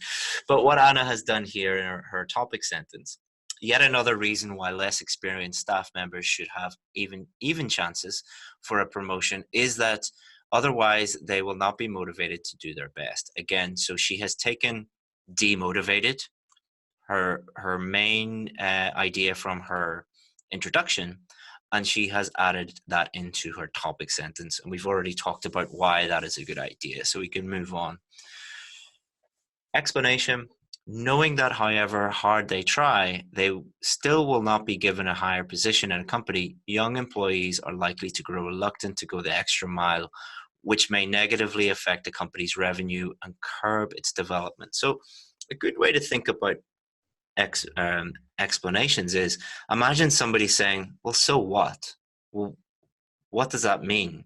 So they'll not be motivated. So what? So I used to have an English teacher in my English when I was in high school, and he would walk past us and look over our shoulders when we were writing essays, and he would point and say, so what? And what he was trying to get us to do was elaborate and give reasons, rather than just state our opinion, give reasons for our opinion. And I think Anna did that very, very well there. Did you use that little trick for writing explanations? Yeah, and were it not for your course, I wouldn't do it at all, because I wasn't like that.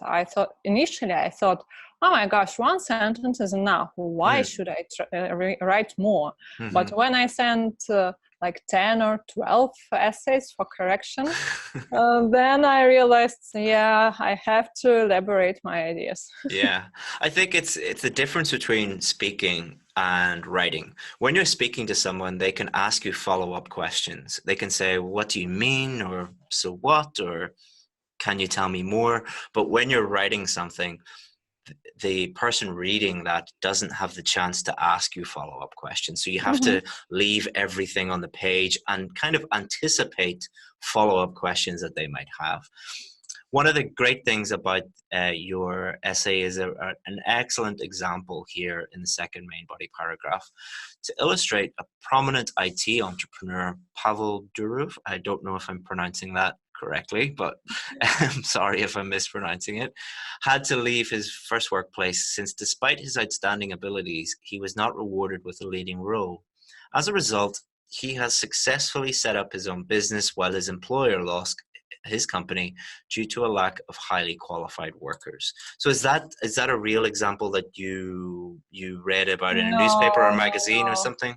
I know I'm not so rounded. I just came across Pavel Durov's page on Instagram, and I do know that he's a prominent IT specialist, and he's one of the most successful entrepreneurs in the world.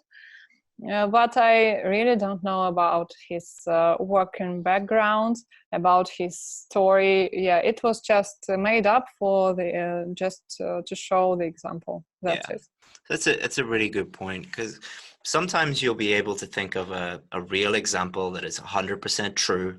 Sometimes you won't be able to think of a real example.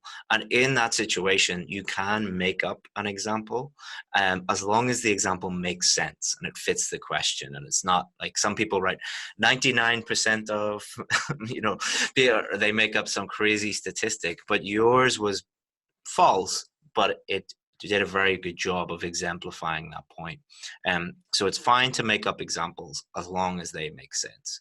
Yeah, in fact, it was the most difficult part in the writing practice, because it was really hard for me to come up with ideas. With examples? For ideas, for examples. I'm no good at all in making up things. So I did a lot to master this skill. And for anybody watching this who feels the same way as Anna does, a really great way of doing this is to go onto like the BBC News or the Guardian or some good news source, and you will find technology news, the environment news, education news, health news, and those are the common topics that come up again and again and again for writing task 2. So if you just read one newspaper article a day for 2 or 3 months while you're preparing, you'll get lots of ideas and lots of examples, and it'll help with vocabulary and everything. Takes 10 minutes a day, 20 minutes a day, but can make a huge difference to your overall score. So let's finish off. Before we get into the conclusion, Anna left in a spelling mistake. She's put this in red. Entrepreneur. Entrepreneur is a difficult word to spell. Most native English speakers mess it up as well. But it was great that Anna left that in to show that she made a small mistake, because a lot of people think that band 8.5 or band 9, like Anna got 8.5, which means that she got a band 9 in at least 2 of the criteria. And to get a band 9, you can make small grammar mistakes. You can make small slips, not many of them, and they're just slips. Same with vocabulary. You can make a slight spelling mistake here or there. You should try and minimize those as much as possible.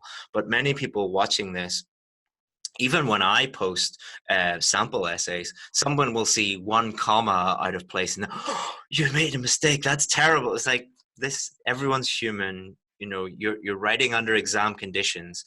Try and minimize your mistakes as much as possible.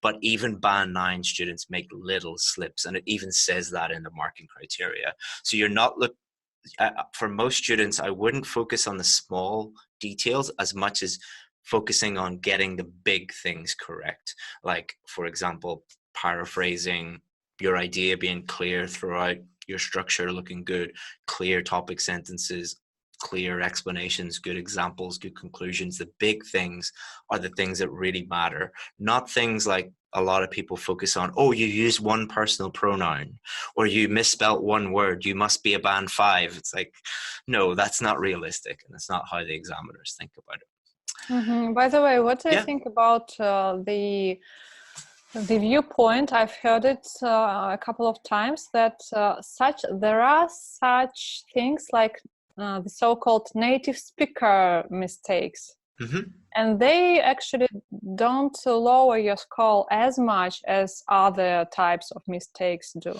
Can you give me an example? I don't really know what you mean by native English speakers. Like native speakers usually mess up less and fewer.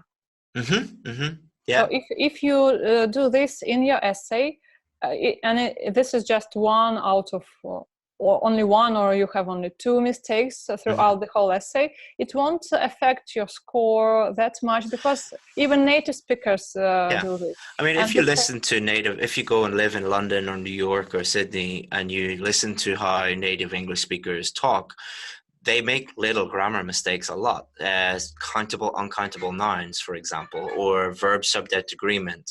But they don't make them that often.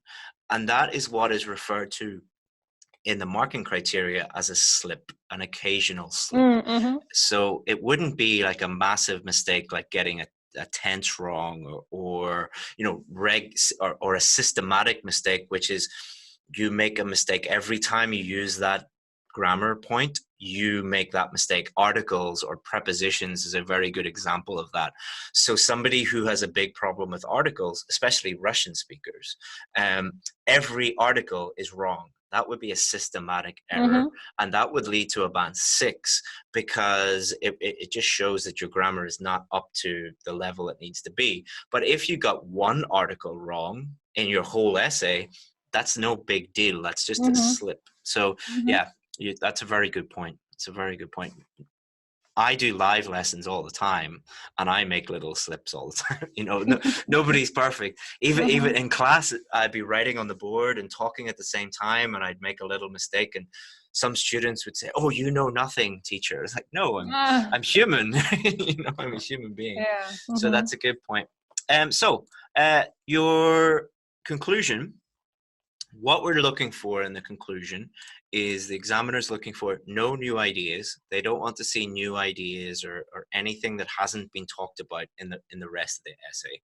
The examiner is looking for a clear opinion. Again, your opinion must be clear throughout the essay, in your introduction, in your main body, in your conclusion. So Anna did that in her conclusion, and a summary of her main points.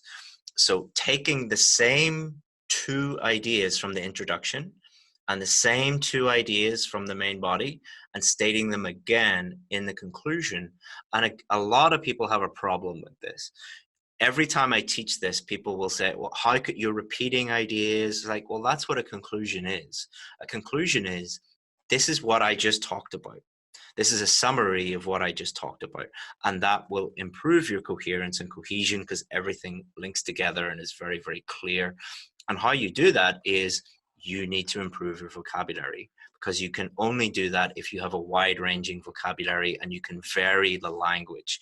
You should avoid repeating the same word again and again and again and again, although if that happens, it's not as big of a deal as people think. But you can repeat the same ideas in your introduction, main body paragraph, and your conclusion. So is that what you were thinking about? You're thinking about paraphrasing whenever you got to your conclusion?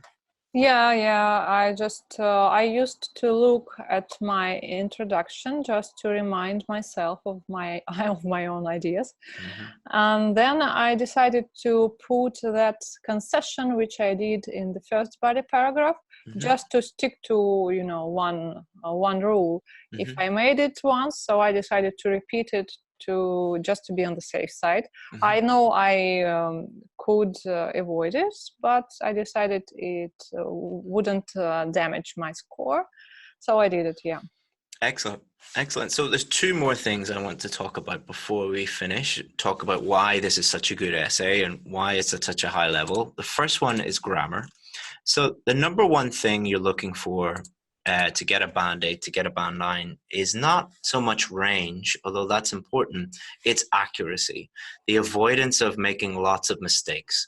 So Anna has nearly all error-free sentences, and that is what the examiner is looking for. They're looking for lots and lots of sentences with no grammatical errors in them whatsoever.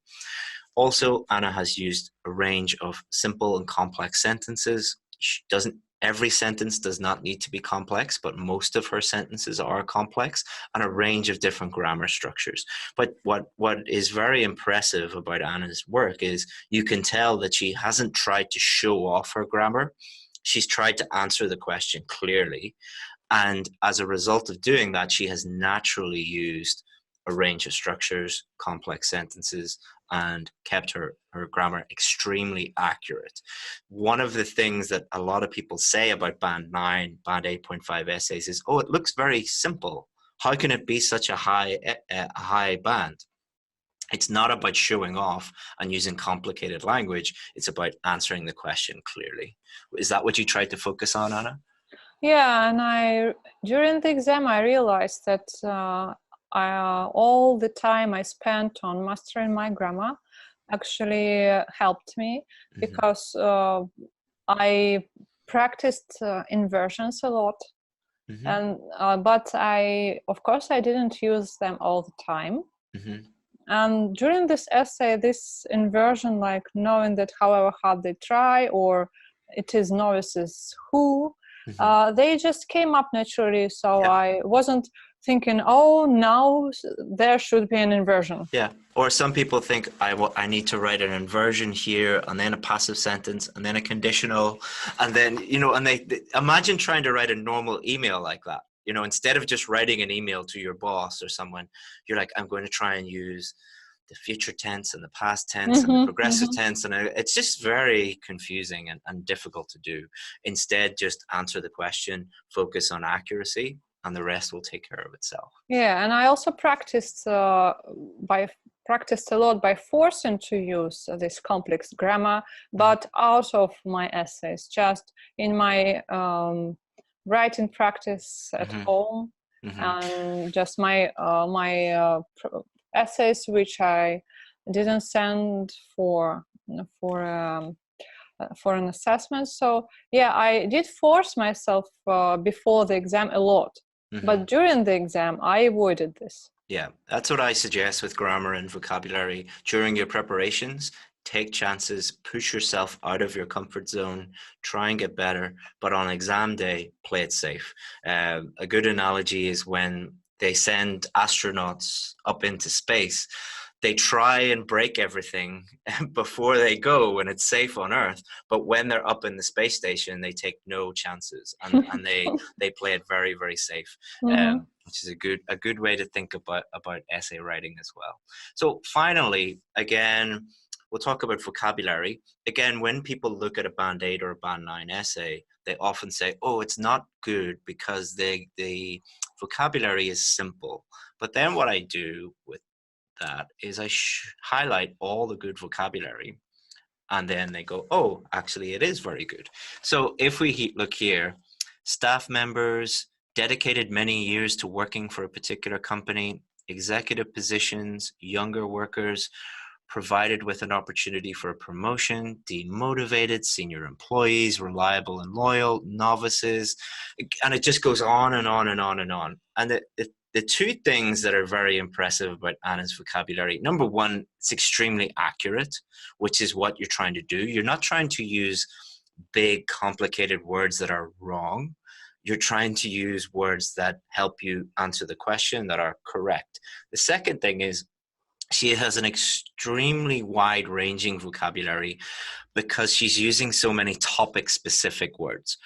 Words that you only really use to talk about this specific topic, such as staff members, executive position, younger workers, reliable and loyal, senior employees, hard and soft skills, meet the requirements, highly competitive job market, bring innovation, business processes, irreplaceable, flourish. You don't use those words to talk about the weather or to talk about what you did last weekend. And what that demonstrates to the examiner is, if this person can talk about this topic with such a wide-ranging vocabulary and accurate vocabulary, it's a good indication that they can do that for any topic. So sometimes you might get lucky, and like, for example, if you're a doctor, you might get a health question. If you're a teacher, you might get an education question. But it is a very good indication, if you can use those topic-specific words, that you have a wide-ranging vocabulary. And did you work on your vocabulary before the test for a long time, or what did you do to try and help you in that area? It was a lot of effort from my side. I studied every day. I did an exception. I had a weekend like once a month, and that's it. I read a lot of tons of articles. I've written a list of more than 2,000 words and idioms, and I had an English-speaking friend to bounce ideas off. So yeah, I really pushed it.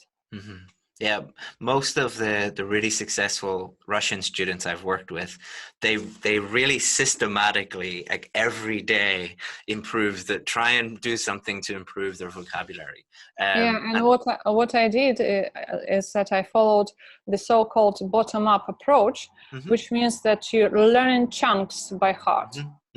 And then they come out of you naturally, both in collocations and chunks, like so if we look at your dedicated many years, provided with an opportunity for a promotion, bring innovation, meet the requirements, so that's how our brains normally learn vocabulary when we're children, or when we're adults as well, but we don't learn single words, we learn chunks of language.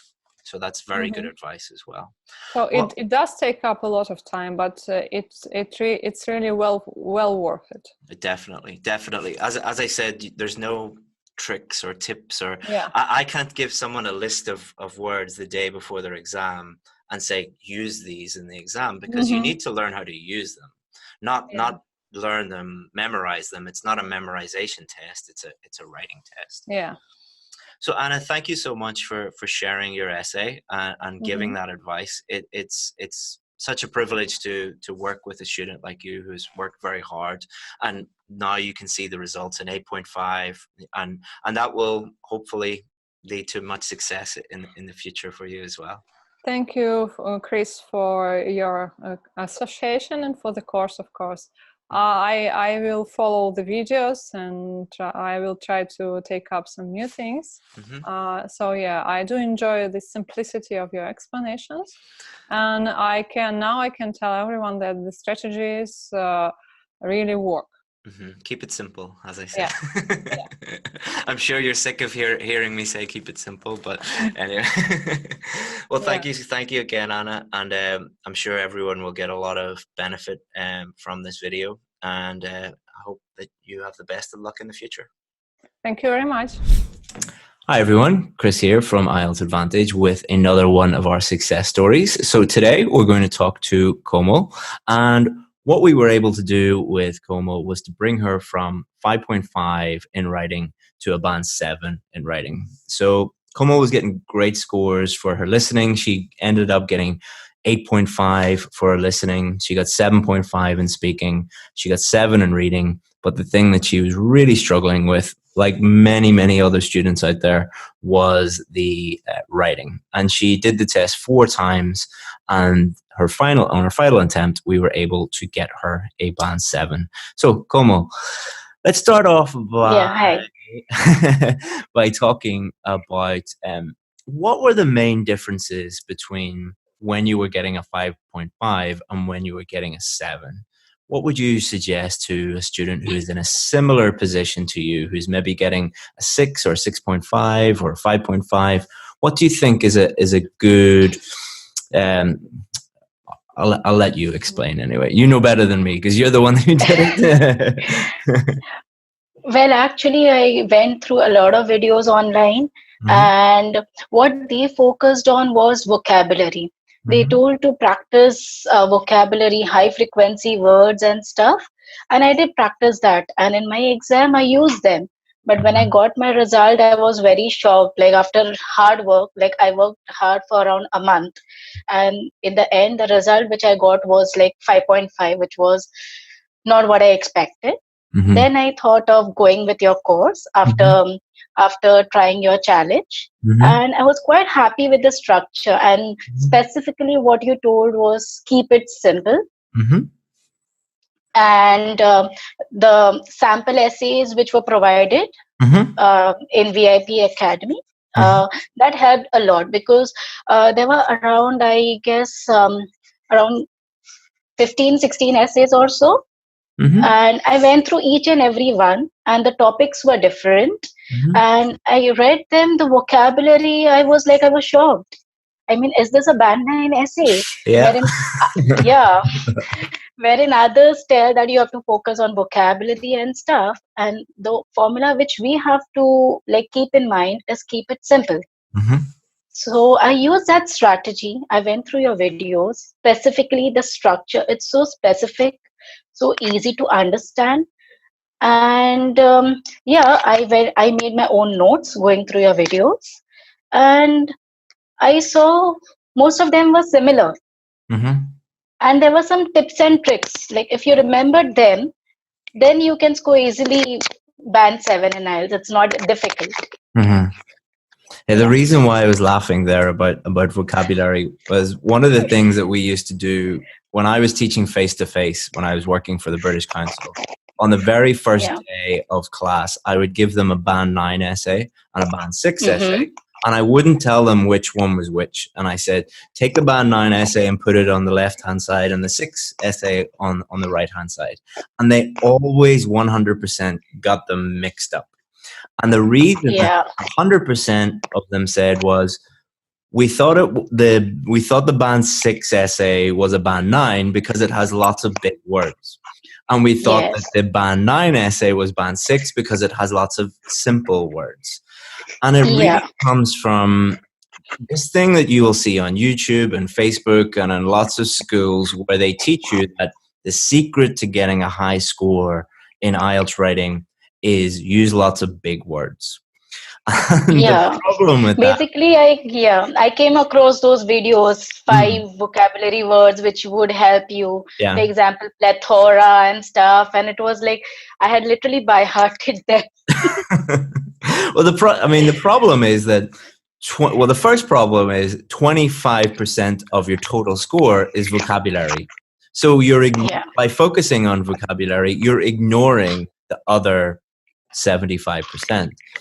The other problem is what happens if you try and use very high level words? What do you do? It became very difficult. There was a time when I thought, oh my God, this is not my cup of tea. I should not do IELTS. And I told my husband, let's not go to Canada and let's cancel the plan. But then when I referred your structure, it was so simple.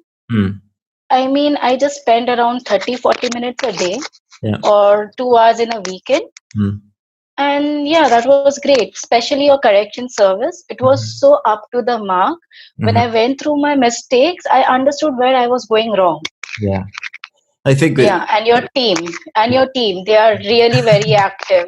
I mean, on Facebook group also, if I put something that I have difficulty and so, and they will immediately send me a link, which I have to just go through and practice. And I think the other problem with teaching people high level words is that most of the people that they're teaching that to are not capable of using those words. So it's the analogy I always use is like, if I go to the gym, I can normally lift, let's say, 50 kilos. But if I try and lift 200 kilos, I'll get injured or I'll drop the weight on my head. And it's the same thing with giving people lists of big, long words. They don't know how to use them. And it's very common to get 5.5 because you will get a very low score for vocabulary because you have so many mistakes. Would you agree with that? Yeah, I totally agree. Plus, I believe that people should verify before going to an IELTS instructor. For example, what happened with me is before giving my second attempt, I came across one instructor. I mean, there was just a Facebook page to help me with my IELTS preparation, and they charge a very small chunk of amount and they correct the essays and give.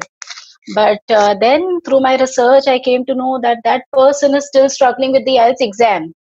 And they are just tutoring to earn some money so that they can, it's like an investment for them. But I've seen that. I've seen that so many times. And people like us, they get cheated just by paying, and then they demotivate that no, you need another 6 months of time to prepare for the exam and stuff. But I believe that, as you always say, that take IELTS as an investment rather than giving exam again and again. Yeah. Find a better tutor and do. And I feel that IELTS Advantage is the best. I know there's a lot of people out there that have not even got the score that they need yet, calling themselves IELTS teachers. And it's like, if you broke your leg and went to the hospital, would you ask the other patients, the sick people, to to help you, or would you ask a doctor or a nurse? You know, it's crazy the things that people are doing out there. And the cheapest option, like anything else, if you buy the cheapest car, it will break down. Yeah. If you buy the cheapest house, it's going to have a leaky roof and be in a terrible neighborhood. If you buy the cheapest correction service or the cheapest course, and I'm not saying that because I want people to give me money. I'm saying that because I want people to save money and give it to someone who really knows what they're doing. That's probably not going to be me, because I can't help too many people. But save your money and give it to someone who knows what they're doing, and then you'll get the score that you need. Because it would be a shame for you to have missed out on an opportunity to move to Canada, have a better life, because you trust someone who just doesn't know what they're doing. Yeah, I mean, that was like really shocking for me, how people earn money through various networking sites. Yeah. So I think people should verify before going through any institute or any classes. So what would you say to someone who, you mentioned to keep it simple, what would you say to someone who right now is watching this video and would say, well, if you use simple vocabulary and simple grammar, you're going to get a low score. You have to use complex vocabulary and grammar and everything. No, I would just say that follow a particular tutor. Mm-hmm. Don't just keep changing your tutors just because you don't get a good score from that person. Other thing is practice as much as you can, and follow a structure. I mean, following a structure is very important because, for example, in question when they say that what are the causes and solutions. So when we see that word causes and solutions, there are many people who might misinterpret that, oh, we have to write 2 causes or 3 causes and 3 solutions, which is not possible. In fact, I also used to feel the same. But when I followed your structure, I realized, okay, we can write 1 cause and 1 solution for the same, and we get good marks for that. Yeah. So in the real test, did you have a causes and solutions question? No, I had opinion question. Whether do you agree or disagree? It was like, I don't remember the question as such, but it was based on children growing in, whether children should grow in rural area or whether they should be in cities. And what basic whether you agree or disagree. did you use there? I followed your structure, that is paraphrasing the question and giving, like, I disagreed that they should not stay in rural areas. So why do I disagree? In introduction, I mentioned my 2 ideas. Then my first paragraph was on my topic sentence plus explanation and example. Same went with the second paragraph and conclusion. Yeah, simple. Yeah. Another thing I would also like to share with others is, basically I'm from India. I stay in Dubai, but I'm from India. So one problem which we Indians face is mentioning the same thing again and again. Yep. I mean, there would be a topic sentence, and in my explanation, I would just write the same thing, and it would just go round and round and round. So that was a problem with me. And I went through your video on YouTube about mistakes which Indians do, as in going round and round with the same topic. Yeah. So I went through it, and you had explained it in such an easy way. Yeah, wherein we'll link up that video yeah. so other Indian students can check it out. So. Yeah. After that, when I wrote my essay, there was a sudden change. As in, first, when I used to get my essays corrected by you, I never got more than 6.5 or 6. And after going through that video, when I wrote my essay, I started getting 7 because it went into my mind how I have to basically write an essay.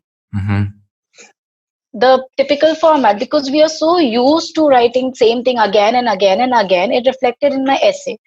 So that video really helped me a lot to overcome my problem with, you know, running around the bush and writing the same thing. Yeah, I think for anyone watching, they might be thinking, well, I don't have that problem and I have no idea what my problems are. The key is to get feedback on your writing. As if there was a, if there was a problem with your car, you wouldn't try and fix your own car, or you wouldn't go to mechanic school and try and learn it yourself. You would take it to a mechanic and they would fix that one or two problems that you have. Exactly the same with writing essays. Anybody getting below a 7, there's at least one or two big problems that you have, but you're unaware of those things. But once you become aware of them and then you work on fixing those things, then you see progress. Yeah, and another thing, when I went through your videos, it also helped me to improve my listening, because I was listening what a native speaker spoke. Yeah. So it helped me with my listening, and it also helped.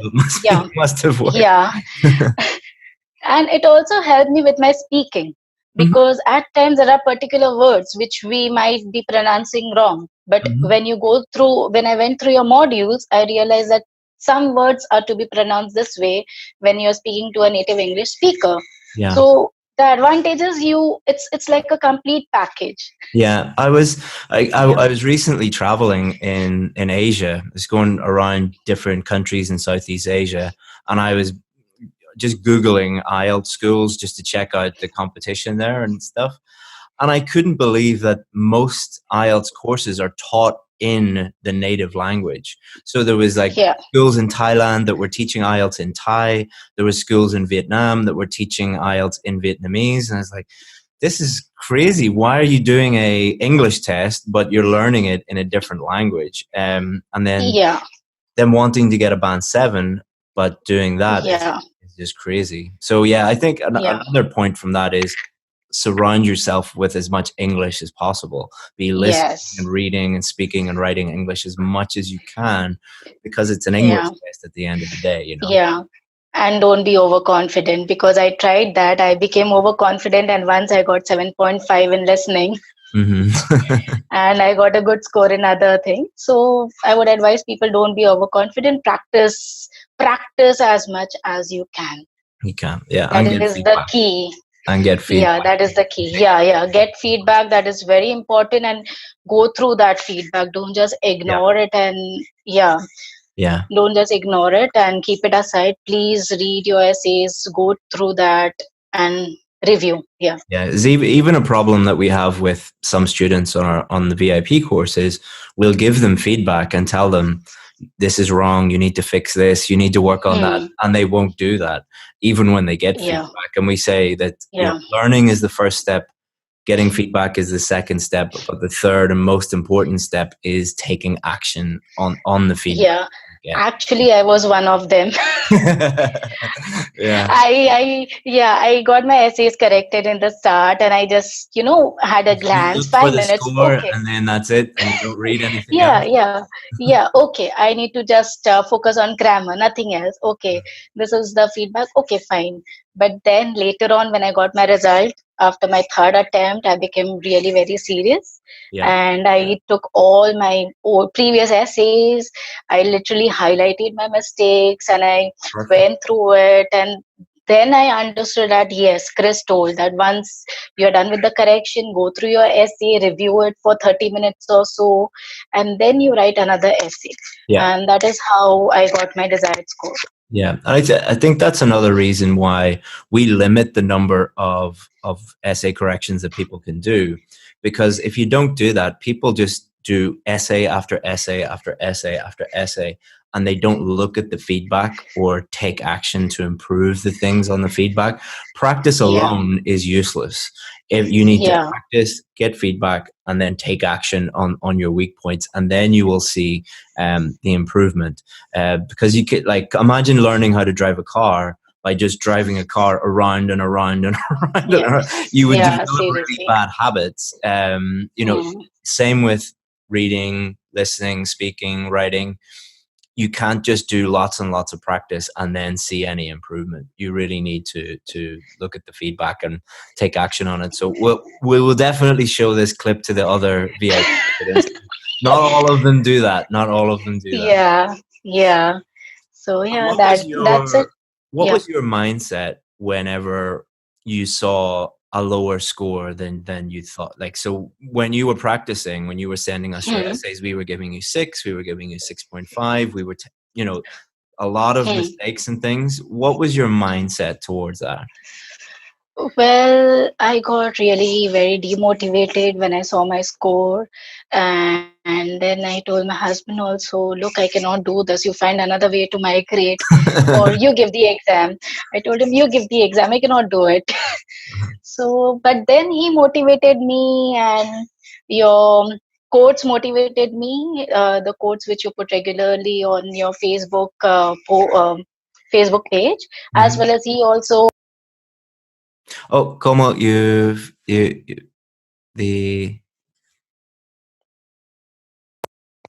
we go. Yeah. Sorry, you must have hit the button by mistake. Sorry.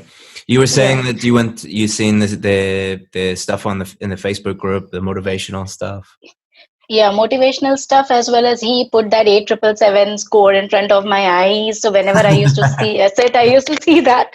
And I'm a teacher basically. So then I thought that what would others feel if they see that their teacher's only not trying her level best. So that is how I woke up one day, and I had like Cambridge books 11 to 15. Oh, they did it again. Okay. Yeah, I had already practiced those books, so I took copies of those books again, and I was continuously practicing. I dedicated myself towards IELTS for around 8 to 9 hours in a day, continuously doing those listening modules and writing and stuff. In fact, I used to finish my writing task 2 in around 20 minutes. Wow, that's amazing. Yeah, but the problem with me was idea generation, and I was not very sure about that. Like, and how then would you, that's a good. So, how would you help someone if they were struggling with idea generation? Because there's a lot of people who do struggle with that. Would you say brainstorming is effective? No, I loved your coffee shop method. So I went through your previous videos on YouTube as well as Facebook, and I went through the mini module in VIP course. I went through it again and again. I made my own notes. Then again, I bought essay correction service again because my previous one was already finished. I had got my 5 essays corrected. So I bought another essays correction service, and then I started writing. And that is how I got around 7 from you in all the essays I wrote. We'll link up our idea generation video here, because you talked about the coffee shop method. But we'll link the video here to so other students watching can have a look and improve as well. So and that is that's when I came to know, yes, I'm actually prepared for the exam. Excellent. So congratulations again on going from 5.5 to 7 in such a short period of time. And now you'll be able to go to Canada, is it? Yeah, and just a few days back, I came to know I have to give IELTS academic as well because I'm into teaching. Okay. So I have to revisit the course. I have to give IELTS again. Well, if you have any problems, well, you know that you've got lifetime access, and we'll help you. I feel that I took a right step enrolling myself with IELTS Advantage, and it's a very good investment for me. And thank you so much for helping me out. You're welcome, Koma. Yeah, because it's because of you that I'll be going to Canada now. You're welcome. Well, thank you so much for helping other people, and it's a really inspirational story, and you've given really good advice. So if you need anything in the future, just let me know. We're here for you, and we'll do anything we can to help you. All right. Sure. Yeah. Thank you. Thank you. Bye. Yeah. Hi everyone, and welcome to a very special success story. Meet Andrea, who was one of our students, and what we're going to do in this video is Andrea did the test 10 times? Yeah, About more or less. And she was telling us about all the mistakes that she made. And what we'd like to do is share those mistakes with you guys so that you can avoid making those mistakes and you can get the score that you need next time. So we're kind of fast tracking you to getting the score that you need. And we'll also talk about how we helped her get a band 8 overall.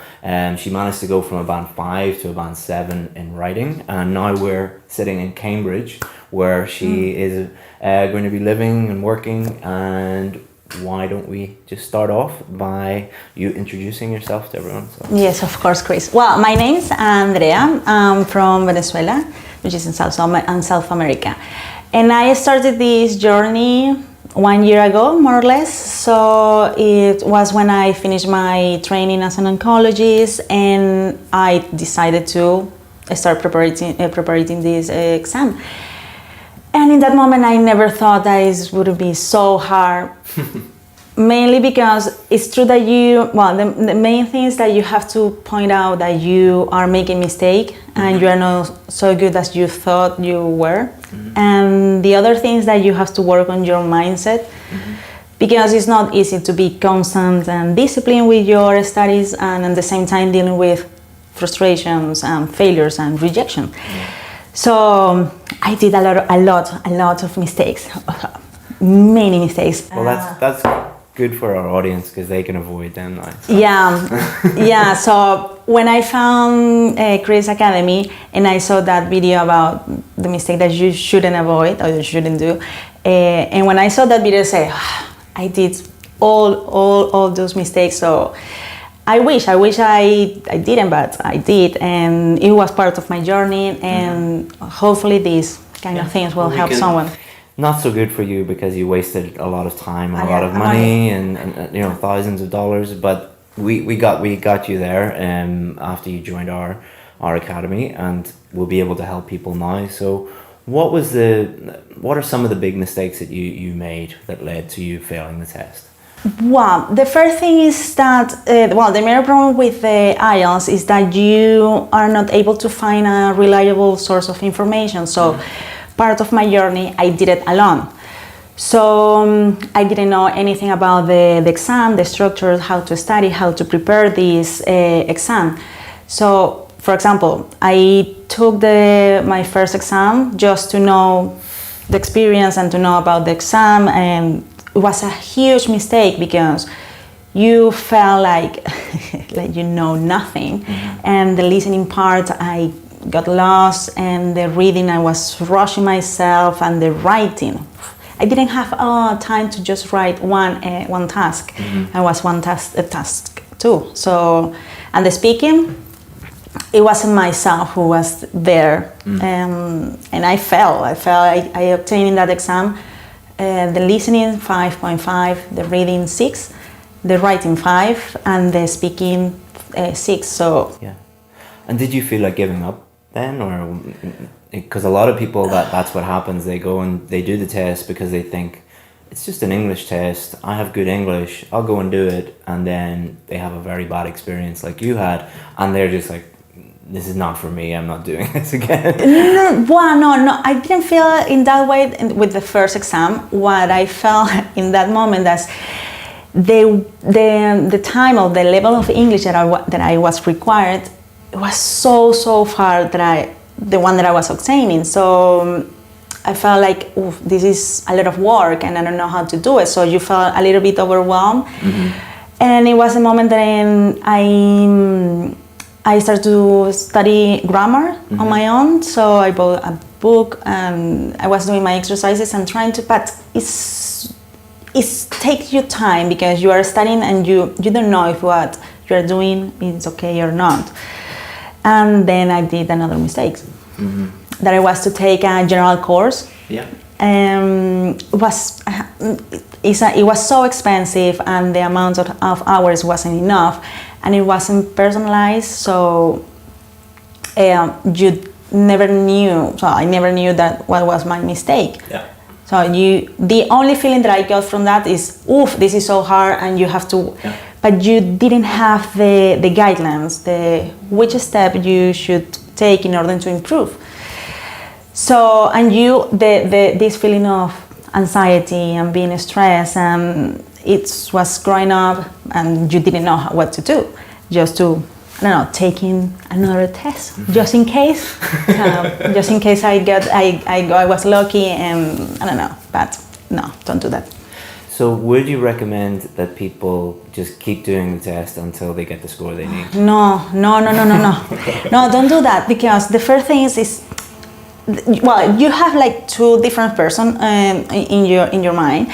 So the one is that, no, well, maybe if you do the exam again, maybe you are going to obtain your score. But the other has to be the honest. You have to be honest with yourself and say, come on, you are not going to jump from a 5 in your writing to a 7.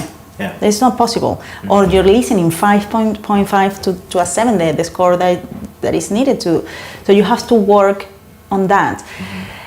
And then what happens if you take the exam many times, that you are going to deal with the stress of being under exam conditions, and then to deal with when you are receiving your scores and it's not the one that you wanted. So it's like, oh, and you have to start again.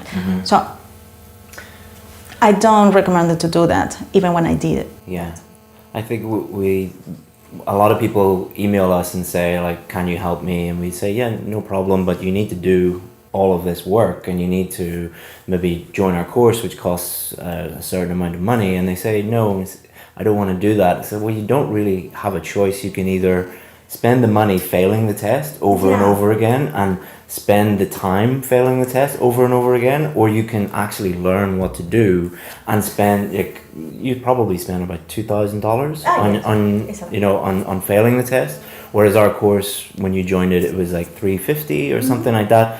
So, it's not cheap. I know a lot of people, that's a lot of money for a lot of people, but it is a lot less than failing the test multiple times. And well, the thing is, I have to say, because I was in that position and say, oh no, but I already booked my exam.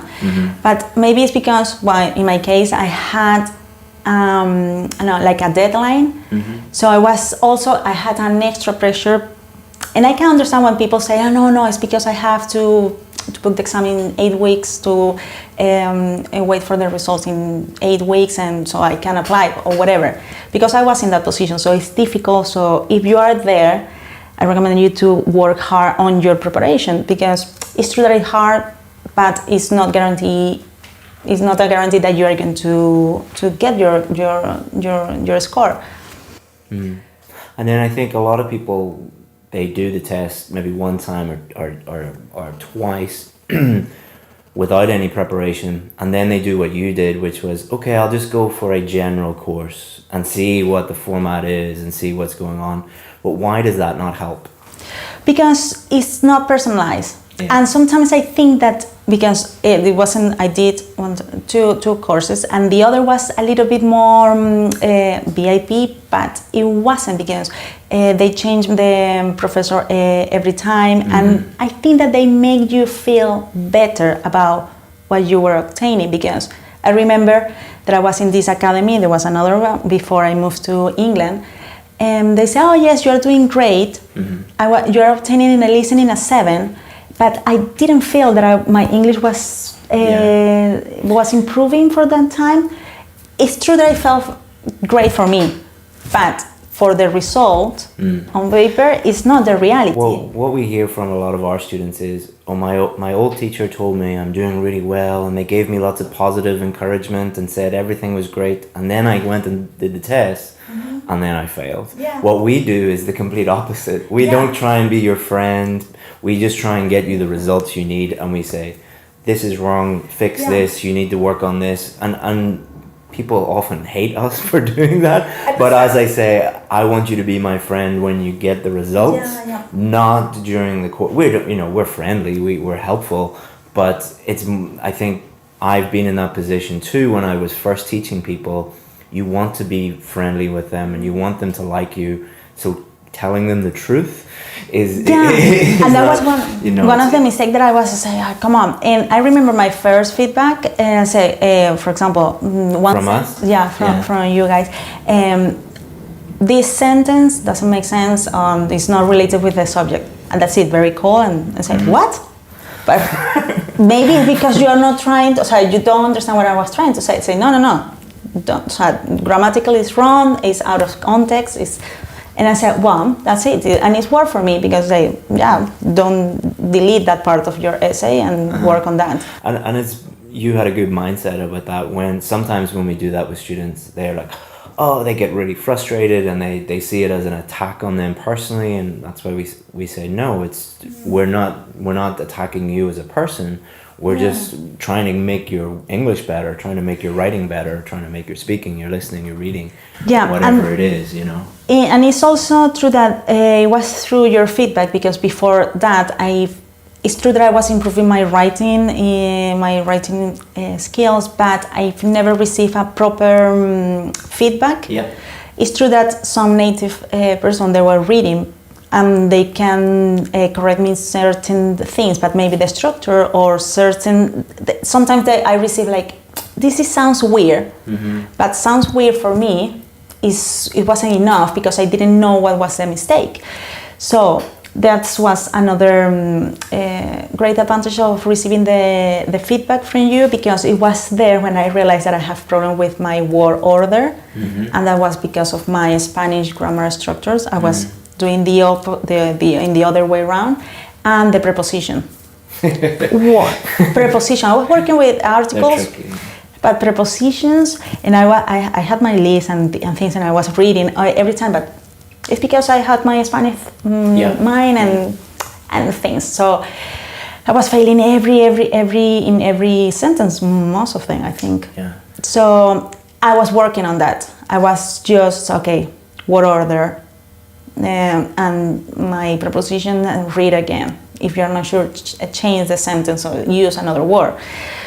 So, and that really helped me in improving my essays. Yeah, it's really interesting to hear your story, because it is a very typical story of the test is not that difficult, I'll go and do it without any preparation, fail. Okay, I'll go for a general course, not get any feedback, look at some videos, look at YouTube, fail. And then you're like, and then what was the next part of your journey? I was consuming every type of video in YouTube about IELTS and professors. It's so confusing, because one guy says this, another girl says the opposite, and you go into the test and your writing reflects the confusion in your brain, because you have no idea what to do. No, exactly. And you have to follow a plan, which I didn't know that you have to. Yeah. I thought that you give me a pen and a paper and I'm going to write everything that is going through my mind, which is not the case. No. No, you have to, no.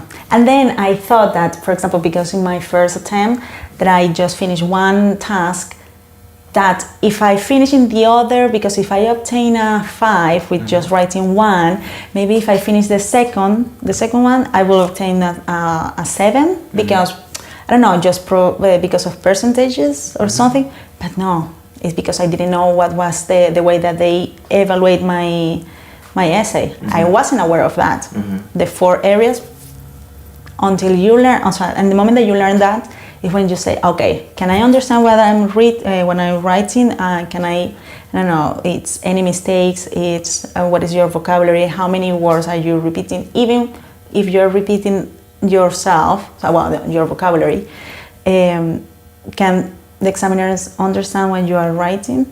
So I was all over the place. Yeah. And I think the next part of the journey that people normally go on is they get help from a teacher who gives them good feedback, but then they come up against a new difficulty, which is mindset, because it's very difficult for someone to be constantly telling you, you're making a mistake, this needs to improve, you need to work harder, you need to get... What mindset things would you suggest people understand before they go on that journey? Yeah. I think for me that was the only thing that it kept me continue doing this, because if you are in front of so much frustration, so much failure, you want to give up. So what I did is to change this approach to this exam. So I used to think, think that while you're learning your English, trying to enjoy this.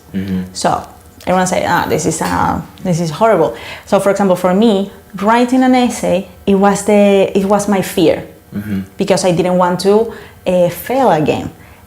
So in the moment I put in my schedule, Andrea, you have to write tomorrow 4 essays. I said, 4 essays sounds horrible, but I say, okay, Andrea, maybe 1 introduction, then the overview, and it was so much easy. And at the end of the day, I wrote, 4 essays per day.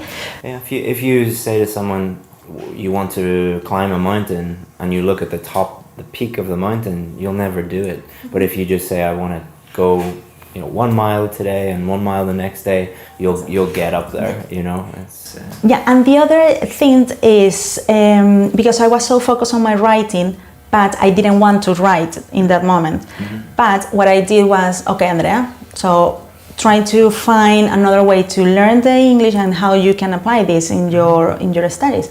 So I was listening, and I was reading and listening different news, and I was trying to explain myself, if like I was talking to myself at home. Your neighbors must have been. If you had a camera on my house, you say, oh, come on, this lady is a little bit crazy. Yeah, because I was explaining in front of the mirror. So I knew that I was working on my idea generation. I was working on topics that I wasn't feel comfortable.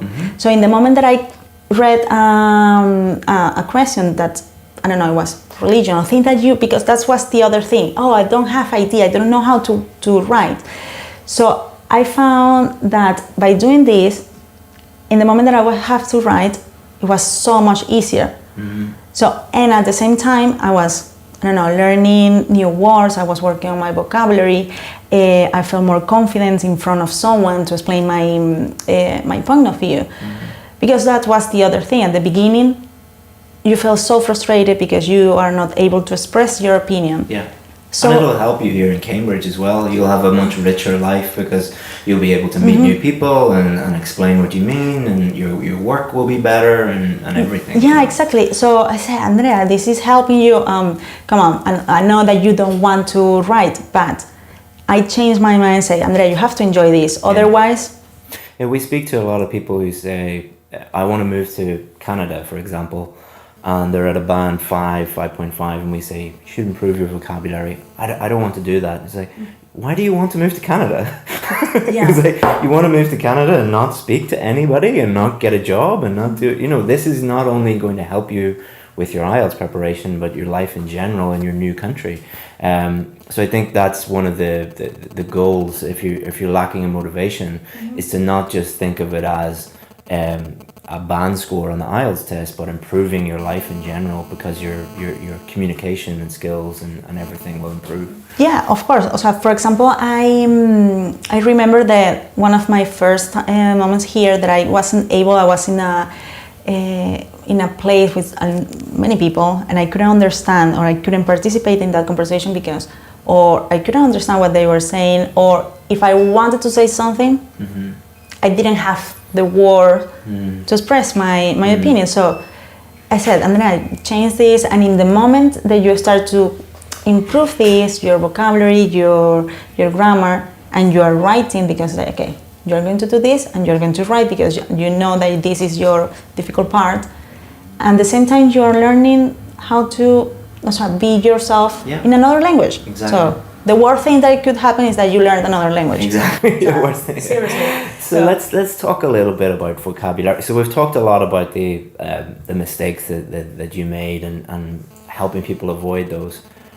Now let's talk about how you got to this level and the scores that you got. And one of the things that you mentioned was vocabulary. How did vocabulary help you improve your scores, and how did you learn new vocabulary? How did you Wow, for me, vocabulary was one of the main things that helped me to improve all the 4 areas. So what I did, I remember because I bought these books, Cambridge IELTS series 9 to, I did 9 to 13 books.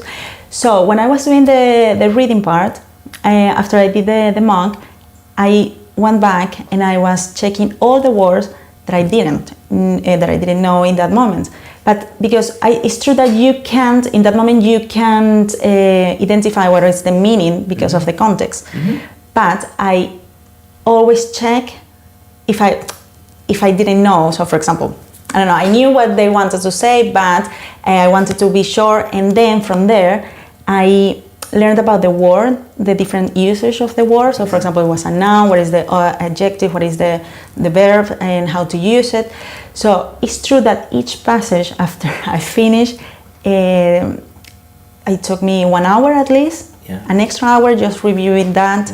And then I was underlining, I don't know, what is the main idea. And after, I don't know, maybe after each day, I had at least 20 words that I didn't know. So what I was trying to do is to work on that vocabulary that I didn't know, that in that moment, at the end of the day, I was making sentences on my own. It could be very simple, because at the beginning I said, I don't know how to use it. The house is green, that's it. And then I was trying to incorporate all those vocabulary on my daily routine. So for example, if I want to express an idea or something. And this helped me a lot, for example, for the listening, because they are, if you want to find the answers, they're going to tell you a synonym. So you were working on that. In the reading, if you know a lot of words, you don't have to skim or scan, just you're reading faster because your comprehension is also improving.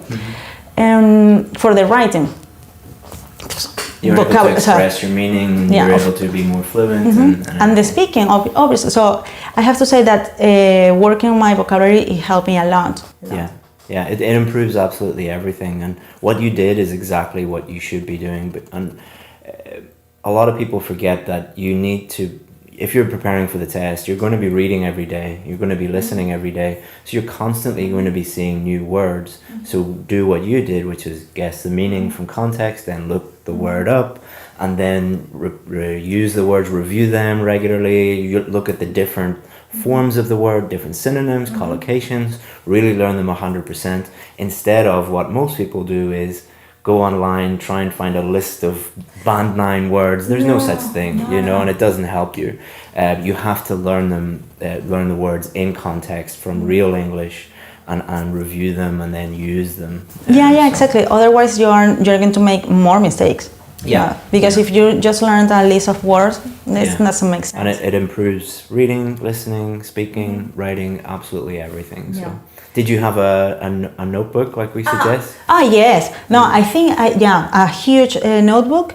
Full of new words and everything. So then, because I finished that word, it doesn't make sense, so I start to categorize all the... Categorization is really good for reviewing and things. So if I want to talk about education, health, so I was working in that kind of things. And then, the idea generations.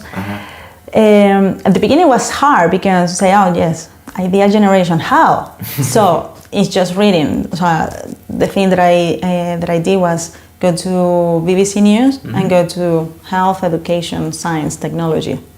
No politics, I didn't like it. It's too boring. It's too boring. It's too boring. And you have to try to do the most enjoyable part of this. Because if you go to any news website, you'll see health news, education news, technology news, science news. What are the common topics on writing task 2? Health, education, technology, science. So if you read one of those articles per day, you're going to help with your idea generation, your vocabulary, your idea development, your examples, absolutely everything. Example. Yes, of course, I'm working on that. So what I did with my idea generation as well, I had my notebook, is if I read something about health, I try to create a debate on my mind, and then the different points of view, even when it wasn't my point of view, because critical thinking, seeing the other side of an argument and appreciating what other people would say about your argument, and all of those things are really important. Because I didn't know if in the moment of the exam I have to contrast my ideas. So, and you obviously you feel more comfortable talking about what you believe. Exactly. But if you work in also what other people believe, in the moment that you have to write about that, you are not going to have any problem. So it's hard. I remember it took me time. Every day I was studying hard because I was also learning about different things. Yeah. So I remember I thought, Andrea, it's not just exam, it's just also about learning new vocabulary. When learning about the world as well. The world, yeah. I didn't have too much time. It's to be honest, it's a great thing because for me, in my case, I say, Andrea, because before I was studying medicine, and the only thing that I read was medicine, and now you're a more well-rounded person. So I have you have to look at this as a positive. Excellent. And now that's 25% of your marks in speaking and writing are going to be vocabulary. Another 25% are going to be grammar. How did you get over the grammar? The grammar for me was it was a nightmare because I've never studied grammar before in my life. So never. I was able to talk, but I knew that I was talking in present or in past, and I didn't know anything. So what I did was I bought my grammar books, and I was studying each unit, doing the exercises. It wasn't so hard. So it was hard and slow because I didn't have a teacher because sometimes when someone explains a particular chapter, you are able to understand because I don't know that the teacher told you something and it's more easy to remember that. So I was working that every day. Every day I think that I study 1 hour of grammar. 1 hour. So I did my one chapter of my book, some exercises, reviewing that, going back. So it was part of my. Otherwise, I couldn't improve. And what would you say to someone who, let's say they don't even know that they're struggling with grammar, or they know they have a problem with grammar, but they don't know how to fix it? Apart from studying grammar, what would be your biggest piece of advice for them? The thing is, if they don't know that they are struggling with grammar, I think that the best exercises to do is to try to express something to someone. Could be so easy. Can you describe me this? And what did you do yesterday? So if you are struggling with that, it's because you need help. You need help in your grammar and your structure of this. So find a professional help. I think because you can do it alone, but it takes you time, and you don't know if you are doing well. Yeah, I'm not saying this because I want people to join our course or give me money. I'm saying this because if you don't get professional help with your grammar, you will have no idea the mistakes that you're making. And the analogy I always use is, if my car breaks down, I don't know anything about fixing a car. I bring it to a mechanic.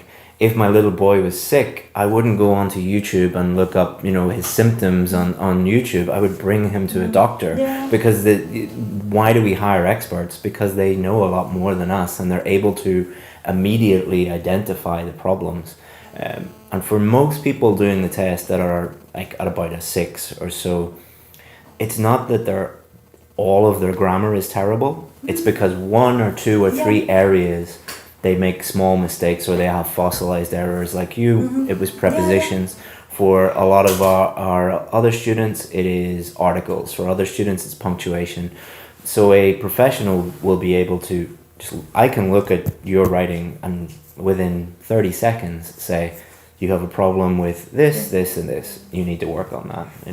Yeah, no, it's true. It's true that studying the grammar, it will help you, for example, for your speaking. So as you study everything, but you are not going to use the whole grammar on your essay. But if you don't know what are you doing wrong, you're never going to obtain the score that you wanted. So it's the best. The thing, when I received my first feedback and I realized that I was making these mistakes, and I said, Andrea, you have to work that. And when I was producing each sentence, I was double checking these mistakes. So I said, okay, it makes sense. Verb, agreement, subject, things. It's not Spanish grammar. Okay, go. So it was the thing that it helped me a lot. No, it really does help. And what I'd also say about grammar is don't get too frustrated with it, because it can be little rules. Because I know how frustrating it can be for students. They're like, but the rest of the sentence is fine. There's just one tiny article or one tiny preposition or a comma, and it gets very frustrating. But the thing to remember is, let's say articles and prepositions are your two main weaknesses. They're in every sentence. So if you're making mistakes in every sentence, then you can't get over a 7, because to get over a 7 for grammar, most of your sentences need to have no errors whatsoever. And then if every sentence has a mistake, it also affects your coherence, because it's more difficult to read. So a lot of students get frustrated because they say, yeah, but my structure is good and my vocabulary is good and I answered the question, and it's just articles or it's just prepositions. It's like, I know, but you still need to fix it. Yeah, it happened to me, and I say, oh, but it's just a few prepositions. But then I felt relieved, because I thought, Andrea, it's just preposition. Yeah. So it's not like your grammar is so that no one can understand what you are saying. It's just preposition. Yeah. So just work on that. It's easy. And you told us you're going for a job interview here in Cambridge in a few days. If you went into the job interview and every sentence had a grammatical error in it, they might give you the job, but they might give it to someone else because they say, well, she might have a problem communicating with colleagues, or she might be writing a very important medical report and make lots of mistakes. So hopefully it does help you with that as well. Of course. I am, and this is another type of motivation. So I said, Andrea, this is so you are going to do this in your future. So you don't want to be misunderstood and have horrible mistakes, and so learn about this the best that you can do it. So I think you have to find what is your purpose. Of why you are doing this. So, and then work on that. But trying to visualize yourself each day.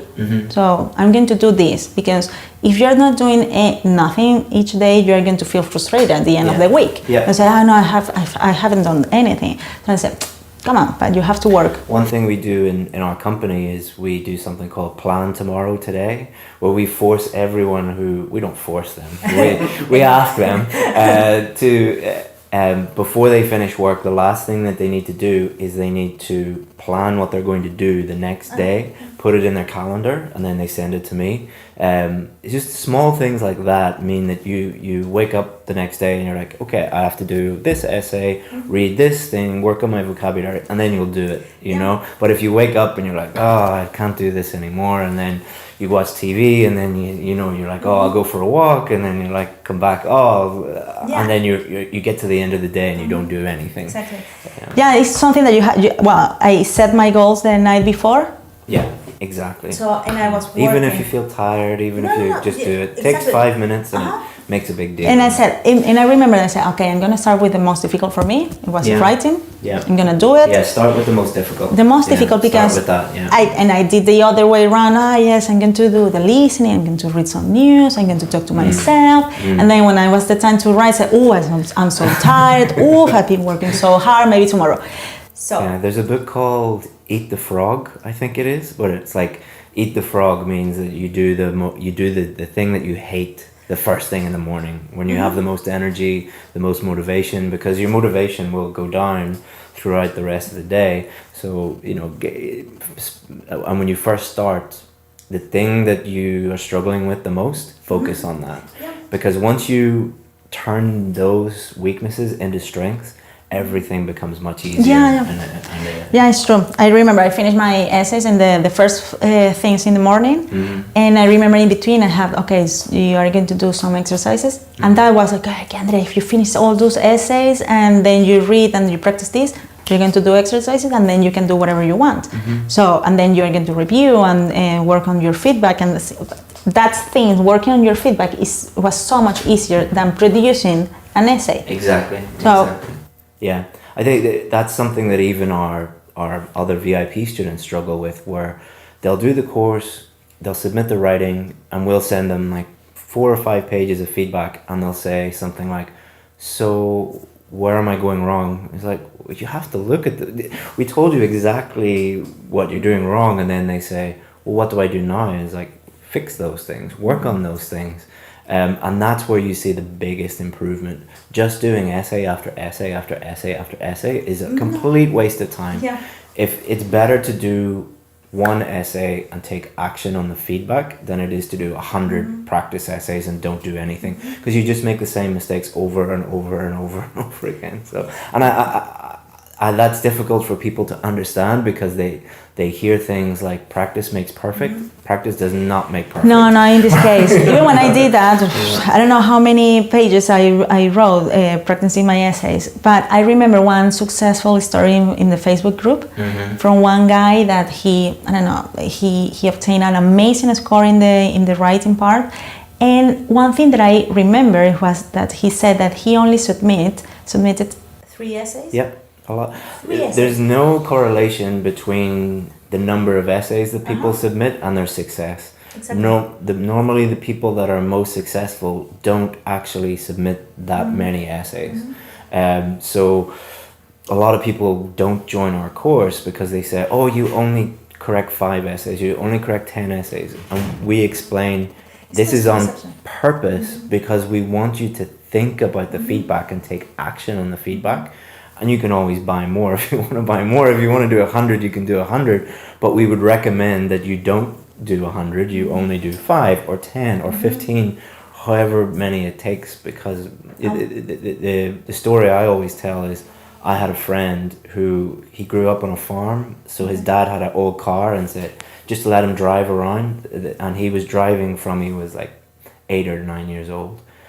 And then he went to do his driving test and he failed over and over and over again, even though he had been driving for 10 years, because he had picked up such bad habits. So he had practiced for thousands of hours, but couldn't drive on the roads because, so just practicing is not the key. Practice, get feedback, think about the feedback, take action on the feedback, and then that's where the learning comes in. Yeah, no, it's true. And be patient, because this is then another thing that we think that after we finish to look at the models and study the models and practicing everything, that it could be instantaneously that we are going to be able to produce a perfect essay. Yeah, I can't watch Messi or Ronaldo play football and then go out and play for Barcelona. It's just the first step. Exactly. Watching a video is just that's why I get frustrated when I see videos on YouTube that say, watch this video and you'll magically get a band. Like, no. It's not gonna happen. It's not gonna happen. It is the first step, but it's watch the video, then do the thing in the video, then get feedback and take action. So that's good. So one of the things that I made in my notes about you was that you struggled with time management, but did I give you time management tips, or how did you solve that problem? Because tell people what you were doing when you got a band 5 in writing. What was happening with time management? Well, obviously, what happened when I was producing an essay also in the band 5, that I didn't know how to write. So my level of English wasn't so good, and I obviously, to produce 250 words, it was a nightmare. So it's true that I also made that mistake. I said, how can I improve my timing, blah, blah, blah. No, I realized that after I got better on my grammar and how to produce, to organize myself, the only thing that I was aware is about the clock and the timing, just to be sure that you are writing on time. But I didn't have any tips for time management. This became better when I was better at doing that. And it was the same with the reading part. So you, in the moment that you read faster and you can understand everything that you're reading, you don't need time. And you're not going to struggle with that on the moment that you get better. It sounds horrible, but because I was looking for that tip. But because everyone wants the easy way. I always say, if I could give you the easy way, I would give it to you. And there are some things on the course that are little tips and that are, little shortcuts, but 99% of the things that we teach are the opposite of tips and shortcuts. And the story I always tell about time management is, if you look at Usain Bolt running the 100 meters, is he faster than everyone else because he went and looked for time management tips? No, he's better at running. He's faster at running. So the way to become to improve your time management for reading is become better at reading. For writing, become better at writing. For listening, become better at listening. Which sounds very simple, but when people hear me say that, they think, oh, that's obvious, that's simple. It's like, no, what you're really saying is you understand that that's going to take work and you don't want to do the work. You want me to give you top 10 magic super tips because that's what you are looking for, because that's you want to save time. You know, ironically, by saving time, you're going to mess up your time management. The only tip that I remember about time management that I found it very useful, it was for the reading part. I found this girl that she was saying that she trying to do the first passage in 15 minutes, 15, and the second 20, and the third 25. Because it gets more difficult as you go through. A big mistake people make is they think that, oh, I'll spend 2 minutes on each question. It's like, no. It's like, or 1 minute on the, do the first part as quickly as you can, and that will give you more time to focus on the more difficult stuff. So we've talked a lot about the different mistakes that you can make, and we've talked a lot about your advice to students in different areas. Let's finish up by talking about if your brother or sister or a family member or your best friend was doing the test, any other advice that you would give them apart from the things we've talked about already? Well, the main advice I will say to someone is to set what is your purpose, so why you are doing this, trying to remain honest and realistic about your current situation and your level of English, that you are not going to be as good as you wish, but you can work on that and in order to improve. And please find professional expertise, because otherwise you're going to spend a lot of money and you're going to waste time, and it's better to find a good place and follow certain structures rather than, I don't know, doing that your own and don't be successful in the time that you wanted. I mean, you talked about purpose. What did you think about when you thought about why am I doing this test? What kept you motivated? Well, the thing is, my main motivation was to work in England, but that was like too big, so a too wide goal. So then I narrowed this goal and said, Andrea, my main purpose was to be able to express my ideas in English. So that was my main idea. So, and then I knew that by doing that, I will improve and I will obtain my score. So, and then I will obtain my job here. But I was trying to put that more realistic and more useful in the future, that I knew that, okay, I'm going to use my vocabulary in order to communicate with other people.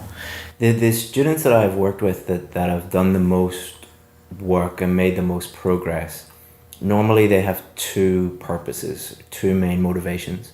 One is internal, so they are trying to improve themselves in some way, either by like you said, improving their communication skills, or often it's because they know that once they get this score, they'll be able to do a job that will help them grow as a person, and it will make them much happier, and they'll be more fulfilled. Or someone like you, who you'll be working on breast cancer and lung cancer, and that is a huge motivation.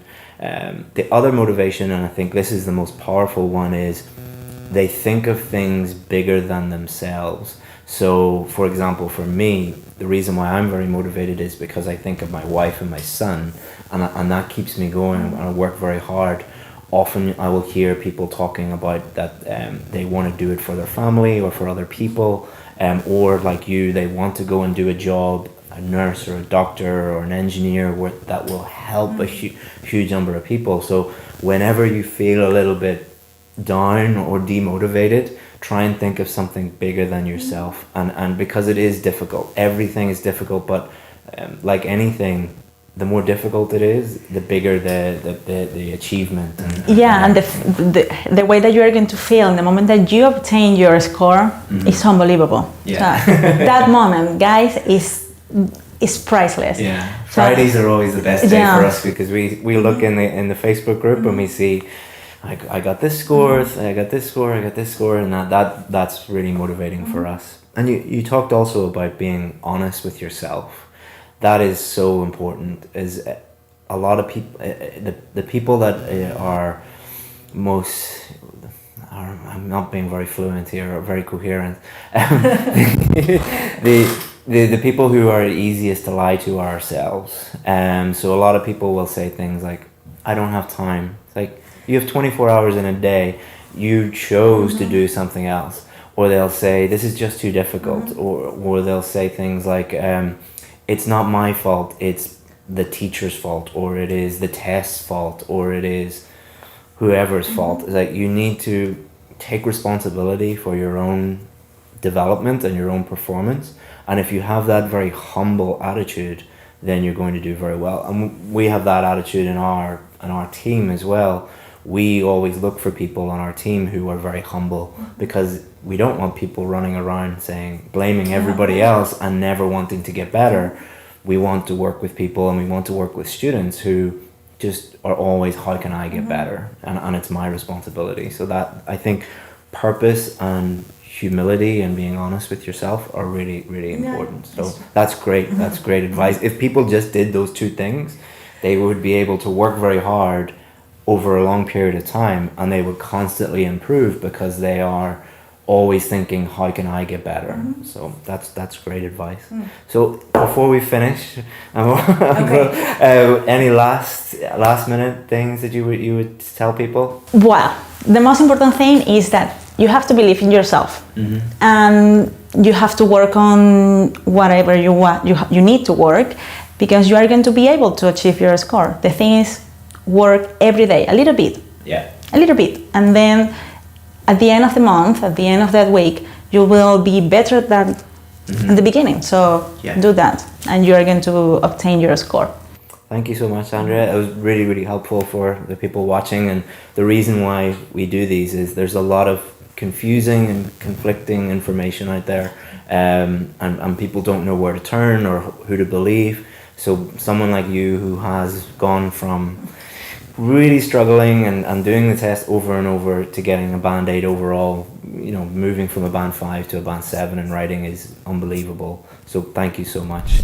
Hi everyone, Chris here from IELTS Advantage, and today we have another success story, and we have Vikas, who amazingly got a band 8.5 overall, which I was just saying to him is higher than a lot of native English speakers and even IELTS teachers. He got an amazing band 9 in reading and 9 in listening. He got 8 in speaking and 7.5 in writing. Is that all correct? Yep, that is correct. So he's kindly decided to share his story with you guys so that you can learn from him, get some advice from him, and then you can improve your scores. So Vikas, can you just start off by introducing yourself to everyone? Sure, yeah. Hi, my name is Vikas, and currently I'm working. I was working as a product analyst in a company called Bloom Global. I was in the US for the past 4 years, and then I decided that I wanted to move to Canada. So I left my job in the US and then moved back to India, and then started my preparation for IELTS. And finally, I took my IELTS exam on August 7th, and I got a very good score of 8.5 overall. Excellent. Well done. Congratulations again. It's a lot of hard work to get to that stage. So well done. Thank you. So can you tell us a little bit about your IELTS journey? So how many times did you do the test? What scores were you getting? Those type of things. Sure. Actually, the official test, the final test, I took it just once. So this is, but before that, I took some of few mock tests, 2 or 3 of mock tests. And in all of them, I was getting an overall score of 7.5 or 8. But I was not getting good scores in speaking and writing exams. The reason was I was not doing good in task achievements or anything. But my scores in listening and reading were always varying. I was always getting either 8 or 8.5, and it was always varying. The main reason I think was because I was having pseudo confidence in my listening and reading abilities. So I was not practicing to the right, what do you say, to my potential. So what I was doing initially was I was just going on YouTube and then looking for tests, and then I was just practicing and like was following practice makes perfect kind of thing. So I was just doing that, and instead of correcting my mistakes, I was just practicing again and again. So, and after I watched your videos, I learned about like what we should do. Instead of practicing a lot, we should just take in a few exams and then work on our what do you say, our shortcomings or what all mistakes we are doing. I just started working on my weaknesses, and then I got better at it. Yeah, it's like you work in software development and product development. It's just like debugging. You know, if you create a product and it's going to have a bunch of bugs, because that's normal. When you're learning a language, you're going to make lots of mistakes, and when you're doing the IELTS test, lots of mistakes. But the key thing is, just like any good developer, is to focus on debugging. Why did you make that mistake? And really thinking about why that was, and then addressing that. So when you were going through our method for improving your reading and your listening, what were the bugs, the mistakes that you seen? Okay. So with the listening, the issue that I had was instead of writing the same words that were spoken in the audio, I was using like synonyms of it or writing some meanings of it. So I concentrated on like listening to the actual word and then writing down the same thing. And the other thing was like plurals. Like I was not like if the word was newspapers, I was instead of writing it as newspapers, I was writing as a newspaper. And this was having a lot of grammatical issues. Like I was having such issues. So I tried to concentrate on those things in like listening. And one more thing was like different question types have different strategies, like put in your videos. So I was not following them. Like whenever I used to watch the YouTube videos, I just used to practice them, and then I never used to understand like where I was lacking in the listening section. So my most like the most problematic section was for me was the maps, and also the section 4 of listening, because it's 10 question and they don't give any gaps between the questions. So I tried to improve myself on those sections, and then I got better score in listening. And in the reading, I was like I was trying to read the entire passage before going into the questions. So because of this, the time, like I was short on time, and then I couldn't concentrate on everything. So what I like after watching your videos, what I learned was like I just had two strategies for different types of questions. So for any questions like matching the headings or matching information, I first went to the passage and then note down my keywords, and also like came up with my own headings, and then I answered the question. And for the rest of them, I just went with the question and then noted down the keywords and then went to the passage. Yeah. Excellent. So if we go back to listening a little bit, when you said that you spotted two key mistakes, one was using synonyms instead of the actual word, and one of them was a problem with plural nouns and things like that. And I think that's a really great thing to highlight, because it shows that there was no problem with your listening skills. There was no problem with your English. There was no problem with your intelligence or anything like that. It was just silly little mistakes that you were making. And I think that's why, practice doesn't make perfect, because if you just kept practicing and you kept making those mistakes and not spending the time to really analyze your mistakes and figure out what the bugs were and remove those, then I know that takes, 1 day, 2 days to figure that out, even less. Whereas if you just tried to practice your way to a band 9, it would take, years. So I think, hard work is important, but working smart as well is also, very important, as you probably know from your career as well. And then you also mentioned the different question types and having different strategies for those question types. And again, I think that's, nothing to do with your listening skills or your English level or anything like that. Just being a little bit more strategic and aware of the different types of questions, and then having strategies for them. And it also reduces the stress a lot, because you know what's coming, and you know, okay, this is a maps question. step 1, do this, step 2, do this, step 3, do that. Would you agree with that?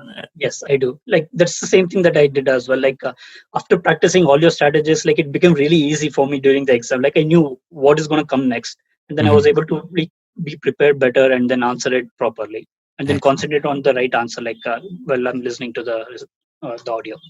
And then the last question, section 4, is always the most difficult. Oh, yeah. And anyone who's having problems with that, the last section of both listening and reading are the most difficult. It gets the first questions are the easiest, and then it gets more and more and more difficult.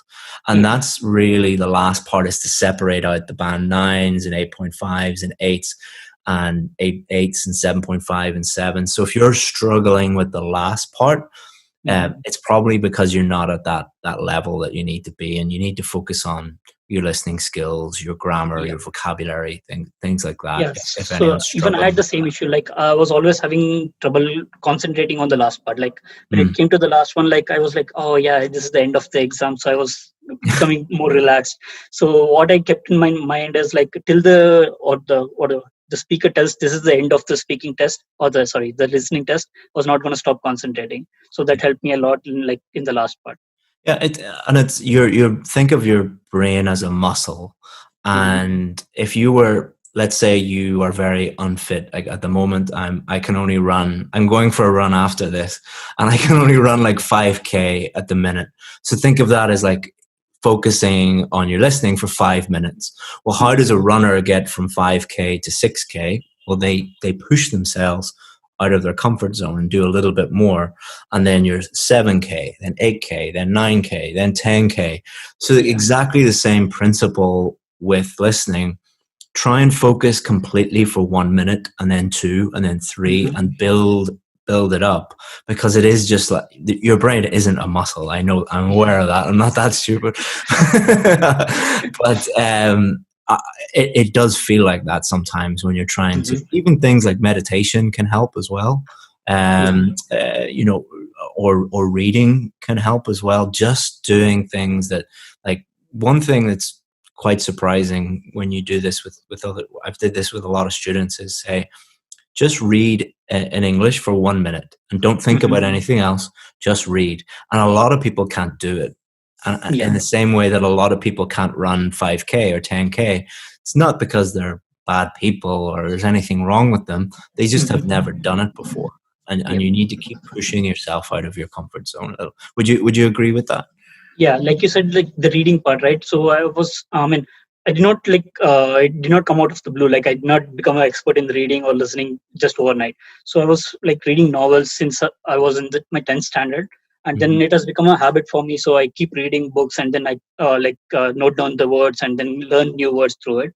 And also listening, but like I used to watch a lot of movies. So this has helped me, like, without subtitles. So that helps a lot. So that you try to listen, and then you understand the accents of people, and then also the way they speak. So it really helps. Yeah, it's a gradual process. Yeah.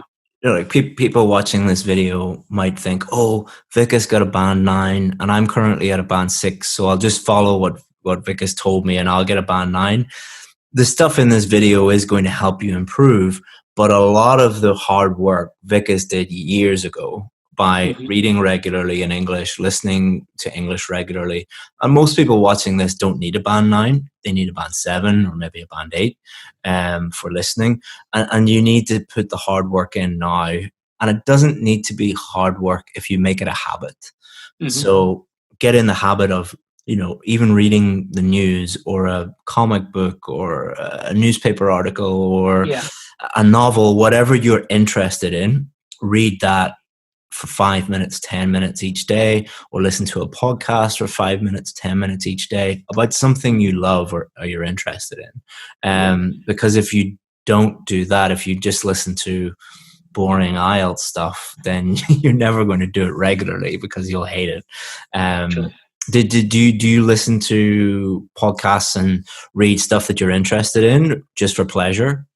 So I not listen to podcasts, but I used to watch a lot of movies. As I said, like movies and TV series were my like what I was interested in. So I just used to watch them. Podcasts, yeah, I was never interested in, but reading part was always there. Like I always read a book. So whenever I finish, I just buy a new book and then keep reading. It's a constant thing. So that has helped me a lot with reading. Yeah, excellent. I've never met a Band 9 student who didn't have a very healthy habit of consuming English every day by reading and listening, and also producing English every day through writing and speaking, even if it's just 5 minutes, 10 minutes. So that could be in your job, interacting with your colleagues, or it could be, I've met Band 9 speaking students who I was like, how did you get so good at speaking? I know one guy from Mexico, and he has like the most amazing accent, like not a hint of Mexican. You'd think he's from like Ireland or the UK, and he does it through computer games. He's been playing computer games online his whole life, and has been chatting to people in English. And he's like, "Oh, really? Am I good at English?" It's like, "You're amazing." And he because he loves computer games, he doesn't see that as hard work or anything like that. So yeah, find something you enjoy doing in English and do that a little bit every day, and you'll and even if it's just watching movies, that's good too. True. Yeah, I agree with the speaking part, because like before I moved to the US, I had very difficulty in like speaking, because even though I knew English, but I was not confident enough to speak in English. So when I went there, when I started speaking with people, it helped me a lot. So practice makes perfect, but it's not just practicing the exam; it's practicing English for your life. So yeah, and I think that's what a lot of people don't get about the IELTS test is it's an English test. So your English needs to be at the level. There's no magic way of getting there, but it's also a specific test. So if you combine a high level of English with test taking strategies and all of these things that you're learning, then that's where you get the Band 9s and the Band 8.5s that someone like you can get. So congratulations. So we've talked a lot about listening and reading. Do you want to give some advice to people about speaking or writing? Because you've got a really high score in speaking and writing as well. If you were giving advice to yourself 12 months ago, what advice would you give for speaking and writing? Okay, sure. So for both the parts, the one thing that I would say is start practicing early on. Like what I did, the mistake, like I started practicing from May. Like I decided to take the exam in May. So from the month of May, I was just practicing listening and reading every day, like for 1 hour, and then I never concentrated on speaking or writing. So at the end, like in the month of July or something, I got serious about doing the writing and the speaking part. So that's when I joined your course as well. So yeah, that's one thing. So start practicing early on. And the second thing is know your weakness in both the parts, because when I started writing, I never wrote anything, like I'd never practiced it. I just used to watch videos on YouTube and then see what all mistakes they make and how I can write something very similar. But instead of that, take a mock exam or take your correction like service, and then get the feedback on what you have written. So this helps you to find out the weakness, and then you can improve on that one. So that's the same thing for writing and speaking as well. There's a huge difference between learning on YouTube and getting your individual weaknesses assessed by a real expert. YouTube, don't get me wrong, there's some great YouTube channels out there that will familiarize you with what you need to do. But it's like you work in software development. You can't really go onto YouTube and watch lots of YouTube videos on how to become a better coder and then just go and do it. You need someone looking at your code and telling you what's wrong with it. In the same way with your writing and your speaking. There's a difference between reading and listening and writing and speaking is you're producing language when you are speaking and writing. So you need someone to look at that production, that product, and say, this is great, keep doing this, that's wrong, change this. And it's a simple process, but not a lot of people follow it. And again, I think it's because a lot of people think that you just go onto YouTube and watch lots of videos and then you're going to get the score that you need, which is not true, I don't think. True. I mean, like, you can learn a lot of strategies by watching such videos, but unless you get the feedback, you won't be able to improve on yourself. Yeah. Oh, and it's a shortcut as well. We don't teach shortcuts or hacks or things like that, but it is a massive shortcut in terms of time. If you get your weaknesses assessed, because then you know what to focus on. You know, we teach IELTS in the same way that a doctor would treat a patient, or a mechanic would fix a car, or a dentist would fix your teeth.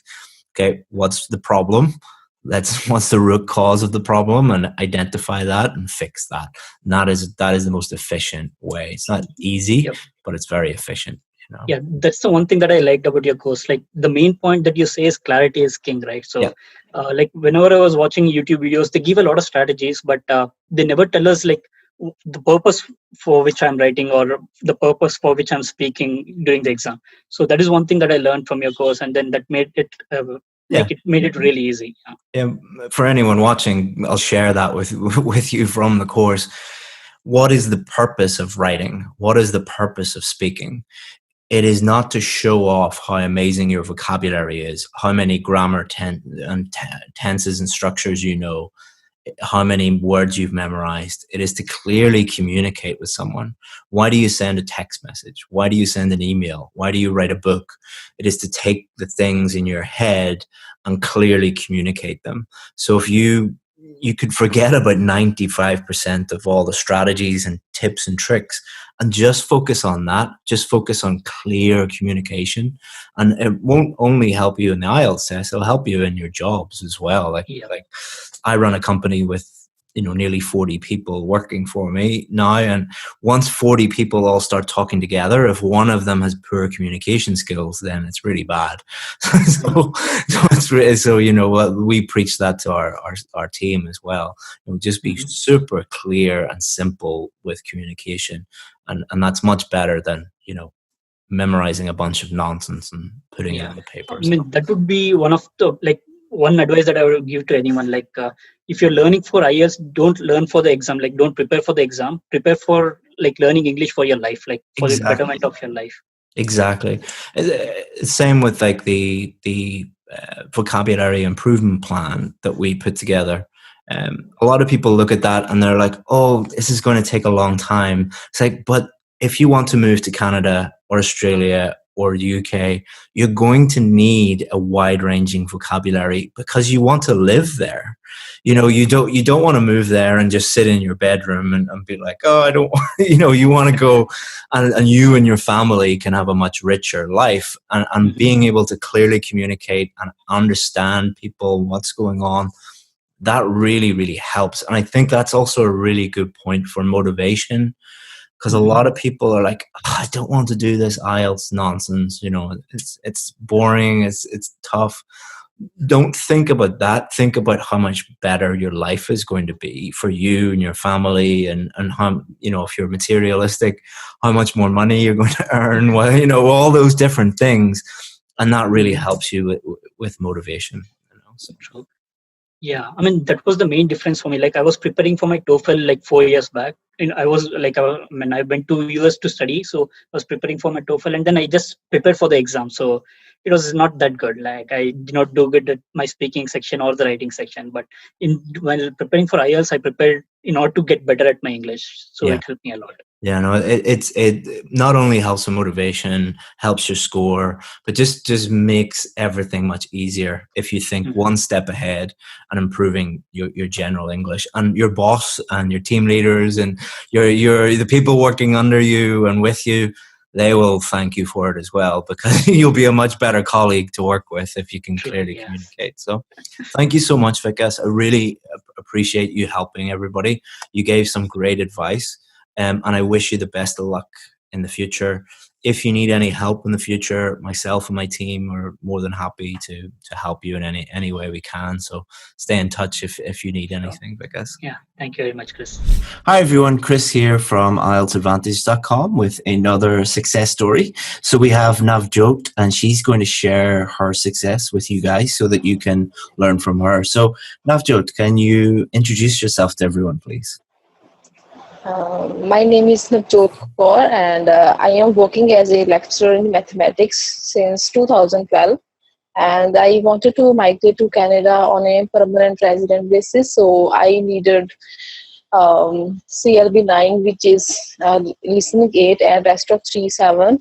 So I was quite desperate to get this score, but this has become only possible because of VAP course. So this is the all information I can tell about myself. So before you joined our course, what were you struggling with? What did you find difficult about the IELTS test? I was finding difficult the writing part because I had appeared 3 times before this successful attempt, and even though I was thinking that my attempt was perfect, and I was thinking that I am able to get a 7, at least a 7, but it was not possible even if I thought I have written very well. So first of all, it took a long time to make my mind that it is not the fault of IELTS, it is the fault of students, because I have listened from a lot of people that they are doing it intentionally and they are not going to give you a 7. So my last attempt was on 10th February, and then I had almost given up. So this was the only portion that, because I was getting quite higher score in listening, reading, and a 7 in speaking. So this was the only portion that I was struggling with. Mm-hmm. And what score did you get before, and what score in writing did you get after? I scored 6.5 always. Mm-hmm. Always 11. How many times? Yes. You three times you got 6.5? 3 times, yes, mm-hmm. sir. And then after we helped you, what score did you get? Sorry? After we helped you, after you joined the course, what score did you get in writing? I got 7.5. Oh, congratulations. Amazing. Thank you, sir. Yes, sir. So that's a very common problem for a lot of people. A lot of people are stuck at 6.5 and they need 7 or 7.5 in the writing test. So let's talk about that. Let's talk about the differences between what changed from when you were getting 6.5 to when you got 7.5. What did you do differently? Firstly, when I was taking classes from teachers, I joined 3 different teachers in a quite big city in my state. They were not telling about the different type of essays. It was like they are saying that we have to answer the question in a similar way, whether it is a discussion essay or it is an opinion essay. Then we can make an opinion essay a discussion one. This was the biggest mistake I have done in the previous attempts. So this time things were more clear because I knew what I had to do in the exam. Everything was crystal clear in front of me because I knew there are 5 type of essays, as you told, and there are different approaches to attempt all these questions. So I was quite confident this time that I will certainly get my score in the writing section. Yes, sir. And apart from understanding the different types of questions and having a different approach, was there anything else that you think made a big difference in changing your writing from 6.5 to 7.5? Keeping the thing simple. Yes, because I was making everything complicated. Because I don't think whose fault is this, but by default we are thinking that we have to write quite complicated vocabulary and we have to we have to use a typical type of sentences. That is not the main thing, because we have to convey our ideas and and our opinion to the examiner or whoever is reading. Then this is the main thing. I think it can take a long time for everybody to understand that this is the main thing. We cannot use any random words which we have learned from random sources. So I think if everybody can understand it, but I think there are a lot of things. I think this is about I think we've done over 30 videos now with VIP students, and every single student has said, yeah, keep it simple. That's the thing that helped me more than anything. And it's a thing that is very difficult to explain to someone, because when you fail a test, what you think is automatically, naturally, you think, oh, I have to do things in a more complex way or a more complicated way. So when you tell a student the opposite of that, then they find it very difficult to accept it. And especially it's the opposite to what a lot of other teachers are telling them, which is, use complicated grammar and vocabulary, and then you'll get the score you need, which, it is not true. So if someone like you, who, imagine you were talking to a group of other students and they were like you, they kept getting 6.5. What advice would you give them? First of all, I will advise them that making a plan is compulsory in the writing, because in my previous attempts, I was not willing to waste my 8 to 10 minutes on planning. But this time, even in practice, when I was practicing in my writing, and in the exam as well, I spent around 8 minutes to plan. But surprisingly, in the last 40th minute, I completed my writing task, because I always attempt my essay first and later in the last 20 minutes. It was amazing to see that it worked quite well, because a couple of minutes spent earlier are worth it, because it is very important to plan. It's an investment of time, is how I always describe it. It's because a lot of people think of it as wasting time. It's like, no, it's investing the time so that you won't be wasting time when you're writing. So that's excellent advice. Anything else you would say to them? Join the course. apart from that, yeah. Apart from that, I'm putting you on the spot now. I think those three things that you said would make a huge difference to a lot of people. So, approaching each question individually and having an individual approach to each question, keeping it simple, especially when it comes to, clearly communicating with the examiner, clearly answering the question, rather than trying to use fancy vocabulary and grammar, and planning and time management also, investing the time to plan out your answer, which will lead to a much clearer answer, fewer mistakes, and you'll get it all done on time. So I think, sorry for putting you on the spot, and I know you're not an IELTS teacher. Yes. You're very welcome. So what will you be able to do now in the future that you've got your scores? I am now eligible for the express entry, because I was getting a quite low score in the process, and at present I have boosted my score by 60 points, which has made a huge difference. And I think I will be able to move to my dream country, Canada, within 6 months. Excellent. Which I had before this exam on 12th of May, because I had lost all the hopes, and I was still hoping to move to Canada, but I had changed my plans, and I was thinking to move as a student, because I just but that was quite difficult path for me, because it will take around 4 to 5 years to get all the things which I can do with this score now. Yeah. So this has made a huge difference in my life and my family. I mean, I was talking to a lot of students today, and they were saying to me,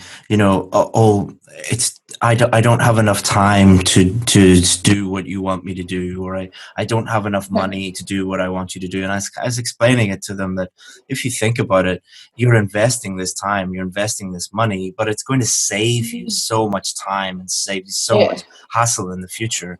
You know, invest. There are a lot of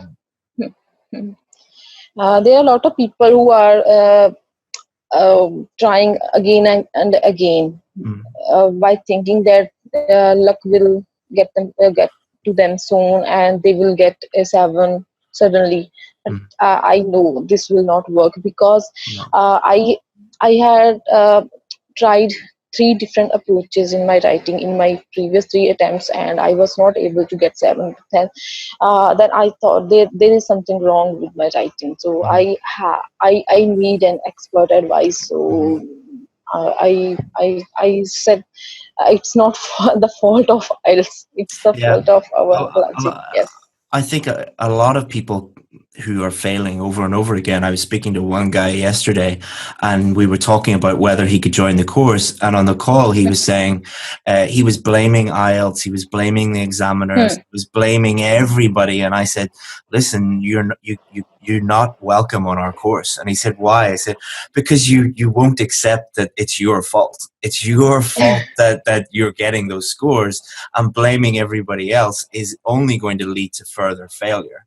But it's when you accept that, okay, it's my responsibility to get the help that I need and my responsibility to do the work and to improve, then every single time we see students moving up and getting the scores that they need. But I see students every single day that aren't members of our course, that are maybe, you know, on our Facebook page or things like that, just blaming everybody except themselves. Like never actually saying, oh, maybe I just didn't find the right teacher or didn't find the right approach, or, you know, or didn't work hard enough. And I think accepting that is a big step, not just for IELTS, but for pretty much anything. You know, if you blame other people for your problems, then, you know, it doesn't normally lead to success. So thank you very much for sharing that with everybody. And I wish you all the best of luck in Canada. You're going to be a mathematics lecturer? Yes, sir. Excellent. I am excellent.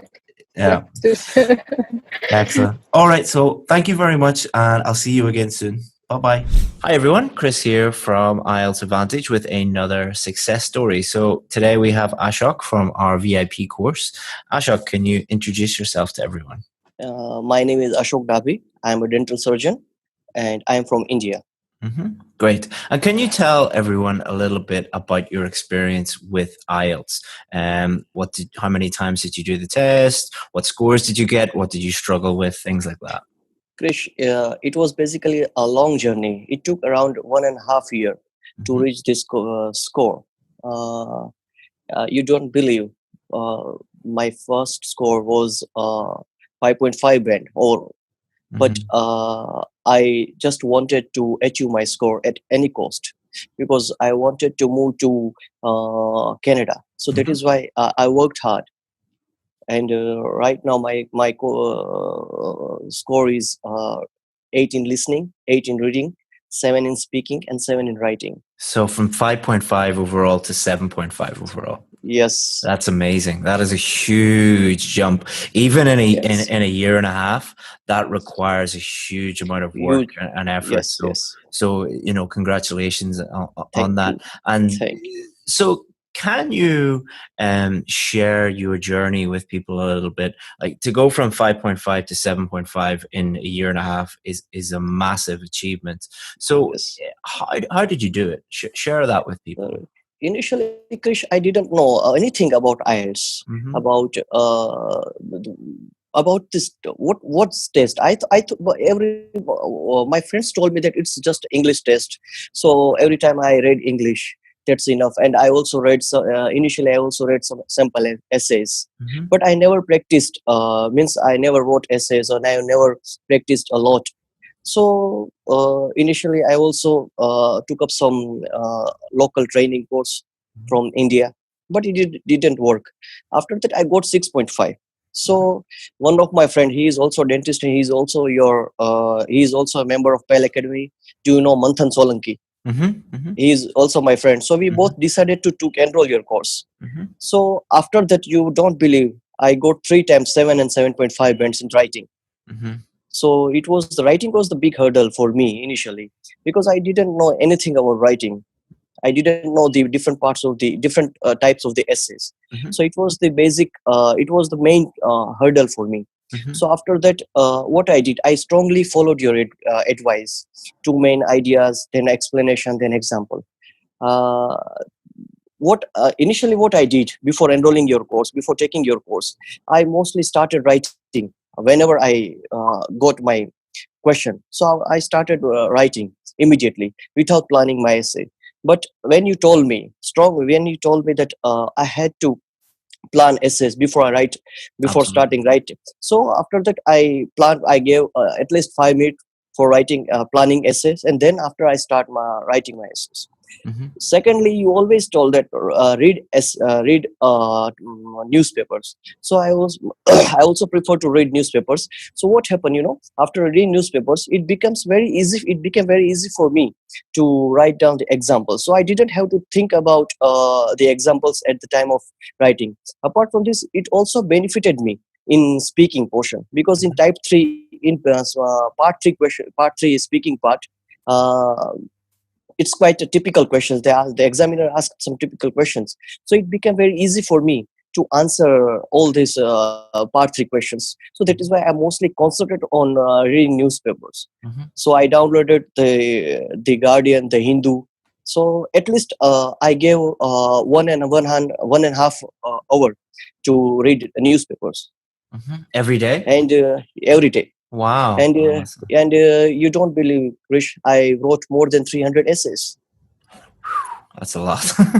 Yes. I didn't correct. And I also advise each and every members of the PAL Academy, as well as other students, that never miss Mondays as well as Wednesdays essay classes.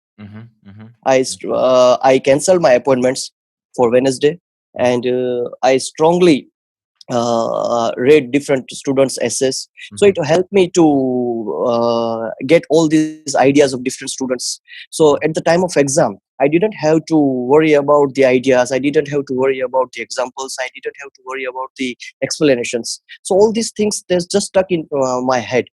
So it became very easy for me to write essays, particularly on exam days. So there was no room for nervousness. Yeah. So when you were sitting down on test day, how did you feel compared to the first time and the last time? Was there a big difference in how you felt? First time, I didn't know anything about essays, different structures of the essays. But after enrolling your course, it became very easy for me. Initially, what happened, our local trainer always told me, advised me to write down heavy vocabulary, so-called heavy advanced vocabulary, so many ideas without explanation. So that is why I got around 6 and 6.5 band. But after be very careful with local trainers. Some of them are really good, most of them aren't. So it's a shame. Yes. So initially, I also believed that I had to use heavy vocabularies, and I had to use so many ideas without any explanations, without providing examples. But all these things are very necessary if you want to get a 7 or 7 for more than 7 bands. And secondly, newspapers also. I forgot one thing, that newspapers also play a very important role to learn grammar, because grammar is really a boring portion. But if you really, for me, it's quite boring. Whenever I read, whenever I start, whenever I read grammar, even though I created a whole grammar course, I didn't enjoy it. So when I read newspaper, so I was familiar. I was familiar with the prepositions and articles. So if anyone knows about the prepositions and articles, then they will definitely win this game. Because you don't have to write down heavy, active and passive voices or conditional sentences in this particular exam. The main aim of this exam is that how you can convey your message in English in simple way. So keep it simple. Read newspaper, And third most important thing I would like to share with you is that if you have a good friend who is also preparing for IELTS, then discuss with your friend. Yeah, It sure. not help to it will not help you to improve your English, but it also help you to provide so many ideas related to essays as well as your speaking portion. And last go ahead, sorry. And last thing is that many times people always advise that watch BBC, but I mostly advise students to watch Discovery as well as National Geographic channels, because in reading and listening portion you will get same topic in your last sessions, so it become very easy for you to predict the answer. That's excellent advice. You seem to have just surrounded yourself with English and with IELTS for a long time and worked really hard. And it's great to hear that, because you are an example of someone who has followed the system that I encourage everyone to follow, which is not very complicated. I mean, it's find out what your weaknesses are, turn those weaknesses into strengths, surround yourself with English, practice every day, work hard, these things. Anyone can do these things. And it's great to see someone, a shining example of someone who just followed that system blindly and got the scores that they needed. Yes, sir. Excellent. Sometime during Wednesdays, you many times scolded me because I mostly prefer to do some experiments with my essays, particularly in your class, because there is no room in exams. So I mostly preferred you advised me very well. I really followed your advice, and I during test time Can you hear me? Yes. Yeah, all good. Yeah, keep going. Oh.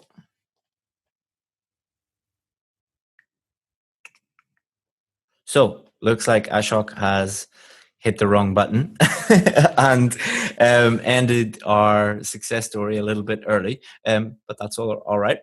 He pretty much said everything that he needed to say. Maybe he lost power, maybe he lost the internet or something like that. But now that you have me alone, if you look at all of our success stories, all the students who were on the VIP course, they pretty much followed the exact same formula. You'll hear all of them talking about, you keeping it simple, simplifying everything, using grammar and vocabulary in a way that helps you convey your message and clearly communicate with the reader. Surrounding yourself with English, practicing your vocabulary, improving your vocabulary every day, reading every day, listening every day to English, planning out your answer, following a certain structure that we use on the VIP course. And all of them get the scores they need if they follow that system. It's really, really simple. It's not simple as in, ABC 1, 2, 3. You do have to do a certain amount of work, but if you're prepared to do the work and get the scores, you will get the scores you need. So that's pretty much it. I'm talking to myself instead of normally speaking to a student, but that's it. Thanks, guys. Bye-bye. Hi, everyone. Chris here from IELTS Advantage with another success story. Today we have Disha, who is going to share her success with all you guys so you can learn from her and be successful yourself. So, Disha, can you start off just by introducing yourself to everyone? Yes, hello everyone. I'm Disha. I'm from Punjab, India. So I got my score, listening 9, 8 in reading, 7 each in writing and speaking, just after the first attempt after joining VIP course. And I am just over cloud 9 right now. Congratulations again. Those are amazing scores and dream scores for being able to immigrate to Canada, isn't that right? Yes. Yeah, I waited for a very long time to get this score. Excellent. So you said that you joined the course and then you got the scores you needed the next time. But was that the first time you had done the test, or how long were you preparing for the test? Can you tell us a little bit about your IELTS journey? Yes, actually my IELTS journey started in February 2018. So it was my 6th attempt. In the first attempt itself, I got 7.5. So I was lacking in listening. So I got to know that I lack a bit of like I was not focused at that point of time, and I just gave the test after watching some of your videos only on YouTube. But later on, my struggle was more kind of for managing the different modules. So that because I was lacking every time 0.5 band in one or the other module. So that was the biggest challenge for me. So trying to get that consistency in every. So to get score in all modules. To go from a band 7 to a band 9 in listening is amazing. So most people never get a band 9. Even native English speakers would struggle to get a band 9. So never. Well done. Yes, in fact, in my third attempt, I lost in listening only. I got 7.5 in listening, then 8, 7, 7.5 in others. That was fine. In fact, in one day before the test, this time also, I was so nervous about listening that I don't want to face that recording again. Because I'm so afraid of it. Yeah, I mean, fear and the stress can cause a lot of problems and things like that. So would you say that your biggest challenges, your biggest struggles were consistency, or were there any particular things, weaknesses or struggles that you had? I think in the beginning, my struggle was with consistency and focus. And with the time, as I got to understand about IELTS skills in various modules, my writing was quite fine. But now, and after failing a lot of times, because I used to think like I failed, my struggle was with the mindset.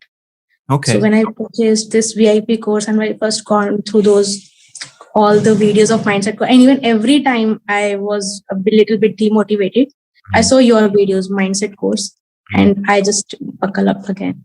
Yeah, I think it's so important, especially when you're just missing by 0.5. It's quite easy just to a lot of people blame themselves and think I'm not good enough. But our attitude is the opposite of that. Is okay, learn from your mistakes, use those to get better, and turn your weaknesses into strengths. So that is not easy. That's very difficult. It's a difficult most people don't want to hear that. And so well done for having that. Because I always used to be a kind of topper, you can say, and my family was looking at me like, oh, what are you doing? You are not going. You are not able to get the score. It's just an English exam. So she'd say, well, you go and do it then. So now when I saw your videos, like we feel like this, but eventually we can change our mindset when anytime we can. So every time I watched your videos and I got the motivation I needed to prepare. So we'll come back to mindset, but you talked a lot about focus, especially in regards to listening. And a lot of Indian students that I speak with need a band 8 or even higher for the Canadian PR. So if you were to give advice to someone who needs to increase their listening score to a band 8 or a band 9, what advice would you give them? In listening, I think most of the people, they try to, they focus more on the words. They don't try to make the connection, what exactly the speaker is trying to say. In fact, I found it very useful that the way speakers talk in listening, even by their intonation, by the way they speak, we get to know many things. Like, okay, this can be the answer by their tone itself. So instead of just focusing on getting the answer, we should relate to them. That makes things easier. That's excellent advice. So instead of going very in close into the individual words, to kind of zoom out a little bit and understand the general sentences, the general meaning, the intonation, and all of those different things. Yes, and in fact, in listening, because we always we have a short time duration in between the sections, so it is very important when to make the best use of that time, when we have to look at all the questions just to understand quickly, and then when to focus on the connected speech, when to just eliminate the options which we feel like they are not the answer. So this helped in MCQs especially too. Yeah. Intonation carries a lot of different meaning. Like if for example, let's say I'm teaching a class and a student comes in late and I say, please sit down. Or I say, please sit down. Like, it's exactly the same words. And one is very friendly, no problem. The other one is, I'm angry. Exactly the same words. Or if I come home late to dinner and my wife says, that's fine. Or she says, that's fine. One is I'm getting dinner and one is I'm not getting dinner, So intonation is interesting. It's very important. And that's what I have understood. I have understood how to connect with people by their intonations. Excellent. And let's say let's imagine you have a friend who is at a band 7 in listening and wants to get to a band 8 or a band 9. What would be the main things that you would, what would be the advice that you would give that friend? For the listening part, I would say that meditation, it really helped me. Excellent. Because I am kind of person who gets a lot of thoughts at a moment. So just to stay in the present moment was a big challenge for me. So I started meditation. Yes. After that, I would say that we should go strategy question wise in the listening also. That what is the kind of question, and we should practice it strategically. So that each type of question. Yes, because I have practiced a lot. It's like in these 3 years, if we say practice makes a man perfect, it is absolutely not correct. Not just the man. So much in the listening also, and my score was not increasing. Yeah. So when I listened to your videos, I got to know that we have to fix our problems. So I started analyzing my mistakes, what kind of mistakes I make. It was not of spelling, it was not of grammar, it was sometimes of plural, singular, but most of the times it was like I did not know the strategy of the question, and I did it wrong.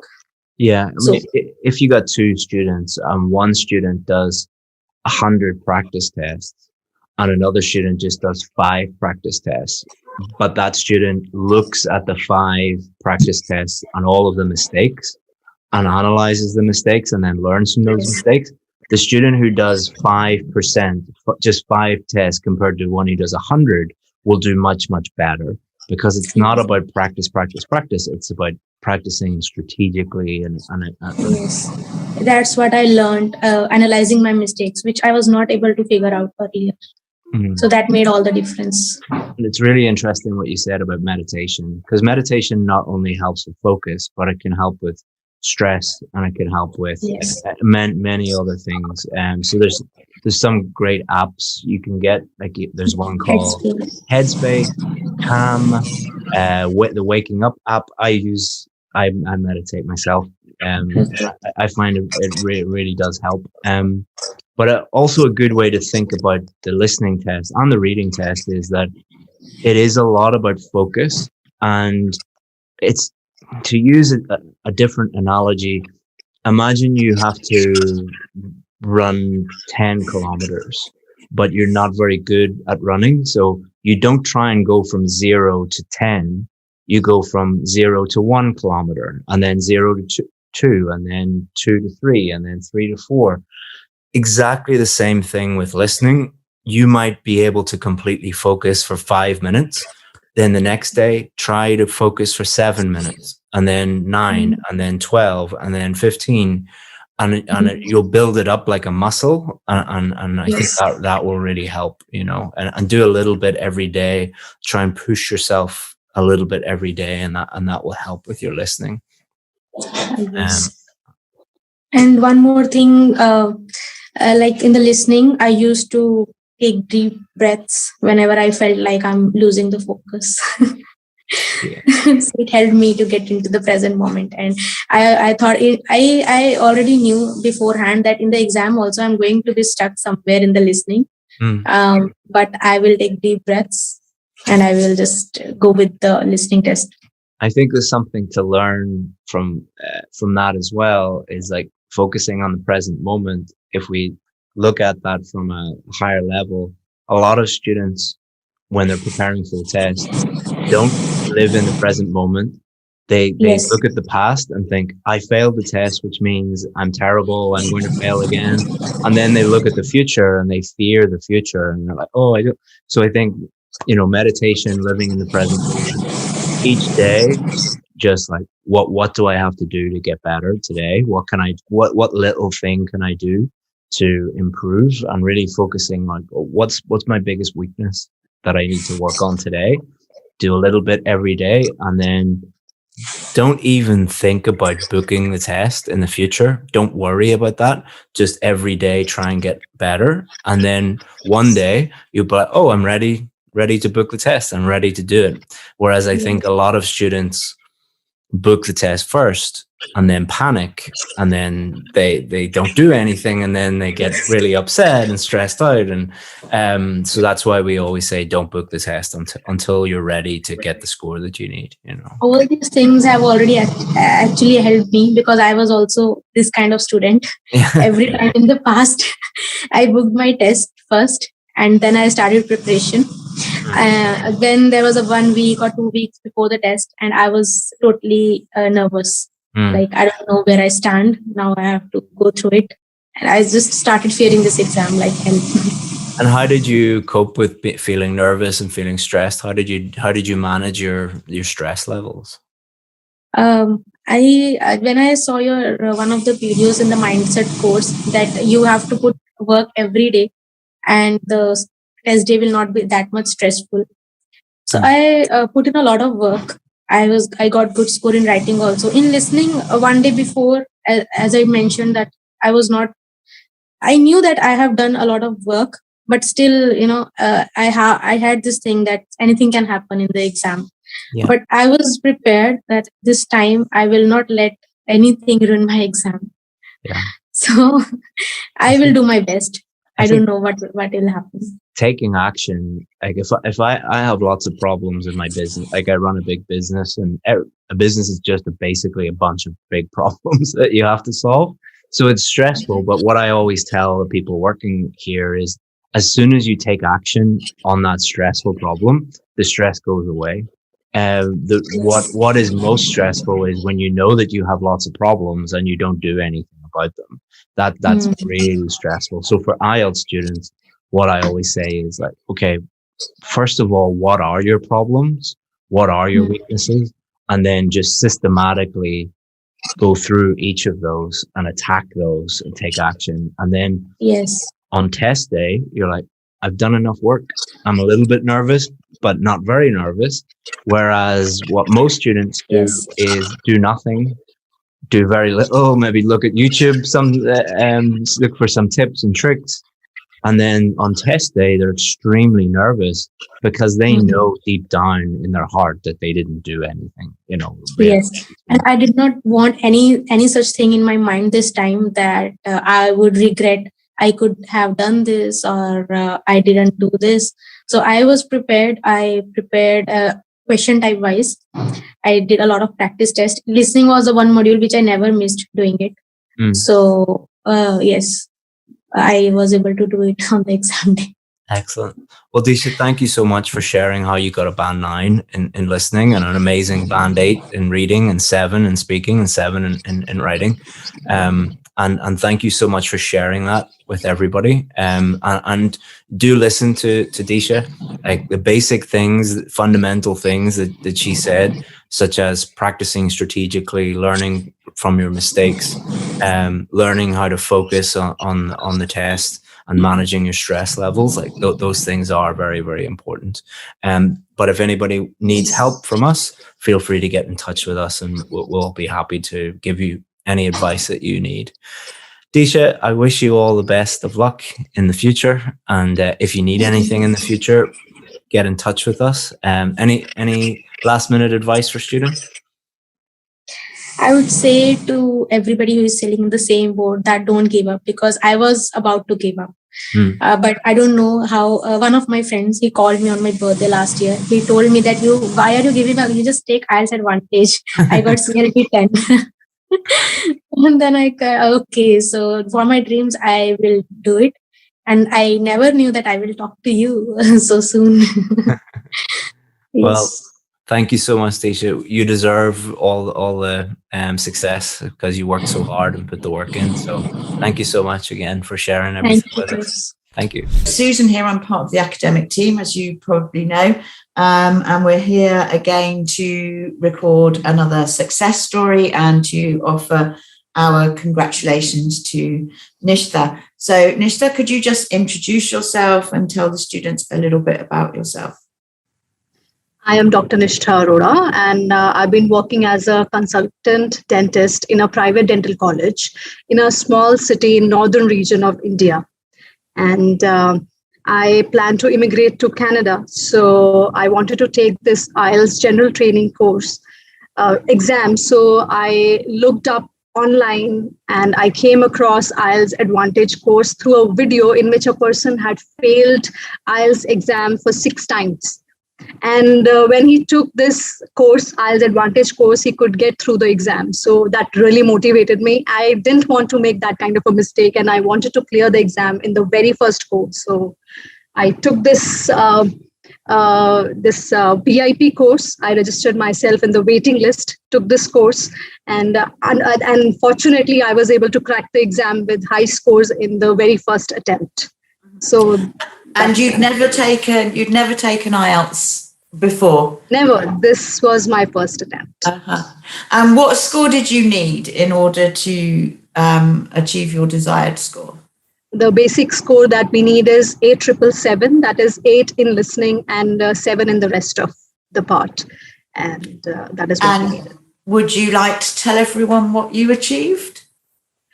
Okay, so my score is 9 in speaking, 8.5 in speaking, and 9 is in listening, 9 in reading, and 7 in writing. So that's pretty impressive scores, especially on your first attempt. It will now allow you to migrate to Canada.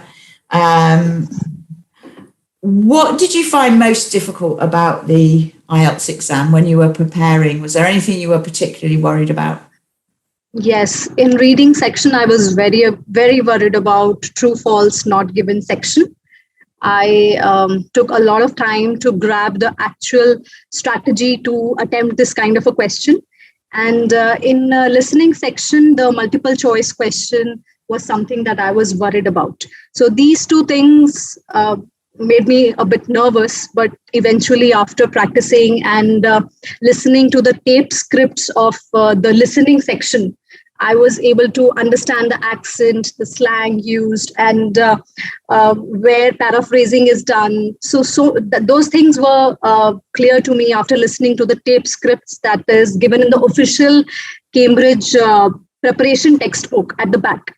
So that was really helpful for me, and I was able to understand and was able to get such high score. Mm-hmm. And how did you get on with the writing part of the course? I've scored 7, so I'd say there is a scope of improvement. But basically, I listened to Chris's videos, and he told that there has to be a good structure for the answer. You have to think about ideas, make a structure, and then attempt the question. And you have to address the question as it is. It's not like you can write everything that comes to your mind. No, you have to make points, then clearly communicate your message precisely, shortly, using good vocabulary and punctuations and synonyms, and keep it simple and accurate. Accuracy is what he taught us in the videos. Yes, I was just going to say, keep it simple, I think, is the main key for the writing tests. Try not to make it complicated. And also you have to keep to the right length, because if you write too much, you won't have time to check your accuracy. So well done. And the speaking, were you concerned about the speaking at all? Speaking exam was like a roller coaster ride for me. It was so quick because he kept on asking me questions and I went on answering. At that point of time, I just had one thing in my mind, that I have to use correct vocabulary and communicate my message clearly, because if the examiner is not able to comprehend what I'm speaking, then there's no point. And I think it's all about the comfort zone and how comfortable you are while speaking this language. So that is what I had in my mind. And I listened to quite a lot of podcasts and stuff like that to, grab the slang and try to speak like native speaker. And I recorded myself. The most important thing is I always used to record myself. I used to read a question, then answer it for like 2-3 minutes, and then see what mistakes I was making. So that really helped me. So that is something. And then when you were analyzing your speaking, did you record the mistakes that you were making to try and avoid them the next time? I attempted same question thrice or 4 times with different methods to really understand what I was lacking in and whether I was confident enough to, appear for the exam. So that ways, I am a teacher myself, so I teach students. Okay. Dentist as well as teacher. So you understand where we're coming from. Exactly. So I tried my best. And then when the results came through, did you get a text message? How did you find out what you scored? We have a website, and it quoted that the exam result will be out in 13 days. So I had an eye on that website, and on the 14th day, I clicked for the result early in the morning at 6 o'clock when I woke up, and I saw that I was so happy, to have a 9 in listening and reading was something which I really appreciated. Yes, absolutely fantastic. That's 100%. Yeah. Okay, so there's going to be other students watching this, just like you watched that video the first time with the student who'd failed 6 times. They're going to be watching this now, and they're going to be seeing you passing first time and achieving those great results. Do you have any advice for students who are in the middle of at the beginning, in the middle, or towards the end of their IELTS journey? First section is the listening part. And I think one should really learn how to focus and concentrate while attempting this listening section, because that is the key. You have to be there and you have to forget the world while attempting this question. And one should hear podcasts and see web series or stuff like that to understand the language. And along with that, sometimes you have to guess also, there is a particular pattern how the question is asked, and you should read 2 sections at one time. I tried reading 2 sections at one time. I tried to be a little quick so that I could get what the person was speaking clearly. So focus and concentration. One should focus, and that is the key message I'd like to say. Forget the world when you're attempting the listening section. Yes. Don't think about anything else. Yeah, and I think that same piece of advice would apply to reading, writing, and speaking. The whole exam, the focus is so important. Is there anything else that you'd like to share with everyone? Mock tests. One should at least give 5 to 7 mock tests before appearing for the exam, and watch all the videos step by step and not skip the videos, because that is really important. And be confident and believe in yourself, because if you don't believe in yourself, then it's not possible. So. Thank you very much, Nisha. That's some really excellent advice. And on behalf of Chris and the rest of the team here, congratulations and best wishes for your new life in Canada. Hi everyone, Chris here from IELTS Advantage with another success story. And today we're going to talk to Siva. What we're specifically going to talk about is how to identify your weaknesses and the importance of identifying your weaknesses, and how to turn those weaknesses into strengths so that you can improve your speaking scores and your writing scores. So Siva was really struggling with her writing and her speaking. She was going to lots of different schools and looking at lots of different things on the internet. And when she joined us, we were able to quickly identify the exact reasons why she was not getting the score that she needed. And then she was able to get a band 8 in speaking and a band 7 in writing. So let's learn a few things from Siva's journey on the IELTS test, and then we can hopefully improve ourselves. So Siva, can you start off by just introducing yourself to everyone? Sure. I'm Sivranshni. I'm a working professional. I work for a product-based company here in Chennai, India, and I have attended IELTS twice before joining your course. And like once I have made my attempt once after joining your course to check how far I have improved, and surprisingly, I got the marks what I needed. Excellent. So thanks to you, Chris. So let's start off by talking about speaking. So we're going to talk about speaking and writing. Those are the two things that you needed the most help with. So when we did a one-on-one speaking with you, what were some of the things that we identified, the reasons why you were not getting the score you needed? Actually, I gave my mock speaking test with Jason, and I set my mind like I should not be getting less than 6.5 because in my previous two attempts I got 6.5. So I should learn all those things whatever I have done in the past and should give it my best. So surprisingly, in my mock speaking test I got 8, and he said like the only thing I need to improve is I'm speaking really fast, so that the examiner can barely able to understand me what I'm doing it. So because I'm speaking really fast, there are many chances for me to go my marks low in either in grammar and also in the lexical resource. So he wants me to slow down, and so that was the only advice he gave me. So from that day on, I literally try to slow down it. Yeah, because speaking quickly is it's caused for maybe one or two different reasons. Number one, people can be very nervous when they're speaking in front of an examiner, and often when people feel nervous, they want to like not waste the other person's time, so they subconsciously speak very, very quickly, or maybe because you just are filled with nerves and stress, and you speak too quickly. The other thing is, a lot of people think that speaking quickly means high fluency, and a lot of people are taught that in school, or maybe it's a misconception about what good fluency is. Good fluency is not about speaking quickly, it's about speaking naturally. And the problem with speaking too quickly is you're being tested on fluency, pronunciation, grammar, and vocabulary.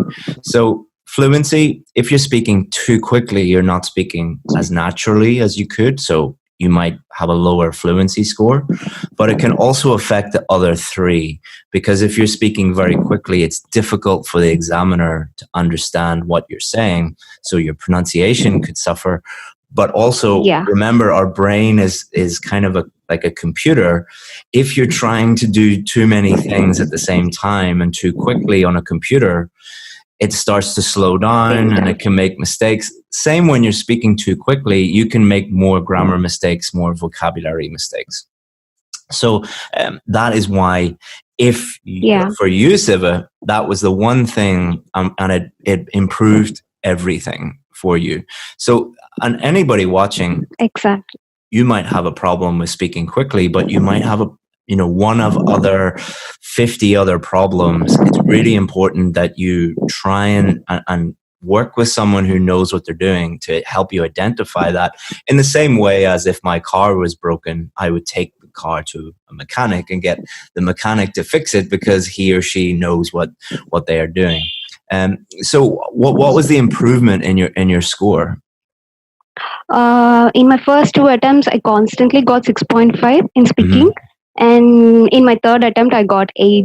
Yeah, that would make total sense, because if the examiner can't understand you, you can't get above a 6 for pronunciation, and then you might have got 6 in one of the other things because you were making more mistakes.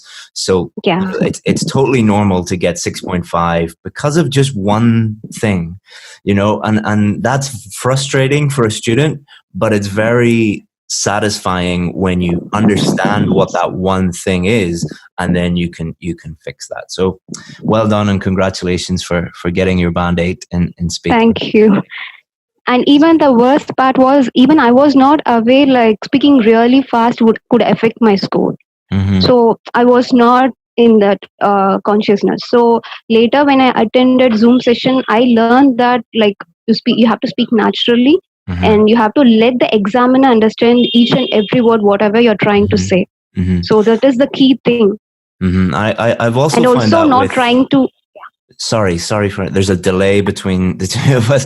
I've also found that with many of our Indian students, because I think when you're speaking in your native language, you naturally speak very, very quickly. And then you start to speak English in the same way, and that can cause a problem for the examiner to understand. Not every Indian student, but many of the. Would you agree with that? In your native language, do you speak more quickly than you speak English? Even in the Zoom session, I could see many Indians speak at the same pace, whatever I speak. So it is like, it's a common problem in India, actually. And then often you will have, you don't have a problem with your pronunciation, but often Indian students will have a little bit of accent interference.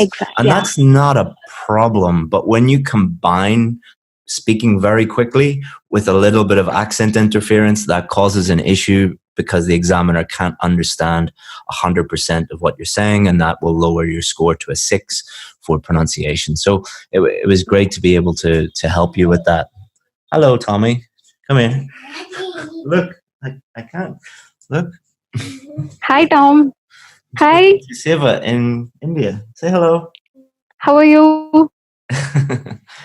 I'll be up in 5 minutes, okay? I know it's ready. 5 minutes, all right? He's telling me my breakfast is ready. Sorry for interrupting. So now we've talked about speaking. Do you want to talk about writing now? Sure, I will do. What scores were you getting in writing before you joined us? In my first attempt, I got 6. And the second attempt, I got 6.5. Between my first and second attempt, I just follow your $1 course like you used to do previously. So I just go through your videos and try to learn on my own, like what is the structure I need to follow. And I could see an improvement of 0.5 there. And after joining the IELTS school in my area, I couldn't find any improvement in my writing. Like they were just telling what you need to write, but they're not identifying my mistakes. So I decided to join your VIP group, and I submitted my first essay for the correction service, and I was so shocked, and I felt really bad because I got 6 in my writing.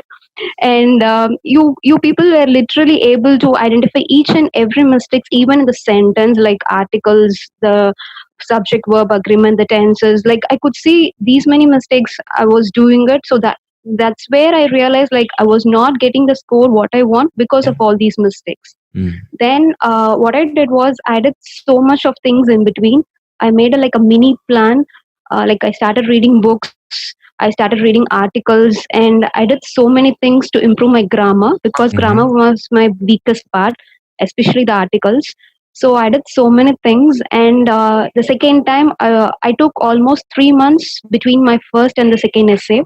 And when I submitted my second essay, I got 7.5. Excellent. So I was so happy because I put so much of effort and hard work in that, and I got the scores. And again, I submitted my third essay. There I got 7, but still articles was an issue at that point. So I was trying to work on it. Then at one point I decided maybe I'll just book for an exam, and I will give a try to check what is the improvement I have made. Then surprisingly, all my scores were, I was so happy, and I thought like maybe I got the score whatever I needed. Excellent. And you got a band 7 in writing overall at the end. Band 7. Yes. Excellent. Excellent. So two things. Number one, it's really satisfying to hear you say, after my first correction, I took a lot of time to work on those things, because when somebody sees our corrections, they just see all of the mistakes, and it's quite like, oh my God, what am I going to do? Because it's just red. Everything's red. When I first opened that PDF, everything was in red. Exactly. Everything was, I was like, what is this? What is happening? Yeah. Even in IELTS, I got 6.5, but here I'm getting 6. That was so heartbreaking. Yeah. But I knew, like, because of my mistakes, you're giving the correction. Yeah. So I mean, I could figure that out. It's difficult for me as a teacher sometimes, because if you tell people, you've made this mistake, this mistake, this mistake, this mistake, this mistake. It can be a little bit demotivating, but also it's my job to tell people exactly what the situation is, so that they can fix it. But the most satisfying thing is when people see that for the first time, they react in one of three ways. Number one, they either pretend that, put their head in the sand and pretend that everything is okay when it's not, and they don't take any action. Number two, they just immediately go and do another essay instead of actually focusing on the mistakes. And number three, some of them, which is the correct way, which is they look at each mistake and they work on fixing those mistakes, and then they're going to see improvement. So it's very satisfying to hear that you did that, and that's why you were successful. Because as we talk about in the mindset course, you need to see each mistake as a opportunity to improvement points. So, because some people look at mistakes and think that, oh no, I'm going to fail, and other people look at mistakes and think, good, now I know exactly what to do to improve. It will help you to avoid the mistakes whatever we are going to do in my real test. So it is actually, you should take it as an improvement point for us. Exactly. Exactly. And I know that's difficult, and I know it's not, nobody likes to be told you're not good enough yet, or you need to work on this, and nobody likes to hear that. But if you have the right mindset, you're going to really, really improve. And I'm so happy that you watched the mindset course that we include, and you got it from that, and the daily motivation stuff that we do, and all of that. Even I felt frustrated at many points, and I almost gave up at so many points. And I thought, like, even if I'm not feeling good, I would write an email to your team, and I would like to thank Mike, Jason, and Sam. Like, they always motivates me, and they reply back me in a short span of time saying that maybe you should take a break, like just give a break when you're studying, don't study for continuous hours. Maybe like once in a week you should not think about IELTS at all, because that is also really needed. Because if you constantly think about IELTS, nothing is going to work out. You should give your brain some time to relax and to focus on other things. Like, you should have a healthy routine so that it will help you to boost your confidence and your mental power. Yeah, so sometimes you just that need, is more important. sometimes you need, because you feel like you're hitting your head against a wall and nothing is getting better. And sometimes you need to just step back and allow your brain to actually learn something and relax a little bit. And then you can come back and see, oh, I have improved, and I need to keep going. And so it's knowing when to work hard and when to take a step back. And that's difficult for everybody, including me. I find that difficult. So well done, Siva. So any other last advice before we finish the video? Any other, if you were giving yourself advice 1 year ago, what would you maybe tell yourself? Maybe like give yourself enough time to prepare, because I feel like many people they want the marks in a short span of time. Like they may be pressurized, they may be like they have their visa interview or some kind of a commitment, so they're just rushing to attend the exams. Like, they're not actually improving it.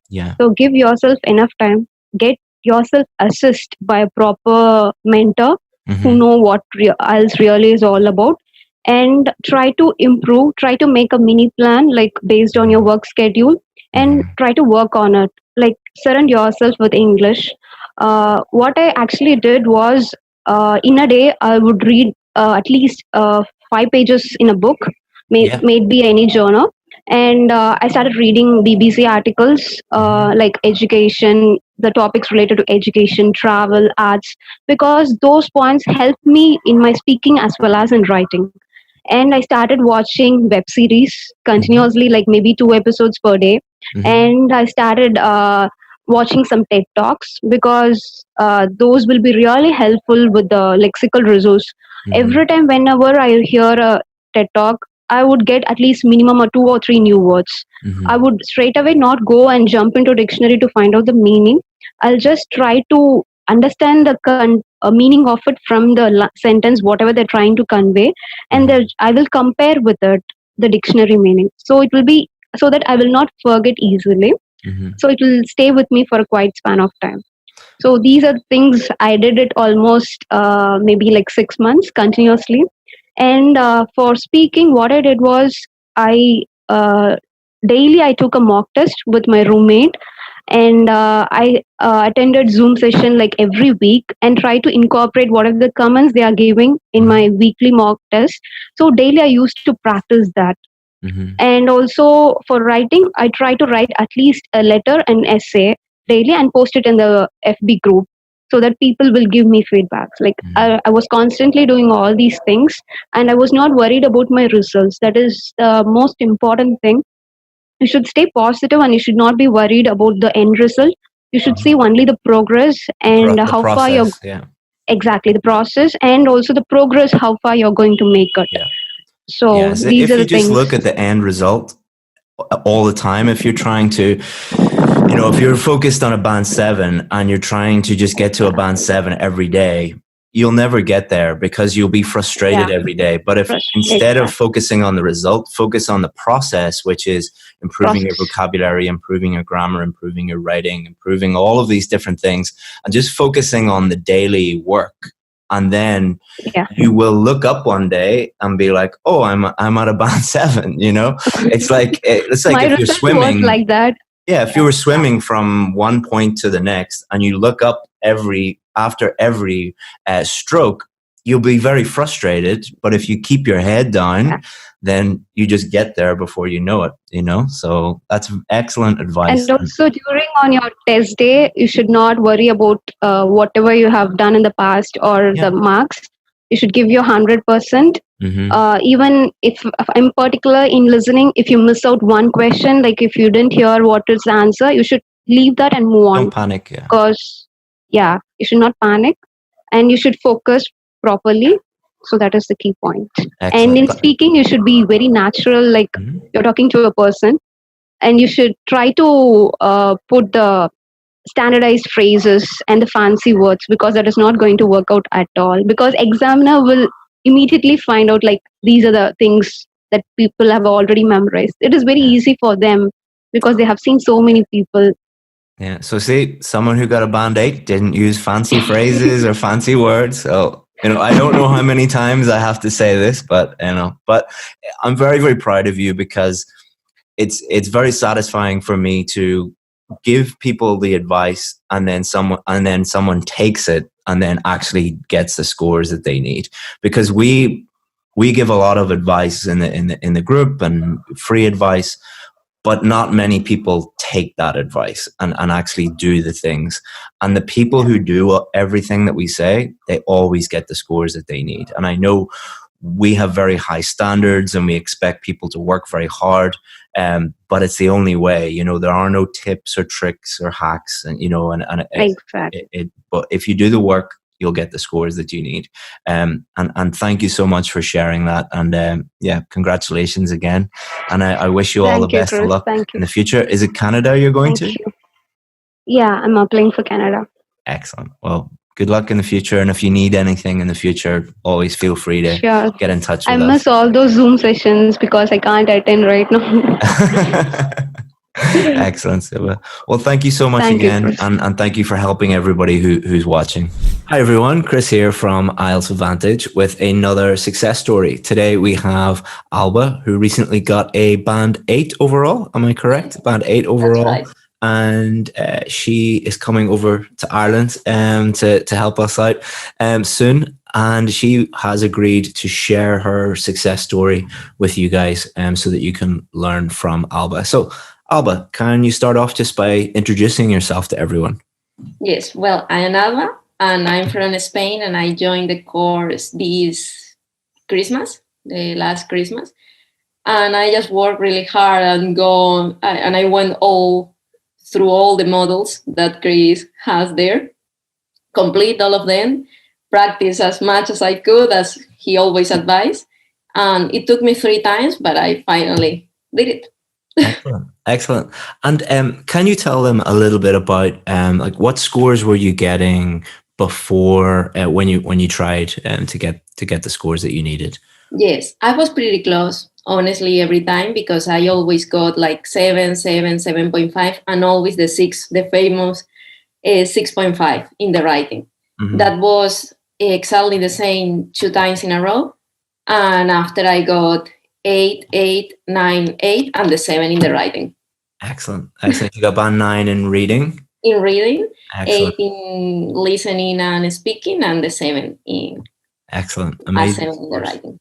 So when you were going through the course, or we were giving you feedback, could you identify the reasons why you were struggling, or what were the big challenges that you had? Yes, always. So I was like focusing just in the key mistakes that in the feedback I already had, and I think that was the key of the success, because if you have a lot of them, as you always say, once you erase, then your score rise a lot. Mm-hmm. And what were those key challenges that you had? In my case, it was the articles.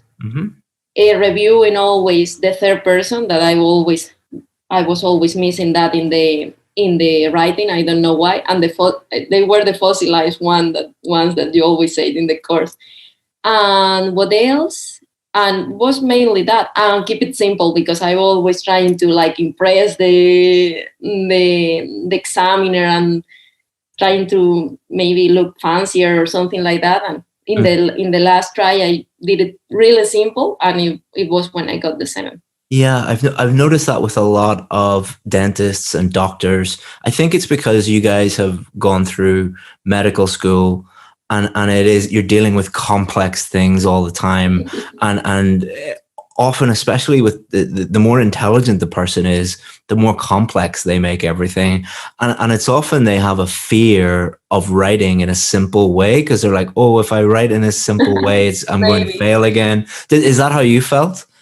Sometimes, yes, because sometimes I had the feeling of, okay, if I write this simple, it sounds like a primary school essay. But making it more complicated, it was always more mistakes, always. So I just kept it simple, and it worked. Yeah, and you mentioned also that you had some mistakes in your articles, for example. Yeah. So often what we will see is that the student will use complex ideas and then find it difficult to explain those clearly. And then when you combine that with lots of small grammatical errors, you read the essay, and because it's complex, but the grammar isn't the best either, it makes it very difficult for the reader to understand if you have clearly answered the question. Whereas if you write in a primary school way of just like, this is a very simple, obvious answer. And I think one of the other difficult things is writing your explanations in that way.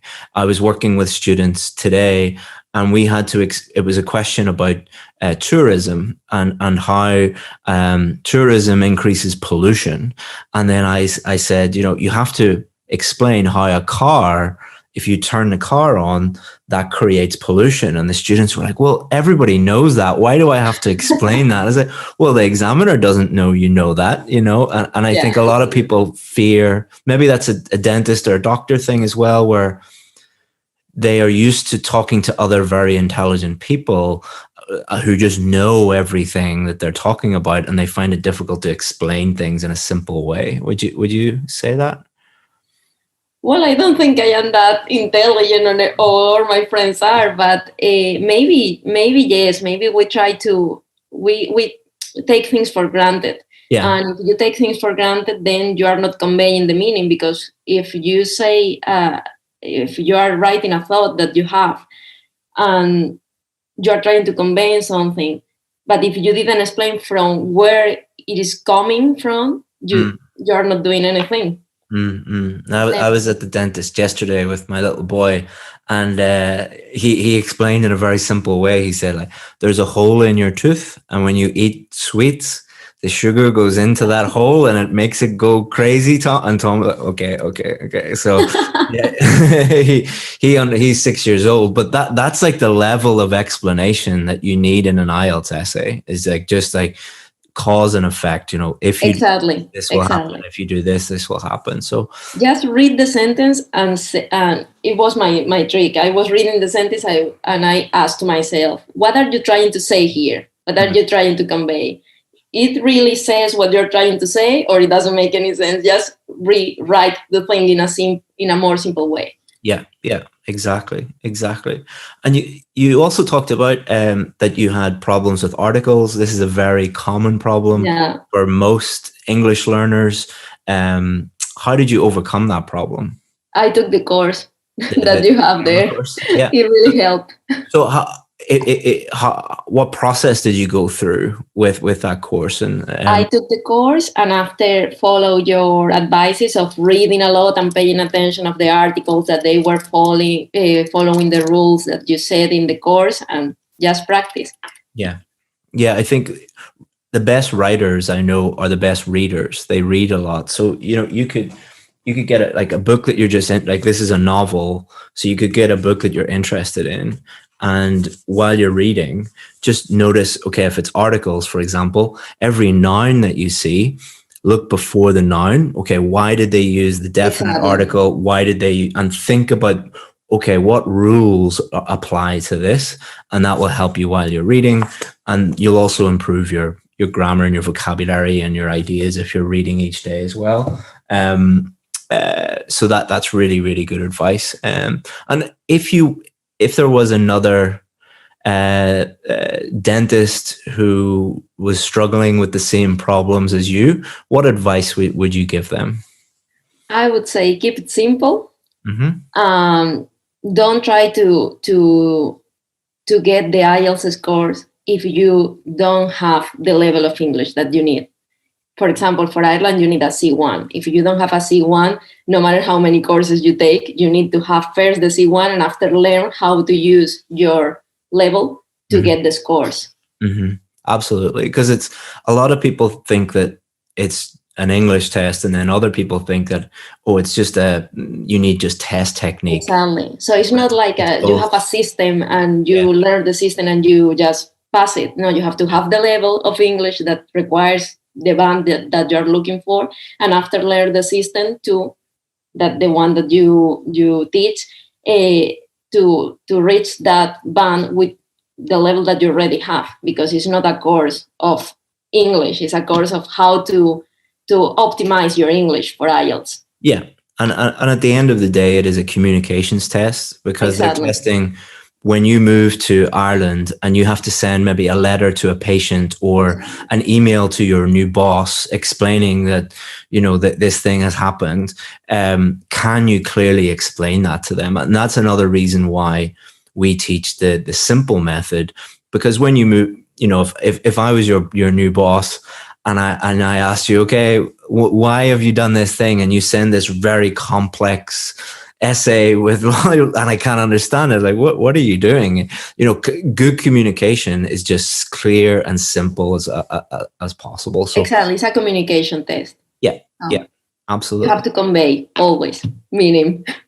Well, thank you so much, Alba. And you will be moving to a place very close to my brother and about 2 hours away from me. So if you need any advice on moving to Ireland and where, thank you. Just I will need it for sure. Let us know. And it's a wonderful place that you're moving to, and I wish you the best of luck. So thank you very much, Chris. Thanks, thank you for all, because this is thank you. If not, it's our team and you. It's our team and you. So your team.